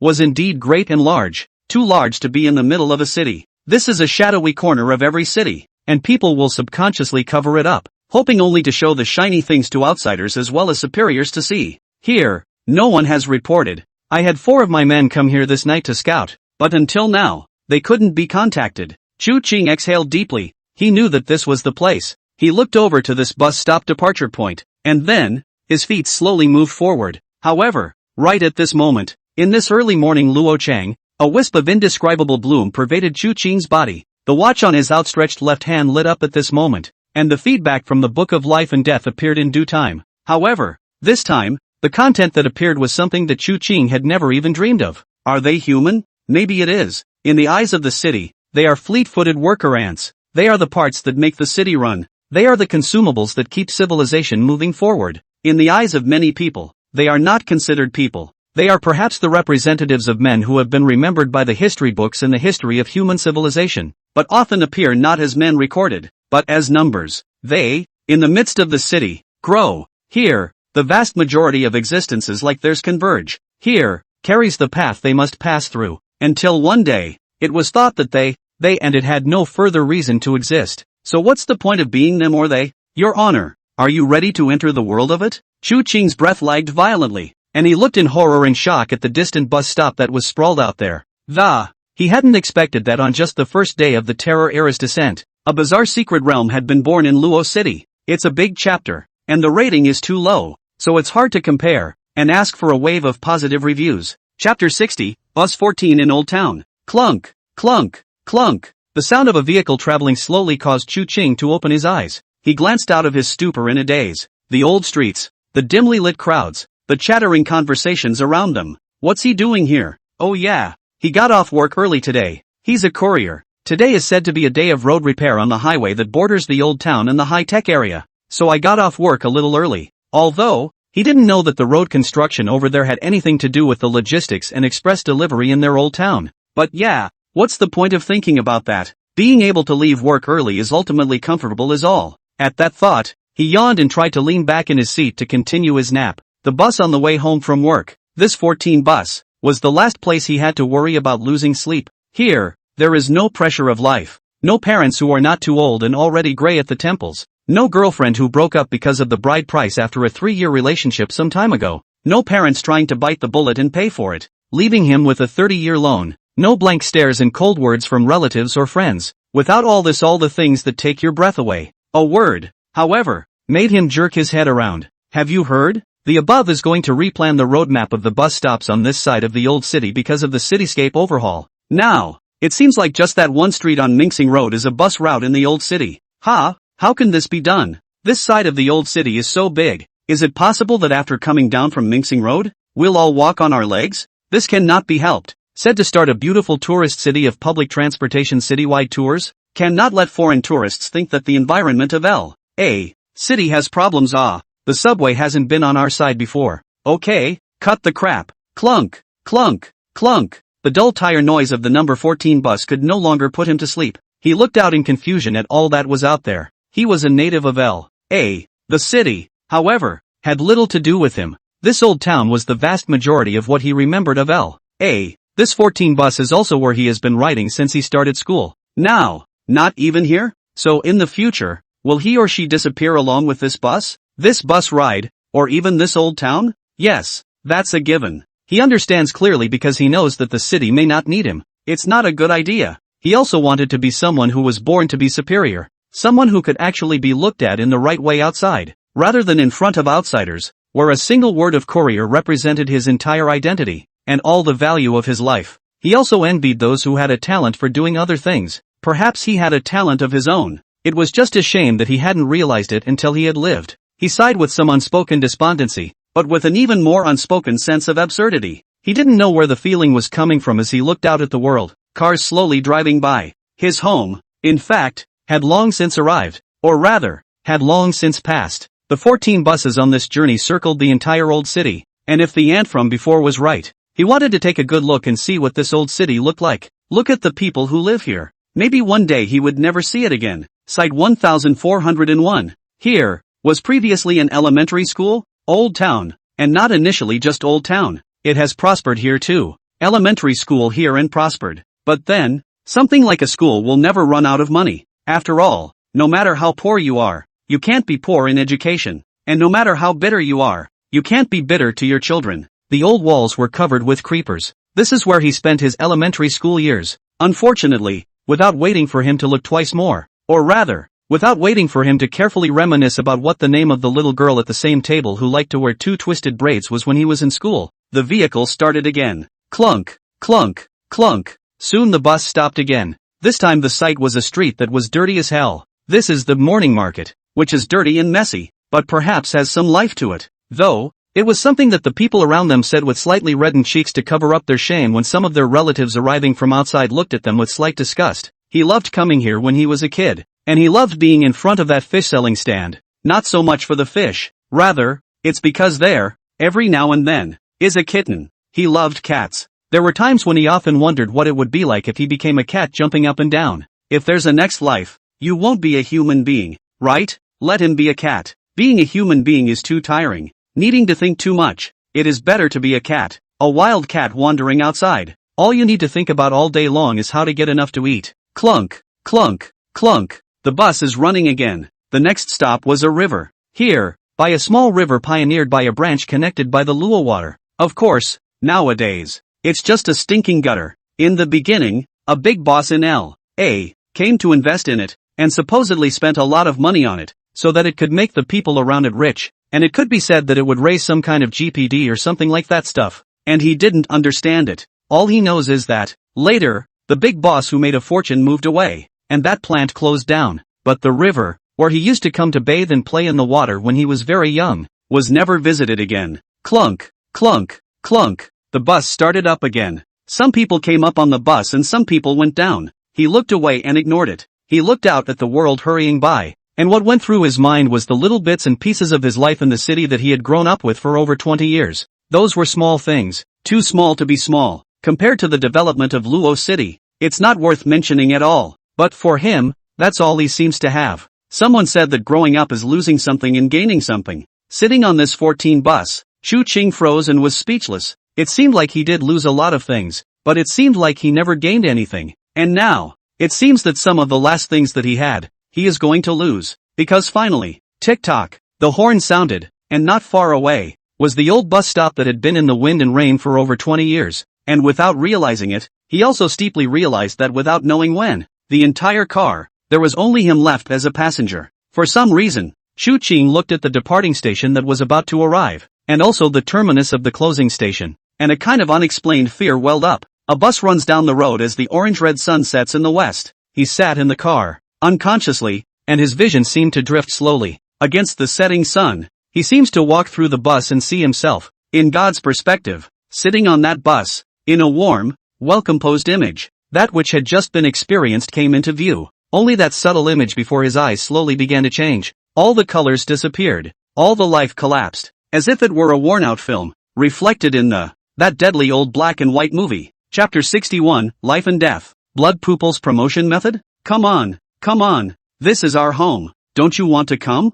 Get in the car and let's go. Qing. A voice that rings in the ears. Cold. The air is that cold. Chu Qing had never felt that before. Even when he had personally immersed himself in the so-called Yellow Spring as the Lord of the Yellow Spring of the second grading position, it didn't seem to be as cold as it was now at this time. It's the feeling of death. That's right. It only really feels that way when you're completely enveloped by the rules. When you're completely covered by the rules. Cold. Not just in the body, but in the soul of the unknown. But why did he die? Dead yourself? Wasn't I on that bus? Nope. Steeply, Chu Qing's body jerked with a jolt, and the coldness that had almost been completely covered by death was hardened by him to resist for a single point at this time. He is, after all, the keeper of the tomb. Right. He's not some courier. He was a tomb guardian. A 9th grading job tomb guardian Chu Qing. It's Chu Qing, the king of Chu Kong in his previous life. Steeply, an indescribably familiar feeling spread violently from within his pupils. Scarlet pupils, at this moment, looked up into the distance. He didn't know where he was looking. The rule of death that was on the verge of enveloping him completely. However, Chu Qing was on the edge of life and death like this, and he knew clearly and unquestionably that it was watching itself. In his previous contact with the faceless ghost, Chu Qing knew that the confrontation required for the blood pupil to be unleashed did not require one to actually face the eyes with the so-called eyes, to look into each other's eyes. All that is required is the touch of the eyes, and as soon as the other party looked at him, then that pair of red eyes, which he had first desperately run after acquiring his blood pupils, would inevitably look at it as well. At this moment, the consciousness that previously seemed to be shrouded in a layer of haze was finally restored. Chu Qing's body was cold and bone-chilling, and a bloody light blossomed in his eyes, and almost beyond his eye sockets, drops of blood seeped out as well. The blood pupils that were dripping and frantically fluttering were as if they were about to pop out of Chu Qing's eye sockets. It was that kind of madness, a madness that Chu Qing had never seen before. Steeply, Chu Qing felt it. A sight like that. He felt it. He felt the presence of something behind that. However, this time, the blood pupil, which was always unfavorable, did not work as well as it should. Such a stare-down has always existed. Chu Qing knew that the other party had similarly activated the rule of killing, and his own death, which he had just been on the verge of touching, was the best proof of that. However, the reason why one does not exert full effect through an eye for an eye, the biggest possibility was that the other party's weight was no worse than the blood pupil. At the very least, the weight difference from what's playing out right now isn't that much worse. However, the effects are not absent. The blood pupils that were frantically scurrying were scarlet, while Chu Qing's body, that grimness that was like touching death, finally began to slowly subside. the temperature that belonged to life reappeared on Chu Qing's body. At this moment, regarding the perception of the outside world, Chu Qing also finally recovered. He could feel the watchful gaze, the unleashing of the rule of death, slowing to a halt. Obviously, the other party also knew that it had already missed this opportunity, this chance to have the best chance of killing Chu Qing. Chu Qing pursed her lips and looked at the perimeter. However, what he had never dreamed of was that at this moment, he was still just standing there. In the distance, there was the abandoned, dilapidated bus stop. His palm even reached out, maintaining the position of watching the life and death book on his left-hand wristwatch. However, even without entering the secret realm, Chu Qing knew that he had truly walked in front of the ghost gate. Mr. Chu, Mr. Chu. Behind him, Ing Zhuzhou's voice kept coming. Chu Qing, however, ignored it and instead looked above his left hand once again. Along with the restoration of his consciousness, along with the moving away of the sight of that unknown ghost mother, on the book of life and death, surprisingly, the characters once again jumped out. Your Honor, you fell for it, didn't you? Of course, that's not a bad thing. Believe me, it's really not a bad thing. It makes you realize that what it is, it's not so easy to take, and you have made it realize that your existence is not something it can take at will, even with a mind to count. That ghost courier's journey of memory, so humble, so worthless, for great as you are, is yet a different kind of fun, isn't it? Perhaps, both of you should understand that the situation at hand, both of you, it seems that neither of you can really do anything about it, so perhaps a temporary truce would be a good choice for both sides, don't you think? Of course, I still say, Honorable Chu Qing, that this is not a bad thing for you. Chu Qing looked at the feedback from the life and death book. He knew what that scene just now was. So it is. That ghost courier, killed by himself. After coming here, that ghost mother could activate the ghost courier's memories, and unleash the rules of death to spell himself before even entering the secret realm himself? No wonder. Chu Qing's eyes could not be seen to fluctuate much. As the Book of Life and Death says, in the current situation, this ghost mother's first wave of killing moves, after being taken down and cracked by himself, it would be difficult for the other party to attack again, unless he took the initiative to enter the secret realm. And from the encounter just now, he also saw clearly the terror of this ghost mother. Rashly entering the other party's territory was tantamount to looking for death. But time, thankfully, was on his side. Thinking of this, Chu Qing exhaled deeply before saying, okay. Ing Zhuzhou no longer dared to make a sound. It had to be said that this ghost mother had given Chu Qing, who had had a smooth ride for some time, a solid lesson. In the end, it had only been less than a week since he was reborn. However, the precursor of the weird recovery has been appearing for half a month or even a month at the very least. L.A. City, one of the most haunted cities in the last world. The existence of this ghost mother must have been the earliest powerful weirdness to be born. Otherwise, it wouldn't have been able to generate the secret realm to exist. Strength. In such horrible times, strength was the thing that could be relied upon the most. Thinking of this, Chu Qing did not stay here for long and directly turned his head away. Ing Zhuzhou was unsure until Chu Qing's voice quickly came. Come with me. You'll drive to North Hill Cemetery. Ah, yes. Sitting in Ing Zhuzhou's Bentley Continental's car, Chu Qing slightly closed her eyes and frowned slightly. His eyes, once again, had a tingling sensation of having just fused in the first place. In a flash, blood red redensified his eyes. However, the blood red subtitles that appeared once again caused Chu Qing to freeze, which finally made him understand what the prompts of the Book of Life and Death actually meant. That's right, this life and death crisis was indeed not a bad thing for him. Because at this moment, below that blood pupil ghost senses, that delayed method of blood pupil promotion had finally appeared clearly in the midst of this death crisis. Chapter 62, Special Promotion Request. Ghost Hand. The highways of L.A. were pitifully thinly populated. Even if this time of year isn't a weekend. Even if this time of year is considered daylight. However, not to mention on this highway, even some of the lively locations in Luo City were poorly populated. The Blue Continental traveling quickly on the road. Ing Zhuzhou looked at the navigation of the North Mountain Cemetery, but did not dare to look back at the figure behind. She didn't know what Chu Qing was thinking, and at this moment, she naturally didn't understand how speechless Chu Qing's up and down mood was. Between life and death, the symbiosis between the blood pupil ghost and him caused this thing to explode in potential after sensing the crisis of death this time as well, and finally sensed its way to promotion. However, it was precisely because of seeing this blood pupil ghost's method of promotion that Chu Qing, even with his 2 lifetimes worth of mentality, only wanted to vomit. This shark-armed creep has had enough, hasn't he? In fact, from an external perspective, the blood pupil's promotion was not difficult.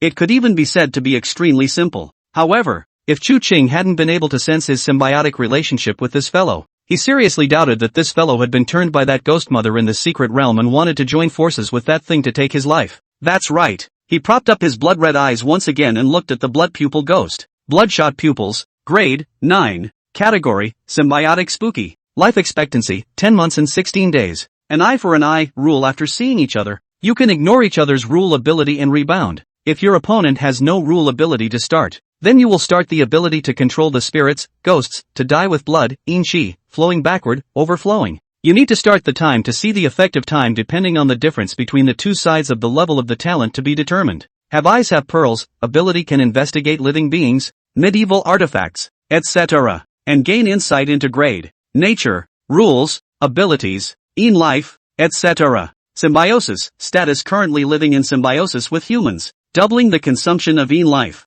and, at the same time, initially awakening a certain amount of wisdom. Promotion requirement, devouring 5 or more bizarre, and requires any part of the symbiote's body to be fused into the bizarre body, and that bizarre grade must not be lower than 9th grade. Note, human. What do you mean? How dare you question this lord? You're too weak. This lord is trying to properly protect you. A human. With himself. That's right. The blood pupil ghost's promotion could even be said to be very simple. This guy, he didn't even need to consume his e-life. And the bizarre amount of devouring, for the blood pupil, it is not that difficult. The only thing worth mentioning about this guy's promotion that, to have Chu Ching symbiose one other creepy again. It can't be a harnessed grave ghost like the bloodletter ghost yet. It has to be like it, fused with itself, as he had just thought when he was reborn. Humans didn't need another job to harness weirdness. It's a bizarre intermingling of their own bodies with symmetrical fits and mutual parasitism. However, this is extremely risky. In his last life, among the 5 kings that had fallen into place,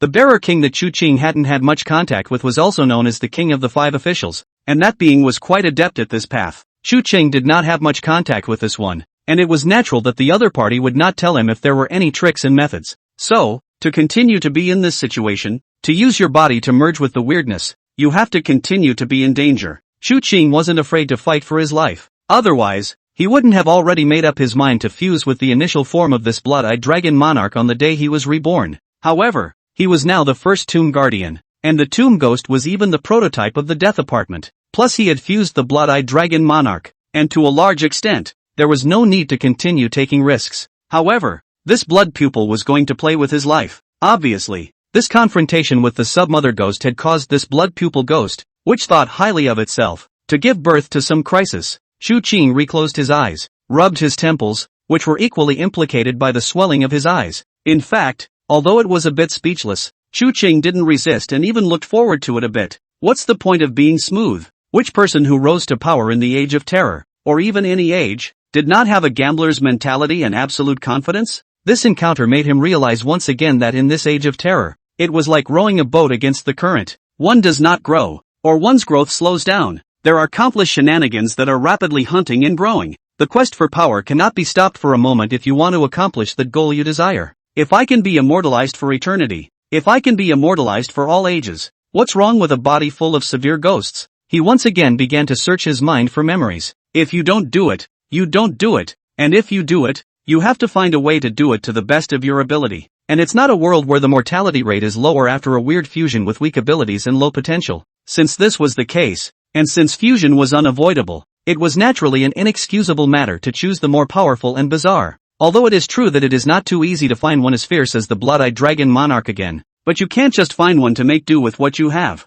It is, after all, something that is incorporated into one's body. So, which of the mighty weird ones from the last life had a base form that was capable of merging with a person's being? Chu Ching was in deep thought. Then he actually thought of something he could access right now. Luo City. The city with the most intense outbreak of ghosts in the last world. The sheer number of bizarre ones made Luo City completely become a Morrow ghost city in just less than 3 years. But because of this very reason, in the early days of Luo City, there were really some ghostbusters who showed their heads in the public eye. Although Chu Ching had run away from Luo City very early on, he had paid some attention. One of them, then, was very much to his liking. In the last life, there was, in fact, a portion of chance that fused and harnessed the weirdness during the initial outbreak of the weirdness. After all, there were some things that Chu Ching was able to do that others were also able to do. There are those who die, but naturally there are those who live. In his previous life, he had also heard of such a guy's big name when he was following the Luo City Ghost Scholar Circle. Ghost Han Du Bai Fan.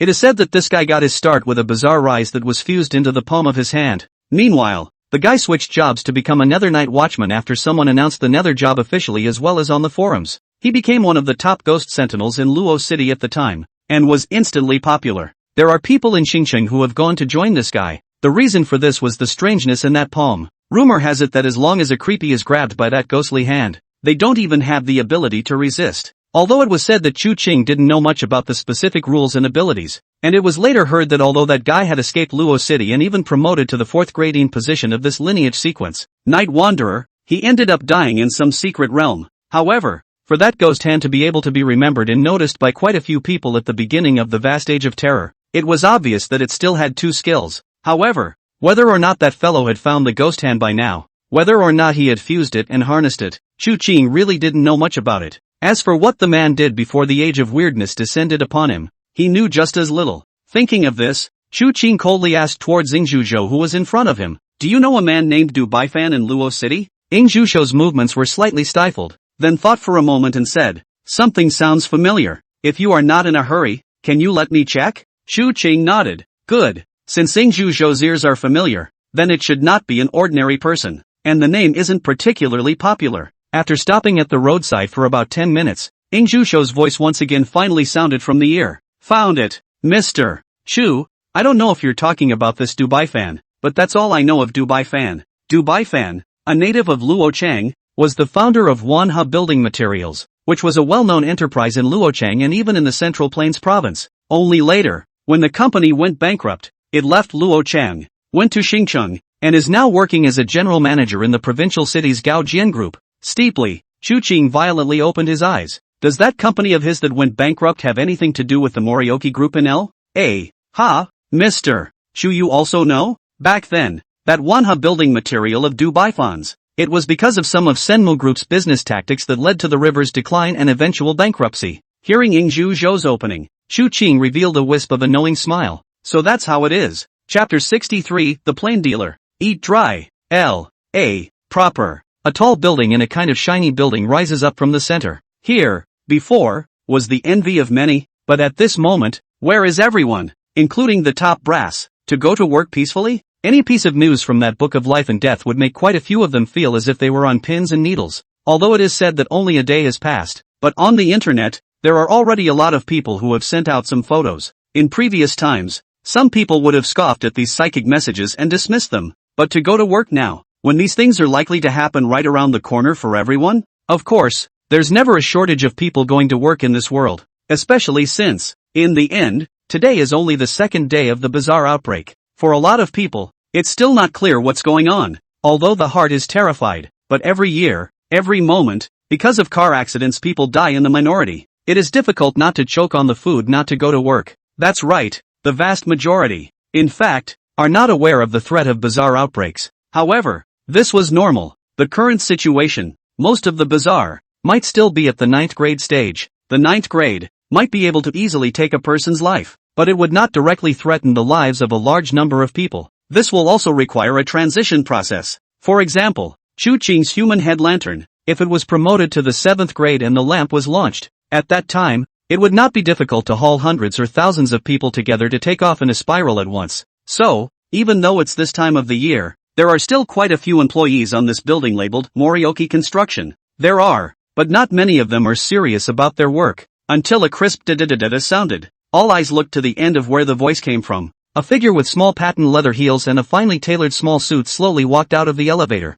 Looking at the figure that walked out, no one said much, but quite a few people looked at each other, and a flash of urgency flashed in the bottom of their eyes. A few days ago, they could say that after learning the identity of this woman, it was extremely flattering. After all, this was the future boss's wife. But now, it's a whole different story. Not to mention that in these weird times, who knows if people will die next, and even if they don't, the word is out. Senmu construction industry, which dominates the construction industry in Luochang and is involved in some real estate industry, will soon be acquired and integrated by Xingqiang's Gaojian Group. Today, that chairman of the Gaojian Group, the second shareholder of Moriwood Construction, Gao Hong Gao Dong have already said goodbye to the group's various shareholders. They were not going to take the shares of that Senki group in this woman's hands, and when the time came, they could force this woman to sell the shares in her hands cheaply to Gao Dong. At this moment, and Ruoshua had just turned from the previous prospective boss's wife into a poor woman with a basket full of water. However, and Ruoshua didn't seem to notice any of this,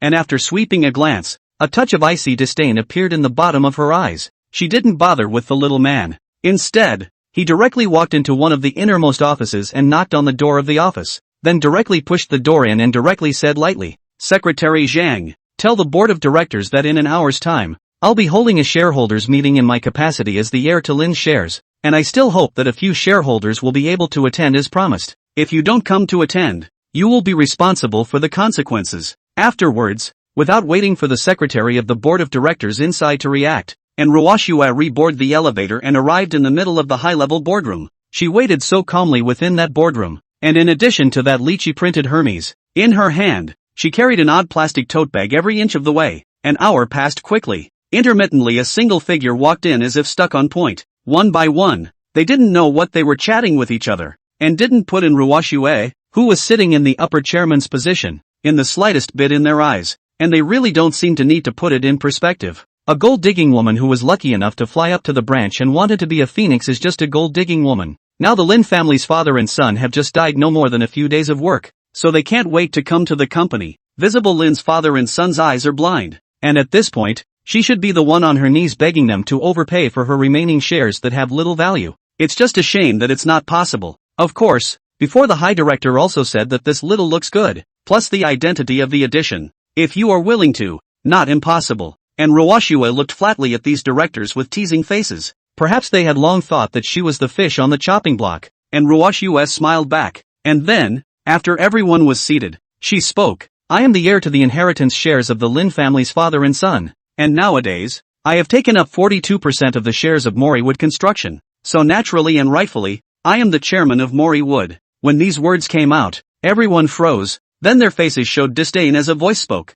"Little girl, it's true that share is in your hands according to the program, but whether or not you can enter the board of directors, it's still up to all the directors to vote by a show of hands when the time comes." "Uncle Lee, aren't you bullying?" And Ruoshua laughed. "Never heard of shareholders who accounted for close to 50% of the shares, to enter the board of directors to the rest of the directors to vote by a show of hands. This old thing is really bullying her. Ah, good thing she still had him in it, and it just so happens that the old thing that popped up is a great subject." The man surnamed Lee laughed. "Bullying? How is that bullying you? And furthermore, what's wrong with bullying you?" She looked at the older man who had opened his mouth, and then, slowly, held out the plastic bag that no one cared about. His eyes locked onto the face of that old thing who had opened his mouth earlier, and in an instant, the smile that was as gorgeous as a summer flower became extremely cold and gloomy, giving face to the old thing. The old man who was called as Uncle Lee froze and was just about to stand up, but he directly froze in the next second, only to see Ruoshua slowly take out something from the plastic bag. The thing that made everyone stay present.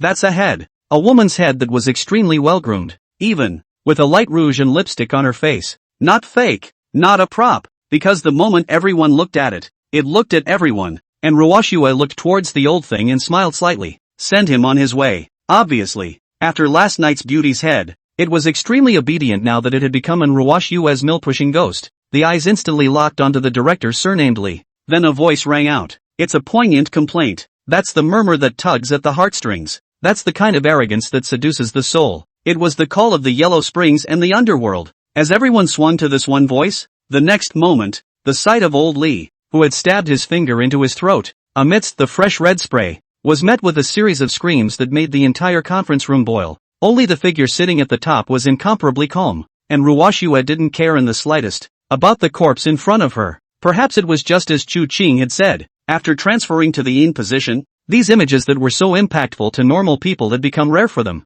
So, after hearing the piercing screams of these big men in her ears, she frowned impatiently and whispered, "Stop it." This one voice, as if it was the same as the head of the beauty on the side, penetrated everyone's eardrums and entered their hearts, literally silencing all of them. Afterwards, and Ruoshua then said with incomparable pain and regret, "Luo City erupted bizarre. Our director Li Chuanfeng suffered bizarre and died. I take the identity of the chairman of the Senmu Group. Call on all members of the board of directors to observe 3 minutes of silence for Li Dong." Ha! Looking at everyone who was confused, and Ruoshua made a face and then looked at them. "Why? Do you all still have different opinions?" At once, everyone closed their eyes and pretended to begin what they called a moment of silence. Looking at these guys, and Ruoshue simply didn't even bother to put on an act after all of them closed their eyes and rubbed the beautiful head that was resting on the table. The head of the beauty returned her glance, and then those red lips opened slightly as she burped, and just then, she learned the same position of the life and death book as Chu Qing, and it lit up from the position of her wristwatch. What is the highest level of commercial warfare? When creepy lies on their necks and draws their blood and souls,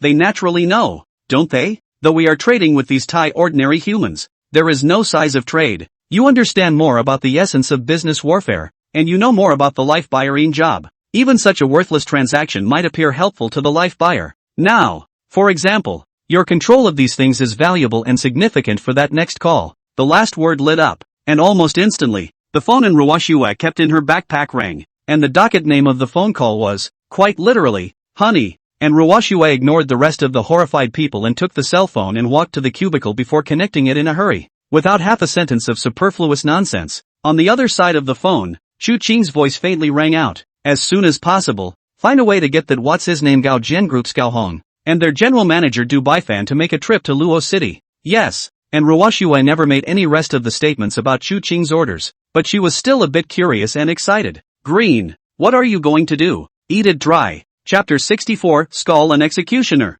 Gah! The ear-piercing sound of crows rang out from the sky above. Chu Qing got down from that continental and looked up at this black crow. Ever since this thing had evolved, Chu Qing had brought it with him a lot of the time, but as a result, how had it not been of any use at all? He had let this raven ghost inflict the death knell low rule ability on him every now and then, and the result? Using his body as bait, he froze and didn't catch a single low-level creepy in the wild, and he almost lost half his life when he managed to follow the Zimmer ghost that he had invoked before. That's an average effect. Chu Qing was a little disappointed, but he understood. In the end, the rules of ghouls were special, and he himself was already a tombkeeper. Besides, the Age of Terror had just descended, and part of the weirdness didn't need to be moved to have a lot of food delivered to the door itself, so there was no need to go out and hunt wild game. Was there? Thinking of this, Chu Qing looked towards Yingzhuzhou who had not yet left. This woman has a lot of energy in L.A., and her means and abilities are good. Meeting Chu Qing's measuring gaze, Yingzhuzhou said, Mr. Chu, do you have any other orders? She didn't mention Chu Qing's promise from before, and had a black glove look of being at the mercy of the world. Of course, the woman's history of making a fortune is most likely dependent on this. Now, it was merely a return to the territory she knew best. Chu Qing thought for a moment and said, do you know where we can get a large number of skulls and bones from? Regardless, the Black Raven's advanced mausoleum will be constructed first, in addition to the extra life added each day. At the same time, there are benefits to one's understanding of one's position as a gravekeeper. While collecting skulls to build a house, waiting for that Du Baifan and Gao Hong to come is enough. At these words, Yingzhuzhou frowned slightly and pondered a little. I don't know if Mr. Chu wants a new one, or an old one. New. The new words, I'm afraid, are hospitals everywhere? And I can find a way to remove the bodies of the people who die from the morgue every day. Chu Qing looked at Yingzhuzhou. About how many can there be in a day? If it was before, there might have been at most 10 or so a day, but now it's hard to say. I guess 30 or 50 is still there. 30 to 50. It's going to take quite a while to get 500 of them together. Chu Qing's brows frowned slightly. Not satisfied with this speed, there was another reason, and that was, he did not understand what the corner of the netherworld had decided about the freshness of these 500 skeletons. What if it sits in your hands for a few days and then turns out to be past its shelf life? Besides, the more of this stuff the better. After all, even if the skeleton tree is built and a skeleton is piled on top of it, one will be able to give back a day of life to oneself through the construction of the mausoleum. This was also the reason why Chu Qing valued this skeleton tree construction. Seeing Chu Qing's dissatisfaction, Yingzhuzhou thought for a moment,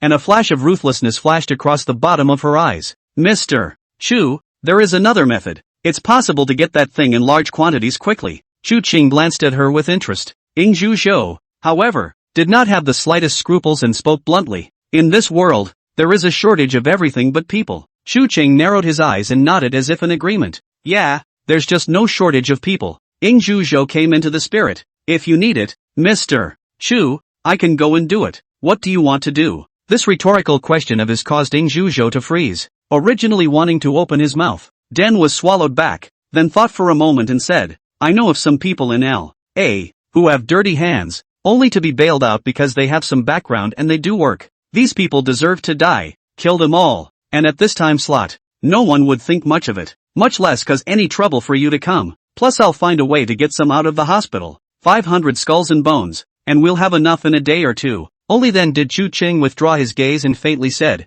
since they deserve to die, let's kill them. He looked over to Cheong Yu who, not much later, surprisingly seemed to be on the verge of darkness again. Steeply, some individuals from the last life come to mind. Particularly interesting are the two people that, one was Lu Ren's brother, the head of the alien agency, that Qin Guangwan Lu Ci, who had once pleaded more than once with many senior Ghost Imperials not to kill innocent ordinary people indiscriminately when he held some senior Ghost Imperials meetings in the Dragon Kingdom. It is also because of his presence that the Dragon Kingdom has the highest number of population reservations in the entire Blue Planet. However, there was also another particular guy who impressed him in that regard. That was the same Will King with whom he was on good terms. This guy had said that if a Ghost Sentinel went to kill for the purpose of enhancing his own strength, then it was not considered killing for evil. Because only when the upper-level senior Ghost Sentinel is strong, they can fight against those ferocious gods. So every person killed is a hope and vision pinned on themselves, and the more they kill, the more responsibility they will have to know that they have on them. Chu Ching clearly remembered that when the wheel-turning king said this, he had that look of compassion, that look as if he had taken it upon himself to save the living. He's a nutcase, too, all right, but who wouldn't be a madman to have lived to that time and become that powerful of a ghostbuster? Even Lu Ci, when it came to his sister, had done something like a massacre. Chu Ching sighed. He rarely wanted to kill too recklessly because of his power, especially if it was an ordinary person or a low-level ghost sentinel. But there is no way out. This horrible era. Endless layers of powerful bizarre force to make people do whatever it takes to become stronger. So, he would just have to be prepared to punish evil for once in a small way. These guys, in the future, will always have to be killed by Gui Wei, being killed by Gui Wei, enhancing in longevity and accelerating Gui Wei's enhancement and growth. It would be better to give his life and head first, which would be considered as making a contribution to saving Luo City. Thinking about this, Chu Ching somewhat understood the wheel-turner king's thoughts. However, Chu Ching did steeply think of a special position. He looked at Ingzhu Zhou in front of him. This woman is not bad. Her methods are ruthless enough and her heart is poisonous enough. The future of death apartments requires such talent. Never mind that nowadays, the bloodletter ghost's guide to death was something he could easily do on his own. However, from the requirements for the bloodletter ghost to be promoted to the 8th grade, it could be seen that a high probability of this thing's promotion, in the future, would require is the completion of a large number of death-guiding quests. Just by myself is obviously not possible. A potential Oni with potential in such horrific times was still well worth absorbing. This potential is not just in terms of heart and ability, but also in terms of appearance. Even if Chu Ching didn't have any ideas for the time being, but, watching a big man going in and out of his place, it was always not as eye-pleasing as a big beauty, wasn't it? With the same ability, why didn't he choose the latter? It's not like he has a problem anywhere, and among the 9 in positions, there was a relatively special sequence of in positions that had been sought after by a number of Imperial ghosts in the previous world. Even more, some have blown it off as the first in job sequence because it's not a weak fighter and has a natural advantage. For the next person, extremely precious and rare meditation weapon. This in job was born with a handful, and it is still a growth type, able to improve with the owner's in job grade. In ancient times, the executioners, who were used to deal with prisoners executed after the fall, were an extremely special group of beings. Armed with large swords, they cut off the heads of criminals at the word of command. The spattered blood would tell all the common people on the sidelines what would happen if they fought against the court. They were the rulers of a feudal dynasty. The minions and weapons used to assert their dominance. They, with the hardest 8 characters, have the fiercest destinies, and in the age of terror, such people, likewise, were transformed into another office, and a rather powerful one at that. Yes, this is the 9th grade in job. Executioner. Thinking of this, Chu Ching coldly looked up at Ingzhu Zhou and asked, have you ever cut anyone? Chapter 65, Pig's Feet and Rice on the Way Home. Hearing Chu Ching's question, Ingzhu Zhou opened her mouth and then chose to tell the truth. Truth be told, Mr. Chu, when I made my debut in my early years, my Jianghu brethren gave me the nickname Little 13 Sisters. Chu Ching froze and glanced at Ingzhu Zhou suspiciously. Can't quite see it? Zhou Ingzhu had no way to explain. After all, who didn't have a bit of black history? Only, her black history was a real black history. However, in terms of nicknames, she was slightly more modest, and in fact, when she was at her most exuberant, she was nicknamed Knife-Carrying Mother Rakshasa. Chu Ching didn't bother to care. Well, in that case, do you have any knives you're good with? Ingzhu Zhou was uncertain and nodded. Yes, there's still a fine forged Miao knife with an open blade sitting right over there at my house. Very well then, let's go now. First to fetch the sword, then to kill. At these words, Ing Zhuzhou was slightly hesitant. What? Chu Qing frowned slightly. Ing Zhuzhou had already given the answer before she even spoke. Goo. For the first time, Ing Zhuzhou revealed a wisp of blushing and blushing color. Chu Qing didn't fluctuate much. Since his transition to Gravekeeper,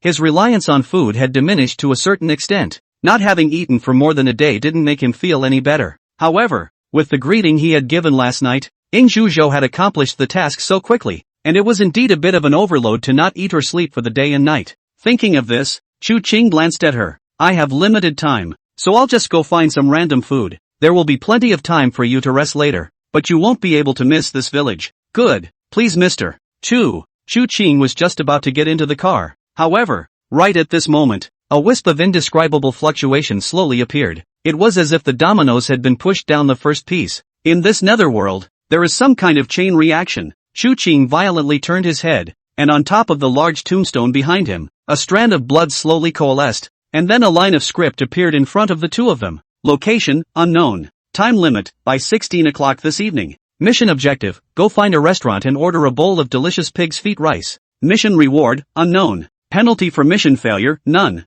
Chu Qing's right eyelid jumped. However, in that moment, the first thing that came to his mind when he mentioned eating was really pig's feet and rice. The thing about destiny is all the choices and serendipities that can occur after choosing an anchor point to depart from. And mastering your destiny is taking the choices and contingencies that work in your favor and making them your inevitability. Thus, Chu Qing thought about it and brought the human head lantern, which had been at his disposal. With him, the human head lantern is the best use of all his shenanigans, except it's always been hoard out. This thing is too fierce. Chu Qing is really a little worried about taking off a little bit and not being able to handle it, and for the time being, until the Yin job breaks through into the 6th grade, the physical body of a ghostbuster will still be harmed by reality-level attacks and weapons, and the value of this human head lantern will be incomparable. Thinking about it, Chu Qing suddenly really felt that this thing was really a bit aggravating. Well, in the future, each time when the guards, the 6 days of Yin life obtained will be divided into this human head lantern for a day or two, considered to follow their own running before and after the payment. Thinking of this, Chu Cheng did not get on that Continental again, and gave Ing Zhuzhou a wave to get into a cab. Go. The latter didn't even think twice about walking up. Is this really an ordinary cab? This thought had only just appeared, and after reaching a speed of 400 kilometers per hour, Ing Zhuzhou didn't have the time to think about it. What's it like to drive a high-speed train into someone? She now experienced it. 3 minutes later, the car slowed down. Chu Ching arrived at a small street of restaurants not far from the North Mountain Cemetery. The time zone was 3 o'clock in the afternoon, but it was already pitch black, and without the time to turn on the streetlights, the whole city, the whole street, seemed like a dead city. The occasional home that was lit up didn't really meet Chu Ching's requirements. Soon the two saw one. The tungsten lamp that was a match for Chu Ching's security room before flickered with a dim light, with a few large words written on it. L.A. Authentic Cantonese long jung pork feet rice. It's a typical fly-by-night bistro. The two stepped out of the car, entered the store. It's not a big store, but it's pretty clean and tidy.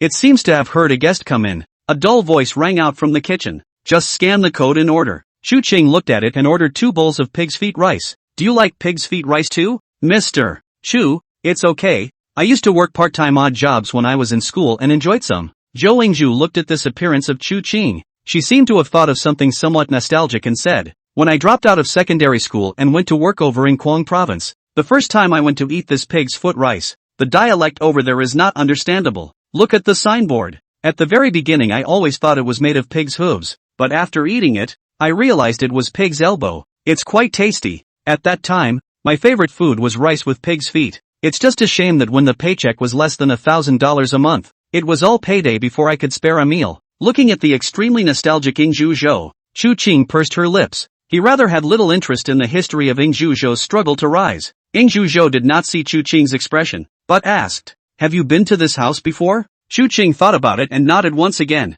It should be considered a visit. What do you mean it should be considered? Ing Zhuzhou was puzzled in her mind. And how does this one taste? Oh, I haven't had pig's foot rice in many years. This is an old store. The Central Plains province makes pig's feet rice, and being able to gain a foothold means that the craftsmanship should be considered quite good. Chu Ching thought for a moment. Wow, to be able to get your approval, Mr. Chu, then I'll have to try it. Without letting the two wait much longer, a figure came up with 2 bowls of pig's feet rice while chatting idly. Chu Ching's eyes looked at the figure that was sent up. A white apron, head wearing a chef's hat and mask, only a pair of mute eyes outside. could not really see, could only see that the other party was extremely fat, Chu Qing realized. And at this moment, Ing Zhuzhou had already set her eyes on the pig's feet rice that had been delivered to her eyes. The color is golden and translucent, while the red broth soaks every grain of rice, and the unmistakable aroma of the meat makes you subconsciously drool. Zhou Ingzhu since lining eaten not know how many mountain delicacies. At this moment in the see this thing,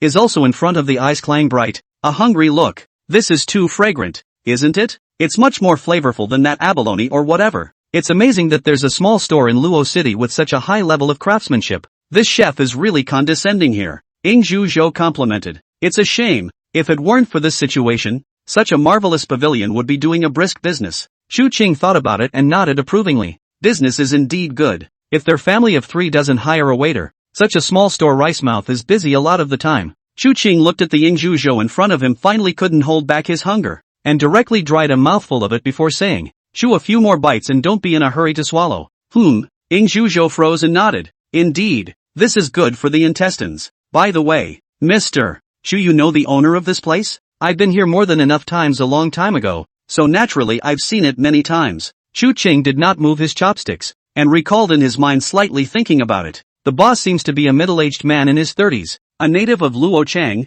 who also went to work over in Guang province in his early years, learned some crafts, and returned to his hometown to open this store. His wife is a Sichuan province. People are good, is a little spicy. 2 people have a son. Their son's grades are very good. This year should be finished the college entrance examination. Normally, September after the start of the school year, it should go to college. Their family has a good heart. Occasionally some sanitation workers and beggars. That the boss and the boss's wife will send some free food. That the boss loves his wife very much. Just like to drink some wine. But the owner was a rake-eared man who was also afraid of his wife. And I can remember many times when the 2 of them had fought over the fact that men like to have a little drink in the store by themselves at night, when in fact his wife was right to be angry. He's an average drinker. I remember. Once I came back from a part-time job to go to dinner at midnight and the man got drunk and dragged me to sing Sister You Sit on the Bow of a Boat for 10 minutes. Put. Ing Zhuzhou burst out laughing. This person is quite interesting. But, Mr. Chu, since you guys are so familiar with each other, why didn't he say hello when he came out just now? It's just as well that I can meet him as well. Chu Qing, however, did not smile half-heartedly and calmly looked at Ing Zhuzhou. You've already met. Zhou Ingzhu froze, her originally red lips, stained shiny by the soup oil and water of that pig's feet rice, looked at Chu Qing with some confusion. Chu Qing never moved his chopsticks. He lifted his chin lightly, and continued speaking in that calm tone of voice that never rose or fell half as much as it should have. The family, they're in your bowl. Chapter 66, Chef Pig, the legendary cooker. Vomit. Looking at Ing Zhuzhou, who was holding onto the table and vomiting, Chu Qing's gaze remained calm. Zhou Ingzhu simply did not eat a few mouthfuls. At this moment all spit out, not to mention, even the yellow bile followed spit out. Still, it's better than losing your life, isn't it? Chu Qing glanced at the 2 bowls of pig's feet rice. A ghostly aura surrounds it. But I have to say, as far as this sells the odor as well as see just after Ing Zhuzhou ate that expression. In fact, compared to the previous craft to be a little better. Even Chu Qing, who didn't have any requirements for oral and abdominal desires, was quite moved a bit after seeing it. Soon, though, the feeling of impulse was suppressed. He looked toward the kitchen entrance at the back of this little store. A figure, as if standing there, stood at the back of the kitchen, peering at the only 2 people in the middle of the small store. Chu Qing wasn't the least bit alarmed. The weirdness is something that doesn't really need to be feared as long as the nature of the opponent is understood. However, when human beings face this unknown existence, fear appears often accompanied by the disappearance of reason, and ultimately fall into the prey under the other party's murderous rules. As long as one discovers some of the other party's rule abilities, even an ordinary person has a chance to find a way to live when faced with a lesser grade of shenanigans. Therefore, among the abilities, the human-headed lanterns and faceless ghosts with the ability to blind one's perception and thinking are considered to be among the initial weirdness, the more terrifying types. As for the word blood, basically when you discover the rules, that's when you die, and that's when the initial Chu Qing experience is enriched.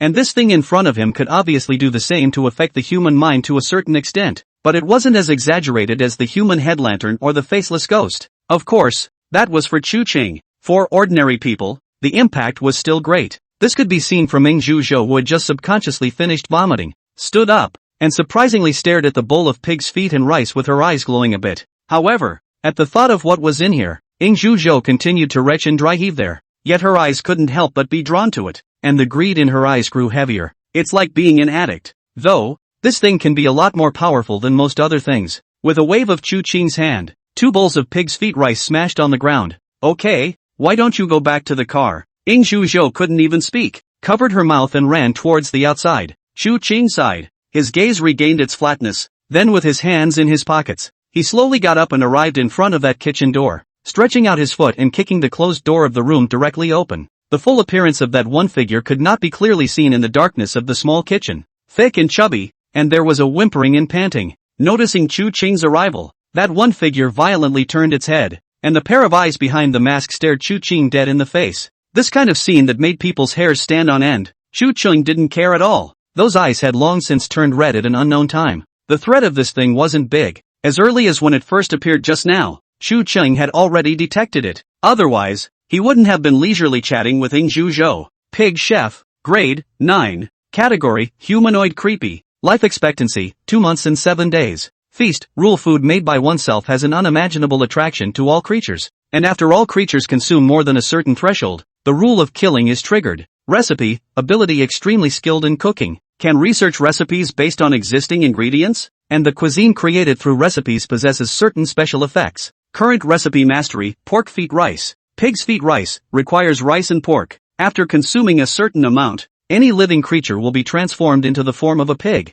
The rest of the effects are unknown. Humanoid, status doubles daily consumption of life, possesses a trivial amount of certain intelligence, and can attack using ordinary means in addition to the rule of murder ability. Promotion requirements, unknown. Note, it smells good. Humanoid creepy. In general with the child ghosts, it is an extremely rare and bizarre pre-existing condition. Just as the blood pupils' observation that, this thing, apart from the rules of killing, could also be attacked through some conventional means. Only, in the last life among the Dragon Kingdom, the early stage of the weirdness descending, there were less of this kind of weirdness, but on the contrary, the rest of the countries, especially on the western side, had more of it. In fact, this type of humanoid bizarre looked not bad, but also able to attack through some other means than the rest of the bizarre horror, but in fact, instead, also have some weaknesses as a result. Typically, these kinds of weird rule abilities are then relatively weak as well as one-sided. At the same time, this type of shenanigans can be thwarted by physical means,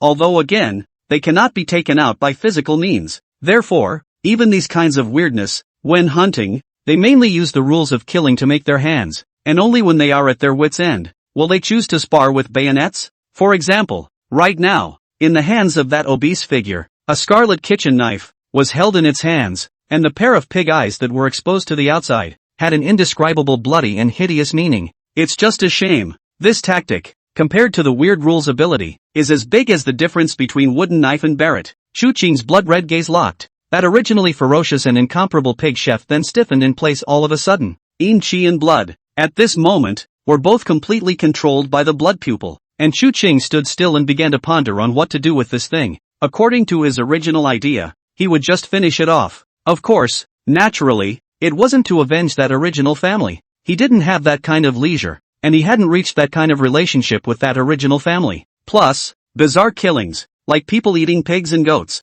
is something no one can change and is the law of the jungle where things go to hell and back, and it's only stupid to influence one's decision because of that. The reason why he originally wanted to kill it was purely because whoever made the blood pupil ghost need to devour 5 of the rest of the guile in addition to fusing the guile if it wanted to be promoted. Nowadays, the blood pupil had only swallowed 2 of them, and there were still 3 more to go. But it had to be said that after seeing this pig chef's ability, Chu Qing was a little hesitant. This thing's got some serious power. Don't look as if the rules were unleashed harshly, but what Chu Qing mainly valued was the ability of that recipe. That's a pretty big future for this ability. A pig's foot rice, when eaten, could turn living beings into pigs. What if more dishes were researched in the future? Most importantly, Chu Qing thought of a treasure puzzle from his last life to come. It was a series of extremely high-grade medallion puzzles. Although it was not as bad as the full version of the black copper coin, it was just as much a dream of many Ghostbusters. That thing, in the last 20 years or so, no one had ever gotten it together to make a complete Medusa, but some of the puzzle pieces alone worked quite well. And those puzzles? Yes, the cookware. That set of medieval cookware was also called a legendary cookware. As it happened, Chu Qing really knew where to get one of them from. Chapter 67, God's Capital Clubhouse. Wandering Shadow. In front of the dimly lit small store, Chu Qing slowly walked out alone. Chu Qing's mouth held a wisp of a smile. He once again lamented in his heart, After being reborn, the first time he found the blood-eyed dragon monarch infused with it was one of the most correct things he had done. Footsteps light and fast got into the car. Face whiting Zhu Zhou looked at Chu Cheng, who was alone, opened his mouth before he could speak. Chu Cheng's voice rang out. Still hungry? If you're hungry, let's go to another store and find something to eat. Vomit. At this moment, Zhu Zhou's vomiting that had stopped before surged up again. Only, apparently, there was nothing left for her to spit out. No need. Better eat something. I guess after a while, there's still time to throw up. No, can't eat anymore. Chu Cheng glanced at Zhu Zhou, who was powerlessly waving her hands. He was able to understand some of it, and not just because of that pig's foot rice. After the strength of the yin qi passes, that fragrance to the point of being cloying will make one dizzy while subconsciously vomiting. However, understanding was understanding. Chu Cheng's actions would not stop, stepping on the gas pedal, blazing out at 400 miles per hour. It didn't take much time to arrive in front of the familiar Fairview Manor No. 2 Estate Villa. From the cab, Zhu Zhou trembled, but she didn't forget the main event. Or rather, all this disaster was for the sake of this goal in her heart. Although, Zhu Zhou did not know exactly what they were going to do. However, she believed that this Mr. Chu would not be aimless. Therefore, after coming in and letting Chu Cheng sit down for a while first, she recovered some of her face before walking to a safe, opening it up, and taking out a long knife. The Miao knife, with its slender and narrow blade, didn't actually fit what Chu Cheng wanted to do very well. However, Chu Cheng was also a person who knew what he was talking about. As he sheathed his long sword, the blade was like autumn water, and the texture was like the astral plane, so he knew that this was not that kind of ordinary toy. The blade with an open edge was enough to prove that if this was placed in ancient times, it would certainly be a treasure knife of great value. Great knife! He praised it heartily and threw it to Zhu Zhou with satisfaction. The latter was with honor, and his face recovered considerably. Chu Cheng didn't have the time, which led him to ask, "Where are those people you mentioned?" Now, Zhu Zhou's face recovered slightly. Then this said, "Wait a moment, I'll make a call." 3 minutes later, Zhu Zhou retraced her steps. Mr. Chu, those people, right now, are all in their lair, the Divine Capital Clubhouse. The boss of those people of theirs, called Wei Xiangguang, is the actual helmsman of quite a few of the entertainment industries as well as the gray industries in Luochang. Chu Cheng searched for the name in his mind and didn't have much of an impression, nodding his head directly. Okay, let's go then. Zhou Lingzhu looked at Chu Cheng, who stood up, still a little worried. That, Mr. Chu, should we bring some people? They may have guns in their hands. There's no need. You just go and bring an umbrella. Chu Cheng didn't care and slowly stood up, thinking but still reminded. I would suggest, though, that you eat something before you go to. At these words, Zhu Zhou, who was just a bit better, opened her mouth. Vomit. After dry heaving, Zhu Zhou hurriedly said, "Wait, there's Mr. Chu, he's there. There seems to be some situation. L.A. City, God's Capital Club. Here, it's the biggest leisure and entertainment club in L.A. City." Only the door to the clubhouse, which was supposed to be brightly lit, was tightly closed. In the uppermost office of this 4-story clubhouse, a figure smoked a cigar and looked out at the pitch-black L.A. City. The man glanced at the time. It was only 6 o'clock. At this point, normally even the streetlights aren't on yet, and as a result it's already dark as hell. What the is all this? Where the did all this mess come from? The man glanced aside at his cell phone life and death book and cursed angrily. His name was Wei Xiangguang, and he was originally a prestigious figure in this Luo city. And this Divine Capital Clubhouse in his hands was even more of a no one comes and goes. Even over in the province, there were some big shots as well as the sons of some big shots families who would occasionally come to have some fun. But now, that's all changed. He is now, along with all his men, becoming a shrinking violet. Don't even dare to leave this God's Capital Clubhouse. The reason is simple. The man looked down that street. A figure roamed that street. Even in the darkness of the late night, under the lights around that clubhouse, a figure could still be clearly seen. It was as if the thing, as if it were deeper than the darkness itself, was capable of sucking everything, including the gaze, into it. This thing, not clearly visible in form, was like a standing shadow, hovering just below, just here in the separately occupied God's Capital Clubhouse, the entire Divine Metropolis Clubhouse, occupying a huge area, including the parking lot, was almost several hundred acres. But even so, as long as someone went out from the Divine Metropolis Clubhouse, they would immediately bump into that black shadow. Wei Xiangguang would never forget, no matter what, the image of the guest who went out yesterday morning and had his head broken hard by that one figure. And it's not just that guest, even if someone goes out at the same time, that thing can even split several together and, well, break their necks. Thinking of this, Wei Xiongguang was even more furious. Asterisk asterisk asterisk asterisk and those damn inspectors. Hurry up and get rid of this cannot. Come, the two losers also come to die. Really do not know how the old man's money is spent. Raised such a group of waste. Wei Xiongguang was impotently raging. Just then, however, a knock sounded on the door. Come in. The door to the room opened and a junior walked in. Boss, there's not much food left in the clubhouse. What now? What to do? Wei Xiongguang's eyes are all violent. Picked up the ashtray, directly smashed over. The little brother did not even dare to dodge. Was smashed ahead. Asterisk asterisk asterisk asterisk. Lousy, such a big clubhouse. So many restaurant dishes. It's only 2 days less work. And it's going to be finished in a damn minute? Are you guys pigs? The little brother was shivering. Boss, the main thing is that there are too many people in the clubhouse. Everyone knows about that damn thing outside. There are quite a few technicians, waitresses, guests left before, and our own people. A flash of gloom flashed across Wei Xiongguang's eyes. Go and call Black Tiger and the others. Cut off the food of those guys. Who dares to make trouble? Let Black Tiger and the others take the spray and kill them directly for lousy. Lousy also see. Now not only we. This whole Luo city is estimated to be this B. Look. At this time, I don't care so much. First live. Also, those technicians are not important. But if there are any good-looking ones among the guests, bring me 2 of them. Okay, boss. As his little brother left, Wei Xiongguang exhaled slightly, calming the anger in his heart. The repression over these days had wiped out the chi-nurturing kung fu that he had practiced in the last 10 years. There is only repression, and the unspoken fear hidden in the deepest part of the heart. Just in time to get 2 little pussies. And if you can't, you'll be screwed. Killing, he hadn't done much of that when he was younger, and only destroying a life released all of his repression, especially some good-looking women. The excitement of destroying something beautiful would send shivers down his spine. However, just as he had begun to look forward to what kind of tactics he would use in a moment, precipitously, the cell phone on the table lit up. Wei Xiongguang hurriedly looked over, and at this look, his eyelids jumped. It wasn't caller ID. It wasn't anything else. It was a scarlet text that looked like blood against a pitch-black background. Depressing? Desperate? This is the bottom of the age. Wei Xiongguang, what you're touching now is also just the beginning. The creepy one outside the door. It's not destined to leave you alone. If there is no accident, there are 3 more endings in your future. In the first place, you'll lead your minions in brutal suppression of everyone, but in the end, run out of ammunition and die. Secondly, your brutality and insanity has put everyone under your command at risk,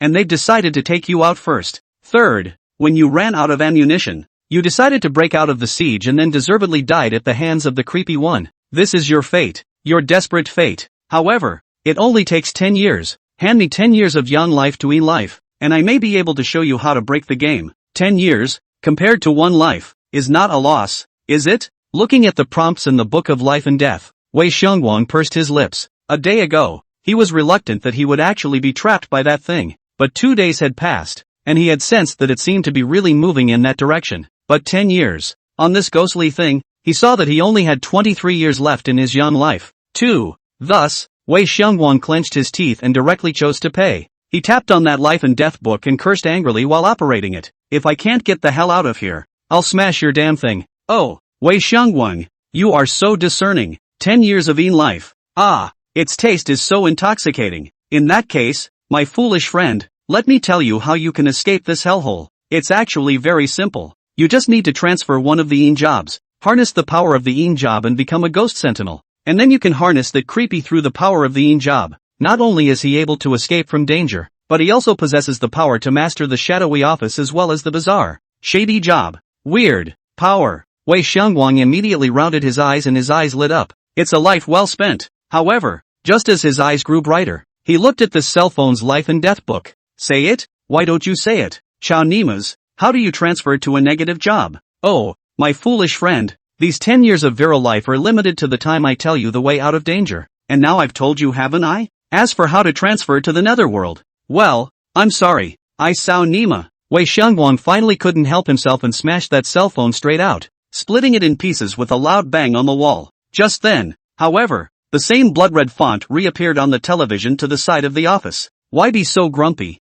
my foolish master? I don't know if you're lucky or not. You're in a situation that's taken a turn for the better. Go ahead and keep looking at the window, and when you do, you'll know that I didn't lie to you. Just in time. Take a good look at that powerful force too. Wei Xiangwang froze and hurriedly looked out the window where the main entrance was again. The end of the dark street. At some point, two other figures appeared. And just then, by the time 6:30 rolled around, the damn streetlights in L.A. finally came on. Together with the lights of the Divine Metropolis Clubhouse, he also finally saw clearly what kind of figures those were. The reason for not being able to see it really well was simple. At this moment, in the middle of this dark night, those two figures, one in front of the other, were both holding an umbrella. The former is a black umbrella, the latter, a red one before the other. Wei Xiangwang fiercely looked at the black ghostly figure. As expected, the ghostly figure had approached a moment after those two figures had stepped into the street. However, the expected image of a broken neck did not appear. I don't know why, but under that black umbrella,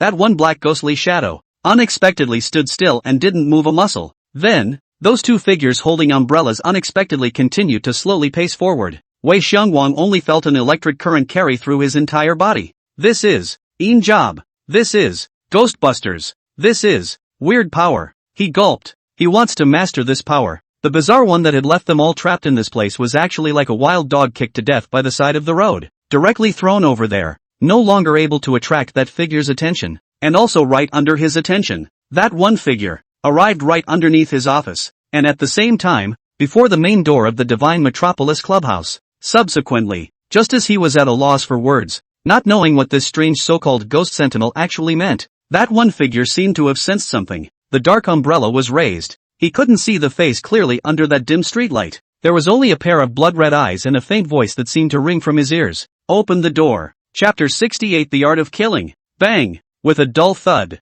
the door slammed open, knocking one of the Cyclops who had just made it to the door solidly. However, at this time, Wei Xiangwang obviously couldn't care less about this right-hand man of his, and his footsteps were even faster than the last time when he was being chased and cut. The little brother behind him was puzzled. However, his own boss desperately ran. As a loyal little brother, naturally, it was impossible to ignore it all, and he hurriedly followed his boss to run together. From the 4th floor to the 1st floor, froze without even taking the elevator. This scene, so that some waiters and the many guests who left to see, are a little puzzled. What's he up to? Mr. Wei? It was hard to believe that the creepy one guarding the gate had disappeared into thin air. At the thought of this, the men also became agitated, as the vast majority of them obviously couldn't see what was happening at the door because of the angle. However, people are from the crowd. See Wei Xiangwang lead people Woyang towards the door. All people look at each other after. Naturally, also towards the 1st floor of the lobby and go. The good thing is,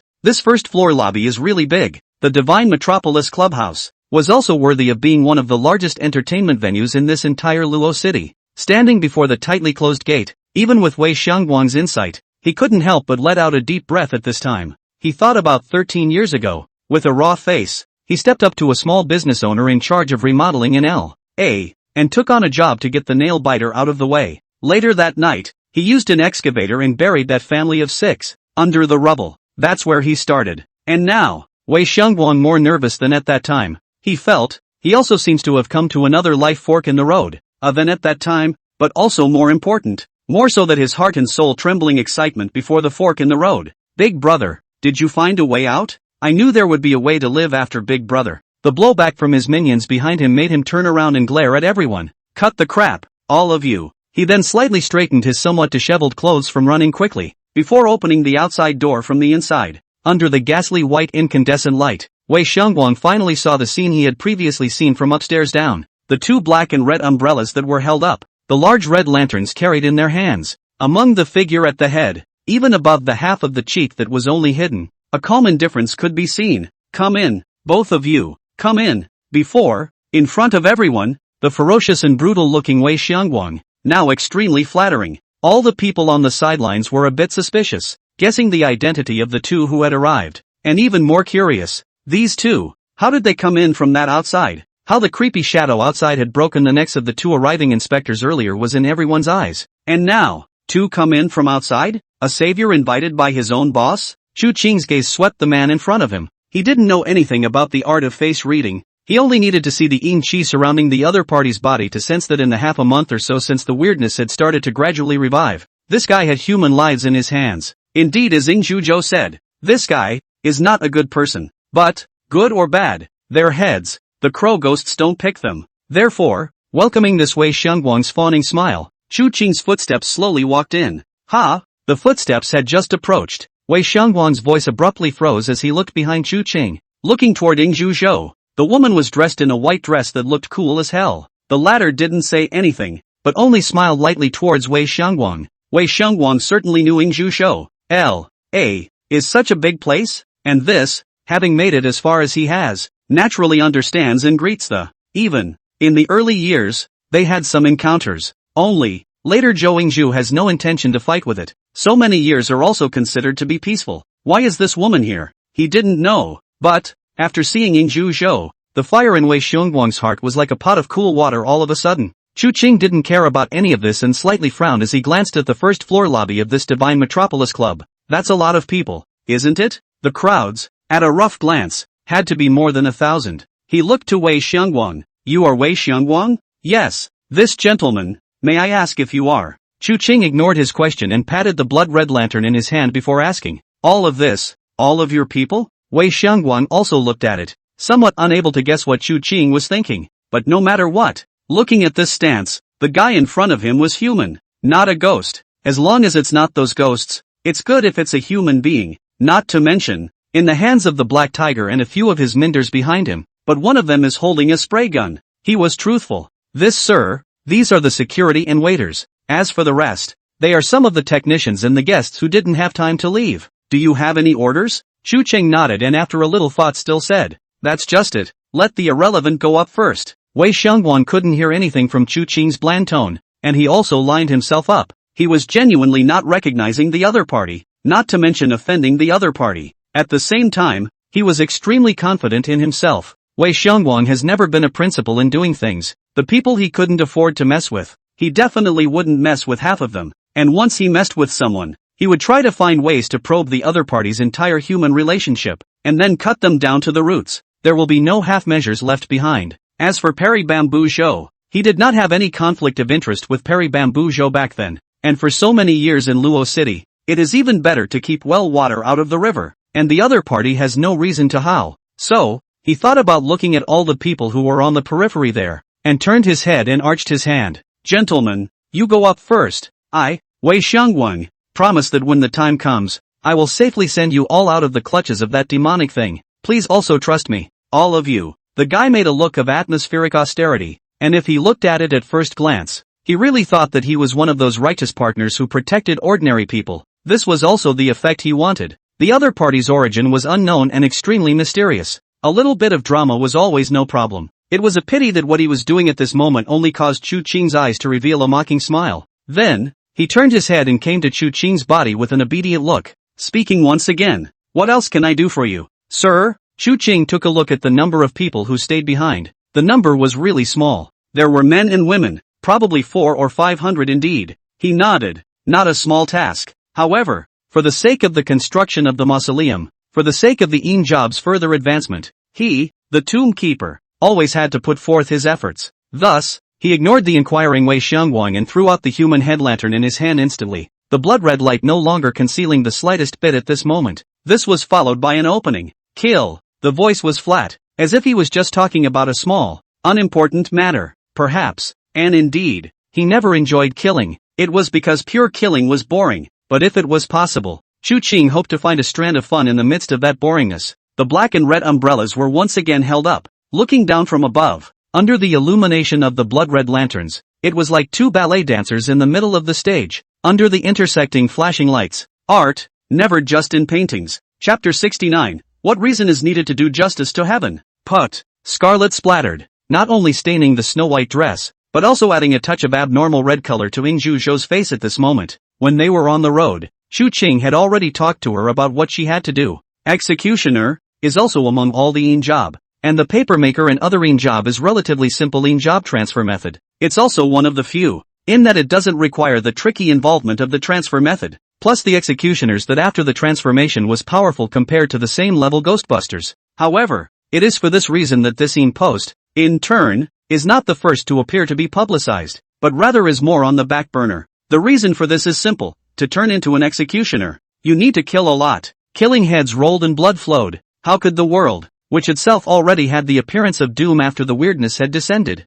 still afford to kill itself like this? Therefore, Not many people initially knew about this transfer requirement for executioner in the last life. Moreover, the rising space of this profession is relatively general, compared to the tombkeeper. Ferryman, this kind of direct reference to the first grade of the job. In the end, a few points less underlying, but the advantage of this nether job is, as said before, Zhou Ingzhu looked at her own palm, which had been maintained tenderly white over the years, and the blood-soaked red the fingers that were just like green onion white. A head rolled slowly down from in front of her. It was like a leather ball with no more bounce. Tossed aside, she let out a breath, a little thankful that she had actually eaten something in the car on the way over. Otherwise, I'm afraid that with the previous loss of physical strength, I would have already run out of strength to continue swinging the sword, but even now, her fingers, still trembling a bit, almost couldn't even hold the red umbrella in her other hand. But fortunately, at the next moment, a special change that renewed her power, the Book of Life and Death, which had also been transferred to her watch, appeared with a line of lettering. Killing is the power of the strong. When the great sword in your hand cuts down on its head, the death you bestowed proves your power as a strong man who can dominate the life and death of others. What a sharp knife! What a vicious man! Take your knives and have a bloody orgy. At that moment, seeing the prompt from the Book of Life and Death, Ingzhu Zhou once again felt power bursting out from her body. Her eyes went to the others. These people, temporarily robbed of all their senses under the lamplight of the blood-red lights, stood mechanically in place, as if they were puppets on strings that had lost their souls. Ingzhu Zhou knew that this was a gift from Chu Qing. She had to kill as much as she could for the rest of the day, so the long miao knife was like a slaughterhouse reaper. Draw your sword and cut down. The act of killing is that simple. The lives of living beings are so weak. You know, you just have to kill it. If you don't kill, the next one to fall may be your head. Kill them all. Kill them all. Kill them all. Kill them all. Ingzhu Zhou's eyes were red. Her arms, her palms, had long been trembling. The pain could no longer even be felt on the fingernails that were white and purple from the exertion. All she knows is, she's back. The person she was back then came back to life in her heart. It turned out that the crimson and sticky liquid felt more pleasant than the essential oils from the spa clubs that stained my body. Turns out, that thing that spins and flies like a balloon under a knife is more interesting than luxury cars and target shooting. As the Book of Life and Death says, kill. At this moment, this woman, who had originally faded away from her jungle spirit, had finally found what her heart was most looking forward to. Only such a killing could awaken her. Her heart was thumping, provided her with a constant, as if overloaded, supply of power. It was because of this that that single figure became prey under the long sword and red umbrella. It was like a sugar cane that had been cut off by a scythe. Gradually, Ingzhu Zhou could no longer remember. She could not remember how many times she had actually swung the knife. I can't remember how much crimson sprayed over her snow-white dress. She knew only one thing, and that was to kill. All she knew was that she had only one target, and that was the 3 centimeters below the neck jaw, the position that was the softest, the position where the vertebrae at the back of the neck were the least obstructed. Finally, on the watch, a message appeared again. You can't live without going crazy. In the midst of the frenzy of killing, you feel as if the knife in your hand has come to life. It's calling to you. It's yearning for you. It's looking forward to harvesting more life. It's feeding back, and as long as you continue to kill, it'll be able to grant you a special power. This power is enough to keep you alive in this world. This power is called the job, and the job it gives you is called executioner. Executioner. The last 3 words, as well as a kind of will given above that long blade, left Ingzhu Zhou at this moment with no time to think. She struck the knife again. However, this time, after she slashed at that one figure's gaze gradually recovered. From confusion to shock and pain, Ingzhu Zhou knew that that terrifying lantern effect over that lobby was about to fail. So there are limits to these things, too, and what that failure represented was that these people no longer stood there as puppets on strings to be chopped by her. However, this situation did not make Ingzhu Zhou afraid, but instead made its heart even more excited with an indescribable excitement. What is the difference between the previous killings and killing chickens and sheep in a slaughterhouse? Her speed was even faster under the long blade in her hand that had begun to slowly swirl with black air currents. Finally, after slashing down the arm and head of the person who had subconsciously blocked the long sword, an indescribable feeling permeated Ingzhu Zhou's body. Oh, executioner, the long knife that kills, the murderous weapon that accompanies you, the headless ghosts under the knife, oh executioner, are partly your dependents. Oh executioner, you know more techniques with the sword, and know how to take a life easily. Oh executioner, for each beheading of the living and the bizarre, you will receive a portion of the payment. Oh executioner, you have the hardest 8 characters and the fiercest destiny. Even so, you do not live long. Oh executioner, You are the first executioner born. In this world, the countless executioners of killing itself and madness, in order to show their appreciation and gratitude to you, in the midst of that endless madness, they have presented you with a special gift as an executioner. Hopefully, you deserve this appreciation and gratitude from him and them. Executioner, take this power and experience the pleasure of killing. Blood red filled the air. Fishy. This was the only scene Wei Xiangguang found after opening his eyes. Where is this place? The legendary hell? And yes, people like him do deserve to go to hell when they die. However, soon after, Wei Xiangguang winced. He saw a familiar figure. A dark trenchcoat was turning his back on him and seemed to be setting something up. What's he laying out? Wei Xiangguang wants to see it clearly, and he did see it clearly. But, because of this, he froze speechless. Chu Qing seemed to have sensed something and turned her head to look at him, revealing a smile that he had seen for the first time. Yo, recovered? You're in luck. He does have good luck. In order to recognize the merits of this human head lantern, Chu Qing specially let this vicious to the extreme weirdness. Go and have a good time. Wei Xiangguang, however, was a bit bewildered, looking at the corpses all over the place. Among these corpses were countless acquaintances, minions, henchmen. He looked blankly at Chu Qing. Do I know you? Chu Qing shook his head. I don't recognize you. This is the first time I've seen you. Wei Xiangguang continued to ask. Have I offended you? Chu Qing continued to shake his head. You and I don't even know each other, so why talk about offending? At that moment, as if Wei Xiangguang had been stimulated by something, he shouted, if I don't know you and haven't offended you, why are you doing this to me? Chu Qing looked at him with some amusement. What is this talk? Why don't you think about it when you kill people, when you abduct women and children, when you force them into prostitution, when you kill and set them on fire? Wei Xiangguang was bewildered until Chu Qing faintly spoke. So yeah, what reason do I need to come and do God's bidding? But after saying that, Chu Qing laughed. Oh, just kidding, just happened to need some heads. Don't worry about it. Wei Xiangguang was staggered until the cheerful to the core human-headed lantern came above his head.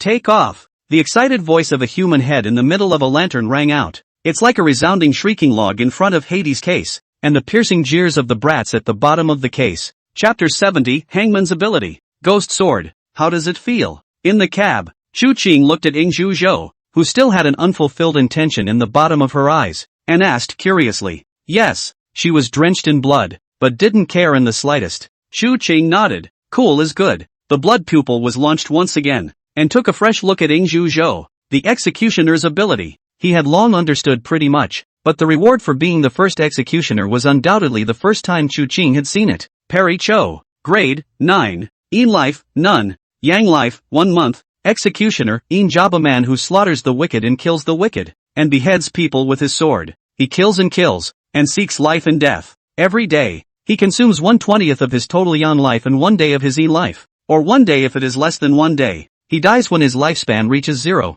Accompanying Fierce Blade, ability. The accompanying decapitating blade can attack bizarre spirits to some degree. At the same time, your mastery of the Fierce Blade's blade technique is perfected. Execution beheading, job for each bizarre head of a living creature. Gain a Yang life/Yin life according to the opponent's rank. Ghosts under the knife. Ghost control technique. A trickster whose head has been decapitated by one's own ferocious knife can be controlled as a ghost under the knife. And ghosts under the knife does not consume one's own Yang life or Yin life additionally. Current ghost under knife, none. Ghost blade, ability may additionally sacrifice one's own Yang life/Yin life into the blade, causing the murderous blade to briefly increase in power. And the underblade guile gains the method of killing to advance, which allows it to advance in rank through killing. And you can harness an additional underblade guile. Status, killing infested. Mind invigorated. Promotion requirements, unknown. Note, humans, you really are the same existence as this lord. How about this? The human beauty goes to you, and the weird beauty goes to this lord. How about that? Chu Chong once again glanced at blood pupil Gui's tirade,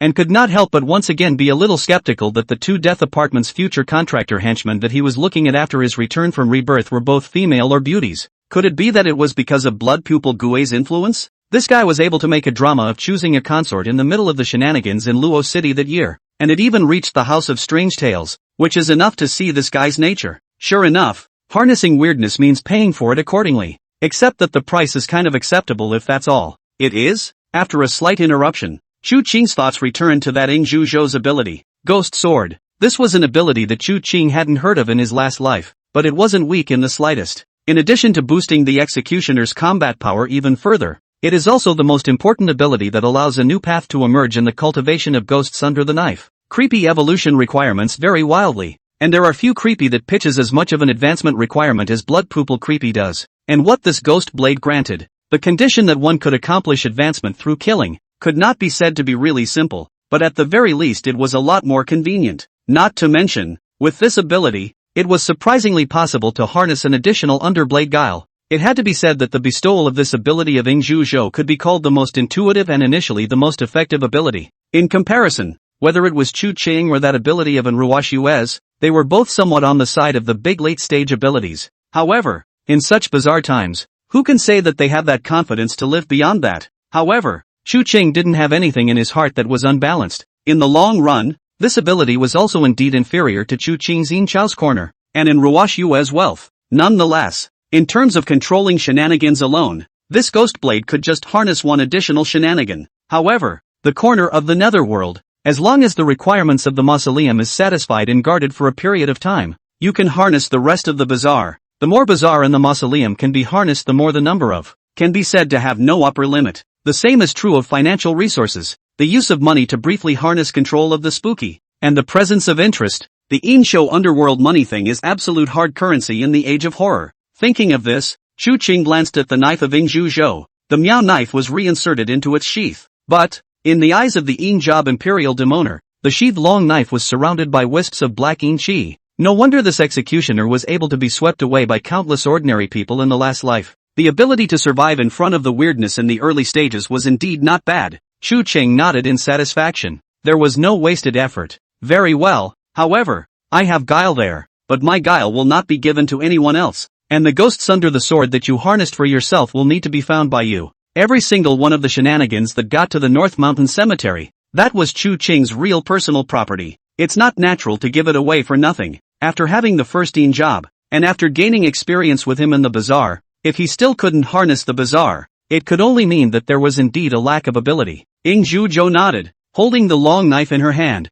Obviously, after mastering the executioner's Yin job, she could be said to be confident nowadays. Chu Ching didn't care, and outside of this car, he glanced at a small freight car that was slowly coming in the distance. That's your guy, right? Enough 513 heads. Chu Ching naturally could not take it back by himself. Well, a phone call from Ingzhu Zhou, then someone can do it for him. This little thing, the two did not care. Ingzhu Zhou nodded, and after sending a message to a person on his cell phone, it was quite a pity. Mr. Chu, the one just now. Chu Chun understood what Ingzhu Zhou meant. That's right, the creepy that surrounded the Divine Metropolis clubhouse had already been taken out by Chu Ching along the way, as a sustenance for the blood pupil ghosts. It was a bit of a shame for such a creepy to be eaten as food. However, seeing as Ingzhu Zhou had just become the Yin position of a ghost sentinel, Chu Ching explained, that one, creepy, is not fit to be the ghost of your sword, and I can't take it away. That's an earthbound spirit, but it does have strong abilities and rules for killing, so it's a shame indeed. The bizarre one just now was able to prevent so many people from escaping from the Divine Metropolis clubhouse. Its power was inevitable, and the rules and abilities are actually quite simple. As long as a person has a shadow, it can come out of the shadow in the middle of the earthbound spirit's territory and break the person's neck and kill them. So it's actually quite simple to deal with it. Just turn off all of those incandescent streetlights around the Divine Metropolis clubhouse. That's right, but that's the thing about low-level shenanigans. It's true that it's not hard when you know the rules. But what's hard is how you know the rules, and the ability and the rules are indeed powerful, and in the early days of the Eerie Age, the light was still very much relied upon for the vast majority of people. The Shadow's abilities are truly terrifying as well. It's just a shame that it was a ground-bound spirit, bound to this street. The earthbound spirit was not without a way out, but it was too much of a hassle and not worth it. Solely, just let the blood pupil be food. These are small things. Even the dark emotions that were slightly affected after devouring the bazaar were vented cleanly in the kill just now. Therefore, Chu Ching was in a good mood. In front of the door of that god's capital clubhouse in the back, a figure with a pale face, even one that had obviously just finished vomiting, took out that one neatly packed spherical object and loaded it onto the car. Then, get in the car and go. Chu Ching also slowly started taxi 40004. The Crow Ghost's advanced mausoleum is also finally complete. He also wanted to see what this skull tree, which required so many heads, would look like. Chapter 71, The Skull Tree Falls into Place. Truth of the World. After the large cemetery, a late-night light red, upturned moon hung from the sky and shone above the dark and silent cemetery. Gah! An eerie horse call rang out from the branches of the tree, where the black raven stood. its eyes like those of a vicious wolf a ghastly green, and a few wisps of meat strips in its beak. More than 500 neatly stacked skeletons, with some blood and skin still adhering to them, looked incomparably hideous and gruesome. However, standing on top of this land, Chu Qing's expression did not fluctuate in the slightest. He glanced at his nether life. 7 days a month for a year. Previously, there were only 10.5 months of life left, and after completing Chef Pig's blood word guidance and devouring that earth-binding spirit, it once again broke through a year's worth of time. It's just a shame that the number is going to land back down soon. Chu Qing looked towards this pile of skeletons piled on the ground. Zhou Yingzhu has gone back to rest. The blood word bizarre death guide. For the time being there is no new appearances. Chu Qing naturally that there is no way to move some hands and feet in it, letting it become within Ruoshua like the contracted person. But there's no rush. Here, it is the back hill location of the North Hill Cemetery, relatively hidden. And, in general, people don't come here. Chu Qing slowly closed his eyes and, that extremely special strand of Yin Qi power once again emerged from his manipulation. The Yin Shou on his body transformed into the purest Yin Qi, merging with the entire North Mountain Cemetery under his feet. The next moment was also like the golden shrine before. Those skeletons piled up here, as if they had sensed something, an indescribable power mixed them together, melting and fusing them slowly. Chu Qing felt it. White bones grow branches among the graves. Chu Qing witnessed flesh and blood blossom in the midst of death. This time, this mausoleum belonging to the Black Crow. The scene that unfolded was far beyond Chu Qing's imagination. Compared to that golden shrine, this skeleton tree was the one that truly fit Chu Qing's entire imagination for the evil ability of the corner of the netherworld. A trunk made of countless skeletons. It was as if there were nests of skin and flesh piled up above the branches. It was a horrifying scene, as if one look at it was enough to drive ordinary people crazy. Ding! Ah! Honorable Chu Qing. A special mausoleum of white bones and flesh and blood takes root in your favor. It's a harbor for crows and ghosts, and your best display of trophies. You can feel, along with it, the loyalty and submission of the crow ghosts to you. Gravekeepers, shouldering, perhaps, more than simply guarding graves. You have a tremendously further understanding of the shadowy office of the Gravekeeper. You have taken a great step forward on the road to greater greatness. Your Excellency, I would like to walk with you on the journey of the Dark Night. Xingcheng, in the middle of a large, tall building, as the provincial capital of the Central Plains, you can see almost the entire city of Xingcheng from here. Even if night covers this place, even if death spreads here, but there were still two figures, looking down on it all from on high. White Fan, what do you think of the situation now? The one who was called by Fan was a well-mannered man in his 30s who wore glasses, but what was rather odd was that even in the middle of such a late night, at this very moment, this person was actually wearing an odd leather glove on his hand. He thought about this for a moment before saying, things have been a little off since that thing showed up. The slightly fatter figure in front nodded. Yeah, that thing said something about the coming of a weird age. Messed up. And on top of that, after my test, White Fan, do you know what that thing said afterward? What? I had that young life of his converted to a Yin life, and then redeemed what that thing said about harnessing human power to control those ghostly things. Turns out that thing said that it was asking people to become what's called a Yin job.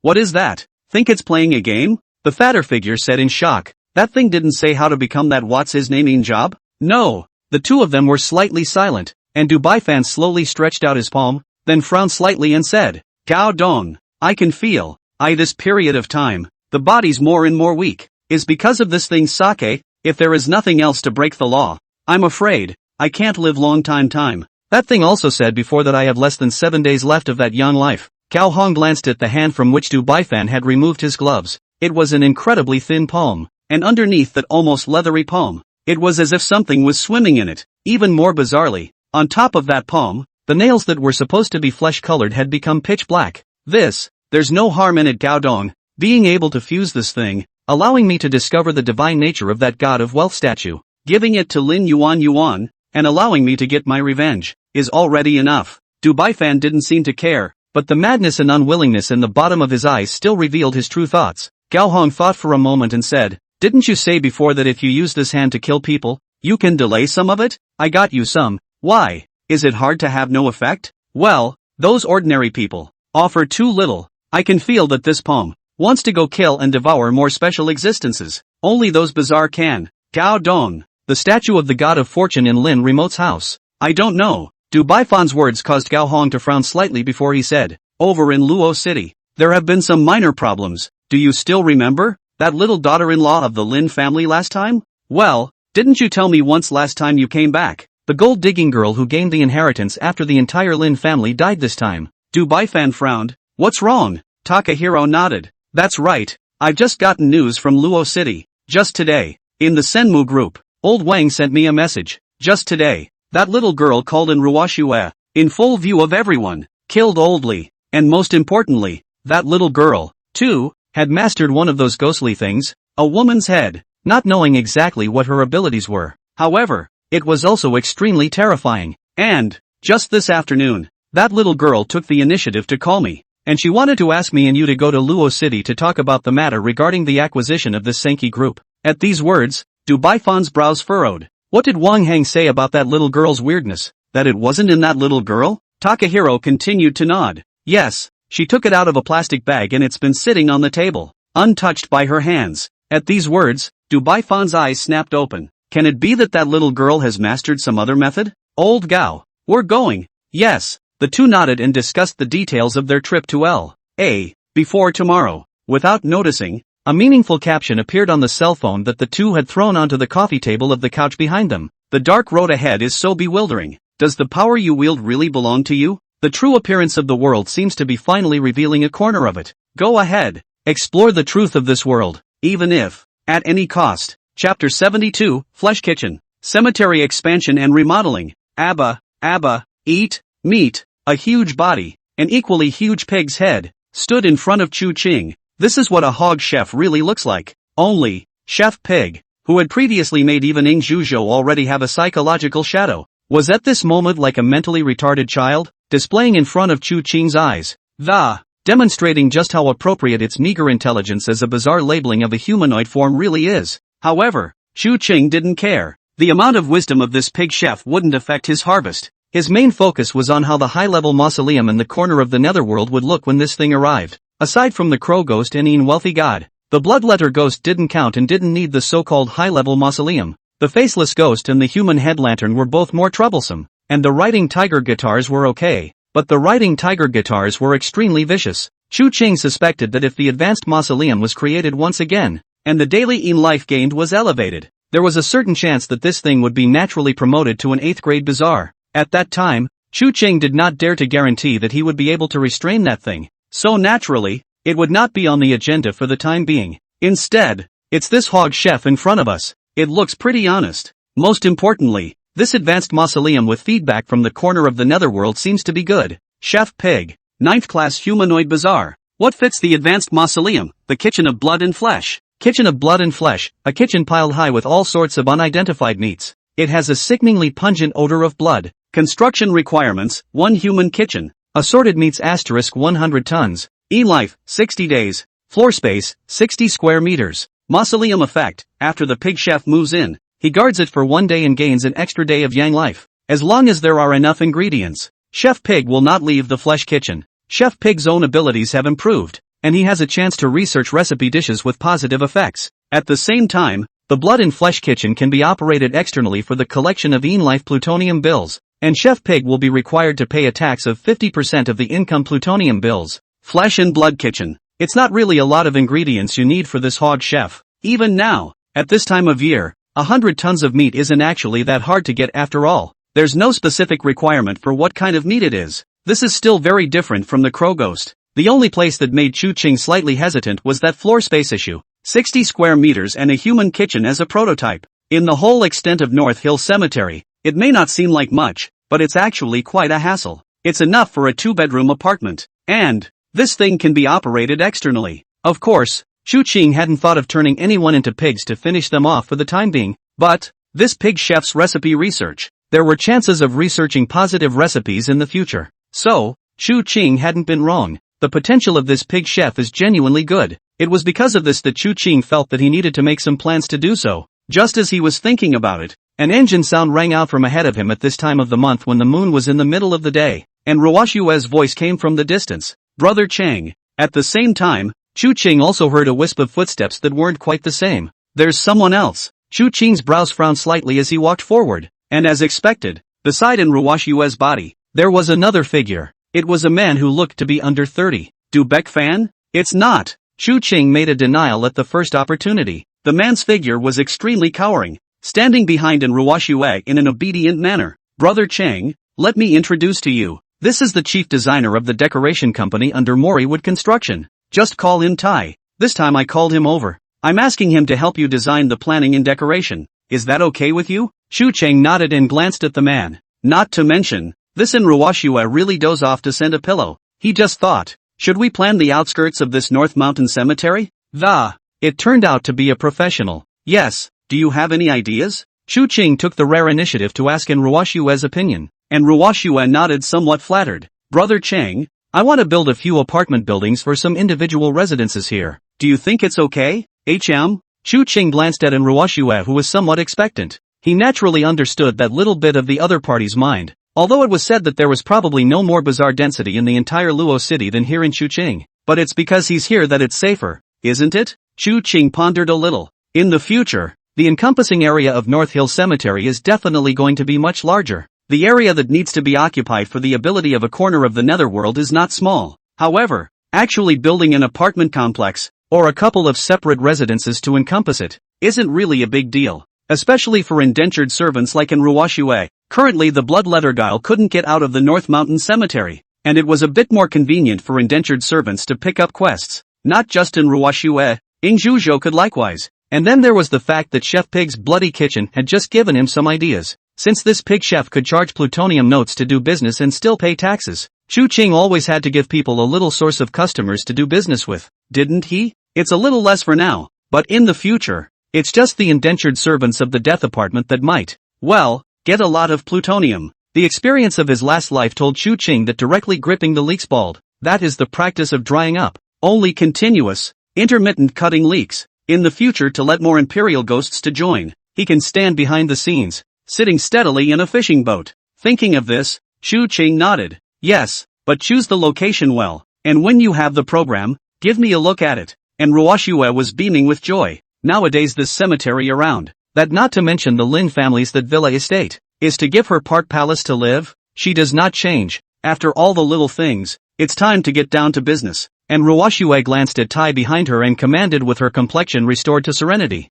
Tai, go get your tools and go ahead and take some measurements. After saying that, and Ruoshue ignored the look on the face of the man named Tai, and slowly paced with Chu Ching to the side of that large tombstone, before she softly said, Brother Chang, Gao Hong gave me a message back. They will come early tomorrow morning. Are you ready? Tai looked at the man and woman who stood alone in the middle of this large grave in the middle of the dark night. His palms shivered as he pulled out some measuring tools from the kit he'd brought with him. If someone had told him 3 days ago that he, the chief designer who had won many design awards, was going to come to such a hellish place to design a graveyard, he would have absolutely thrown his hand and given someone a slap. What's his status? It's not like he's a feng shui master. But now, he knew what it meant to have to bow down under the roof. With a taut face, Tai took his tools to the corner of the collapsed wall and subconsciously raised his head as he measured. A golden light flickered in the middle of the dark, dilapidated room. He subconsciously squinted and shone that flashlight. However, beneath a shrine of gold, a grimly smiling statue of the god of fortune seemed to be staring at him. In this instant,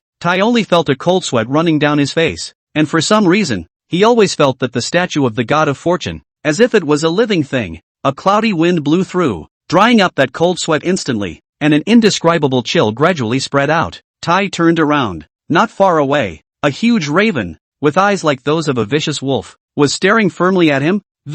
Even more terrifyingly, below where that crow stood, in the midst of that extreme darkness, there seemed to be a robust shadow emanating a clattering sound. Above the sky, with the help of the scarlet light that looked like blood, he vaguely saw that it seemed to be a shadowed pig's head. An unspoken great fear was gripping him. Can someone please tell him what the hell is going on here? Chapter 73 on the doorstep. Blood pupils and black hands. Early morning. Though, the early morning that doesn't light up until 8 o'clock still leaves a lot of people out of sorts. Though, day and night are not really different for those extra things in this world. Many people, however, are still accustomed to daytime action. For example, at this very moment, driving on L.A. Road, that Maybach. What the hell does that little girl mean? Why did she ask us to meet at such a place? Could there be some kind of trap? Takahiro, who was driving, frowned. Dubai Fan pressed his right hand, and then this was said. Whatever the pitfalls, go for it. Besides, speaking of this, Dubai Fan's eyes flashed with a gloomy glint.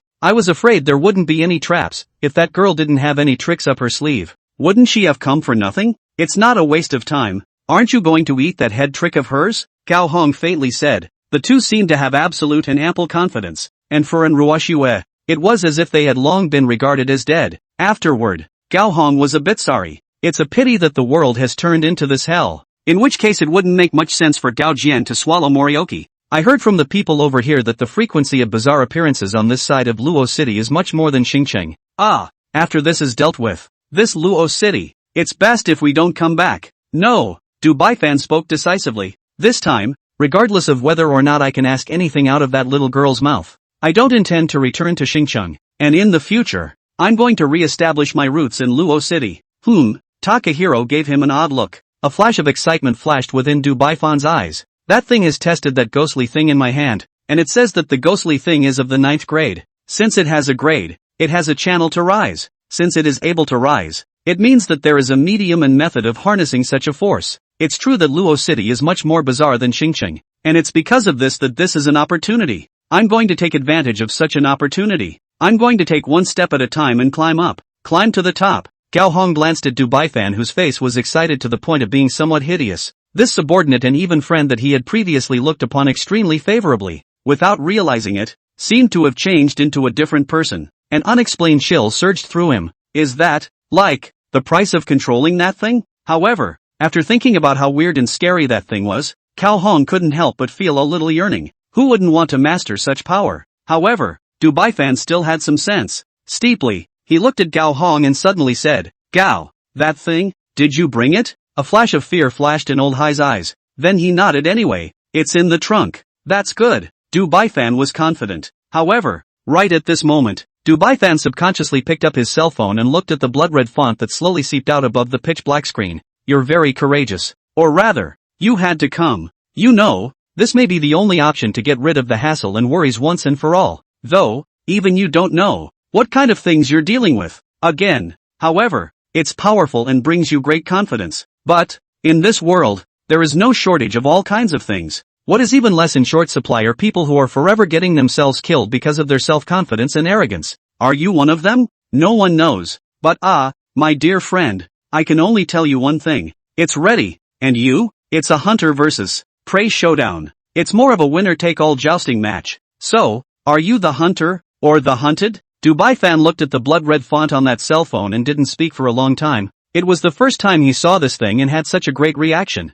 What is that little girl mastering? At this moment, Dubai Fan's original confidence disappeared all of a sudden, and it was in the midst of this silence, navigating, that a voice came. Ding, 500 meters to your destination arrival. A parking spot has been selected for you. Please get ready to get off the bus. Arrived. The two subconsciously looked together at the fork in the road that was not far away. I don't know why, but it's early in the day, and it's obviously this bright day. In the midst of the end of that road ahead, there was an indescribable sense of obscurity. The dilapidated cemetery, marked on the navigation, looked like an evil spirit that was opening its bloody mouth. Hideous, vicious, it's unnerving. The night passes. At the time when the sky had just broken dawn, Chu Qing had already set foot on patrol. You are once again making the rounds among your graves. There is something otherworldly about this not-so-quiet cemetery under your stroll. They are still well-behaved. You have felt the duties of the Gravekeeper during this patrol, and you have a better understanding of the Gravekeeper. You have gained 7 days of life,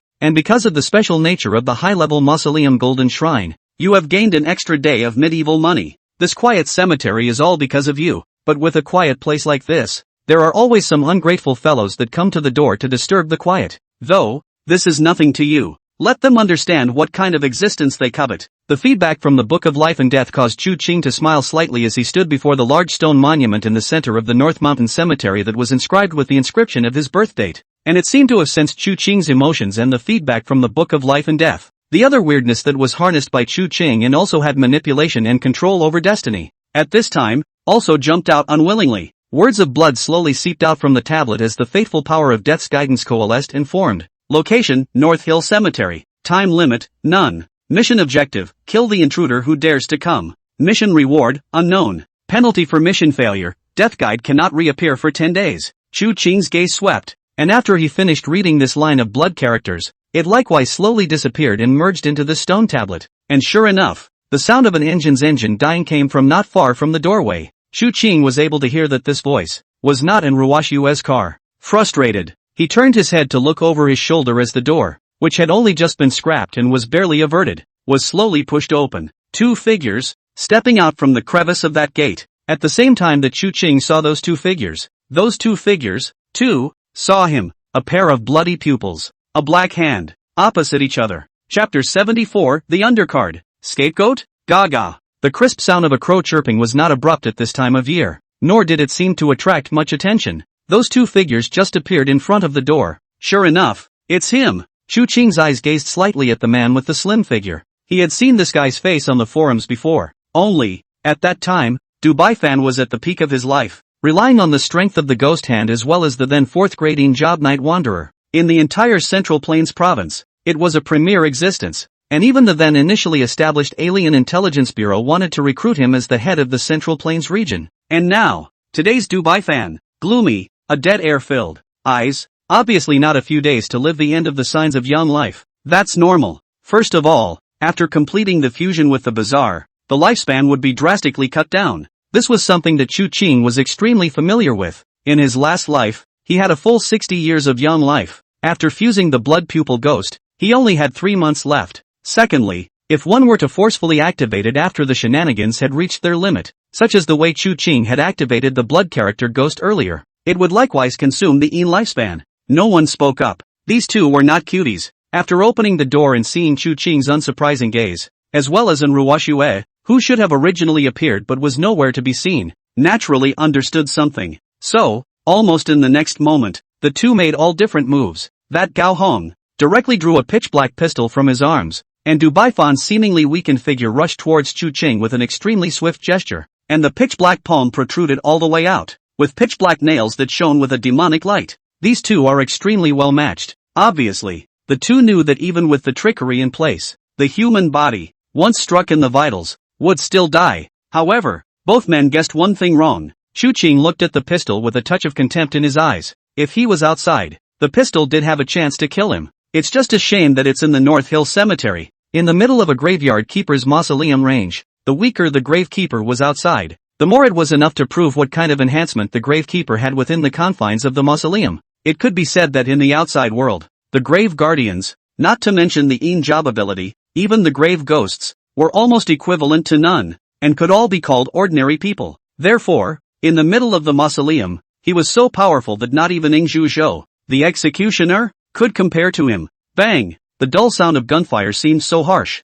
However, the moment the sound rang out, Chu Qing only slightly dodged, and that bullet went from his side. Dodging bullets? And it's not a so-called dodge in the middle of a high-speed movement. It's a dodge that's done after standing in when the shot is fired? This guy is human? Gao Hong was shocked, while Dubai Fan was just excited. This kind of reflexes is definitely not something that ordinary people can do. However, after harnessing guile, his body could be said to be getting worse by the day. He could also be certain that the other party definitely wasn't at the very least not just so powerful because of harnessing guile. He was right. The thing's hints hadn't been wrong. This man, and that little girl have big secrets on them. It's just a pity that neither of their shock and excitement lasted for too long. For in the next instant, they realized that the whole world seemed to have changed. The Chu Qing in front of him didn't know when. His figure disappeared without a trace, and what had been a clear morning had somehow become dark again. Gaga. Only the cawing of the crows still rings out. What's going on here? The 2 froze in place together. However, as they looked back over again,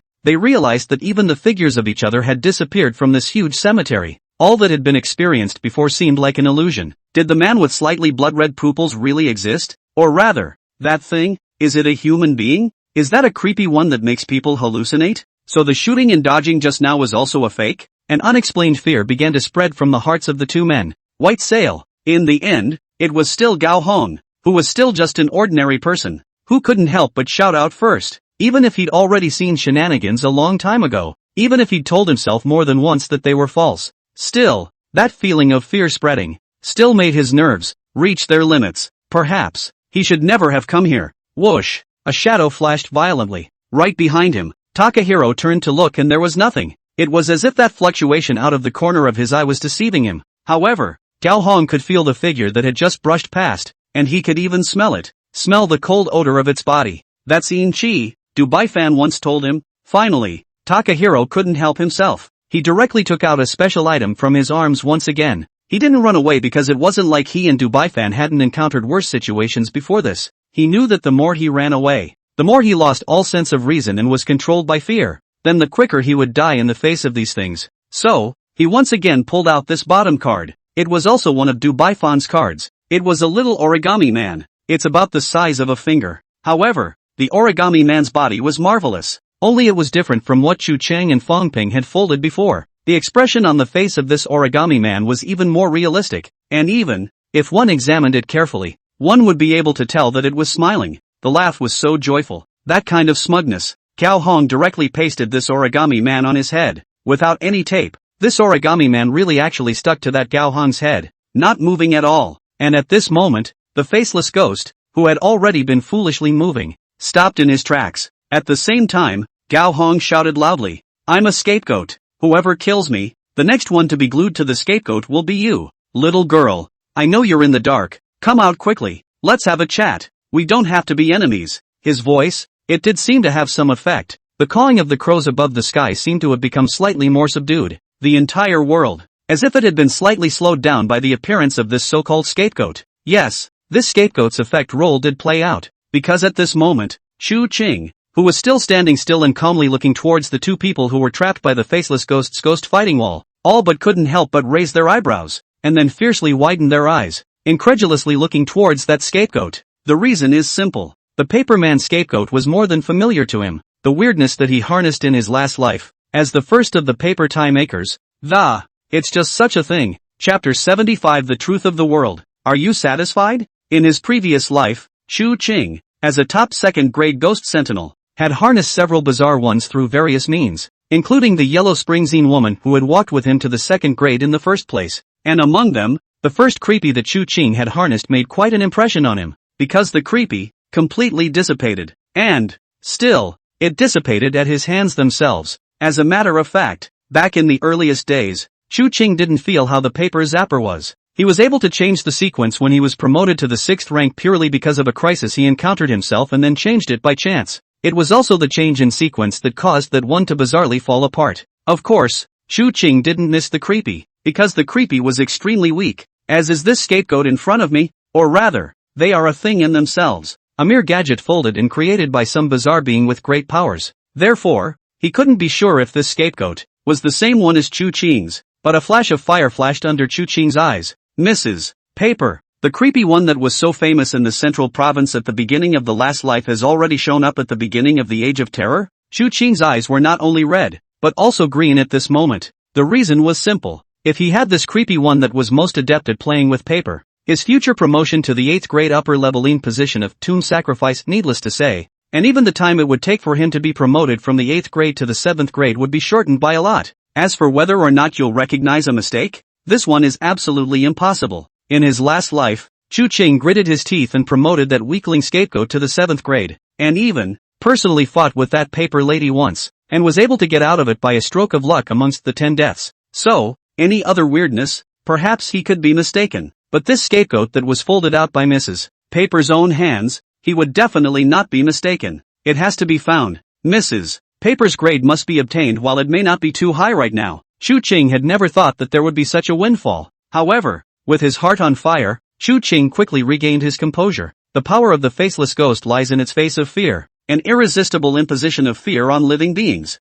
not to mention others. Even Chu Chang, who was used to seeing all sorts of powerful and bizarre things in his last life, would still be affected by the faceless ghost when facing it for the first time, and would be subject to the intervention of fearful emotions, not to mention others. Moreover, Dubai Fan's black hand, facing the faceless ghost, seemed to be overcome by the heavenly gram, the ability of the ghost to hit the wall. The rules of the face of fear will not contact anything with it at all, which is why Chu Ching did not let the human head lantern on. The unbeatable head lantern is not always easy to take down if you come into contact with that black hand. But that seems to be as far as it goes now. My dear friend, though your end, the moment you decided to come, was set in stone, but I still want to warn you, restrain your inner fear. Though, it's hard. Though, sinking in front of the presence in front of you is not exactly a humiliating battle. Though, in fact, even now, it still hasn't really struck. Although, the hints from the Book of Life and Death could no longer affect the Dubai fan in front of him.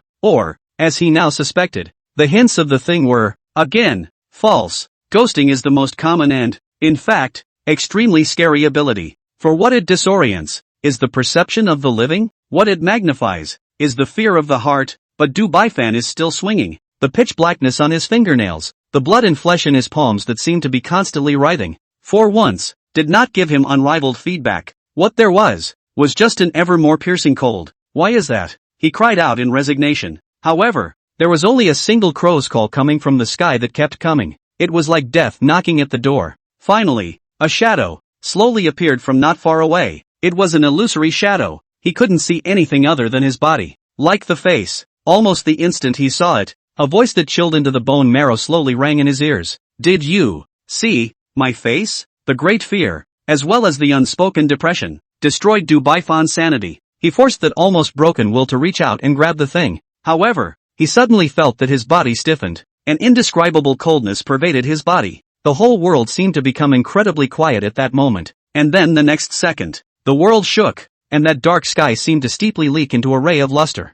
Fan's ice-cold body, as if some resistance had appeared as a result, tried to struggle. He wants to see the world for what it really is. Wanted to see when, exactly, he had entered this illusion. What he wanted to see more than anything else, however, was whether the man he had just seen, the young man, was real or not, or whether it's human, or creepy. The world was changing, and it seemed to be speeding up a bit more because of his thoughts. Fan's body was no longer able to move. His outstretched right hand seemed to be writhing on its own. It seemed to want to escape from Fan's body. At this time, Fan, however, clearly had no time to care about this. He deadpanned. He knew that this time, this feeling, was the feeling of death. But it was because of this that he wanted to see the world clearly. As the Book of Life and Death suggests, he wants to see the world for what it is. What is the truth about the world? The cold death that spread all over his body. In this moment, only his consciousness and senses remained. And finally, the shattering of the dark illusion appeared completely before his eyes.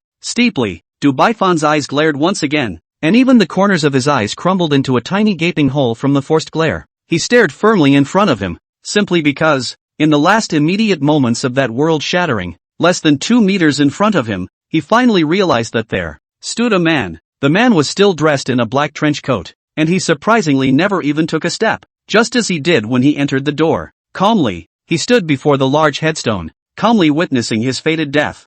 Fan looked at the pair of red eyes, and he couldn't see a trace of emotion in those pupils that weren't even human. But in those eyes of his, there was fear, madness, pain, unwillingness, and doubt. Bang! The black hand, finally, completely detached from him before he died, breaking off from his wrist without a single drop of blood. Because of this, Fan also steeply felt that before that dying, a wisp of indescribable life force, so that before he finally died, he actually slowly opened his mouth and asked a word. Are you human? It's a phrase that many times is used in banter and laughter between friends. Yet at this moment, the question is worded as it is. This was the first conversation they had after they met, and it was also the first thing Fan said to Chu Qing. Chu Qing looked at Fan, who was full of hope, and there was not the slightest fluctuation on his calm cheeks, but he still slowly opened his mouth. Sort of. In this instant, Fan's face, without the previous fear, madness, and pain, that face that was about to face death, unexpectedly revealed a wisp of relieved smile. The next moment, it fell to the ground with a plop. The cell phone that fell and came out bounced and flew in front of Fan's eyes that were about to close, and a blood-red font slowly appeared. Dear friend, the truth of the world. Are you satisfied? Fan didn't have much strength to make a final move. He just finally closed his eyes. Death, as expected, and with death came a soft murmur that disappeared into the ear. It's good to be human. It's good. Such a world to die now. Really, unwilling nah. Chapter 76, Black Creepy Hands. Scapegoat Paperman, Fan, who had collapsed at his feet and was completely voiceless. Chu Qing's gaze did not look at him more than once. His gaze, deadly, was fixed on the black hand that was writhing on the ground. It was less like a palm and more like a twisting mollusk. The blood pupil locked on, and a line of blood-red font appeared before his eyes. Black hand, grade, 9, category, entity, symbiotic, creepy, in life, 1 day, lone palm, rule after touching with a living being's palm. The rule of killing is triggered. Ease of use, ability any shenanigans caught by the touch of a hand cannot be played out with any rules. Ability, entity symbiosis, status the symbiote dies. Its own abilities, rule effects are drastically weakened, and it dies after its life is zeroed. Promotion requirements, unknown. Note, hands, Humans, these are our hands. The blood pupil seizure was within Chu Qing's expectations. He looked calmly at the dark hand. It squirmed more and more sluggishly. Chu Qing, however, was not the slightest bit careless, and picked up a plastic bag on the side and gave it in with a tree branch. The palm didn't squirm much, inside that plastic bag, as if it were dead, controlling it completely. Although it was said that the method of control was slightly rudimentary, Chu Qing was still relieved. Then, finally, he couldn't help but reveal a smile. Sure enough, the black hand was as effective as he remembered. Although the rules for the black hand are actually quite general, requiring a touch with a living being's hand, but humans and humanoid-type shenanigans are the only ones that have hands. So is it possible that without hands, the shenanigans have no rules? The black hand's ability, however, is quite remarkable. It can suppress all the weird rules and abilities. After touching the spooky instance, it was the same as standing directly on the scales of victory. Of course, Chu Qing was about to realize that this ability should be weighted, and if some weird ability rule exceeded its weight, this effect might have to be greatly weakened, and might even be ineffective. However, Chu Qing's rich experience was naturally much higher than the next person, and judging from the harshness of the rules of this black right hand, its weight should not be low. I just don't know how well this is blending in. Thinking of this, Chu Qing's mind instantly became somewhat urgent as he violently turned his head and looked over there. The faceless ghost's ghostly wall slowly broke, and along with Chu Qing's gaze turning, Cao Hong also followed and looked his way. The body that fell in front of Chu Qing, the lost right hand, and the blood-red pupils. His body shivered violently as he quickly retreated backward, looking at Chu Qing with unparalleled horror, but he seemed to think of something, and pressed violently on his head, the oddly enough small paper figure. This scapegoat, now the only thing he has left to fall back on. But I have to say, he did think right. If it wasn't for this scapegoat, today he would have gone with Fan for company. Chu Qing looked towards him, or rather, towards the scapegoat. Paper scapegoat, grade, 9, category, entity creepy, life expectancy, 1 year and 7 months. Attachment, rule protects a living being from bizarre harm to a certain degree. The attached person consumes a large amount of yin and yang life each day and is unable to leave the scapegoat for life until the being's death. Borrow life, ability once a scapegoated being dies. The scapegoat paper man transfers to the person who killed the being to attach to borrow life. After being attached to the scapegoat, the attraction of the scapegoat itself is greatly increased. The scapegoat's own rules and abilities can be perceived by the rest of the eerie senses. Entity, status cannot be destroyed, can move with the wind. Daily consumption of yin life is doubled. Promotion requirements, unknown. Note, a not very tasty food. But at this time of year, this lord is not picky. Looking at this familiar ability that couldn't be any more familiar,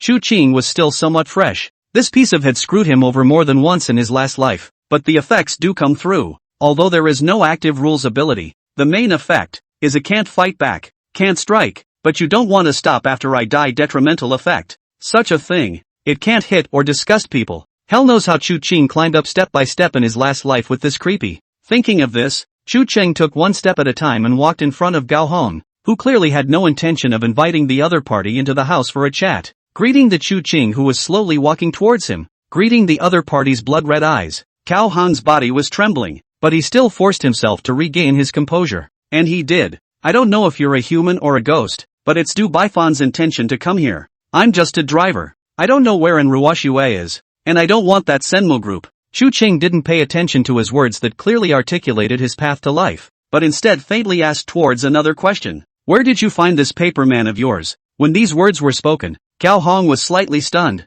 This was indeed a human. Thinking of this, Cao Hong's eyes flickered slightly. Your Excellency wants this paper man. You do not know. This paper man. Before he could finish his words, Chu Qing impatiently continued to interrupt. I told you. I asked where you got this thing from. Mrs. Paper's whereabouts, for Chu Qing is very important. Weird recovery era. Only just this moment. Mrs. Paper cannot be how strong.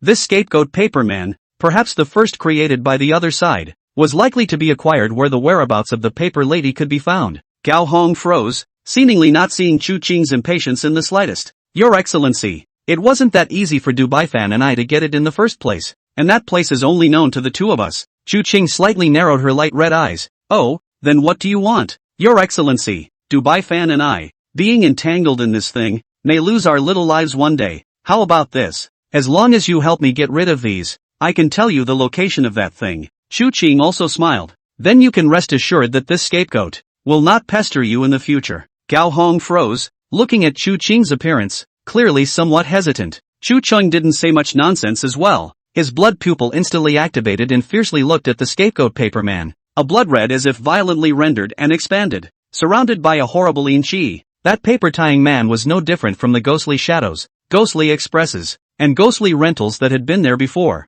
In the end, in Chu Qing's eyes that had turned into blood-red vortexes, they turned into countless fragments of yin chi and inhaled them. Looking at the red blood rendered flowing out of the corners of Chu Qing's closed eyes, Cao Hong's body trembled. That is, fear and some excitement. This man, compared to Du Baifan, was powerful by an unknown amount, and most importantly, he knew something. His eyes flashed with greed. Chu Qing slowly opened his eyes. Now you can say, this thing, where did you find it? Takahiro grinned. Your Excellency, your ability like this, can I master it? Let's do it this way. As long as you tell me the way of this ability, where this paper man is found from, I will definitely tell you. That place, only me and the dead Du Baifan. Before he could finish his sentence, Chu Qing laughed. He ignored the other party who still wanted to continue, but took that black ghost hand and walked straight back to his temporary residence, that big coffin. Only a faint voice resounded throughout the cemetery. You guys split it. Takahiro was uncertain, but soon, he understood, for it was,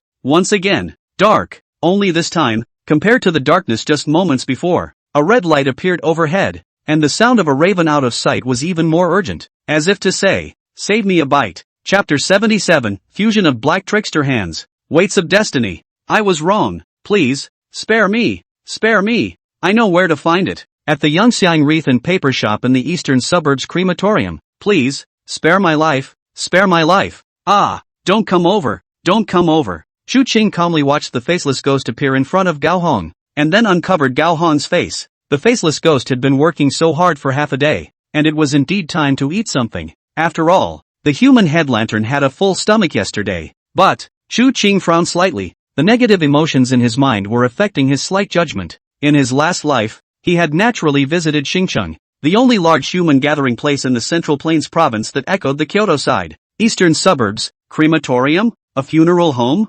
Mrs. Paper isn't normally creepy. She's mobile, and after the creepy outbreak, that kind of place is bound to be visited by quite a few people initially. Will Mrs. Paper still be there? Chu Qing reckons it hangs. However, he also never thought that things could go well, and although he was curious, he knew that it was not something to rush, and right now, it's even more important to focus on something else. He looked towards the ghost hand in his hand. The negative consciousness in his mind was slowly calming down. In the mausoleum, with the tomb guardian's job in place, it could be barely suppressed. Finally, he let out a long breath. Inside his heart, which hadn't shown the emotion nervousness for a long time, hung slightly. Using one's own body to fuse the bizarre, no matter for any level of ghost sentinel, it was an extremely dangerous and terrifying thing to do. However, Chu Qing still didn't hesitate much. He sat down in his large coffin, and after placing that black ghost hand in front of him, he picked up the bloodied kitchen knife in the hands of the pig chef, and after comparing it slightly, he slashed down.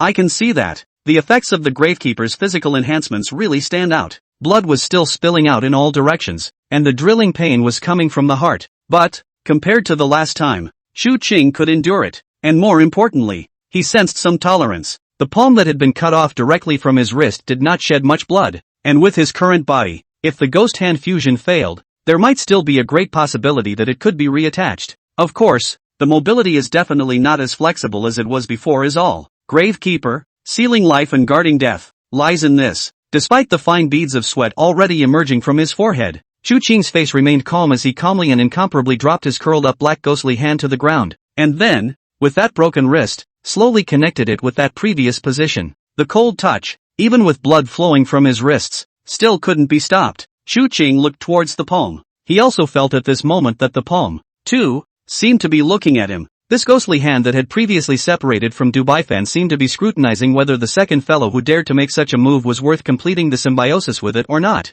After all, the time before, after it completed its symbiosis with Du Baifan, it could be said to have starved for 9 meals in 3 days. Now, though, it seems there's no room for it to be given any thought. Chu Qing felt that his entire arm, at this moment, became incomparably cold, and the entire torso that was connected to it, all seemed to be completely frozen, unable to move at all. An indescribable connection came slowly from his fingers. However, Chu Qing knew that the fusion of the bizarre's resistance was one aspect, and there was an even more important aspect, which was the human body. whether it was capable of accomplishing a complete fusion symbiosis with the bizarre. If they couldn't, very few Ghostbusters would survive. Chu Qing closed his eyes as he tried his best to shake off the coldness of his torso and arms, trying to get a hold of the ghostly hand. That right hand. However, Chu Qing had gradually felt that within his body, it was beginning to get colder and colder. What was just a spread from his wrist before began to gradually transfer to his entire arm, and then into his torso, and in this instant,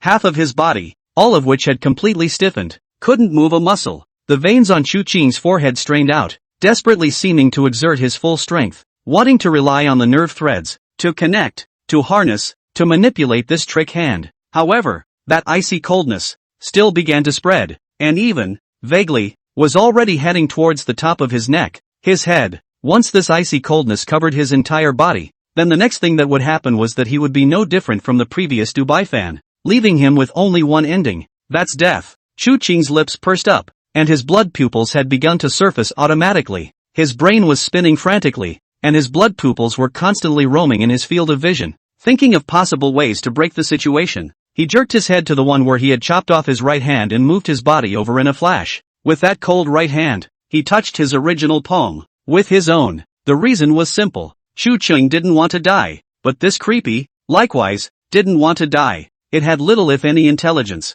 but nothing wants to dissipate into the world for no reason. It wasn't that this palm wasn't willing to merge with him, but at the moment the repulsion between the two sides was so great that he had to revive this palm. Being able to exert a certain amount of ability to control this repulsive nature and fuse together perfectly. Chu Qing's proximity to danger proved to be of vital importance. The moment the two palms touched, the black hand that had never made much of a move seemed to be activated all of a sudden. The rule of the Negro hand's ability is to touch with the hand of a living being, the so-called lone hand. And now, such a touch inspires the thing. Amidst that coldness, Chu Qing felt that some spirituality had appeared at the source of the end of the coldness. He attempted a slight hook of the finger. Although, the movement was extremely small, the pitch-black finger that followed the slow ticking made Chu Qing's heart completely put back into his stomach. The coldness was still pervasive, but there was no longer a source. This coldness of death, augmented by the shadowy duties of the tombkeeper, quickly disappeared, and Chu Qing, too, watched his original palm, during this period of time when it was affixed to the black ghostly hand, continued to fester and shrivel up, and then finally, merged into this black ghostly hand. Chu Qing's mind moved.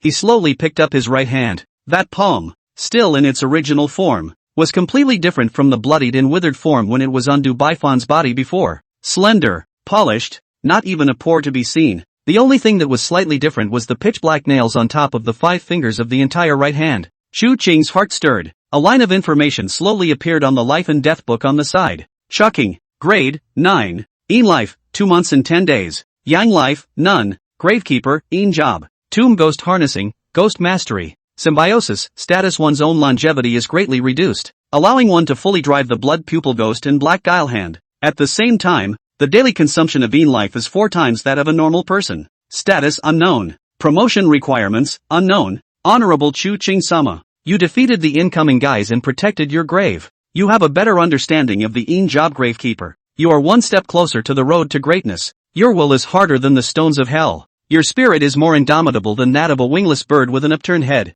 Your decisions are more decisive than the executioner's knife. Even though I know that you're tired of hearing it, I want to say it again. It's my greatest honor to serve you. Chu Qing ignored the bragging behind the Book of Life and Death. He felt something in his heart and looked above the stone tablet that was placed right in front of the large coffin. The blood-red font slowly seeped out. Mission accomplished. Kill all intruders who dare to come. In the midst of death's guidance, the bloodletter ghost reaps 40 days of Yin life. Receive quest reward, fusion of black trickster hands. Looking at the blood word guile's prompt, Chu Qing finally still didn't hold back, and the corners of his mouth rose, revealing an incomparably joyful smile for the first time since he was reborn. It's the weight of destiny, and in the game of fate, he always wins, for the weights of fate, always in his hands. Chapter 78 Blood Pupils Restlessness. Even though it was early in the morning, the gray sky was like having a huge ghostly face that pressed down in the sky. Obviously, it wasn't a good day. However, Chu Qing was in an extremely good mood. Icy cold palms, completely fused with him, they blend so well together. Compared to the blood pupil, who had to whine and snack on nothing, this black hand, at his beck and call, didn't say a word, and most importantly, no damn intelligence. Chu Qing lowered his head and glanced at the 2 people on the ground. Good man. He rarely referred to humans by such terms of endearment. but I have to say, these two guys, they're really solid good guys. Too spooky not to mention 2 corpses were sent not 100 miles from Xingqing. Chu Qing picked up the 2 corpses with one hand and threw them towards the back, and the crow ghost, who had been waiting impatiently for a long time, similarly grabbed them with one claw. It didn't take much time for the Book of Life and Death to give him prompt feedback. 2 more hunts and trophies. Their heads become the sole value of your recognition of the trophies. At the same time, the skeleton tree feeds back 2 days of your life. This is not much, but, Your Honor, you know better than I do the truth of how a little goes a long way. Chu Chang once again glanced at his show. 3 months, 22 days. After fusing this black guile hand, his longevity once again directly dropped by a large amount.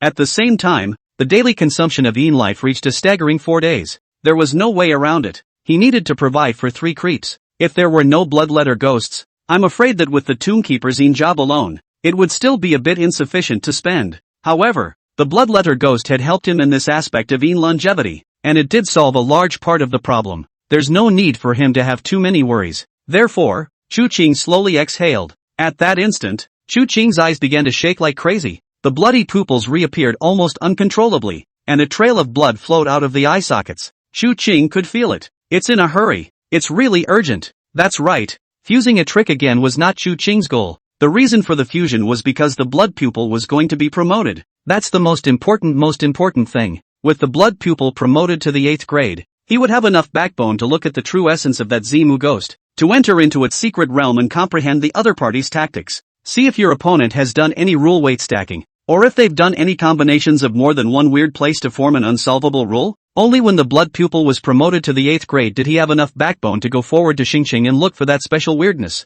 The paper lady. That was of great help to his next promotion to the 8th grading job. Tomb sacrifice. Therefore, the acquisition of the black trickster's hand did not mean that Chu Qing was going to come to an end. On the contrary, along with the completion of the fulfillment of this most demanding requirement, the blood pupil could hardly hold back any longer. It's going to eat that last creepy, to complete the promotion. It's too excited. The excitement was almost too much to contain. Excited to the point that even Chu Qing had to use the palm of his hand just now, gently pressed on the eye sockets. Softly, don't be in a hurry. It's always time to go out and look for it. There's no rush at this time. Feeling the bloody pupils in his eyes, finally quieting down, Chu Qing then let out a breath. He always felt his life. More than 3 months, less than 4 months of life. That's enough. In fact, it was more than just the blood pupil who pressed on. Having already clearly grasped the black guile hand, why wouldn't Chu Qing want to try out the black guile hand's ability? Not to mention, he had nearly died at the hands of that ghost mother before,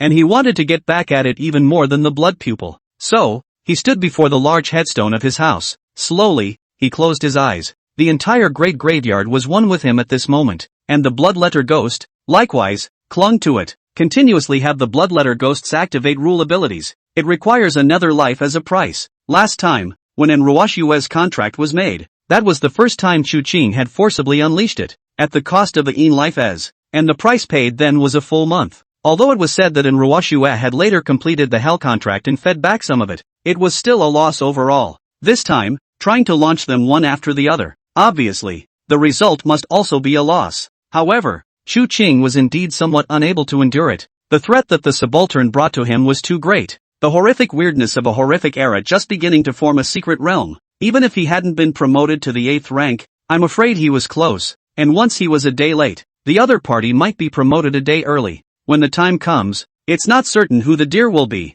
Most importantly, Chu Qing was extremely interested in that creepy. Thinking of this, he no longer hesitated, and that already pitifully small amount of life was being injected day by day towards the blood word guile's ability. At that moment, blood began to gradually coalesce on top of that large stone tablet, in a desperate attempt to penetrate outward. It was pitch black. The gray Yama clouds finally turned black. Chu Qing stood under the gray haze of the sky, holding onto the huge stone monument. He could feel that something had begun to seep outward, and at this moment, his lifespan had been consumed for a full 20 days. But it's not enough. Destiny's guidance was unable to show Chu Qing a critical path under the existing conditions. 22 days, 25 days, 28 days.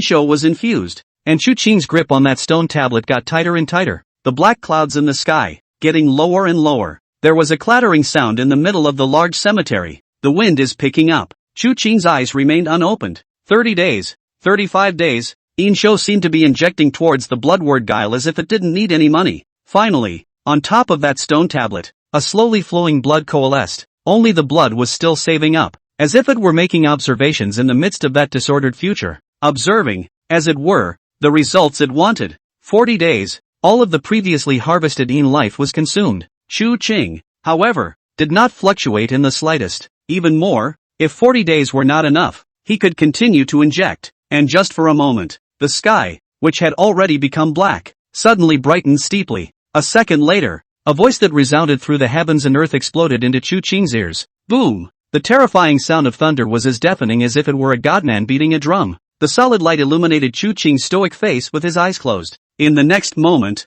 Chu Ching abruptly opened his eyes, and at the same time, above the large stone monument, lines and lines of bloody characters followed and seeped out from it. Destiny's Guide. Here it comes. The pupils of Chu Ching's eyes turned rapidly in a disorderly manner. Chu Ching, this time, did not stop it. This was a new prey that he, along with them, had been waiting for a long time. Wow, a fine drizzle, finally falling. I wonder if a thunderstorm is a good time to hunt. In the midst of the wind and rain, Chu Ching, who was dressed in a black trench coat, slowly re-raised the pitch-black umbrella. I didn't write it. I got stuck. So this is the only chapter. Sorry. Chapter 79A Walk in the Rain. A small theater performance. Location, anywhere within the midtown area of L.A. City. Time limit, before the rain stops. Mission objective, a rare rainy day. Take an umbrella and go for a walk in the rain. Mission-specific restrictions, none. Penalty for mission failure, none. Rumble. In the midst of the thunderstorm, Chu Ching held the black umbrella,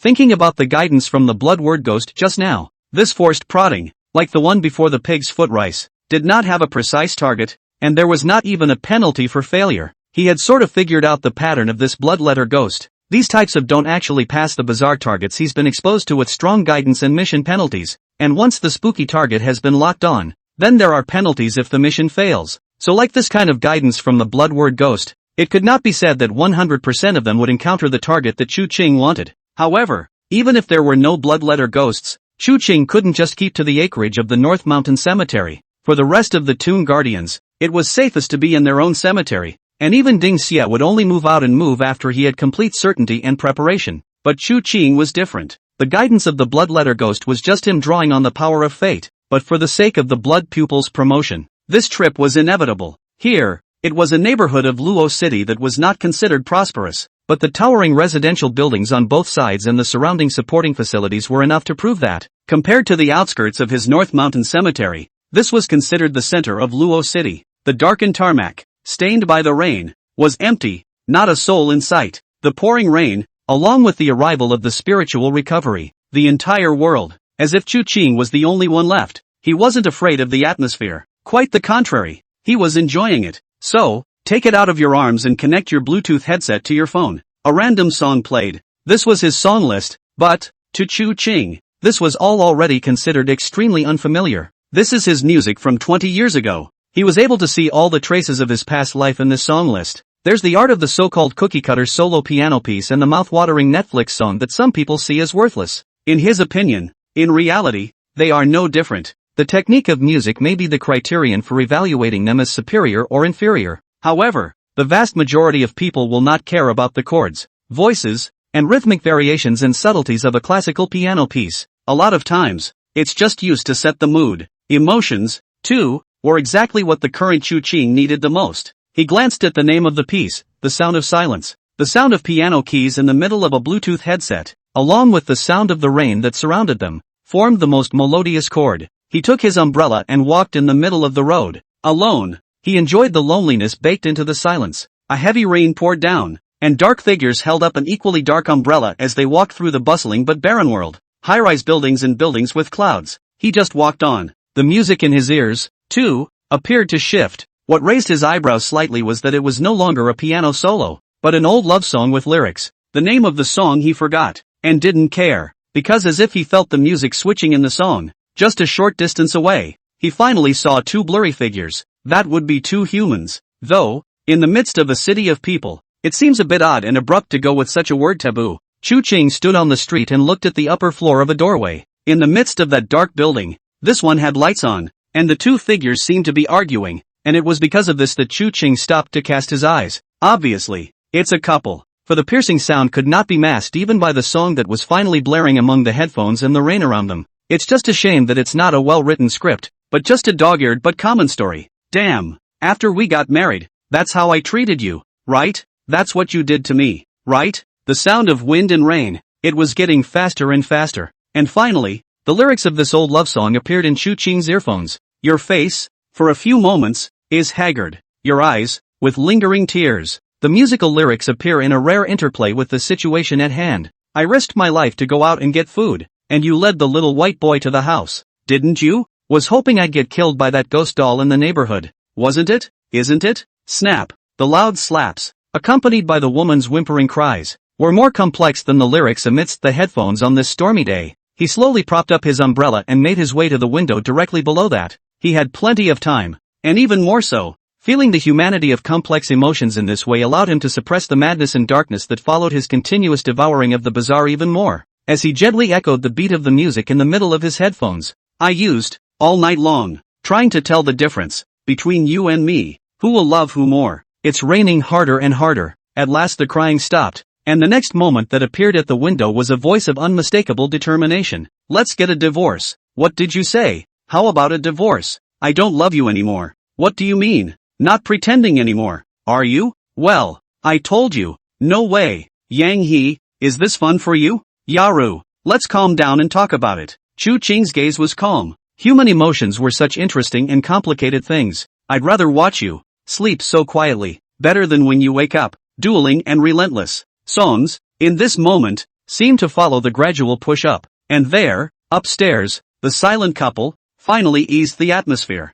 Yang He, are you a ing? I've put a hat on you, and now you're still not willing to get a divorce? Well, since the words are out of the way today, and you even made a move, I don't owe you anything. I'll go pack up and leave in a few minutes. No, you're not going anywhere today. Can't go. Go away. Yang He, you are crazy, aren't you? What are you doing? You let go of me. Cough. You let go. Let go. No way. You're not allowed to leave. The sound of the woman struggling was that loud, and men, it seemed, were finally being pushed to their limits. Well, you're still going to leave, aren't you? Go. I'll let you go. Yang He, what are you doing? Don't be impulsive. Stinking woman. I'll let you go. I'll let you go. Ah, help. Under the window on the second floor, Chu Qing held up the black umbrella in his hand, facing the rainwater that flowed down the eaves of the room, and slowly raised his head to look at it. That originally dimly lit window with beige curtains gradually splattered a large swath of crimson. It was also at this time that the window was opened.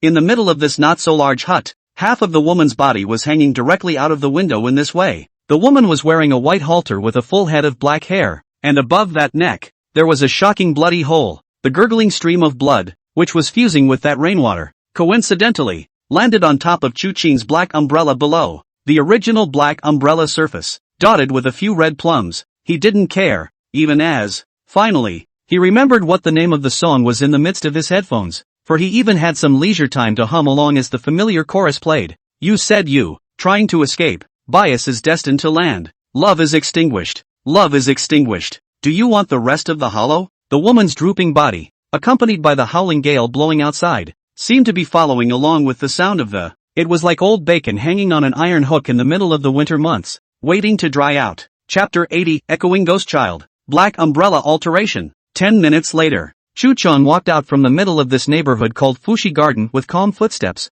and in his hand, in addition to the pitch-black umbrella that he still held up in his left hand, he was grasping something else in his other hand. It wasn't a thing, exactly. Instead, it was a small doll that looked, well, the size of 2 or 3 years old. The skin was fair, though a little blue, purple, and even black in places, but it was indeed pale and bloodless, as if it were a small ceramic thing. Even more noteworthy was the fact that this little doll's empty eye sockets were pitch black, flowing outward with purple-black blood. One of his biggest pet peeves in his past and present lives had been bears, and the little thing, no doubt, is a bear. Other people's bears want hand-me-downs, computers, and cell phones, and this bear of a boy not only wanted his eyeballs, but his life as well. Obviously, it was naturally impossible for Chu Qing to hand over his little life and eyes to it. So, no eyeballs, no little life, just a black trickster version of a big mouth on him, then instantly subdued. This relies on echolocation, killing rules for as long as after asking. wants the asked living creature to give any response. It directly triggers the rules of echo shenanigans. It can take away the other party's eyes, as well as the small life of the brat. It became his hands like this. This one's weird ability is common, but it works well. If it was a different time, a different shape, perhaps, Chu Qing could leave it behind as a part of the future North Mountain Cemetery. Only, unfortunately, not now. However, Chu Qing did not rush to let the blood pupil, who was already too excited to hold himself, devour it. He was anxious before, but after close to half an hour of strolling and walking in the rain, that anxiety eased off. He knew that after swallowing the scapegoat and fusing the black hand creepy in succession in the early morning, if he swallowed another creepy again, it would cause a certain degree of creepiness. He had to try to dissipate the emotional effects of his previous successive devourings. And it has to be said that Bloodletter Guile's guidance does have merit. Strolling calmly in the middle of such a rainstorm had an excellent effect on his recovery. Therefore, carrying that little doll, Chu Qing was in no hurry to return to the North Mountain Cemetery.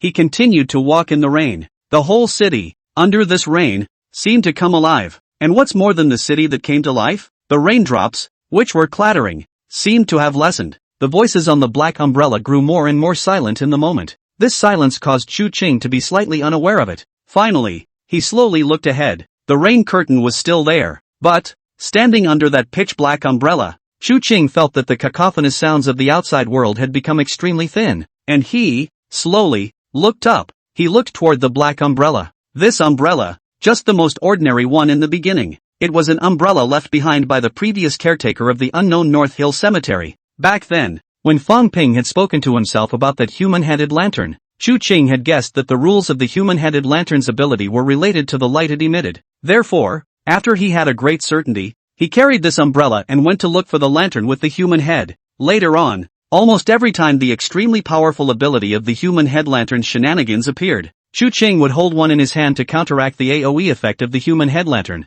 so as not to cause any accidental injuries. Truly speaking, this black umbrella in his hand was the first time it was used by Chu Qing as its own purpose, an umbrella to use. And in the midst of such pattering rain, Chu Qing felt that this black umbrella that had accompanied him for a short period of time, in the midst of such a near-virtuous inculcation, finally also appeared to have some changes. With the birth of the blood character Guile, Chu Qing knew that there were no rules for the birth of Guile. However, objects that are often accompanied by yin qi, and often appear along with eeriness, and at the same time exert a specific functional effect, are indeed susceptible to change. Take this black umbrella, for example. It was always a utility when it was used by Chu Qing. The ones that resisted were still as horrifying and bizarre as the human head lantern's ability to take credit for it. And at a special time like today, it seems that the previous quantitative changes have finally led to a rather special qualitative change. Chu Qing looked at the black umbrella and, I don't know when, but his pupils had turned a blood red and, as expected, the blood pupil also seemed to have been attracted some attention by the change in the black umbrella. No longer continuing to urge Chu Qing to absorb the ghost doll as quickly as possible, but instead similarly staring at the black umbrella, seemingly sensing the blood pupil's observation. Compared to the difficulty of molding the blood word Guile, this black umbrella, undoubtedly a lot worse. So, at this point in time, the black umbrella changed even faster. The umbrella surface, which was originally just an ordinary plastic cloth, seemed to have slowly turned into a special paper material, which was even more pitch black than before, and also had an additional special texture that could not be described. However, that's about it. It doesn't matter so much what the shape of the bizarre change is. Chu Qing, however, was instantly interested. He knew that this was the time when this black umbrella was gradually transitioning towards weirdness. However, as a matter of fact, Chu Qing did not care about what would become of this black umbrella. Compared to the bloodletter Guile, this black umbrella had no meaning or value to him. So, he looked up, and soon, he saw the same foxy neighborhood. The woman who had just been hung out the window, that husband of hers, where has he gone now? Either to escape, or to follow along and commit suicide on the road. Chu Qing does not know. Chu Qing didn't care either. His feet returned and he reappeared under the edge of that window, his blood-red pupils locking violently. Subsequently, the wounds and blood that had almost dried up, unexpectedly flowed slowly once again. The blood pupil, what it controls is the blood of living beings, and the blood that slowly dripped down, with precision, all landed on top of the black umbrella that was undergoing a critical change. After dropping roughly 50 milliliters or so, Chu Qing controlled the blood pupil to gradually stop, and then, standing under the eaves of the room, he improvised his almost forgotten almost expert knowledge. With his fingers, using blood as a painting, he slowly began to outline the blackened umbrella. It was an extremely abstract painting. Onlookers may see it as just some meaningless scribbles. After all, with blood, it was too difficult to outline pictures on this umbrella. But fortunately, this black umbrella that was gradually transforming seemed to understand Chu Qing's thoughts. A building, a street, and the drifting rain of blood. That's right. What Chu Qing was writing and drawing on top of this metamorphosis black umbrella at this very moment was nothing else. It is this city of L.A., or, rather, the future city of L.A., that, what he thought, by what he poemed. Wasted city.